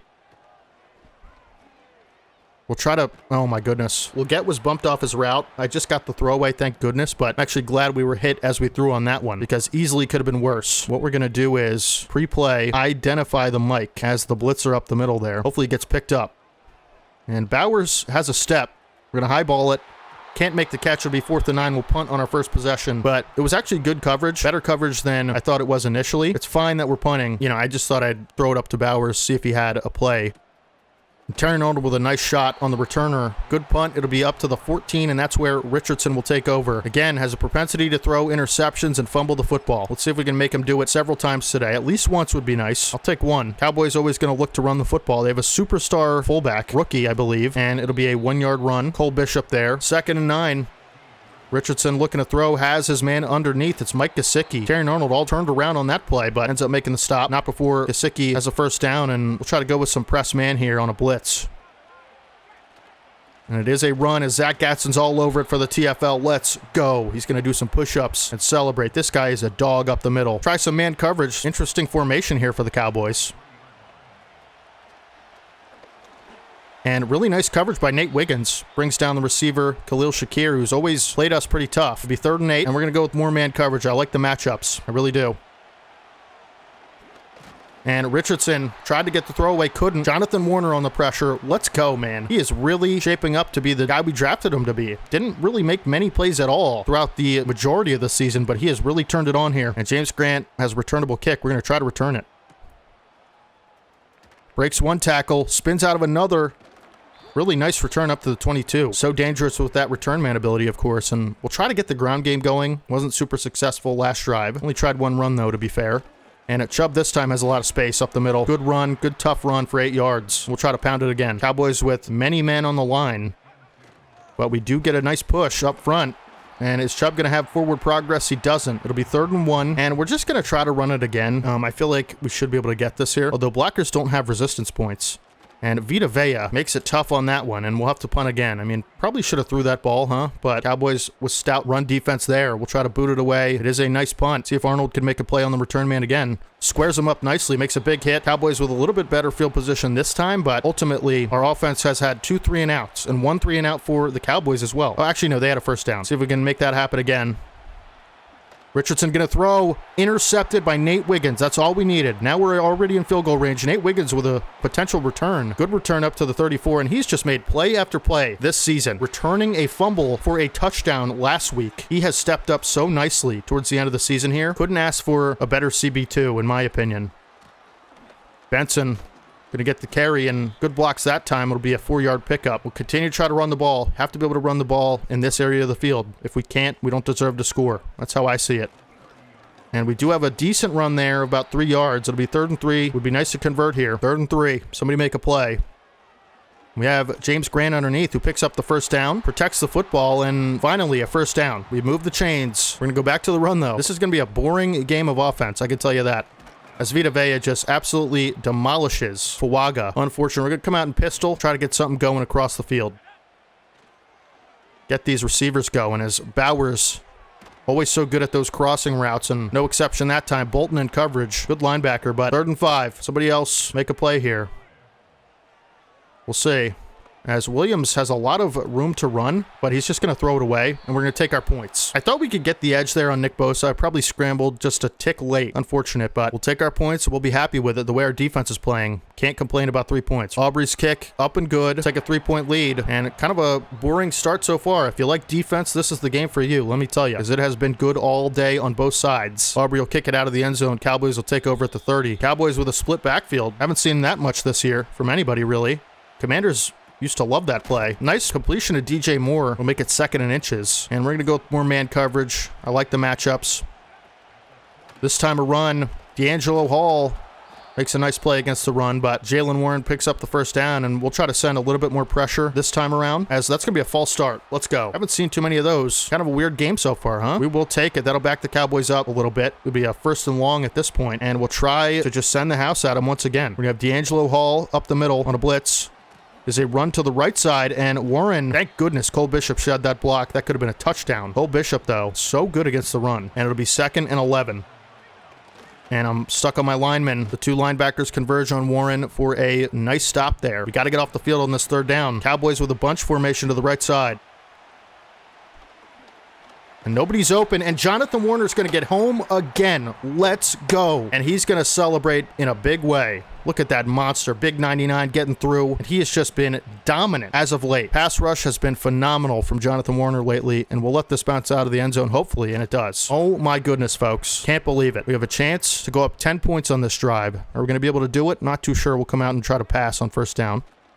And Benson open out of the backfield. We're just going to take our yards. Nice 5-yard pickup just to get some positive yardage there. We'll try a run on 2nd and 5 here with Chubb to the left side. Feel like we usually have more success running to the left than the right. And Chubb going to fall forward for 3 yards, as I know you can hear that. That's my neighbors, blasting music. They must have heard me recording. 3rd and 2. Can't get the throw off. 4th and 2. We'll punt. This game is a snooze fest, let me tell you. We'll try full power on this one with some backspin and see if the return man lets it go, and he will. And really nice job by Bernie Collins to get that down at the 12, and we'll back the Cowboys up once again. This has been a game of field position. Run to the right. Good job by Trayvon Walker again off the edge to make that stop. Nice play there from Walker, and it's a 5-wide formation here. Over the middle goes Richardson to DJ Moore, but Zach Gatson with a nice hit. Be 3rd and 3. Who wants to come up big here? Richardson. It's actually going to be a run, and Zach Gatson and Trayvon Walker are there. Punt me my football. We need to get points on this drive, man. A 10-point lead, the way this game is going, could really end it, honestly. I know there's a whole half of football and 2 more minutes to be played. You know, and second halves tend to go differently than first halves in this game, but listen, we get a 10-point lead the way we're playing defense. I would not feel good if I'm the Cowboys. And James Grant up to the 24. We'll have 1:51 with 3 timeouts to get in Aubrey's territory at least. Even 3 would help, right? Here we go. And Bowers with a step. Can he make the catch? He comes down with it. Let's go. Brock Bowers to the 50-yard line. That's the kind of big play we needed to invigorate the pass game. And again, they're pressing up on Harrison, man. Like I have to be able to take shots in this scenario. And nobody's really open. We're going to try to get away and just throw it away on that one. Good coverage down the field. We'll protect the football in that scenario. But again, Harrison being pressed. And this time, no safety help over the top. We're going to take a shot. Harrison, it's picked off. Dude, I'm trying, man. I'm trying to get everybody involved. I'm trying to, not be so one-dimensional offensively and throw drag routes every play, but it's hard to do that when you're 94 speed, 6'3 receiver with all these abilities. Can't make a play on that. And 1st and 10. Underneath, nice coverage from D'Angelo Hall. And we could even still get the football back if we get a stop here pretty quickly, right? We'll try to send a blitz. Probably not a great spot to be doing it, but we'll try it. And they block it up nicely. And DJ Moore stays in bounds. Are you kidding me? Good pop from Kalen Bullock. Cowboys will call their second timeout. They could get in field goal range and tie this game. That's what I'm worried about. Wouldn't love that. And a lot of space to run. The receiver gets taken down at the 45 past midfield. This is unreal, folks. 1st and 10. Moore underneath. Good job by Gatson to allow that catch to happen and then make a play, as it'll keep the clock going. And good coverage down the field, and Richardson's going to throw it away. They're not in field goal range yet. They need to convert here. They're going to have to punt. 3rd and 6. And I like the man coverage. I do. Richardson looking to throw. Doesn't have anything. Cole Bishop got there and forced the throw out, and they're going to have to punt us our football, and hopefully this goes into the end zone and we could take a deep shot. That'd be really nice. This is a weird spot of the field to punt. I might even consider going for this if I'm the Cowboys, but they elect not to, and you're crazy if you think I'm running this football. I mean, we're on the 11, to be fair, but I'm taking a shot. James Grant on a post route, and we'll block Bowers, and we will block Nick Chubb. Just see what happens. We'll take a shot for Grant. It's batted away. Gives us another opportunity to take a shot, though. And we'll go max protect again. Try to give us some extra time. And we'll try to get that throw off for Leggett. We can't, but at least you got to try to be aggressive. 3-0 going into the 3rd. I can't believe this. I just can't believe it. I haven't been able to run the ball. Passing game's been weird, but our defense has pitched a shutout going into the 2nd half, and hopefully that can continue. It needs to for us to win. We can't play around with each possession. Every possession is crucial here. This is a playoff game. Let's remember. Richardson looking to make his impact felt on this game. Hasn't been able to do it so far, but you never know. Like I said, 2nd halves usually go different than 1st halves, as that is the type of thing I'm talking about. Woolen has the speed to tackle the receiver in bounds, but not before he gets a massive chunk of yardage. And I mean massive. 1st and 10 at the 35. They're already in field goal range. See how quickly it can change, folks. As Zach Gatson with a big shot and a big TFL on 1st and 10 might have just taken them out of field goal range potentially. And I like the man coverage look here. 2nd and 12. It'll be a run. Zach Gatson again in the backfield to make the stop on Warren. Big TFL there, and we'll come out in 3-3 on a 3rd and 13, and oh my goodness. Coverage mishap. Richardson's got a lot of time, and he has a wide open receiver. I mean, you just can't. That's what happens when you rush 3, I guess. That's my fault, but you just can't allow that to happen. You can't have that much time in the pocket, and I shouldn't have come out in 3-3 again. I'm going to try to blitz. Zach Gatson tries to fight through a block, but Cole Bishop there to make the stop on Warren. Come out in a 4-2-5, and I like the man coverage against this look. It is a run. Up the middle, walk-in touchdown for the running back, and Cowboys are going to take the lead. See how quickly things change in the 2nd half. It's like playing a different game in the 2nd half. For some reason, they just don't play the same way, especially if they're down. You know, we're going to try to get things going offensively. Hopefully we can. I mean, it's life and death here, so we need it. As James Grant with a beautiful return up to the 33. That's what I'm talking about there. Got to get the run game going. It's just been so lackluster so far. And that's been one of the reasons we can't move the ball, as Chubb has a lot of room this time. It looks like they pass committed. Oh my goodness, Chubb stays on his feet. Reminiscent of the NFC Championship against the Commanders, Chubb's going to have a touchdown. Breaks several tackles, I mean 4 or 5 of them, on the way to the end zone on a long 70-yard touchdown run. First play of the 2nd half, and he's going to do the Marvin Harrison celebration as well. Okay, that's what we need right there. Just score a touchdown. Just run better. Run the ball in the end zone. One play, 67 yards for Nick Chubb. Unbelievable. Dude never fails to amaze, and that time couldn't have come in a bigger spot. We got to get a stop here. I still like our odds, despite giving up a touchdown on the last possession, but when you run like that, it just makes life so much easier. And I think dime is going to... Let's try a 3-2 dime look on the Cowboys here. We'll have Drew Sanders, Quinn Williams, and Trayvon Walker off the edge to the outside. This is why I tried the dime look, and it just didn't. I mean, the same thing. I missed the hit stick. Oh, what is happening? Jaylen Warren, another one-play, massive touchdown. This feels like the Commanders game all over again in the NFC Championship last year. Are you kidding me? How does that happen 2 times in a row? Defense forgets how to tackle on both sides of the field. One play, 70 yards for the Cowboys as they answer. And I'm guessing however we score on this drive will happen to the Cowboys as well. I mean, it really was my fault, the whole thing, but as James Grant nearly broke one off. Up to the 36. And you'd be a fool to not run the ball here. We're going to give it to Chubb on 1st and 10. This time Vita Vea all over it, not letting the same thing happen again. When Chubb gets to the outside downhill, he is a nightmare to tackle. Not that time. Trey Benson into the game, and Brock Bowers with a step. Can he make the catch in traffic? Can't. Broken up by the defender. Be up 3rd and long here. This is a crucial 3rd down. I like this play a lot. 3rd and 12. And we're going to try to take a deep shot for James Grant. It's picked off. Yeah, I shouldn't have bullet passed that. That was so stupid. Cowboys with a chance to extend their lead to 2 possessions. Renardo Green with the pick. We are imploding here once again. Who's going to make a play? Can we at least try to keep him out of the end zone, right? Jaylen Warren, not this time. 2nd and 7. They're not even in field goal range yet, so doesn't matter. Next play, Richardson, 2nd and 7. Gonna throw to a wide open DJ Moore, who breaks a tackle. Kind of the theme of this game, huh? 1st and 10, and it is a 5 wide, and I don't care. We're just gonna send pressure at Richardson. Richardson over the middle. Completes it to DJ Moore. I'm kind of upset, to be honest. Move on. Nobody cares, right? 1st and 10. Wide open DJ Moore. I mean, they're just wide open. We're going to try to change up the formation, get some extra linebackers on the field. Like, I don't know what else to do here. I'm panicking. 2nd and inches. No push up front, but Kalen Bullock there to make the stop. It'll be a 1st and goal situation. We'll put a jumbo package on the field on the goal line. Why is Cole Bishop the corner on the boundary? I don't know.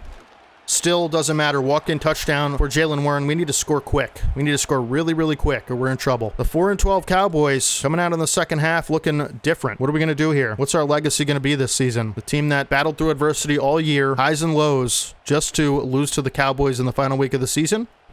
Or is it going to be something much greater? We'll have to see. Grant up to the 36. Nice return. We're going to hit Bowers. Got a lot of room to run after the catch. And he'll be taken out at the 44. And we're sacked. Danielle Hunter won off the edge instantly. Olu Fashanu not doing his job that time. 2nd and 22. One more snap before the end of the first half. As James Grant's going to make it at least a little bit more manageable on 3rd and 15 instead of 3rd and 22. And that'll be the end of the 3rd quarter here. Need a quick score.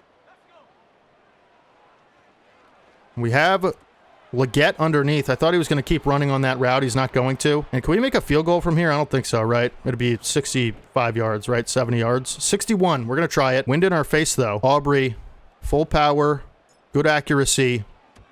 Kick is up. Kick is good. Oh my goodness. My heart skipped a beat there. So it's still a 1-possession game with a 2-point conversion. At least we get points on the board. But we still need a very, and I mean a very quick stop here to keep our season alive. Oh my goodness. I am nervous. Haven't been able to stop the Cowboys all half.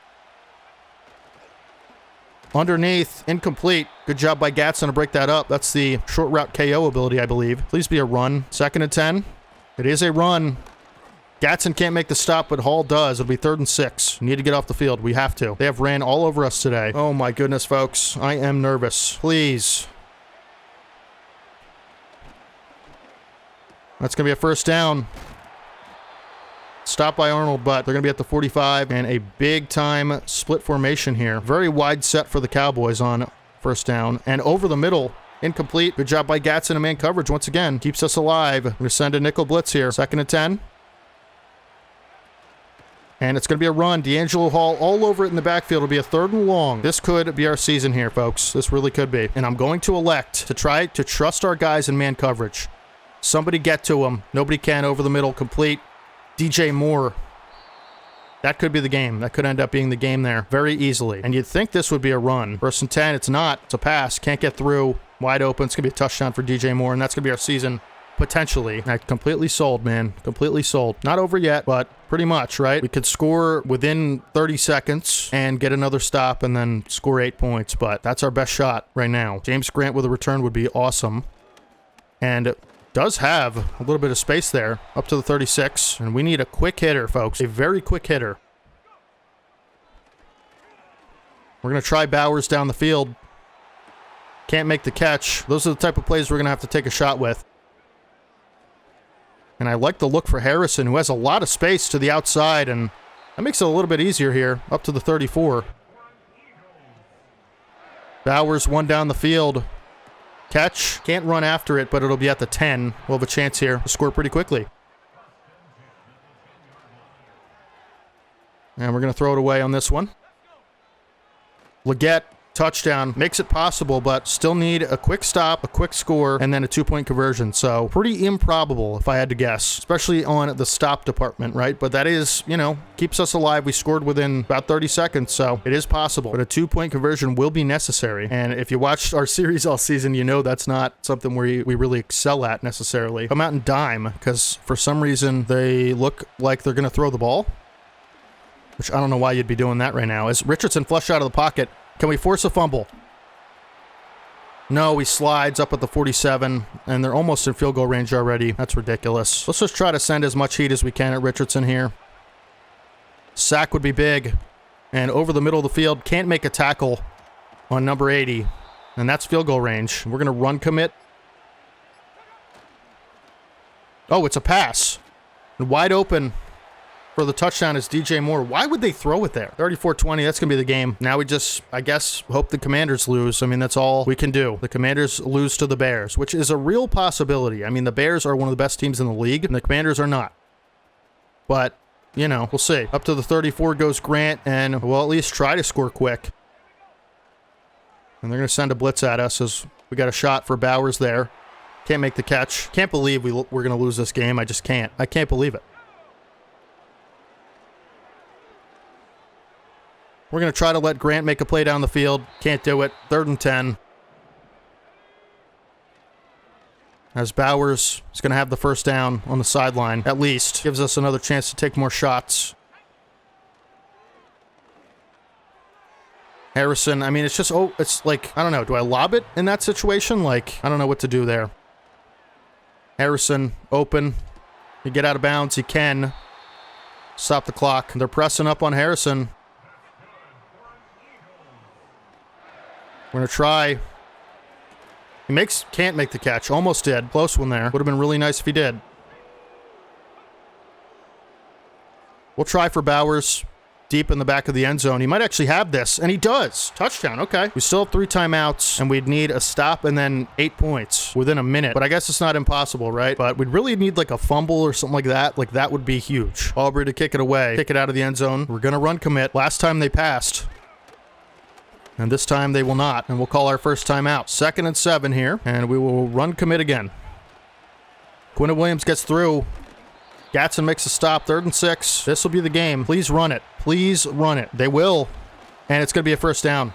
No, 4th and inches. Call timeout. Okay. This is possible, folks. We have no timeouts, though. That's the only thing I'm worried about. And this Excel clock is crazy, as we know.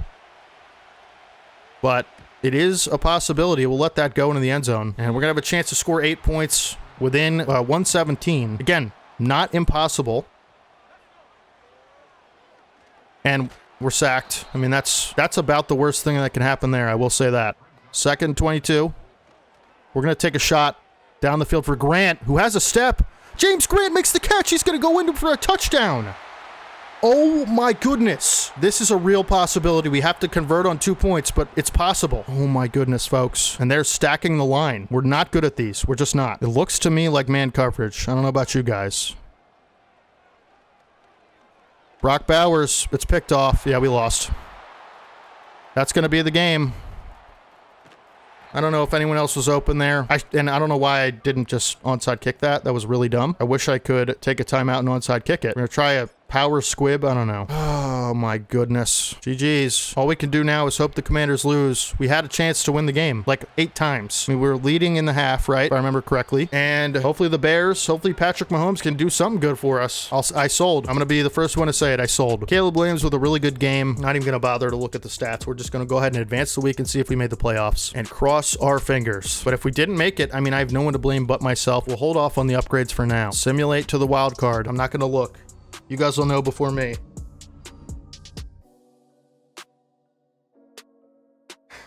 Whatever this screen says, I earned it. Whether it's we didn't make it or we did, I have earned this screen. We made the playoffs. They lost. Let's go. I can't believe it.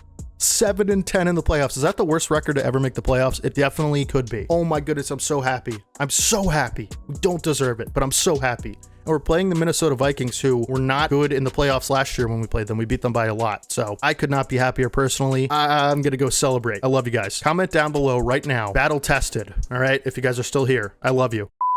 We're in the playoffs. If you made it this far, I love you. First things first, we have a lot to cover before we get into the game. I mean, there's season stats, season awards, ton of upgrades, storylines, messages. We have to talk about a lot before we get into it. Of course, the Vikings, who we're playing, we beat them in the playoffs last year, but that's not what I wanted. Nope. Thank you. Nope. Okay, there we go. This is the playoff bracket. And not only are we playing the Vikings in the playoffs, we have a home playoff game against Minnesota. Somehow. I don't understand it. I never will. We're 7 and 10. Whatever. We're 0 and 0 now. That's all that really matters. Commanders. The Bears are our heroes, beating the Commanders, but of course we'll probably have to go through them if we want to make it to the Super Bowl again. I really don't feel super confident about beating anyone at the moment, but hey, we're 0-0. You know, this is where we can form a new identity and try to carry it all the way to the Super Bowl like we did in season 1. The Cardinals, who we beat last year, made it as the 7th seed. The Lions made it last year as well. The Niners are in the playoffs this year, as well as the Saints. On the AFC side of things, the Texans, who we beat in the Super Bowl last year, didn't make the playoffs, but the Ravens, who were the 1 seed, I think, maybe the Patriots, I think they played last year, these two teams. But yeah, it'll be Colts, Dolphins. Bills is the 1 seed. You know, they were undefeated when we played them. We almost beat them, but we lost. We actually played both of these teams, both of the 1 seeds, really well, all the way down to the wire. Couldn't get stops against either of them. Broncos, Jets, Ravens, Pats. So, you know, if we, assuming we win this week, which we shouldn't assume anything, but let's say we do, we would be playing either the Saints or the Detroit Lions. And if we play the Lions, we'll have home field advantage, which would be nice. But first, let's take a look at our season, kind of like a Spotify Wrapped of our season, if you will. And first thing we're going to look at is our, you know, season stats. Caleb Williams, it was a horrible year statistically, right? 3,800 yards, 60% completion percentage, 27 touchdowns, 28 picks. I mean, just about as bad as you can play is what I did.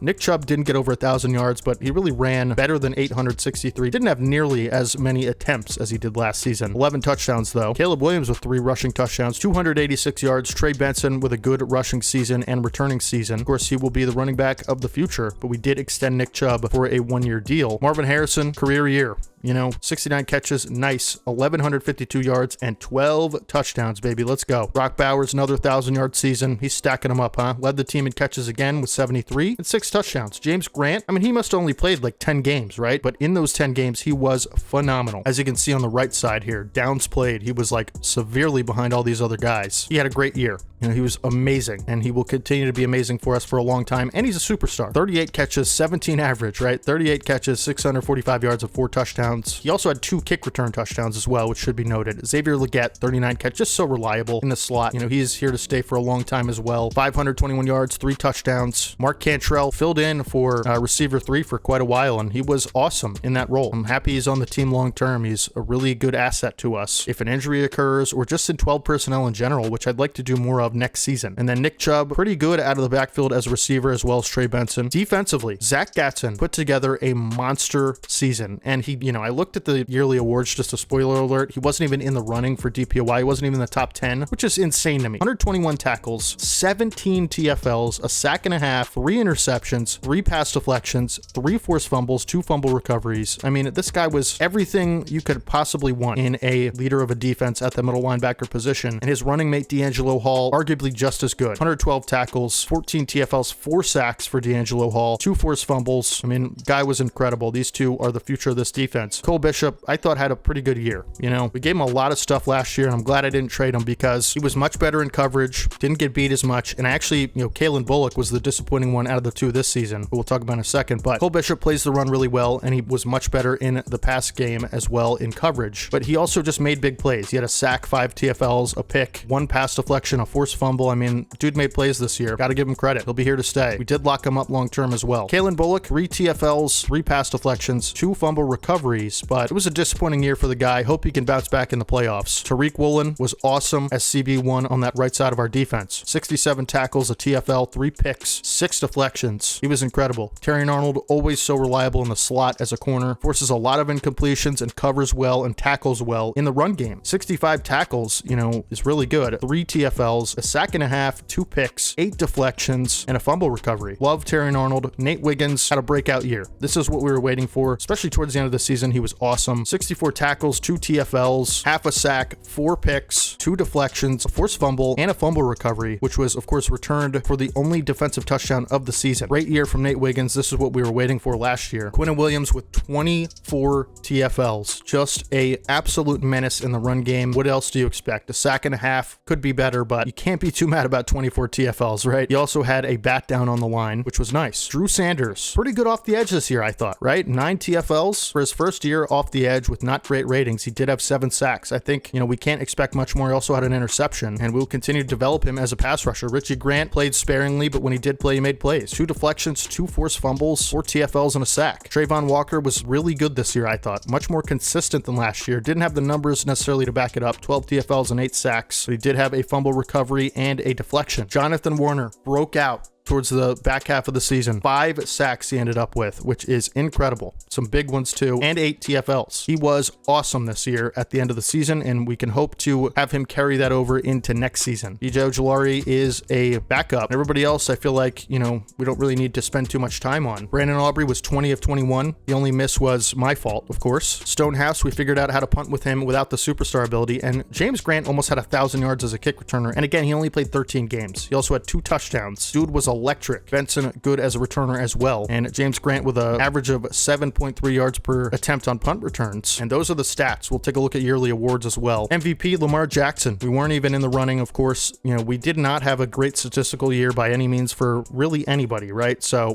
we had a tough year in the awards department. We didn't really win any, I don't think. Offensive Player of the Year, Puka Nacua, and Brandon Ayuk, who we're going to see this week in the playoffs, was in running for Offensive Player of the Year. Defensive Player of the Year, we didn't have anybody, but I still think Zach Gatson should be on the list for sure. But Offensive Rookie of the Year, James Grant, behind Richard Friedman, who we faced this season against the Packers, takes the Offensive Rookie of the Year trophy home over James Grant. Mark Cantrell also got votes. Zach Gatson, Defensive Rookie of the Year. D'Angelo Hall, second in Defensive Rookie of the Year, and third, Jonathan Warner. So this one pretty good, right? Like, this is about as good as you can get for votes, right? Best quarterback, we're not even close. Best running back, not even on the list. Best receiver, Marvin Harrison squeaked in at 9. Still think he should be better with the season he had, but I am biased. Didn't have an offensive lineman, didn't have a defensive lineman, although Quinnen Williams with 24 TFL should be considered, I think. And how does Zach Gatson not even get in the top 10 of best linebackers? I mean, over 100 tackles, sack and a half, 3 picks, forced fumbles, all that stuff. I mean, insane. But Nate Wiggins does get DB of the Year votes, which is beautiful. And hopefully Aubrey wins Kicker of the Year. Hopefully we can, have some dev upgrades in the offseason. Next order of business, we have some storylines here. This one from Aaron Ward, our defensive coordinator. See the video going around this morning? Remember back in camp when you told that reporter that our identity was to force turnovers and sacks? Ryan Clark was roasting us. Whatever, dude. Who cares? Who cares what some guy on the internet thinks? I mean, I like Ryan Clark as a player, but whatever. Quinnen Williams. Hey, coach. Saw Ryan Clark talking about our season. Okay. I guess Quinnen Williams cares. He was talking about how you struggled this year. Okay. Whatever. Ouch. You didn't reach the number of wins you promised and didn't earn any reward. I'm okay with that. We didn't deserve it. We have a ton of upgrades, and that is going to be fun to do. Jonathan Warner, quite a lot of them. He's got 3 upgrades for finishing top 3 in Defensive Rookie of the Year, which is awesome. We're going to continue to upgrade his speed rusher, get those finesse moves boosted, +2 finesse moves, +1 hit power. Good stuff there. Another one for speed rusher, +2 finesse moves, and another one for speed rusher, +1 finesse moves, hit power, +2 power moves, and +2 tackle. That's a good upgrade there. He's got 82 power moves and 81 finesse moves now. That's awesome. I'd like to get his block shedding up, but we'll worry about the pass rush stuff first. Cole Bishop with 3 upgrades. Interesting. What did he get those for? 75 tackles in a season. That's a milestone. Okay. And for Cole Bishop, I'd still like his zone coverage to be a little better. We'll go zone here. +2 play rec, +3 zone coverage. Awesome. We'll do hybrid for the next one. Get the man coverage up a little bit if we can. +2 play rec, +1 zone coverage. Okay. We'll do hybrid again. Actually, zone. All right. I clicked the wrong thing. +1 zone coverage, awareness, and play rec. He is developing super well. Should be an 80 overall pretty soon. Brock Bowers going to get an upgrade to his possession, and that'll make him a 95 overall possession receiver, which makes him get some extra abilities potentially. Deep in elite, grab and go. I kind of like the abilities we have on him now. So we have route tech, deep out elite, short in elite. Let's see if we can. No, I think these are the best abilities he's going to get, to be honest, and I'm okay with them. But short route elite would be nice. Like, I guess we just don't have the option for that. Whatever, that's fine. Mark Cantrell gets an upgrade. He's going to go up to an 80 overall, which is awesome. We're going to upgrade his possession, +2 medium route. That's good. And D'Angelo Hall will get an upgrade, and we will continue to upgrade his pass coverage. It's not good. Give me man and zone, please. +2 man, +2 zone. Perfect. So good upgrades, and we will spend our staff points here. We can actually get Caleb Williams some extra throw power, which will be awesome to get him. But should I go throw power or speed? I mean, we have gunslinger on him, so I'm considering speed, but we don't run with him that much. I think I'm going to do throw power. That'll put him at like 94 overall, and then we can do it one more time as well, so that's really good. We'll save the rest of the 20 staff points. And before we hop into the playoff game, obviously we're going to check out the Vikings roster and do our weekly strategy as always. And we played the Vikings this season. We played them in the playoffs last year. We know their quarterback is Bo Nix. Good Madden quarterback, 88 overall, 88 speed, 92 throw power. Isaiah Pacheco, a problem on the ground for sure. Brandon Ayuk gave us fits last time. Alec Pierce, Keenan Allen, these guys are really good offensively. The only, I guess, not great thing about their offense is their offensive line. Most of these guys are in the 70s overall wise, but they do have Javon Hargrave, Micah Parsons, Peyton Wilson, and Bradley Chubb. So the defense is the concern here. Quinyon Mitchell, Paulson Adebo, some really good DBs, as well as Marcus Williams and Grant Delpit. Listen, it's not the greatest team in the world. It's not a world beater by any means. This is a beatable team. Of course, we said that before, and that has not helped us, but we're going to go defend the deep pass. I'd like to start this game with just a big lead. Like if we could just start off this game with a giant lead, I think we'll, or even not even a giant lead, just go up 7-0. How about that? That would be awesome. We'll try to get 1 interception today. If we can get a pick or 2, I think we win. And I want your guys' predictions right now down in the comments. Who's going to win this game? Me or the CPU? I think it's going to be us, but I am biased, of course. I just don't think we fought this long and hard to lose. I mean, I said that last week and we lost to literally the Cowboys, but we're not perfect. Caleb Williams gets an upgrade and we're going to go 90 field general and see if that gives us any abilities. So right now we have lofting Deadeye, which is actually a great ability. Sideline Deadeye, which I like a lot. Protected, fearless, and gunslinger. These are like the best abilities pretty much, but passers with this ability have perfect accuracy on all deep throws while their feet are set. That's better than lofting Deadeye, right? Yeah, I don't know. I think that might be a better ability, but I could be wrong because that would account for lob passes, correct? You know, if it's like a deep lob pass, I don't know. I'll keep it the same for now. We'll look into it, you know, maybe in the off season, but I just like the abilities we have on Caleb Williams, and that's going to do it. Let's hop in to the wild card round of the playoffs against the Minnesota Vikings. Of course, we have home field advantage, and we are going to take advantage of that wearing our Color Rush all black unis. About to click the button. Let's go. I can't believe we're here. I really can't. As we've established last year, the goal is not just to get here, it's to win. We're playing in front of our home fans. There is a lot of purple in the stands, but listen, the Vikings have a big track record of losing to the Eagles IRL in the playoffs. And if you guys remember the NFC Championship in 2017 on this field, on this very field, we blew out the Vikings. We beat them multiple times in the playoffs. Hopefully that tradition will continue here today. We beat them last year on their field. 1st and 10.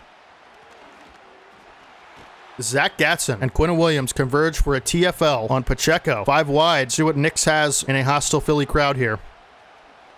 Nix looking to go deep down the field. Wiggins there in coverage, and he intercepts the football on the first drive.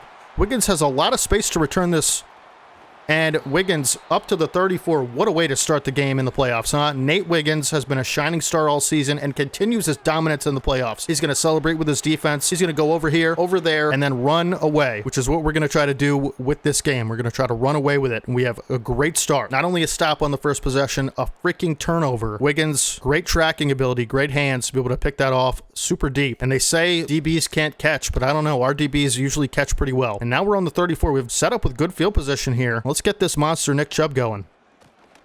Carried us to a Super Bowl last year. Can he do it again? 6-yard pickup for Nick Chubb. Are we just like that team that's just different in the playoffs? Are we like the Miami Heat, but the NFL version? I don't know.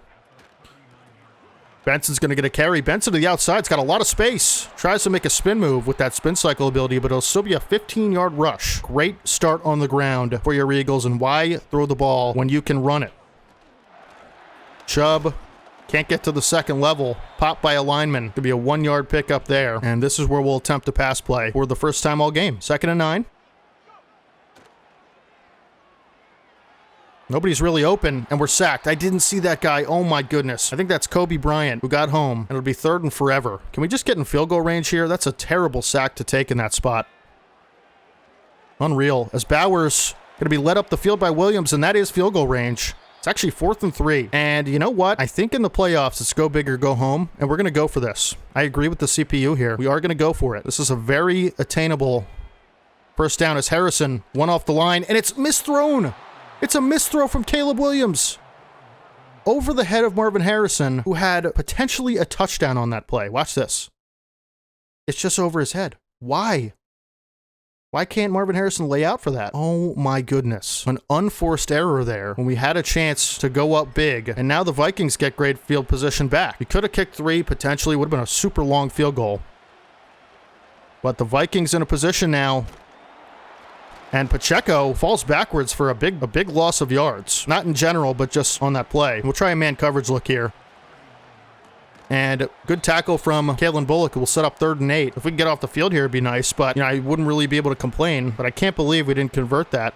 Whatever, next play. And Nick's going to take off.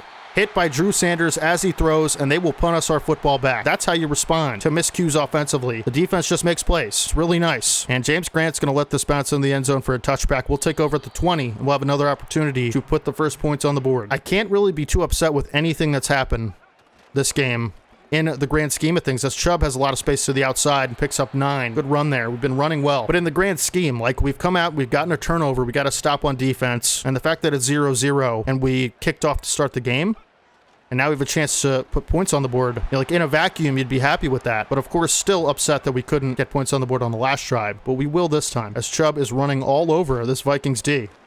Big space up the middle for Chubb. Takes it for another 8-yard gain, excuse me. And we'll try play action since we've been running well on 2nd and 2. Be nice to get something going down the field here. As we have James Grant one-on-one. Makes the possession catch on the sideline for a big first down conversion. Let's go. This is a weapon we did not have in the playoffs last year, if you guys remember. It was Gabe Davis as receiver 3. That feels like so long ago. And in a lot of ways it was, but what an upgrade James Grant has been. 2nd and 8.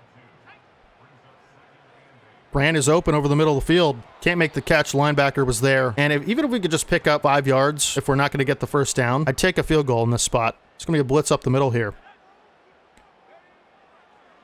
Grant over the middle in traffic makes the catch, and he will pick up the first down. 2 catches so far on this drive for James Grant and 2 big ones on 3rd down. That'll end the first quarter. We are in the driver's seat of this game, believe it or not. I can't myself, but here we are. What a wild way this season has ended up, and we're just rolling with it. As Chubb, nice cutback. We'll pick up 2. We're going to go 5 wide on 2nd and 8. I like this formation a lot. Man coverage. We got Leggett to the outside, so good on those separation routes underneath, and 3rd and 1 sets up a run. The way we've been running, I don't think you can mess around and throw this ball. And we're going to try a run play. This Chubb can't fight forward for a first down. It'll be 4th and 2, and I'm going to go for it again. I agree with the CPU. The OC is telling us to be aggressive, and I concur. 4th and 2, got Chubb out of the backfield. He's going to pick up the first down. Thought he could make a play and get in the end zone, but he can't. But it'll still be a conversion nonetheless. Set up 1st and goal at the 9. We got a chance to put up 7. As thought Leggett was a little more open than he was. 11 played that really well. Micah Parsons in coverage. And we'll try a run on 2nd and goal. Just get us close. We'll always go for it on, 4th and goal, 4th and inches or whatever. But Chubb might have a touchdown here, and he is very close. That's exactly what we wanted. We need 2 yards to punch this thing in. We're going to try a pass play. And Williams going to take off. He's going to have a walk-in, scramble, touchdown. Let's go. Caleb Williams throwing the ball really well today. This time using his legs to put us on the board first against the Vikings. Pop it and lock it, baby. Let's get it. Barring extra point, this will be a 7-0 lead. Eagles couldn't be happier. Aubrey's kick up and good. Nice drive there. 14 plays, 81 yards. Our offense has been really exceptional today, despite not converting the first time. But that was a one-off situation, in my opinion. Won't happen again like that many times. And the return man will take it to the 26. And Bo Nix hoping he can get something going for his offense. And I just like the way man coverage has looked against this team so far. I really do. Send the back out wide. Pacheco. And a completion for Alec Pierce will set up a 1st and 10 at the 40. And this is most likely going to be a run if I had to guess. And it is. Stretch outside. Zach Gatson there to make the tackle. Nice tackle in space on Pacheco. Tough guy to bring down. Powerful runner. 2nd and 6. Could be another run here. Receiver out in motion. And it is a run. D'Angelo Hall and Tariq Woolen all over it. And that'll set up 3rd and 6. And we're going to continue to go man coverage. I like the way it's... Actually, you know what? We're going to switch it up with a zone this time. And... yeah, I saw that. I saw that one. Keenan Allen finds the space in the zone as he's so good at doing. Doesn't have the speed necessarily anymore, but didn't seem to matter that time. And I dove by accident. I mean, that's horrible. Ended up working out, to be honest with you. And taken down, Jonathan Warner and Drew Sanders converge on Bo Nix for a big 10-yard sack. That'll take him out of anywhere near field goal range, and that'll take us to the 2-minute warning. If we could get off the field here and score more points before the half and then receive, good luck, Vikings. 2nd and 20. Nix looking to throw, has a man. Really nice route by Ayuk and good catch, as that was a good play call. Couldn't get any pressure. We're going to send... Nope, it's going to be man coverage. Over the middle, Zach Gatson beat. Tariq Woolen beat by Alec Pierce. How do we not get off the field there? Unfortunate. This time we're going to send pressure at Nix. Line blocks it well, and it is Keenan Allen on a reception inside on Tariq Woolen. We're going to send more pressure and pinch the line. They are really milking this clock, I got to tell you. And did I hit the quarterback late? You got to be kidding me. That'll be 1st and goal at the 1, I believe. I didn't even hit stick or anything. I was just in his vicinity, and I guess the CPU must have hit Nix, unfortunately. But this is going to be a throw on 1st and goal from the 4. Got to keep him out of the end zone, because now they've successfully milked the clock, and it's a touchdown for Keenan Allen. The veteran finds the space in the middle of the zone once again, and that is a terrible drive defensively based on the clock situation. We have deep play threats. James Grant, Marvin Harrison, Brock Bowers. So if we could leave here with a field goal and then receive to start the second half, that would be ideal. We're going to need some big plays in quick succession. It could start here on the return. We'll see. And it is a good return for Grant.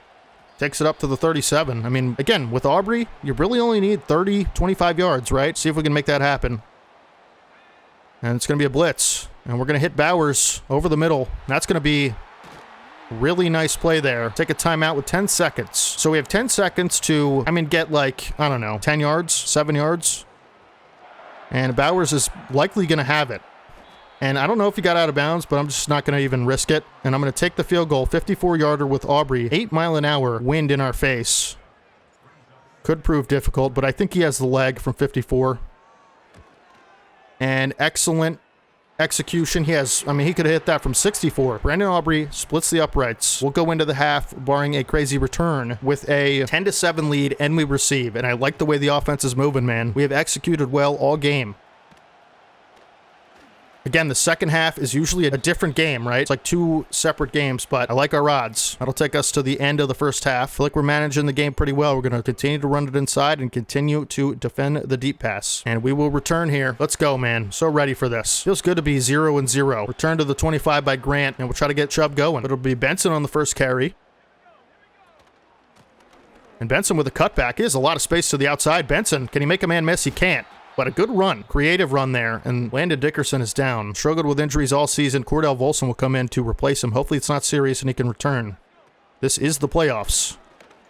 And Chubb, fighting through traffic and linemen and blockers and everything. Picks up a first down and more. This guy is our closer, and he's got to be that. He's got to be just that. Take us home, Nick. Another good run through the contact. Nick Chubb, we're going to keep Landon Dickerson in the game with medium injury risk. Didn't even see what the injury is, but we're going to try a counter run with Nick Chubb. The way our blockers have been looking as Chubb breaks a tackle, gets to the second level, stiff arms his way out of bounds at the 34. Let's go, Nick. Great drive from Nick Chubb. Helped us immeasurably so far. And we have Grant. Can we make that throw? We can. And he drops it. What happened there, man? Really, like, the only drop of the season for that guy, in my estimation. 3 doesn't do us a whole lot here, so we need a good run on 2nd and 10, and we get a pretty good one. It'll set us up for 3rd and 6, which is doable, the way we've been slinging it today. And Mark Cantrell will come into the game. And I like the matchup here. Brock Bowers wide open over the middle, just going to possession catch it. We convert another 3rd down. Now we'll go back to the run, try to punch this thing in. They got linebackers out in space. Benson taken down behind the line of scrimmage by Peyton Wilson, who's been good today against the run, but not good enough. We'll come out and try to throw on 2nd and 11. Of course, got to watch the edge on these under center throws as Harrison over the middle. Could be his first catch of the day, I think. Marvin Harrison makes it another 3rd and 6. Another doable 3rd down here. And you know what? I'm going to roll out, and we're going to try to throw that for Harrison, and it's picked off. I shouldn't have. What am I doing, man? Throw it away and take 3. Again, 3 doesn't do us a whole ton there. No one else was open. I tried to playmaker Harrison over. He didn't exactly want to listen to me, and I don't have an excuse for that play. It was just really bad. That's all it is. Move on. Cole Bishop nearly lays out and intercepts that football on the sideline, but Alec Pierce with a nice catch. Just get another stop. That's all we got to do. Next play up.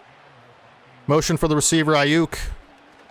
And Jonathan Warner makes a good stop off of a block shed on 1st and 10. It'll be 2nd and 6 at this point. And I like this to be able to send pressure at the line of scrimmage. And we do set up 3rd and 2 for the Vikings. And we're going to do it again. We're going to press everybody. And it is play action. And Terrion Arnold gets in unblocked and sacks Bo Nix again. 2nd sack of the day for this defense. And we'll force a punt. And that's how you respond to a turnover. Defense showing up big time once again in the playoffs. You'll love to see it. James Grant will have a returnable punt, and we are going to elect to return it. Try to get to the outside with some speed, but he'll be stopped at the 18, and that is perfectly fine. Nick Chubb, we kind of went a little bit away from the run towards the end of that drive there, and we got to go back to it here. Nick Chubb up the middle, 4-5. Good run there. Good tough running. Try to work off play action on 2nd and 5. James Grant over the middle. Good route. Another conversion. Been a chain mover all day, huh? Really relied on him, and he showed up. Nick Chubb up the gut. Can't make anything happen, but it'll be 2nd and 9 when we return. And this game has gone really fast, I gotta say. If we score a touchdown here, I really like our odds with the way we're playing defensively. We're gonna elect to throw on 2nd and 9.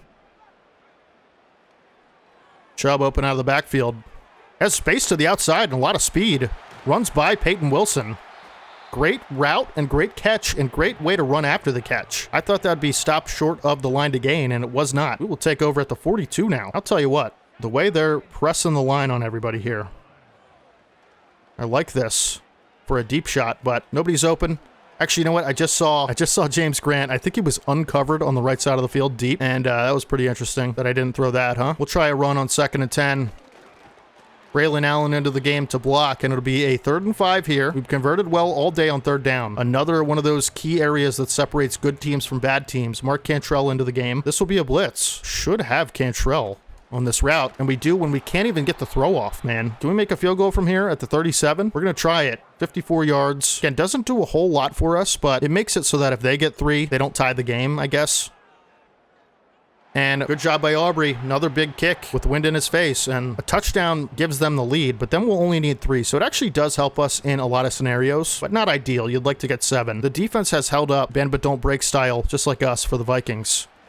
And Drew Sanders forces a fumble on special teams, and we are going to recover. Let's go! Drew Sanders, the converted edge rusher from middle linebacker, forcing a big play on special teams, setting us up here in field goal range to potentially put this game out of reach for the Vikings. Chubb up the middle has a beautiful run for a 1st down. He's over 100 yards, up to the 13, and he is looking to reclaim his house. The house of Chubb, of course, being the reference to the red zone last year, where he was sensational all season, and he's going to fight through several people in the air to gain 5. Is he going to be able to reclaim his house? We'll see. 2nd and 5, Nick Chubb to the outside, picks up the 1st down, and I know personally where this ball's going. Do you guys know? I'm going to give it to Nick Chubb 4 straight times. Will we need to? Not sure, but he's going to walk into the end zone for a touchdown. Let's go. There was a flag. I think it was an offside. We're going to decline it, take our points. Should make it a 20-7 game. We're going to decline that penalty. And should we go for 2 here? I guess you do, right? I guess you go for 2 in this spot. And hopefully we can make something happen. 2-point conversion. Haven't been good at these, but Harrison wide open. He's going to make the catch. Go down with it. 2-point conversion. Successful 8-point drive there. And we are up 21-7 with 4 minutes and 12 seconds left. As long as we don't let up any big plays, I think we win this game. They're going to need an onside kick potentially. Down 2 scores. They haven't been able to move the ball anyway. And we might win a playoff game at home here with the season we've had. This would be our 8th win of the season. How crazy is that? 1st and 10. What's Nick's got? Does he have a miracle comeback in the works? We'll have to see. Just going to dump it off over the middle for a tight end for an 8-yard pickup. And we'll live with those all day long. No big plays. Motion for the receiver. It's going to be a run. I mean, what are they doing? Taking a lot of precious time off this clock. That's what I can tell you. Bo Nix to throw. Intercepted by the big paws of Zach Gatson, who breaks a tackle and goes down at the 50, and that will do it. All we got to do now is run the clock out. Zach Gatson. He had like an elastic reach on that play with a read over the middle. Read that play the whole way. It looked like 4 verticals to me, and I can't believe we're going to win this game. I just can't believe it. We're going to take all our time down. I'm going to put shoe clock on. It is the playoffs. I know it's lame, but it's the playoffs. We're going to come out of here with a victory and potentially have another home playoff game in the divisional round, which will either be against the Lions or the Saints. I can't believe we're going to win this game. I can't believe it. I don't know how many times I can say that, but we're going to try to throw here and put 3 points on the board. We're close to Aubrey territory. And we're going to try to throw that for Harrison, who has the 1st down, and that'll do it. That's going to end the game. Take us to the 2-minute warning. We just got to take 3 timeouts away from Minnesota, and it's GG's, folks. How are we beating a playoff team by 3 scores at this point? I just can't tell you. We'll never be able to explain that. This is insane. Vikings are just not a good matchup for us, clearly, because 2nd time in 2 years we beat them in the playoffs. It's a loss of 3 there for Chubb. We'll continue to pound the rock with an inside zone, take away the timeouts of Minnesota. Chubb this time fights ahead of the line of scrimmage for 2, and we'll run it again on 3rd and 11. No need to pass this football at all. We're going to run it, and we might actually have a 1st down here. And Chubb gets it to a 4th and 1. So we'll take our points. No need to go for this. We'll just make it a 3-score game. And Aubrey's kick is up, is good. How about him today? One of the MVPs of this game, making 2 50-plus yarders with wind in his face. This time a 40-plus yarder. 24-7. No timeouts for Minnesota. It's got to be a score, an onside kick, another score, and another onside kick, and then 3 points. I mean, good luck in this stadium with the Excel clock on. I don't know how you're going to do that. Play over top. Don't let anything deep. We're going to win this football game. Yeah, I mean, if they're going to take that, they should just concede at this point.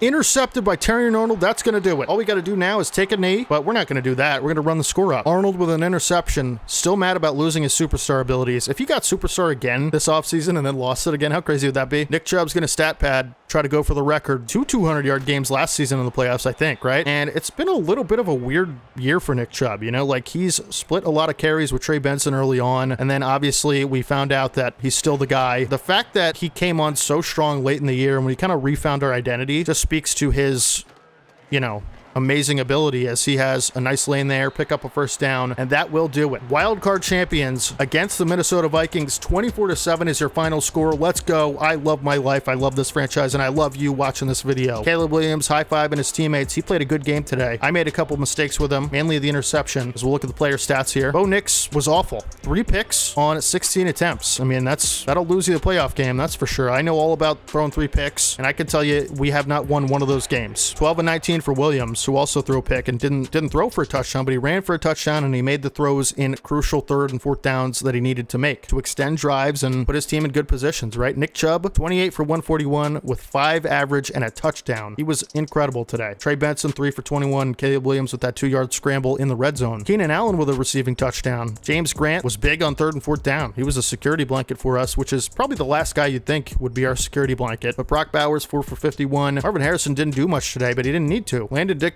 injured. I think he'll be fine next week. And how about Drew Sanders with a half a sack, a TFL, a forced fumble on special teams, and 6 total tackles. He was amazing today. Tariq Woolen with a TFL, D'Angelo Hall with a TFL, Tariq Arnold with a TFL, a sack, a pick. What a great game from him. The pick that sealed it. And Zach Gatson with a pick with those elastic arms. And Jonathan Warner, half a sack and a TFL. I mean, the defense was just everywhere today. Nate Wiggins with the pick on the first throw of the game. I mean, you just couldn't ask for it. Who recovered the fumble? I'm actually curious. Okay, nobody apparently. It was a ghost. All right, well, we won a playoff game. How we even got here, I don't know, but I'm going to continue to ride it out as long as we can. And first of all, let's see who we're facing next week. We're going to get 14 staff points. That's pretty cool. And I'm actually really quick. I'm just going to spend that on the Caleb Williams throw power so we can get an extra one just really quick because I don't want to forget about that. So we're going to have +2 throw power for, I guess, forever with Caleb Williams, which is cool. And it should be like 95, I think, or something like that. I think it was 92 or 93. We're going to advance the week to the divisional championship. It's going to be Lions or Saints, hopefully Lions, because then we'll get a home playoff game. It is the Lions. We're going to have a home playoff game in the divisional round of the playoffs. I don't know. We're the luckiest team in the world. They crushed the Saints. I mean, they obliterate them. 34-13. Move my face cam so you guys can see these final scores, as there was a shootout in Indianapolis. 37-43. The Dolphins win. They'll take on the elite Bills team. Broncos beat the Jets 24-14, and the Ravens sending home the Patriots in a defensive battle. Cardinals are going to take on the Bears, and we really hope the Cardinals win because the Bears are scary to me, and if we beat the Lions, I don't want to play them. I'd rather play the Cardinals, and if we played the Cardinals, we'd get home field advantage. How crazy is that? We could be in the NFC Championship. There's a real scenario, a really possible one, where we could be in the NFC Championship with home field advantage. I can't believe it. If you told me that 3 weeks ago, I'd laugh in your face, but Cardinals etched the victory over the 49ers. We crushed them in the playoffs last year. Lions blow out the Saints, and let's get ready for Lions week here. Well, I'll tell you what, we've successfully lost our way into the playoffs, and we've won our way into the divisional round, and we will be taking on the Detroit Lions. We have played them in week 6 of this season. We lost 16-31. It was a blowout. I remember it vividly, as I'm sure you guys do as well. This is a really tough opponent here, as we have a Storyland press conference. Media availability. At the start of last offseason, you said you don't need a plan. You promised the fans that this team was talented enough to make the playoffs, and we sure did. Not because of our talent, let's be clear, because of the Commanders' lack of talent. What's your response? Hey, I called it. We made the playoffs. Give us credit, please, and thank you. You sure did. I would like a $10 million bonus. I would like a front parking spot to the Eagles facility. I would like a 10-year contract extension, and I would like to beat the Lions. I didn't even see what we got out of that because I was busy rambling like a madman. And we'll take a look at the Lions roster. I kind of forget a little bit, so I'm going to refresh our memory here. Sam Darnold is the quarterback. We can get to Sam Darnold. He's got 88 throw power, 81 speed. Not too worried about that. Josh Jacobs, real problem. 98 overall superstar running back. Puka Nacua, he won Offensive Player of the Year. So 98 overall X factor with 93 speed, and he's 6'1", 206, and he's a maniac after the catch. They also have Tank Dell and Jalen Coker, so a lot of speed on this receiving core. Will Dissly, Jake Matthews, Quentin Nelson, Josh Myers, it's a great offensive line, sure is. Front seven, Chauncey Goldston, Brady Jarrett, and DJ Reader, good not great. Kayvon Thibodeau, CJ Mose, it's good not great, right? It's solid, it's serviceable, but Pat Surtain is the best cornerback in football. Of course, DPOY this year in real life, 2024. Kool-Aid McKinstry, this is a great DB room. We also have Elijah Molden and Taylor Rapp, who's injured, so might see Mark Webb Jr. on the field. He's only at 64 overall. And against Darnold and the Lions, I think we're going to attempt to defend the deep pass and run it inside. It's just been the best strategy all season long for every team unilaterally, which I think is a word that applies to what I just said. We're going to try to allow 24 or less points. We're going to try to get 300 offensive yards, and we're going to try to get 15 first downs. And we will sim our training, and hopefully we can get some upgrades before the Lions playoff game in the divisional round, which will be a home playoff game, by the way. And all we do is win, baby, in the playoffs.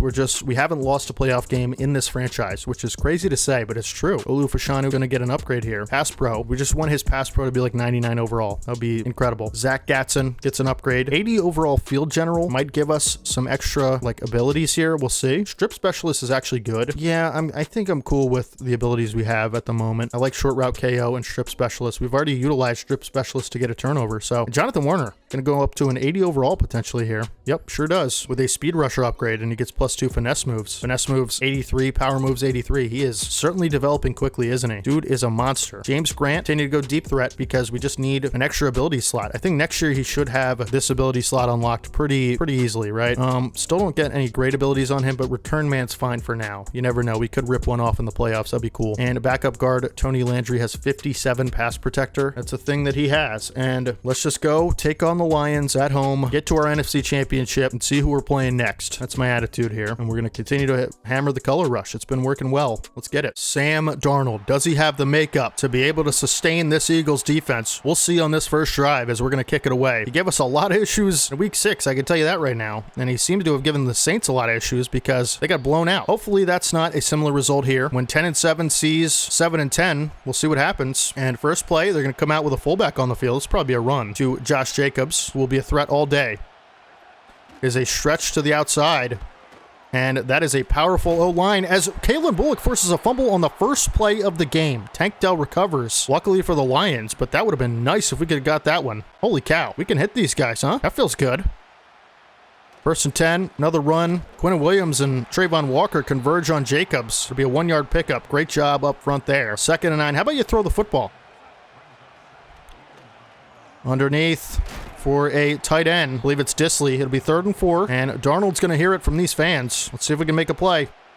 Don't love man coverage against Puka Nacua. And hit before he throws us, Darnold. Jonathan Warner got in super quickly. Lions are going to be forced to punt. Unless they want to go for this, they don't. And we're going to have a chance once again to, after we kick the ball off to start the game, go up with a lead. Didn't end up happening last time, but what a great job by the defense. After the first run, I was a little bit scared, but forced that fumble. I think it rattled the Lions just a little bit. And we'll try a run on the first play of the game here. Let's see what kind of front we're playing against.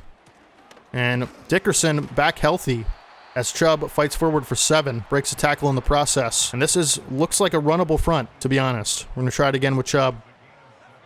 Right behind Dickerson and Fashanu, and Chubb has, I was going to say a first down, but doesn't quite have it. And we're going to go small ball here and go with a QB sneak on 3rd and inches. You can never be too nerdy in your play calling in the playoffs.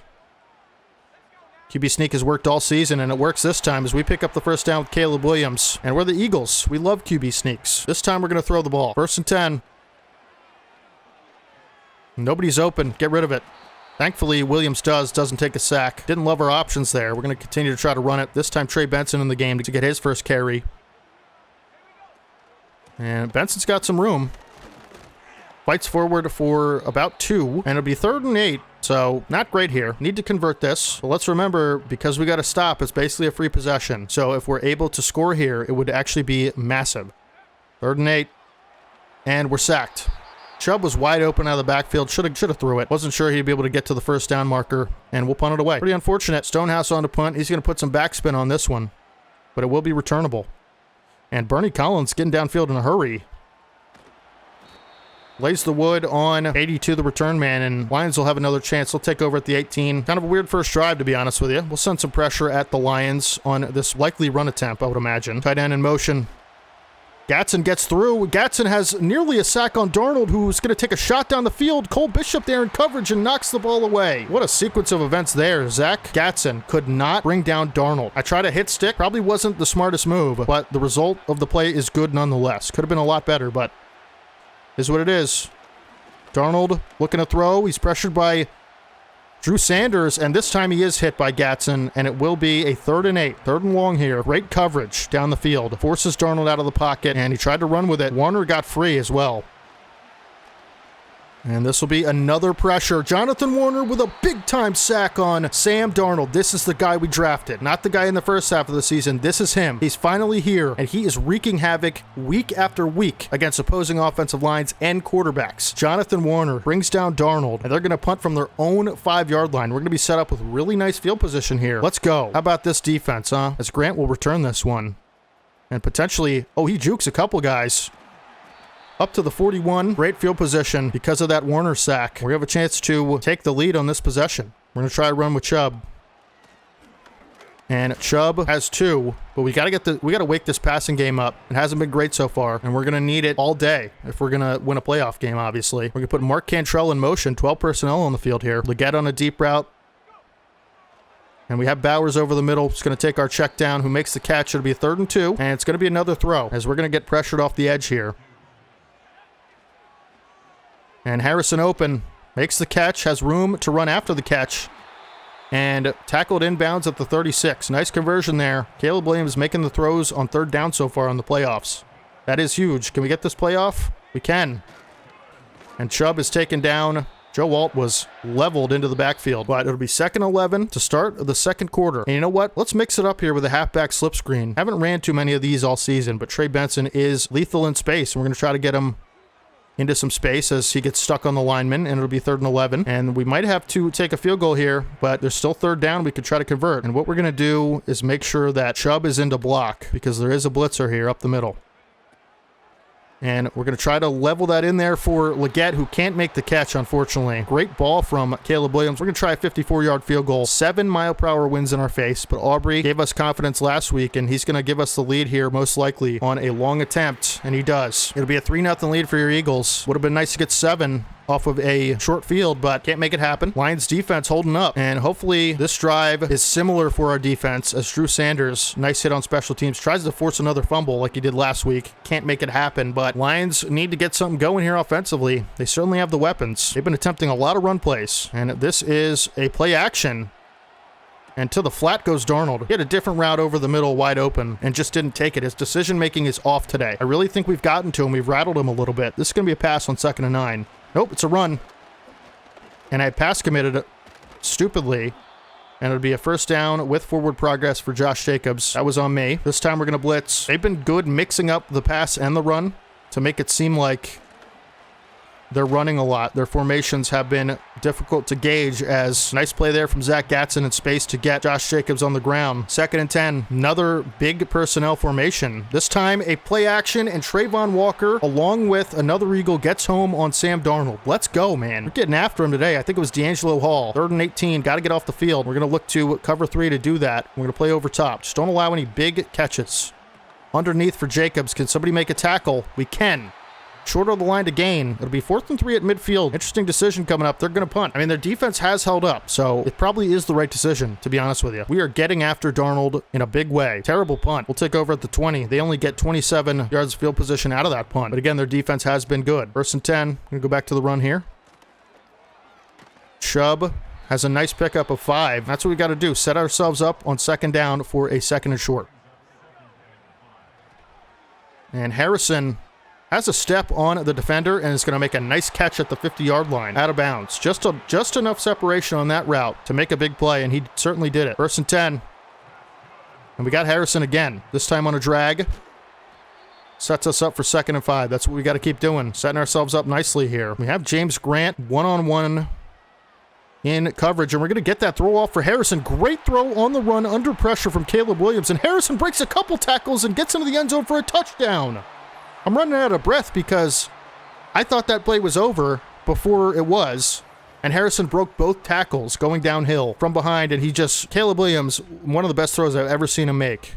2 broken tackles. You got to be kidding me with the way we play. This is a new team in the playoffs. You better believe it. 10-0 lead, barring extra point on the Lions. Kick is up. Kick is good. Unbelievable. And we will also start the second half with the football. We have new life. We have a new identity, and we have a new confidence in these playoffs. We have been elite on both sides of the ball. Lions have a chance to score. Will they, is the question. I like the way cover 3 has played so far in this game, as Darnold has made poor decisions. Not that time, though, because that's a big gain down the field. Past midfield into the 35. Goes the receiver. That is a huge play there. And it looks like this could be a run. But again, they've done a nice job mixing up the run and the pass with play action. They're not going to get the play off. It'll be a 2-minute warning here. Really hoping to just keep them out of the end zone, but they're getting closer to field goal range by the second. And let's just hope we can make the plays we need to keep them out of the end zone. They love motion, do these Lions. And over the middle is Nakua. Just conservative tackle. Doesn't matter. He breaks one. It was Kalen Bullock, and D'Angelo Hall tracks him down from behind to wrap him up. And this time we'll try some cover 2. Try to mix up the coverage. Feels like they're figuring out our coverages. Pass commit. And underneath. Nice job of hitting the receiver by Terry Arnold. And we're going to play a little bit more conservative here. We're going to put a lot of defensive backs on the field and 3 down linemen. 2nd and 2. Over the middle. I thought Darnold had a touchdown, but luckily the tight end breaks a tackle and is glitching out big time on the sideline here. And we'll try some man coverage this time. Try to send some pressure at Darnold, get the ball out of his hands quickly, force him to make a mistake potentially. And it's going to be a QB keeper. D'Angelo Hall goes for the strip, but don't get the result we want, but still, tackle for loss. Nice job there. And 2nd and 11, a slot bunch formation, and another QB keeper. Are you kidding me? Richie Grant goes for the football, and he does fumble. Lineman recovers, though. Lions will take another timeout. What a weird decision from Dan Campbell in this spot. Receiver in motion. This time it is a pass play. As Darnold be flushed out of the pocket and taken down for a sack by Quinnen Williams. We'll take our timeout. We're not going to let them run it all the way down to kick their field goal. What a play from Quinnen Williams. And this is going to be a blocked kick by Bernie Collins. What is happening, man? Bernie Collins blocks the kick, Cole Bishop recovers, and they will not have a successful field goal. We'll continue to keep them off the board with 0 points. We're not being conservative here. We're going to try to get 3 up on the board before the half. Unreal how we've just dominated this game in all 3 phases. Offense, defense, special teams. Everybody's stepping up. James Grant with a step and space to the outside, gets pushed out at the 33. We can get a field goal range easy, I feel like, the way we've been throwing the ball. 1st and 10, need like 40 yards or so. Maybe a little less than that, honestly. And we're going to try to hit Chubb, who makes the catch for 1 yard gain. And we'll try to take a shot. Not super confident about it, but we'll try. And I'm just going to throw it away. And we'll try to go for a Hail Mary here with 5 seconds left. Actually, you know what? We're going to switch our formation here. And we're going to try to take a shot, a bomb, to James Grant. If we have the time. We're just going to chuck it up as far as we can. James Grant, it's out of reach for him, and that'll take us to the second half, where I believe we'll receive to start the second half. And if we could just run the ball, take the clock away from the Lions, we should be out of here with a win. Like I said, next week, it's probably going to be the Bears, but it could be another home playoff game. James Grant on the return. Got some space to the outside. Breaks a tackle, and good return up to the 36. Let's just try to get Chubb going on the ground with some 12 personnel on the field. Mark Cantrell into block. He's a good blocker in the run game.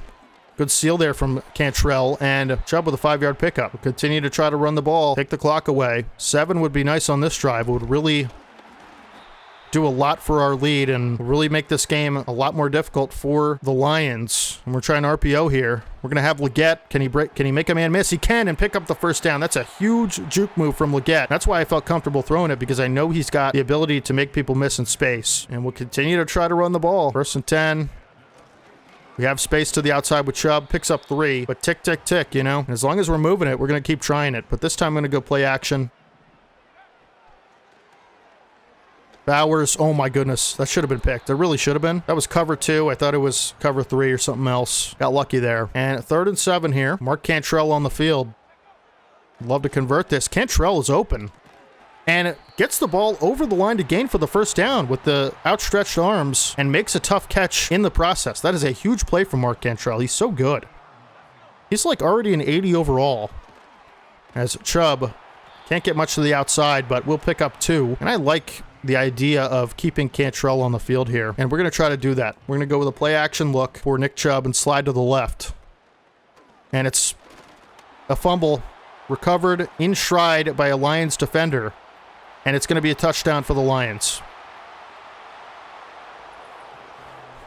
That's a disaster of a play. Had no control over that fumble. I hit throw it away immediately because I saw the unblocked, 3 guys off the edge. I mean, like 3 of them were unblocked, 1 up the middle, I think. And I clicked throw it away, and a sack would have been better. An interception probably would have been better in that spot, because it probably wouldn't have been a pick 6. And now the lead is much less imposing. Unbelievable. We'll try a wide receiver screen here for Leggett, who makes the catch and breaks a tackle.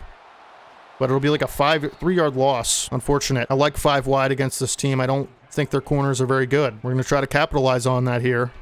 As underneath we have James Grant, who's going to do a nice job getting this back to a 3rd and 2 for an 11-yard pickup there. And we'll continue to go 5 wide. Marvin Harrison wide open, over the middle, just go down with it. Picks up the first down. We're just trying to keep the ball away from Detroit's offense. They haven't been very good necessarily, but still you want to dominate the time of possession. That's what we've been doing here.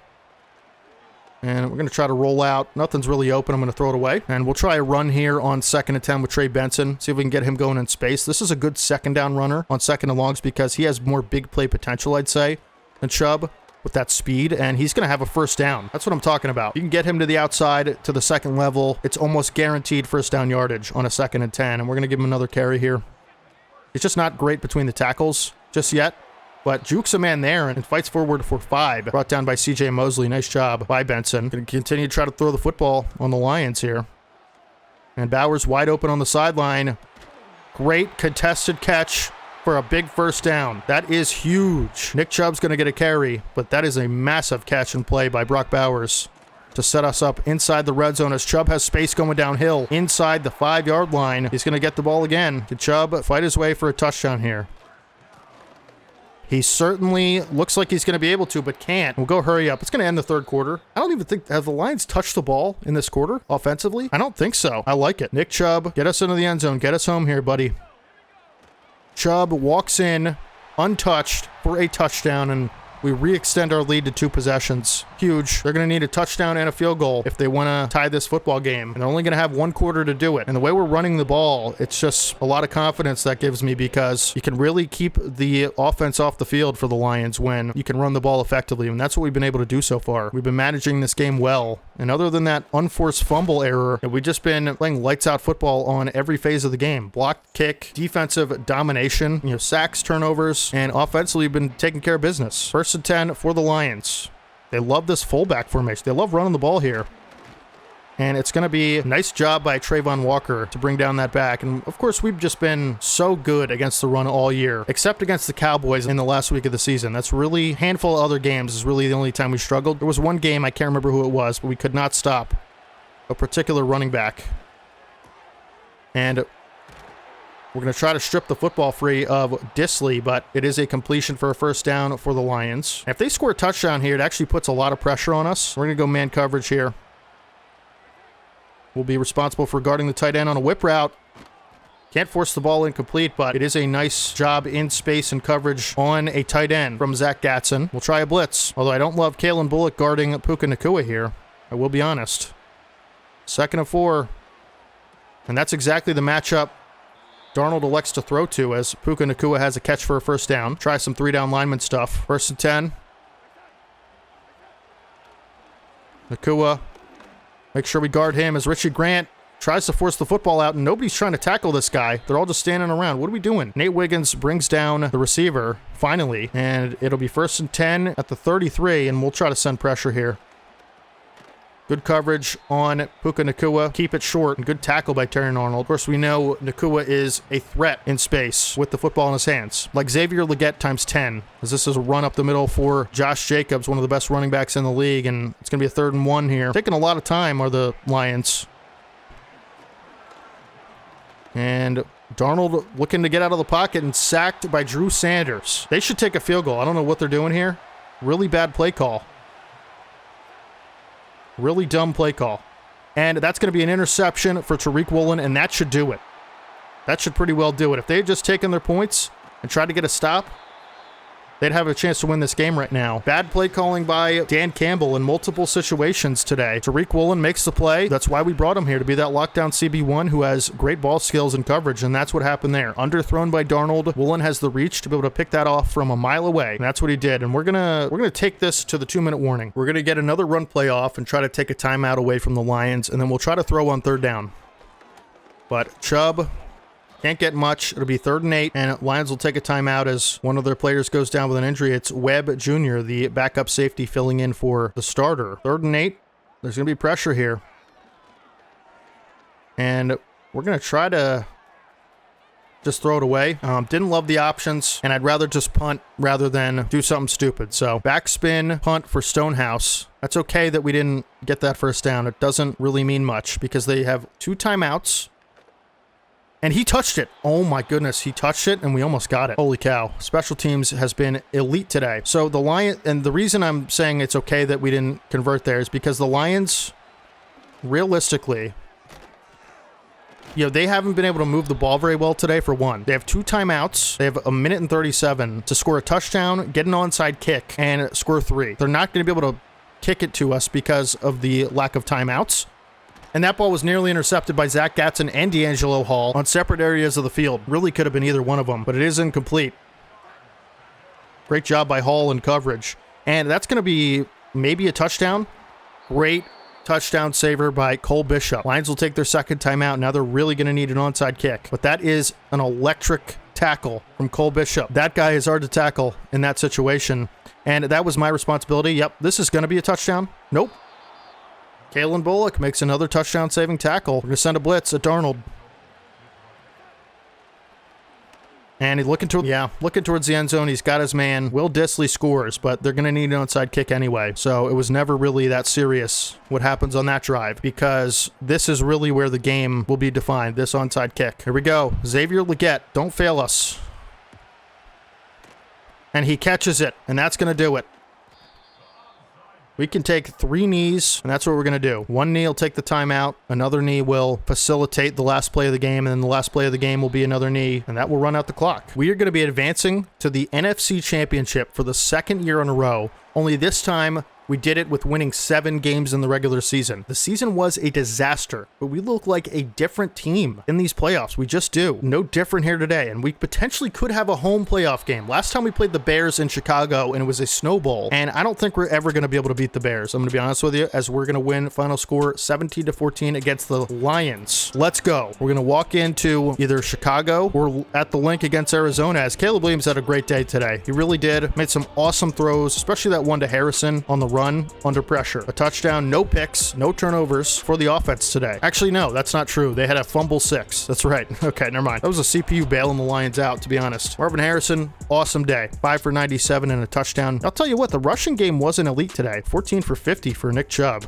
but the defense was on point. D'Angelo Hall with half a sack, a pass deflection, and 2 TFLs. Drew Sanders with a sack and a TFL, and Jonathan Warner with a massive sack at the beginning of the game. This dude has come alive later in this season. Quinn Williams with a sack, Trayvon Walker with half a sack, and of course the game-sealing interception for Tariq Woolen. I can't believe we're in the NFC Chip. I just can't. I hope it's not Chicago, but it's going to be Chicago. Let's see at the end of this who it is, because then we're going to have to play Chris Jenkins Jr. and Juju Brents and Patrick Mahomes. Oh my goodness, here we go. Again, I'm going to do the thing. I'm going to close my eyes. Watch this. I'm going to close my eyes.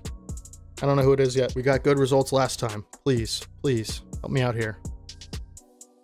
Say Arizona. It is Arizona. We have a home playoff game in the NFC Championship against a team that we smacked last year on the road. This team was the 1 seed last year. It's not going to be a cakewalk. They have Joe Burrow, 99 overall Joe Burrow, 95 overall Bijan Robinson. But if you had to ask me, who do you want to play, the Bears or the freaking Cardinals? Are you kidding me? Cardinals every day of the week. Oh my goodness. I'm at a loss for words how any of this is happening to me.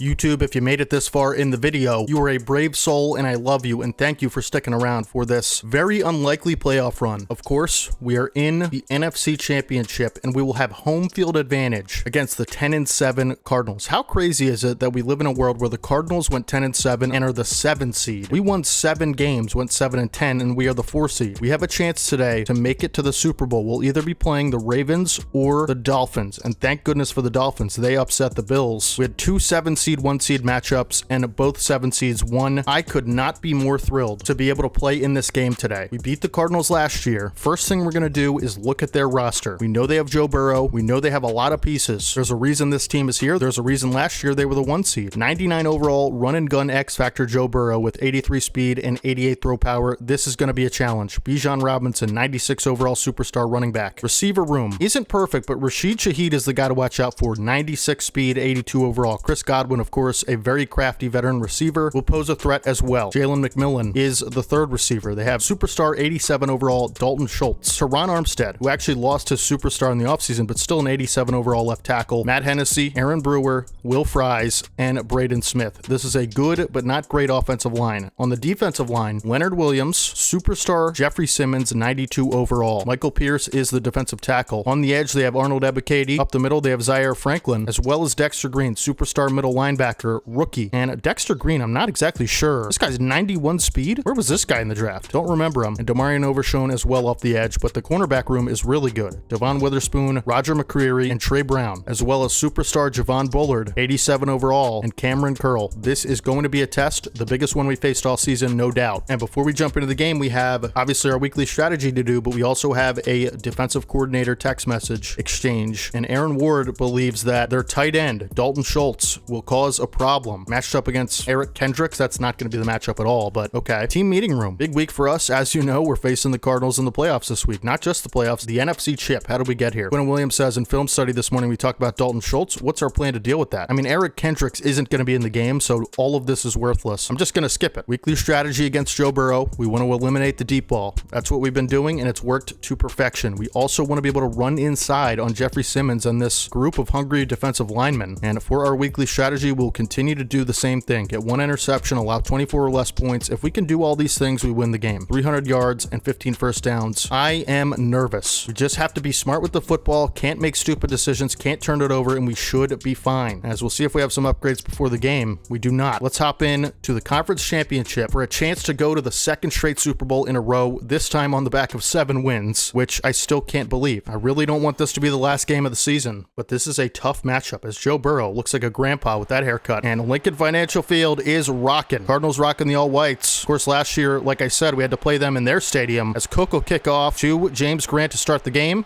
and we'll try to get an electric return out of Grant. He does have some speed, makes a man miss, breaks another tackle, but is leveled at the 40, but a really good return for James Grant. And Caleb Williams will come onto the field. He's played well in these playoffs so far. You hope that can continue in the biggest game of the season so far. We're going to start on the ground with Chubb, though, as we always do. See if we can run on this team. I mean, they have a superstar linebacker who levels Chubb for only a 1-yard gain. And we'll try another run here. Got to be able to pound the rock, man. 2nd and 9 run for Chubb. He's got space to the outside and carries a defender with him. About a 5 or 6 yard pickup. Nice run there. Cameron Curl on the stop. And we will try to convert this 3rd down. Big 3rd down here. And Harrison open over the middle. Possession catch. Let's go. That's what we've been doing all playoffs. Run, run, pass. Mostly. It's worked because we've been converting our 3rd downs. And that's what we do there. We'll go back to the run. Chubb has space up the middle this time and powers Johnson all the way down the field up at the 30-yard line. Allows Chubb to run wild, and it is a really good run. And we're almost in his house. But it is a 1st down, and Jeffrey Simmons will take down Chubb, but not before he picks up 5 yards. We are knocking on the door, scoring on our first drive, and it'd be really nice to start with points, as we know. We're going to work out play action on 2nd and 5. And we have Chubb out of the backfield. Can he get a block? Bowers runs right by the defender, but Chubb will take it to the 20. Nice catch and run there. This is the Nick Chubb show once again in the playoffs. He has carried us all playoffs so far. We'll try to get in the end zone as this is going to be a really good run for Chubb. About a 9-yard run up to the 11. Let's supplement this run game with a little bit of pass game if we can. 2nd and 1. And James Grant open. James Grant protects the football. Really nice catch and run up to the 2-yard line. We're going to try to pound this in. We have Joe Alt outside blocking. And Chubb is going to have a walk-in touchdown. The lanes open up like Moses parting the sea, and it is a 7-0 lead barring extra point from Aubrey to start this game in our own house. House of Chubb, he still owns the property, man. He still owns this field. He still owns every field once you get in that 20-yard line, and it is a beautiful drive to start the game, both through the air and on the ground, but mostly on the ground. Burrow will have to fight out of a 7-0 hole on the road in the NFC Championship with this newly energized Eagles team, and our defense has been smothering in this playoff so far. Burrow and the offense will take over at the 27. We'll come out and cover 3 the first play of the game. Of course, got to watch out for Bijan Robinson on the ground. That's going to be a big-time playmaker and big-time threat. It'll be a pass on first down, nearly batted away by Gatson with those long arms for Rashid Shaheed, but as we saw last week, those long arms can pose a threat if not accounted for. We're going to try to send a man blitz at Burrow and company here. It looks like a run to me. It is a stretch, and Kalen Bullock can't make the tackle. Drew Sanders and Cole Bishop there to stop Bijan Robinson before the line to gain. It'll be 3rd and 1, and they're going to spread out their look here, and we're going to match in cover 3. 3rd and 1. Burrow got nowhere to go and had to throw it away because Jonathan Warner, who else, was on the pressure. Great coverage from everyone involved, and the Cardinals will punt. I can't believe this. Are we going to go to the Super Bowl? Brandon Cook on the punt. He'll kick it in the end zone, just away from James Grant. You don't want him touching that football. And it'll be our ball at the 20. Let's go. We're going to run an 0-1 trap here under center. This play has worked well for us historically. Landon Dickerson with a really nice block. And Chubb will take it for a 9-yard pickup. They cannot stop the run right now. We are just gouging this front 7 on the ground. Try to continue it here. We're Chubb on 2nd and 1. Try to pick up this first down. And we do have it as Chubb fights off several defenders up to the 34 for a nice pickup. Benson into the game now. We're just going to continue to run this football. Benson can't make anybody miss, but always a threat when he gets to the 2nd level outside. It'll be 2nd and 9. We'll try a halfback screen here for Benson. Try to get him involved. Of course, our future running back. And really nice blocks down the field as Fawaga and the right side of the line converge to allow a big hole for Benson. And Chubb is injured. Bruised knee will return soon. We're going to keep him in this game. It's the playoffs, baby. And we're going to change up the look. Go with a little bit of a spread 5-wide look, and we'll streak Grant because they are pressing up. And we're going to hit Harrison if we can. Almost jumped by the defender. Dangerous throw there. It just results in an incompletion. 2nd and 10. And we're going to have Leggett through the seam. Can't make the catch. Tough catch to make, to be honest. It wasn't really his fault. And it'll be 3rd and 10. I'm kind of worried about Chubb, and that's why I'm not running so much here. And Bowers free win off the line. Thank you very much. Bowls over a defender and tackled at the 32. We're already almost in Nick Chubb's house again. And that'll end the first quarter. It has been all Eagles in the first quarter of this game. And let's just hope and pray that the remaining 3 are the same way. Gonna give it to Chubb here on 1st and 10. Try to get into his house. Chubb has space to the outside, and he's got a little bit of speed. Take it for a 5-yard pickup. Nice run there. Once again, try to supplement with passes.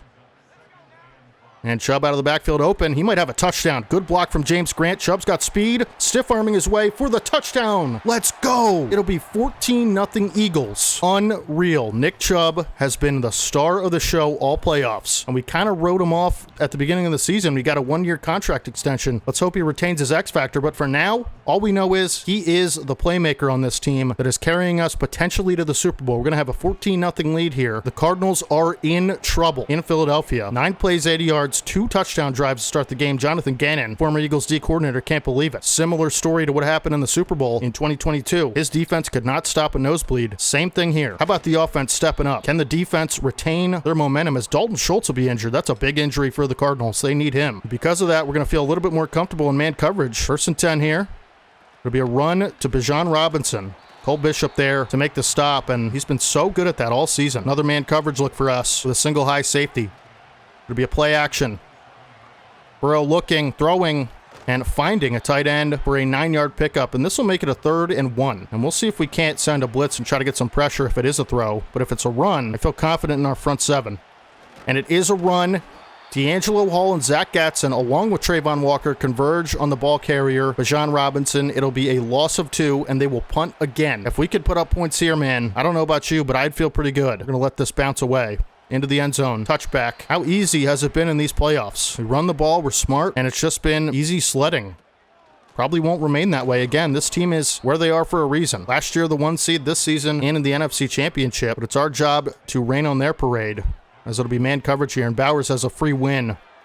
on a safety. Bowers up to the 37. Nice catch and run there. Basically no hitch on our offense yet. They have not made it very tough on us. 1st and 10. Chubb's got nowhere to go, but it'll be a 2-yard pickup. And don't want to run him ragged today because of that injury. Want to make sure if we do make the Super Bowl, he's out there and ready to go. 2nd and 8. And we're going to have Leggett down the sideline. Can he make a man miss? He cannot, but still past midfield up to the 48. This is unreal. It feels like I'm playing on All-Pro. 1st and 10. And continue to throw the rock.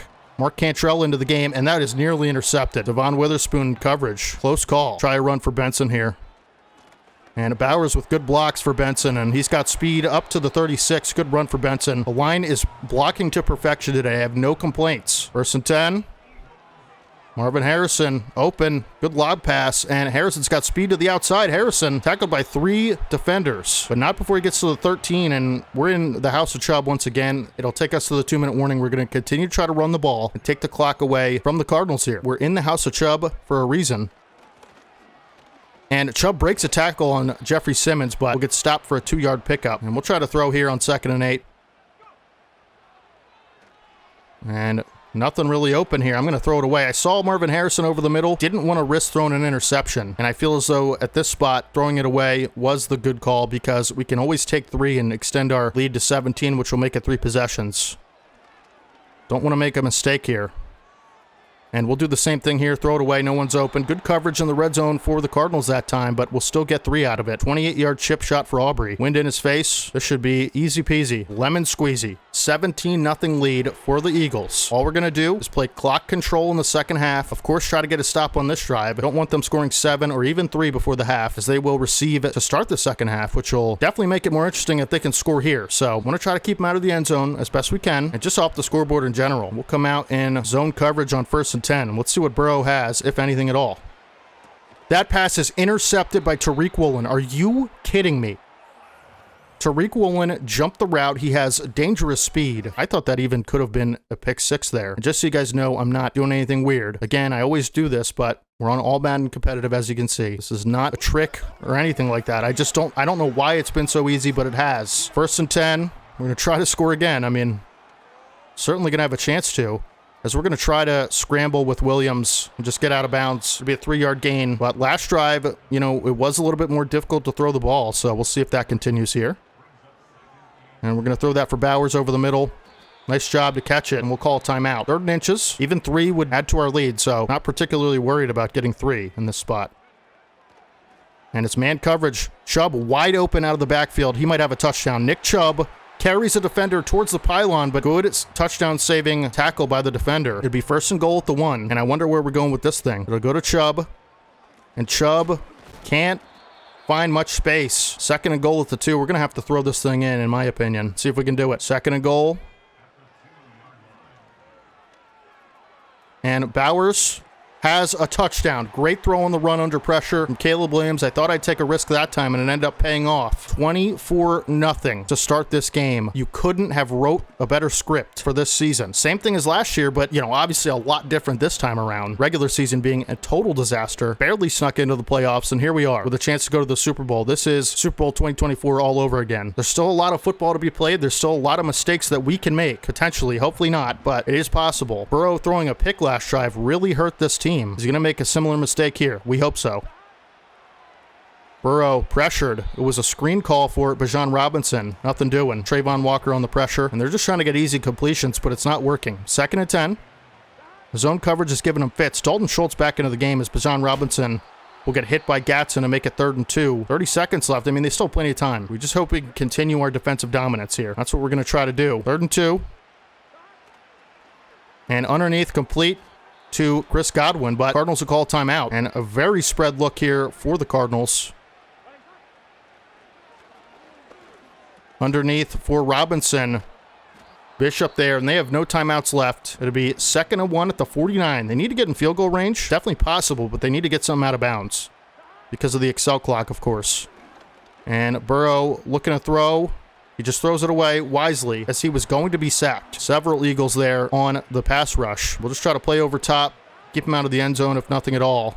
And this could be out of bounds as Schultz does take it out of bounds to the 41, but still going to be too long of a field goal. They need another one of those if they're going to kick. 11 seconds left in this half, and they're going to take a shot at the end zone. Burrow pressured in the pocket, taken down by a combination of Quinnen Williams, Drew Sanders, and Trayvon Walker. They all got home, and that'll end the first half. What a way to start. Unreal. 24-0 Eagles. Where was this difficulty all season? And all we're going to do now is just play keep away with the Cardinals for the rest of the game. Of course, they'll receive to start the second half, but if we could control the game like we have defensively and run the ball like we did in half one, this will be no problem. We've talked about a lot how it feels like two different games, first half and second half on all Madden, and, you know, hopefully that's not the case here, but they're not going to be able to run the ball. They just don't have time. And it is going to be a run here for Robinson. And a nice stop by D'Angelo Hall. They'll pick up 5. We'll let them run all day long. 2nd and 5. Cardinals need to get something quick. Over the middle, complete for Schultz. It'll be 3rd and 2, and they just have not thrown any deep routes all game. Our coverage has been impeccable. They might try to pound this through for the first down, which honestly wouldn't be a bad call. They're not going to. They're going to try to throw it. Burrow throws to Schultz, who has the first down. Good coverage by Arnold there, and good try to knock that ball free, but we're actually going to pass commit and go with a man-to-man look here. Good coverage down the field, but it is a comeback route complete to the receiver, complete to Rashid Shaheed for a big pickup. That's a nice play call there against man coverage. Go back to our zone coverage. This will be an outside stretch for Robinson, and Zach Gatson plays it beautifully to make it a 3-yard gain. I have no issues if they're going to try to run the ball like they have been doing this drive. Look how much time they've already wasted this quarter. Gatson there to make the stop on Godwin, but it will move the chains. Completion for a first down underneath. 1st and 10 on at the 29. Like, if they can score, that's fine. But if they have to take this long to do it, as Quinnen Williams brings down Joe Burrow for another sack, it'll be a 2nd and long now, and now they're out of field goal range. They are in trouble, man. They need something quick. 2nd and 17. They've already taken nearly 4 minutes off the clock on this drive. And Burrow underneath for Shaheed. Good tackle by D'Angelo Hall. Will set up 3rd and 14. And Burrow going to take a shot for Gatson in coverage, and Gatson cannot make the play to knock that ball free as Dalton Schultz boxed him out like a center in basketball. Nice job by Dalton Schultz there, but honestly a dangerous throw for Burrow. 1st and 10. Underneath again for Godwin. They love throwing those routes, and we'll give it to him every time because the Excel clock will just make it pretty difficult. 2nd and 5. They need to get in the end zone quick. And Burrow throws it right to Terrion Arnold, who's going to have a lane down the sideline. Doesn't have the speed necessarily, but breaks a tackle. And Terrion Arnold might have a touchdown. Terrion Arnold, a 99-yard pick six, dang near, will make this a 31-0 blowout on Lincoln Financial Field in the NFC Championship over the 10-7 Cardinals. I can't believe this. Burrow just lobbed it into double coverage, one of the worst throws I've ever seen, and I've made plenty bad throws, trust me. So for me to say that, it means something. How are we up 31-0 in the NFC Championship? I'll never understand. It just feels like the game has been so easy in the playoffs, and they're going to need a miracle and a half to make this comeback. We're going to come out in dime coverage here. Burrow will hand it off to Robinson on 1st and 10. Robinson will pick up 9, but again, that's fine with us, right? 3-2 dime look here with 3 down linemen. It is another run for Robinson. Why, I'll never understand. Jonathan Gannon just running the clock down, or is he trying to just get out of here? Take his loss? I don't know. That's what it seems like. 1st and 10.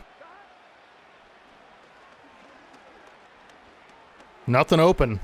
Burrow going to take off and slide for a 3-yard pickup. I mean, our coverage has been beyond perfect, like literally perfect. Nothing is ever open against this team, and we're here for it. 2nd and 7. Underneath for the receiver, complete to the 40-yard line. It's McMillan. But again, tick, tick, tick. They're not going to be able to get a playoff, and that'll take us to the 4th. We haven't even touched the ball offensively this half, and I'm okay with that. I came out in the wrong coverage here. I'm going to take a timeout, actually. We're not going to need it. Just don't want to give up a touchdown. I did the same thing again. Okay, I deserve to let up a touchdown. My goodness. Unreal. Yeah, this is what happens when linebackers are in coverage. 1st and 10 at the 26 for the Cardinals, hoping to just get on the board this drive. I mean, another pick would be fantastic, but we'll see. This time a jumbo 3 tight end package for the Cardinals, and sacked again is Burrow. This time Trayvon Walker getting home. What a year he's had. I mean, they just can't move the ball forward for more than a few plays in a row. 2nd and 15 for Burrow. Underneath again for Godwin. It is a completion, I can say that. But, you know, when you're getting shut out, you got to try to take some shots. And they just haven't done that. The only shots they've taken have been picked off. And Terry Arnold with the play of his life with that pick six. We didn't really get a chance to talk about that all that much, but that was an insane play. Over the middle, Burrow looking. Burrow's going to take off with it. Is he going to slide? He will. That would have been a fumble every day of the week. Spread out look here for the Cardinals, and they'll shift formation as Arnold is kind of scrambling back. Let's see if that ends up mattering. He does get to his position in time, and underneath for Godwin, but play made by Zach Gatson to keep him out of the end zone. This is the closest they've been. Last time they were down here, they let up a touchdown. 2nd and 5. Burrow looking underneath, this time for Godwin again. 1st and goal for the 2 this time. I don't care. I just don't care. They're going to try to run this in. We have the guys up front, the big dogs. And Quinton Williams there, one of the aforementioned big dogs, makes the stop. We're going to pass commit and pinch our line. It is a throw. Burrow completes his first touchdown of the game and the first points of the game for the Cardinals. Was hoping to get a shutout, but 31-7 will do, I guess. We'll take it any day of the week. It'll be 31-7. We're going to try to run the clock out. Couple first downs makes it happen. And the way Chubb ran in the first half, again, we haven't touched the ball all half. There's a little attempted onside kick, but we've been pretty good at these all season. Haven't let one up yet. But you never know. As Leggett is going to dive on the football, and with those trusty hands, he's actually going to get up and try to run with it. Leggett stopped up at the 49. We're going to try to run this clock out here. They are stacking the box, knowing that the run is coming. And they are going to get Chubb behind the line for a loss. This is going to be a decoy play with Marvin Harrison motioning over, and we're actually going to hand it to Chubb. It works pretty well. We'll get 3 yards out of it. Again, they know we're running, so it doesn't really matter what we try to do. They're going to stop it. We will try to throw here off of play action on 3rd and 8. And we're just going to throw it away. And we will punt on 4th and 8 from the 47. No need to be stupid here. Put some backspin on it and punt it short from Stonehouse and hope it hits the guy. It's actually going to be out of the end zone, unfortunately. Should have put less on it than I did, but Cardinals will have another chance to score, but it's too little too late. They have all 3 timeouts, but, you know, less than 2 minutes to, you know, score 4 touchdowns, right?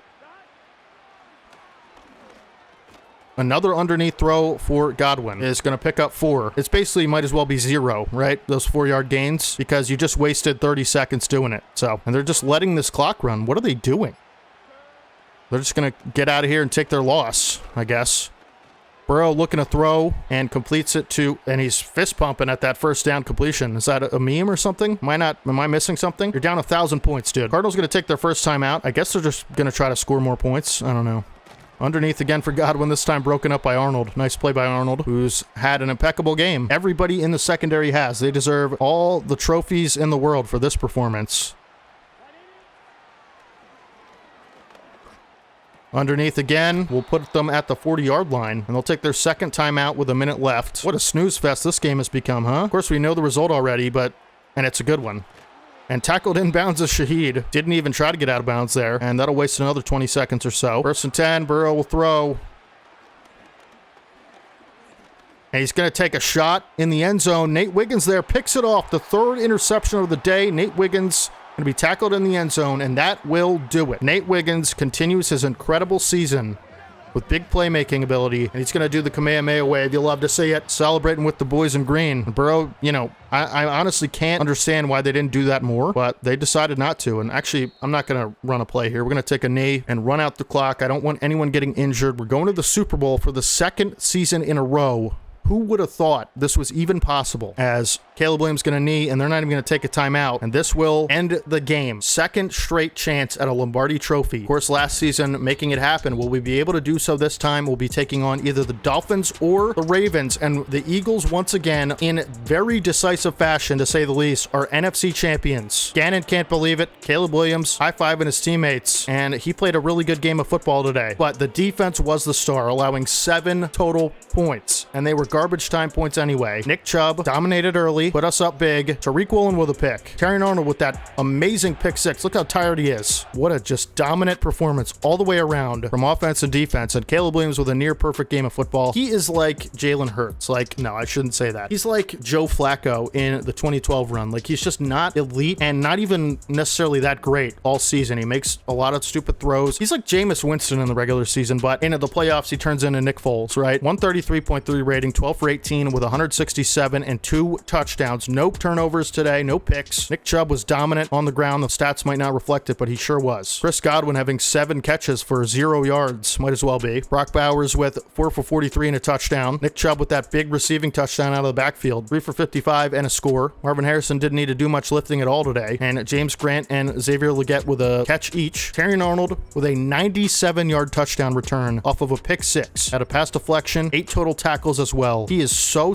good. D'Angelo Hall, 11 total tackles, 1 TFL. Beautiful work from him. Quinton Williams, a sack and a half and 3 TFLs. The big dogs up front did their job as well. Zach Gatson, 8 total tackles. DJ Ojulari with 4 on special teams, I believe. Cole Bishop, 8 total, a TFL. He was awesome. Nate Wiggins with a big pick at the end of the game there to seal it. Tariq Woolen with an early pick to put the Cardinals on the ropes. And, Trayvon Walker, sack and a half, 2 TFLs. The guys up front were amazing today. Drew Sanders with a half a sack and a TFL. I'm just so proud of these guys, man. They just fight their butts off. They compete every single week. Despite my poor decision making, we're in the Super Bowl. And I played like a different player in the playoffs, and I really should play every game the way we played. It's a much more conservative style. It's probably not as fun to watch, but what is fun to watch is going to the Super Bowl for the 2nd straight year, as we will advance to the Pro Bowl week. Is this the week where you get to tell who went up in Dev Trade or down? Can't remember for the life of me, but we'll sim the Pro Bowl. Of course, we don't have any Pro Bowlers because we're in the Super Bowl again, which is really nice. We already saw the yearly awards. Let's see who we're playing in the Super Bowl. We will be taking on the 7-seeded Miami Dolphins. We have not played them in the franchise at all this season. And the Texans, were the Texans a 7 seed as well last season? Can't remember, but this has been the year of the underdog all throughout the playoffs. I mean, 2 7 seeds in the conference championship and 2 4 seeds in the conference championship. And the Super Bowl will be a 4 seed, 7 seed matchup. We're going to have the worst record ever to even be in the playoffs and let alone the Super Bowl. And we will advance to the next week, Super Bowl week, and we'll try to see if we have any, superstar upgrades here. Sure would be nice. We're going to have a lot to talk about before the Super Bowl, obviously. But Zach Gatson wins Rookie of the Year. He might go up to X Factor. We'll have to see. And let's see if we have any dev upgrades. Sure would be nice. I don't see any yet. I think they're all going to be defensive if we do get any, which is fine. So Trayvon Walker doesn't go up, unfortunately. Quinton Williams dev down to superstar with 24 TFLs this year. Okay, whatever. That doesn't make any sense to me. Jonathan Warner doesn't go up, unfortunately. Zach Gatson stays superstar, even though he won D Rookie of the Year. Kind of feel cheated there. D'Angelo Hall stays star dev. Drew Sanders doesn't go up to superstar. Tariq Woolen, Nate Wiggins stay the same. Terry Arnold stays the same. So no dev upgrades, as far as we can tell. Kind of unfortunate. We only have a dev down, even though we're in the Super Bowl. Not saying we deserved any dev upgrades, really, but kind of feel sad for Quinton Williams, if I'm being honest. And of course, things can change in the offseason. It's Super Bowl week, baby. Let's get it. Super Bowl week, we will play it in San Francisco. And first thing we're going to do is look at our matchup. This is the team that stands in the way of a Lombardi trophy for the 2nd straight year. They have the lefty gunslinger, the Miami Dolphins, Michael Penix Jr., 84 speed, 92 throw power, good Madden quarterback. He's going to be tough. Running back Tank Bigsby, 24 years old, 85 overall, 92 speed, and also Aaron Jones, as well as Dameon Pierce. This is a really good backfield. Devin Singletary, I mean, you could really start any 4 of these guys in real life. Oh my goodness, 97 speed, 99 overall, X Factor, Tyreek Hill, of course playing for the Dolphins in real life, and now in Madden. And Calvin Smallwood, who was someone we looked into drafting as a receiver, has superstar X Factor, and I think he just had this. I don't think he went up or anything. That is crazy. 2 X Factor receivers for the Dolphins. This is the only first round guy in the draft I considered at receiver, but we ultimately went with Warner and Gatson, which turned out to be a good decision. The veteran, future Hall of Famer, DeAndre Hopkins as receiver 3. What a group, huh? My goodness, this team is loaded. TJ Hawkinson at tight end, 93 overall, 84 speed. This is a unit. Jordan Mailata, Eagles legend at left tackle, superstar, 95 overall. Oh my goodness. David Edwards. Okay, so through the middle, they're not great. Bunch of 70 overalls, but tackles are elite. Spencer Brown, 87 overall. Defensively, Will McDonald, 82 overall. Hassan Reddick off the edge, former Eagle, and Malik Collins up the middle. Nolan Smith Jr., Eagles legend. This is a tough defense. Shaq Thompson up the middle, veteran presence. Derek Hall, another great outside linebacker here. The cornerback room is elite as well. Cooper DeJean went up to superstar, and he's a 92 speed, 89 overall player. Diggs, always going to be able to take the football away if you throw it near him, and they signed Darius Slay in the offseason. So 2 Eagle cornerbacks. This team is loaded with IRL Eagles, and I'm going to try to hammer him into the ground, let me tell you. But Darius Slay, another ball hawk. This is a tough secondary. Jair Brown, Hafunga, the strong safety, superstar dev, 91 overall. And their kicker is Jake Elliott, Eagles legend. I feel like I'm playing my own team here. The Dolphins are absolutely loaded. They're certainly going to be favorites going into the Super Bowl, but we are the better overall team, and we have a storyline press conference here. This is going to be probably the toughest matchup all season. Super Bowl week. Good morning. It is Super Bowl week. Sure is. Great observation, media. Obviously, a lot of preparation preparation goes into the big game. Can you talk to us about your players and how they've been preparing all week? You know, thanks for asking. It's funny you say that because quick question about right guard Fuaga. Okay, what has he been focused on this week? What a weird player to just select out of everyone.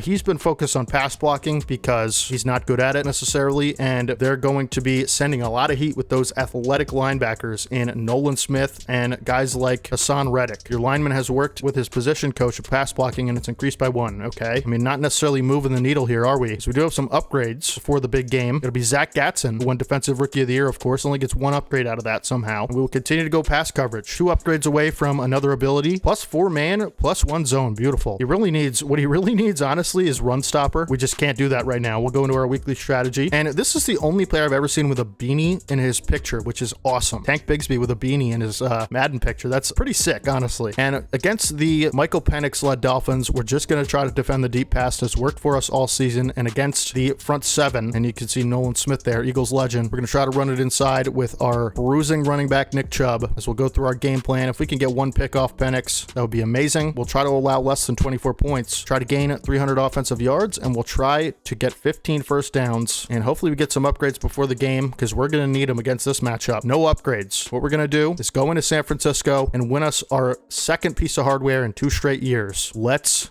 get it. EA Sports welcomes you to the following presentation of the National Football League.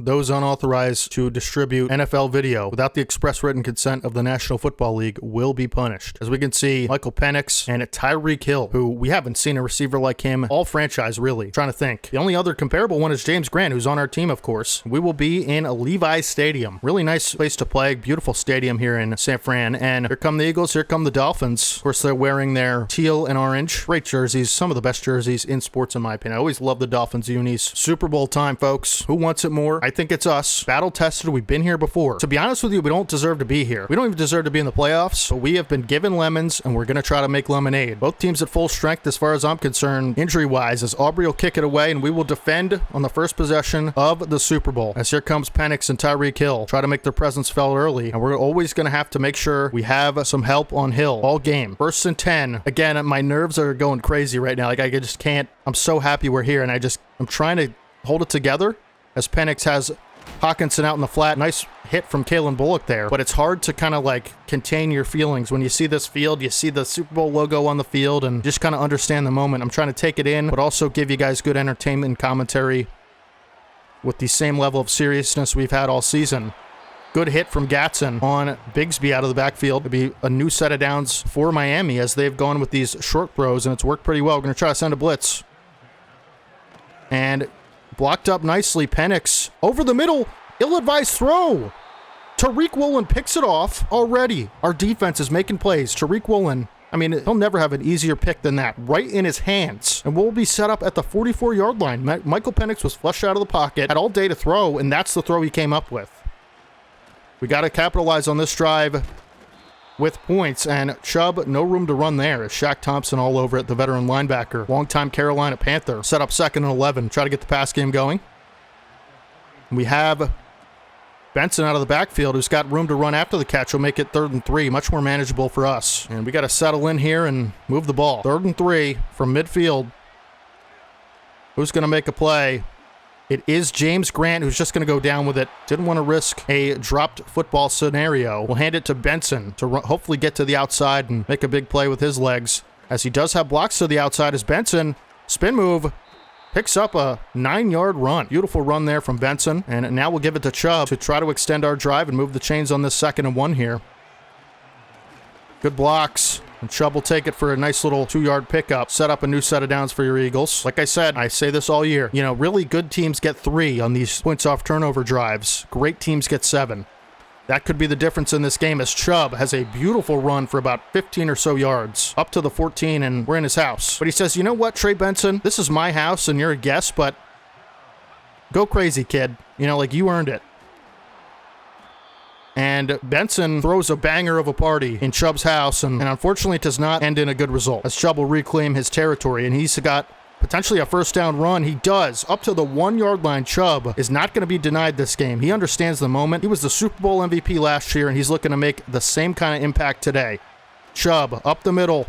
walks in for a touchdown. First points of the game come off a turnover from Penix. Thank you so much, Michael. We appreciate it. And Nick Chubb looking to make back-to-back Super Bowl MVP history here. Has that ever happened? Maybe Tom Brady? Back-to-back Super Bowl MVPs. Can't remember. But we'll start the game with a 7-0 lead off that turnover. And the Dolphins up against it again. Like I always say, for me personally, starting out with a stop and a score, or even just a score on the first drive, I mean, it is, as this is a really nice return by 81 up to the 35. Good job by Aubrey to tackle him and save a touchdown. Big play there from Brandon Aubrey on special teams. But when you start out with the lead, it just really helps you settle into the game a little bit. You don't feel like your back's up against the wall to start, and that's always a good feeling for me.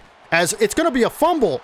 Recovered by Penix, but Quinnen Williams got into the backfield on a handoff and forced the ball out. Nearly another turnover on 2 straight plays for the Dolphins. They have to get their stuff together. They have 2 X-Factor receivers, haven't even seen the football yet.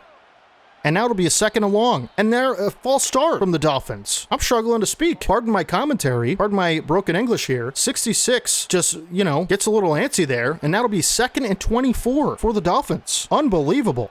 Penix will throw. Has an underneath route for Hawkinson, who gets stopped up by Arnold. Will make a 3rd and 17. That's not much better. We have another chance to get off the field here. We're going to spread out everybody and just cover the sticks. Play over top. And down the field, no one's open. Brilliant coverage from the secondary. Penix will throw it away and they'll punt it. And you do not want to go down 14-0 against this defense, let me tell you. The Dolphins have to be extra careful defensively on this possession. This could end up determining the game. Grant has a returnable punt. And Grant going to break a tackle and take it up to the 35 for a really nice return. Will set us up with the 35. We'll try Benson again here on 1st and 10. I like him to the outside a lot.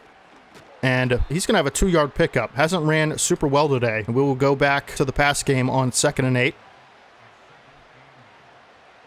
And Bowers over the middle. It is complete. Nice job to make the catch with Hufanga closing in. He probably heard those footsteps and got a little antsy, but he's always able to hang on to the football in situations like that. This will be a 3rd and 1. There is going to be a blitzer. We're going to make sure Benson's in to block. And we'll try to pick up this first down as Harrison. Great whip route. Makes the catch and has a little bit more room to run. And you know who I'm happy for is Xavier Legette. He was injured in the last Super Bowl. Didn't get to finish it.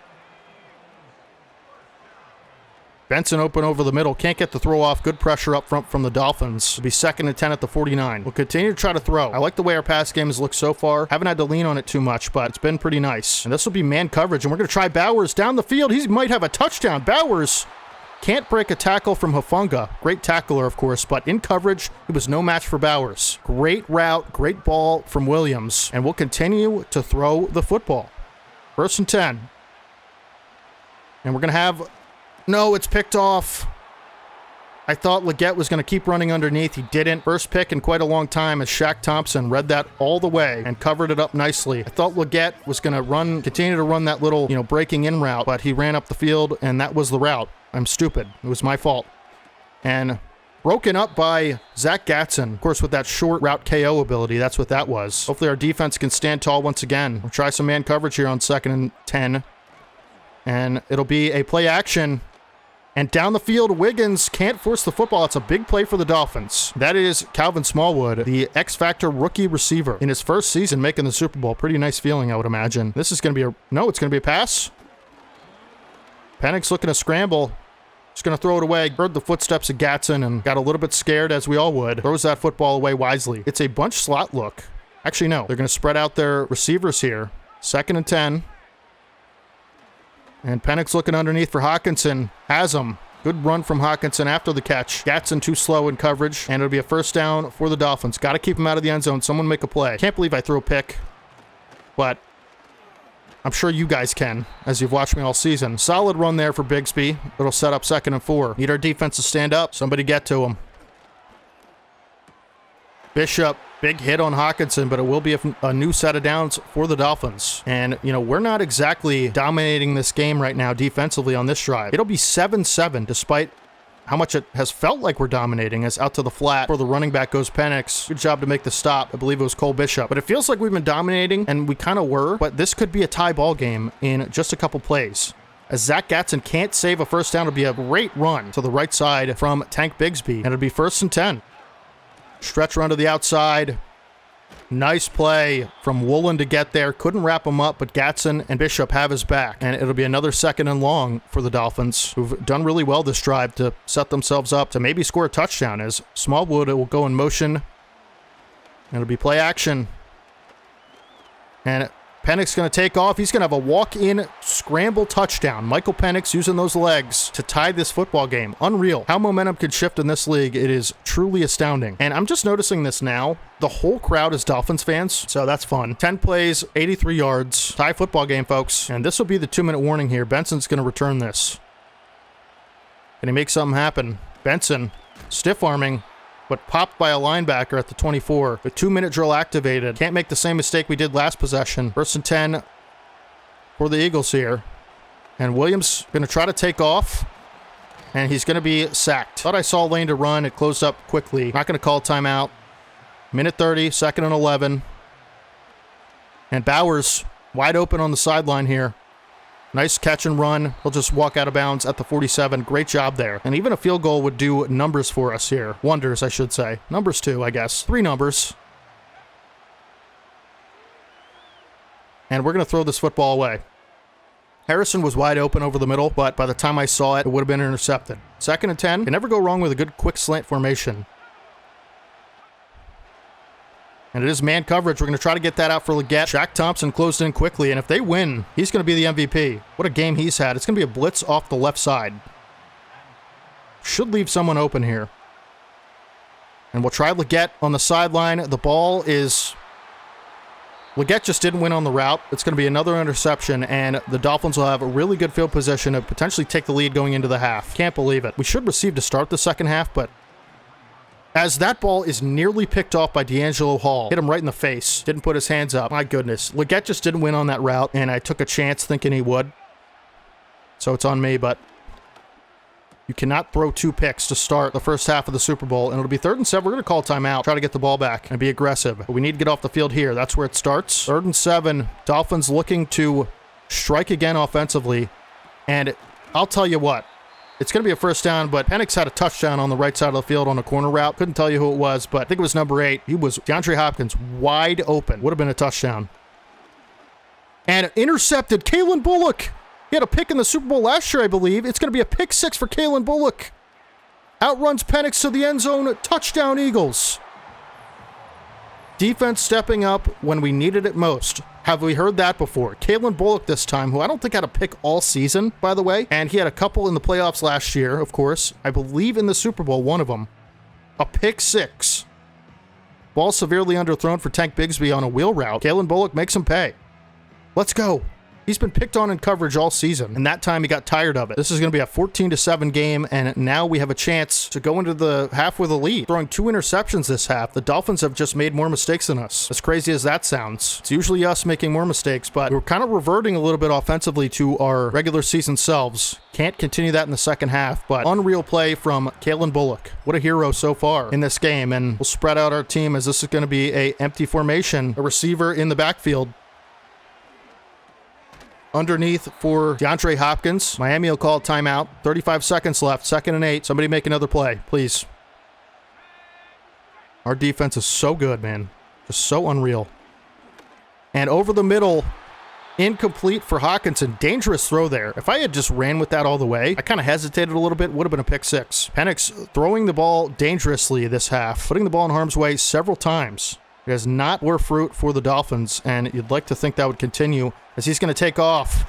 And Kalen Bullock, who else? There to make the stop. We're going to call timeout and try to score with 23 seconds. It's easily possible with the playmakers we have if we make the throws, get into Aubrey's territory. Shouldn't be much wind here. We're going to try to return this punt, actually. But I'll tell you what, the gunner, great coverage on the punt, and that's going to take 7 seconds off the clock. And I'm okay with going into the half with a lead. I'll be honest. We're going to just run it for Chubb. And if he makes a big run, we'll be a little bit more aggressive, as this could be a big run. It is somewhat big. I think on the last play, we have a couple more plays. We're going to try a Hail Mary here. Why not, right? We have the personnel, certainly. And Dolphins not playing prevent. This is really stupid on their part. And Marvin Harrison can't get the throw off there. We're going to try one more shot. Again, too high safety, not prevent. We got a real shot here. 2nd and 10. We're just going to throw it for James Grant. And he has a step. It is a beautiful ball from Williams, and this could be a touchdown. Grant in a foot race, touchdown! The same play against the Bears earlier in the season. James Grant just torches the defender. Why they're not in prevent, I don't know. But James Grant burns his defender in a absolutely perfect throw from Caleb Williams. Of course, gunslinger ability, lofting deadeye, increased throw power as well for Caleb Williams, and we will go into the half with a 21-7 lead in the Super Bowl off of 2 massive plays at the end of the half. It looked pretty bleak for a second, I'll be honest. The Dolphins had a chance to take the lead and instead threw a pick 6. And then they had a chance to stop us there and go in down 7. Now they're down 14. And we should get the ball to start the half. If we can just run the ball and make good decisions here, we might be Super Bowl champions once again. We are going to return. James Grant with a, what was that? An 80-yard touchdown? At the end of the half, Benson, nice return up to the 36. Even a field goal here makes it a 3-possession game. Chubb with 6 rushes for 42 yards. He's going to get a lot of looks here in this second half. And it starts here on 1st and 10. And I'm going to make up a scenario in my head of who did the halftime show. It was Lil Wayne. He finally got the Super Bowl he wanted. This time in San Francisco, when he rocked the entire place. Chubb with a 4-yard run. Came out and did a milli, and then it was a lot of Carter 4 stuff. One of the best rap albums of all time. Don't at me. Nick Chubb to the side has a big run for a first down, and we're just going to let him go. We're going to cut him loose and just have him do his thing. New set of downs. Try another run. This time, linebacker's on it, but the offensive line is playing really well, getting good push up front. That time, no different. 2nd and 2, and this is where we hit him with a little bit of play action potentially. You could go with a fake jet touch pass to Leggett, but I'll tell you what, they're stacking the line. I kind of like throwing off of this, if I'm being honest. Mark Cantrell into the game. And Williams looking to scramble. He's going to throw it away. Didn't like the looks there. Good coverage down the field. Of course, the Dolphins have really good corners, and we saw it there. 3rd and 2, we're going to run it, because this is 4-down territory for us. I think we can get 2 yards. And we cannot, but we will go for it on 4th and 2 from the 44. I feel pretty confident about it, to be honest with you. It's going to be a blitz from the left side, and if this is... Let's try to diagnose this defense here. They're going to blitz from the left, and if it's cover 2, Chubb won't be open, but if it's cover 3, he will be. It is cover 3. Chubb wide open. That's why you spend time trying to read defenses before the play. And, especially on big plays like that, you want to just kind of know what's going to be open. And that time we diagnose it perfectly. Peyton Manning style. Omaha. Chubb carries up to the 27 with a 7-yard pickup. Beyond field goal range now. It's not even a question. The only question is, are we going to get 3 or 7? And we're going to try to roll out with Caleb Williams. And we should have a first down here on the sideline. We do. We're going to pick it up. We're not going to take a hit. I don't want to fumble. And we're going to go back to the run on first down. And we have a really nice block on the edge from James Grant, who's actually been a pretty good blocker, despite being 5'10" and about 190 or whatever. Pretty good blocker. Nick Chubb, looking to become a back-to-back Super Bowl MVP. Might have a touchdown run here. Nearly did. Big run up to the 5. He's got 13 carries for 86 yards and a touchdown. Can we make it 2 touchdowns and 91 yards? Nick Chubb fighting his way forward. Picks up 3. 2nd and goal. I'm going to run it 8 plays in a row. I don't care. And actually, Benson's going to be put into the game here. Chubb gives him the right to carry the football here. Benson can't make anything happen. It'll be 3rd and 3. And on 3rd and 3, you have to... I don't know. I just want to run it. I want to run it, and we'll take our points. I mean, we've wasted nearly the entire 3rd quarter here.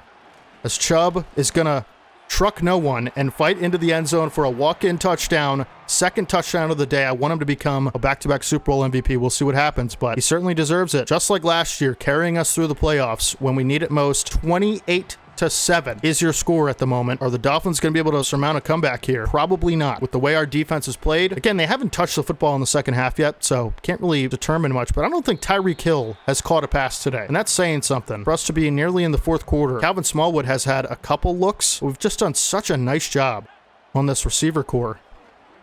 And it's going to be 4 verts here. As Penix, ill-advised throw, intercepted by Cole Bishop. That might do it. I mean, he underthrew that by 30 yards. Cole Bishop just in the vicinity, makes a diving pick. Good hands from Bishop. Another unlikely play made by the defense. I guess not unlikely. Unlikely player to make the play, I would say. You'd think it'd be Reek Woolen or someone like that. Really nice run stop there. 2nd and 13, we're going to continue to try to run the ball. And Chubb has nice blocks on the trap, and it's a 5-yard gain, and it'll make it a little bit more manageable on 3rd down. And it will be a non-blitz play from the Dolphins here. Zone coverage. We're going to roll out. We're going to throw it away. We'll punt it back. That's fine. Don't get cute. Don't do anything stupid, right? That's basically the motto here, as they have 7 minutes to score 3 touchdowns and not allow one. And this might be in the end zone. I probably shouldn't have put full power on that. And it's going to be in the end zone. All right, the Dolphins will take over at the 20, but it's actually a good thing we didn't allow Tariq to make a play there on the punt return. They need something really quick. They have the playmakers to do it, of course, but are they going to be able to finish a drive? As Calvin Smallwood breaks a tackle off of Zach Gatson and picks up a first down. We just got to make it difficult on them. You know, nothing easy, nothing deep. Make them make good decisions all the way down the field. They've struggled with that all day. As long as we can get to Penix, shouldn't be an issue, as Tariq Woolen, great coverage on Smallwood there, forces it to be short of the line to gain, and we have been unreal defensively throughout these playoffs. I mean, this is like 2024 Eagles playoffs run of a defensive domination, right? 7 points today in the Super Bowl, and we've just scored really well. You know, we threw 2 picks today. You know, one of them was really bad. The second one, not the worst pick in the world. I mean, situationally, right? Like, could have been a worse situation to throw it as at the end of the half. They didn't have much time, but as Bullock, nice hit on Aaron Jones, who is the primary receiving back for the Dolphins. But man, the Dolphins are just totally out of sorts offensively. Another quick underneath throw to set up 2nd and 4. They're taking way too much time to be doing what they're doing here. We see this all the time. Like, if we could just make teams methodical that aren't methodical, like this one. We make big plays. It's bend but don't break. We take a lot of time off the clock, and that's what you do. You make them into a methodical dink and dunk offense. Is Tyreek Hill come in at tight end? Okay. And when you make them dink and dunk, as this might be intercepted, it sure is. Tariq Woolen, another playoff interception. Let him return it. Just let him go. Gonna break a tackle on Calvin Smallwood. Tariq Woolen, what an addition he was. I mean, he has changed this defense fundamentally. You know, like, imagine if it was still Juju Brents over there. Jonathan Warner, the rookie DT, flexing with Tariq Woolen. I can't believe this. We're certainly going to win the Super Bowl here. 3 minutes and 25 seconds left. We've gained 362 yards today. Look at these graphics. They're always like, look how bad they are, except for today. They're ranked 32 in everything. This time, offensive yardage. As Chubb has another nice run. Spin move. And a couple broken tackles up to the 33. He just runs different. It's hard for me to give Benson the looks when he's running like this. And also, this guy needs to be Super Bowl MVP. He's got 2 touchdowns, over 100 yards. And he'll have 20 rushes for 117. Can we get him to 150? We're certainly going to try. This will take us to the 2-minute warning, but Chubb will pick up 5. We'll try to throw on this one. If we're able to pick up this first down, we'll take their timeouts away, and we'll just run clock for the rest of the game. 3rd and 5. Not exactly a crucial 3rd down, but it would be nice to just end the game on our own terms, as Bowers has a catch down the sideline, picks up the first down. We'll be set up at the 49 to just drain this clock. And we're going to go ahead and go on chew clock here. And we're going to win the Super Bowl, folks. How many Super Bowls in a row can we rattle off? I know next year we're going to have to make some tweaks to the sliders again. And we'll try to stick to it if it's too hard. Like, the playoffs were just so easy, but the regular season was way harder. I don't know why. Same sliders, same difficulty, but the regular season just felt like insurmountable. And they were just so difficult game to game. As we'll run a read option here. We'll let Caleb Williams get a carry, but it'll be a loss of a bunch. And Dolphins aren't even going to take their timeouts. So we're gonna run the clock down all the way. Call a play with 1 second left. Try to get some padded stats here. I just can't believe it, man. Can't believe what we've done in the playoffs. We shouldn't even be here. You know, like, I really thought this was going to be a one and done playoff run. We couldn't win a game in the regular season. We just couldn't win one. We're going to try to throw it deep for James Grant. Can he make a catch? He can. Oh my goodness. James Grant could be MVP. He's going to have over 100 yards and a touchdown on 2 catches or 3 catches. As here comes Caleb Williams. Michael Penix, worst game of his life, seemingly. Cole Bishop, that's 2. That's 2 for most of these guys, by the way. Gatorade toss on Coach the Third. And just a surreal feeling to win 2 in a row, especially with the year we've had. It was a disaster. Let me just put it this way. As Randy Moss is going to take the Lombardi to its rightful owner for the 2nd year in a row. It was a disaster this season until it wasn't, which was week 1 of the playoffs, wild card. We were 0-0 at that point, and our back was no longer against the wall. And once we started playing a little bit more free and a little less stupid, this is what happens. A 2nd Lombardi trophy, as you can see the highlights here. James Grant at the end of the game there. We threw 2 picks. Didn't end up costing us too much. Both of them were my fault. Cole Bishop with a pick, Tariq Woolen with a pick, Kalen Bullock with a pick 6, and James Grant with a dynamic Hail Mary touchdown at the end of the half. Really changed the complexion of the second half, because if we would have went into that half with, I don't know, 14-point lead or whatever it was, I think it was 14 at that point, I would not have felt so comfortable with that. You know, this is a really great team, a really great talented roster. As Michael Penix Jr., 4 interceptions today. Caleb Williams, not a great game. A touchdown, 2 picks, 239 yards is nice, but really the star was Nick Chubb. Once again, should be Super Bowl MVP. He really should be. I wouldn't be mad at Kalen Bullock. He had a pick 6. I wouldn't be mad at James Grant. He had 2 monster catches, but it really should be Nick Chubb. 23 carries, 119 yards, 2 touchdowns, 5.1 a pop. I mean, it was just his day. Once again, Penix had a rushing touchdown and a fumble. Through the air, James Grant had 3 catches for 140 yards and a touchdown. I mean, yeah, he could be MVP for sure. We'll have to see. That's a 46.6 yard average. No one else really stood out receiving wise. I mean, Brock Bowers is always going to be pretty good. 4 catches, 72 yards. Marvin Harrison, only 1 catch. Benson with a catch and Chubb with a catch. Only allowed 1 sack on the line, and it was Olu Fashanu. Zach Gatson with 2 PBUs and a TFL, 6 total tackles. Terrion Arnold, always so stout in that coverage. You know, he's just so good. 4 total tackles at a TFL for him. Tariq Woolen, 2 picks. Oh, he had 2 picks. That's right. 1 in the end zone and 1 at the beginning of the game off that missed throw. Yeah, that's right. Okay, so he could be Super Bowl MVP. There's a lot of guys that could get it. We'll have to see, but Kalen Bullock with the pick 6, so big. Son Reddick had a great game. 3 TFLs and a half a sack. Cole Bishop with the pick. Quinn Williams, 2 TFLs and a forced fumble. That's right. Nate Wiggins, good coverage all day. Joe Walt with a tackle, probably on an interception. D'Angelo Hall, 2 tackles. Really? Okay. And Aubrey was perfect as always. Actually,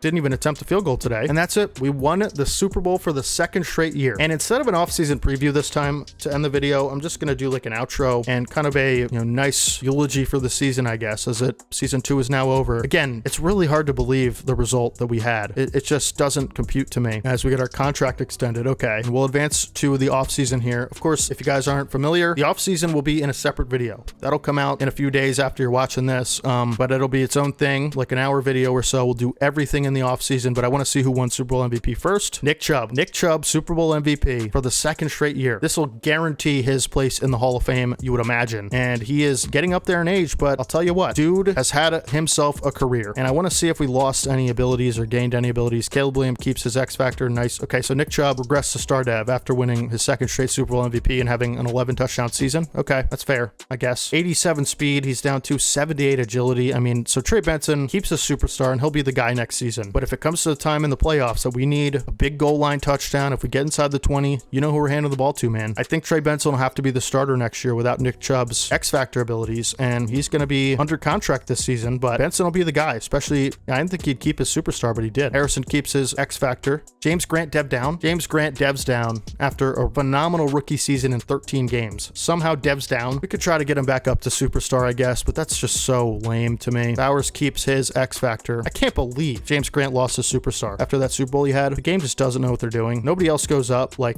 Trayvon Walker didn't go up. Quinn Williams went down to just regular superstar, but that's fine as long as he keeps it, which he does. Gatson stays superstar. D'Angelo Hall still star, I would imagine, right? Yeah, okay. And Drew Sanders, nothing. Tariq Woolen keeps his abilities. Nate Wiggins still star dev, open for a big year next year from him. Arnold still star. Aubrey stays a superstar. So that's gonna do it, man. This season was, like I said before, it was a disaster until it wasn't. We have a lot of work to do in the offseason, but 2 Super Bowls out of 2 tries. You can't make it up. 7-10, all the way to the Lombardi Trophy. And we really shouldn't have even been in the playoffs, as I've said a million times, but it's just the truth. We didn't deserve to be. And to come out victorious in the freaking Super Bowl, it's hard to wrap my head around. Honestly, I can't really put into words how special that playoff run was after coming off the worst season I've ever played in a franchise. And next year, you know, we're still developing a lot of players. So the offseason, I will say, we're not really looking to upgrade on a lot of positions. I mean, we have our team basically, right? The biggest goal is to try to retain them, clear enough cap, and draft, you know, inexpensive depth. Of course, we won't have our 1st round pick. We traded that for Tariq Woolen. Just draft inexperienced dev pieces so that we don't have to go out in free agency and spend money, so that we can try to retain all of our great players. That's going to be the goal this offseason. We'll try to write everything down financially so that we can, you know, retain as many of these core pieces as we can next season, right? But that's going to do it for the video, man. Season 2 was absolute roller coaster, but it ended up being perfect. I wouldn't change one thing about it if I had the opportunity. And if you made it this far and you're watching this right now, I love you. You know, you have put yourself through hours and hours of my videos, and so, for better or worse, right? A lot of worse in there, I would say. But, you know, if you guys enjoy this series, just thank you so much for, you know, giving this channel a chance and watching this content. I put a lot of work into these videos, and for you guys to, you know, stick around and watch them, it really means so much to me. I don't do it for views. I don't do it for ad revenue or anything like that. It's just a lot. You know, it's my dream to be a full-time like YouTuber and be able to support myself that way. So if you guys can leave a like, if you can subscribe, if you did enjoy the video, tell a friend, just anything you can do to support, you know, really helps. Leaving a like and subscribing is, you know, the two biggest thing, and then commenting, you know, anything. Just comment anything. It helps the video in terms of engagement, and it gets more people to find the video. So if you want that for this video and this channel, those are some of the things you can do. But other than that, just stick around, stay tuned. I want you, you know, we're going to continue this series for many more seasons, and I want you guys to be a part of it. I want to build something special out of this series and this franchise. And I feel like we're already doing it, man. 2 out of 2 Super Bowls. The way we've done it both times has just been a miracle. Can we pull it off next season? I'm not sure, but I'm certainly going to try, and I want you guys to be behind me while we do it. Ayo, and just thank you.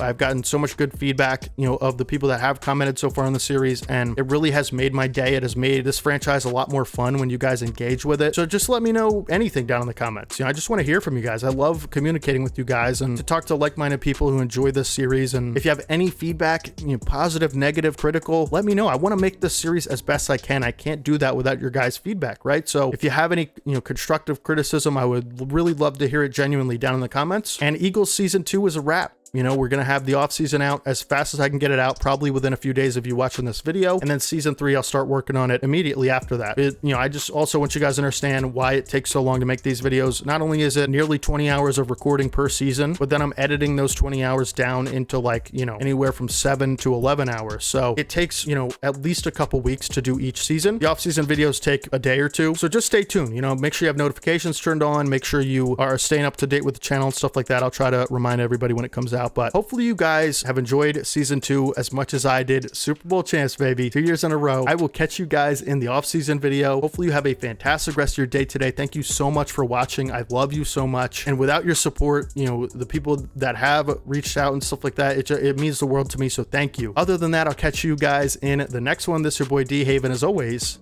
peace.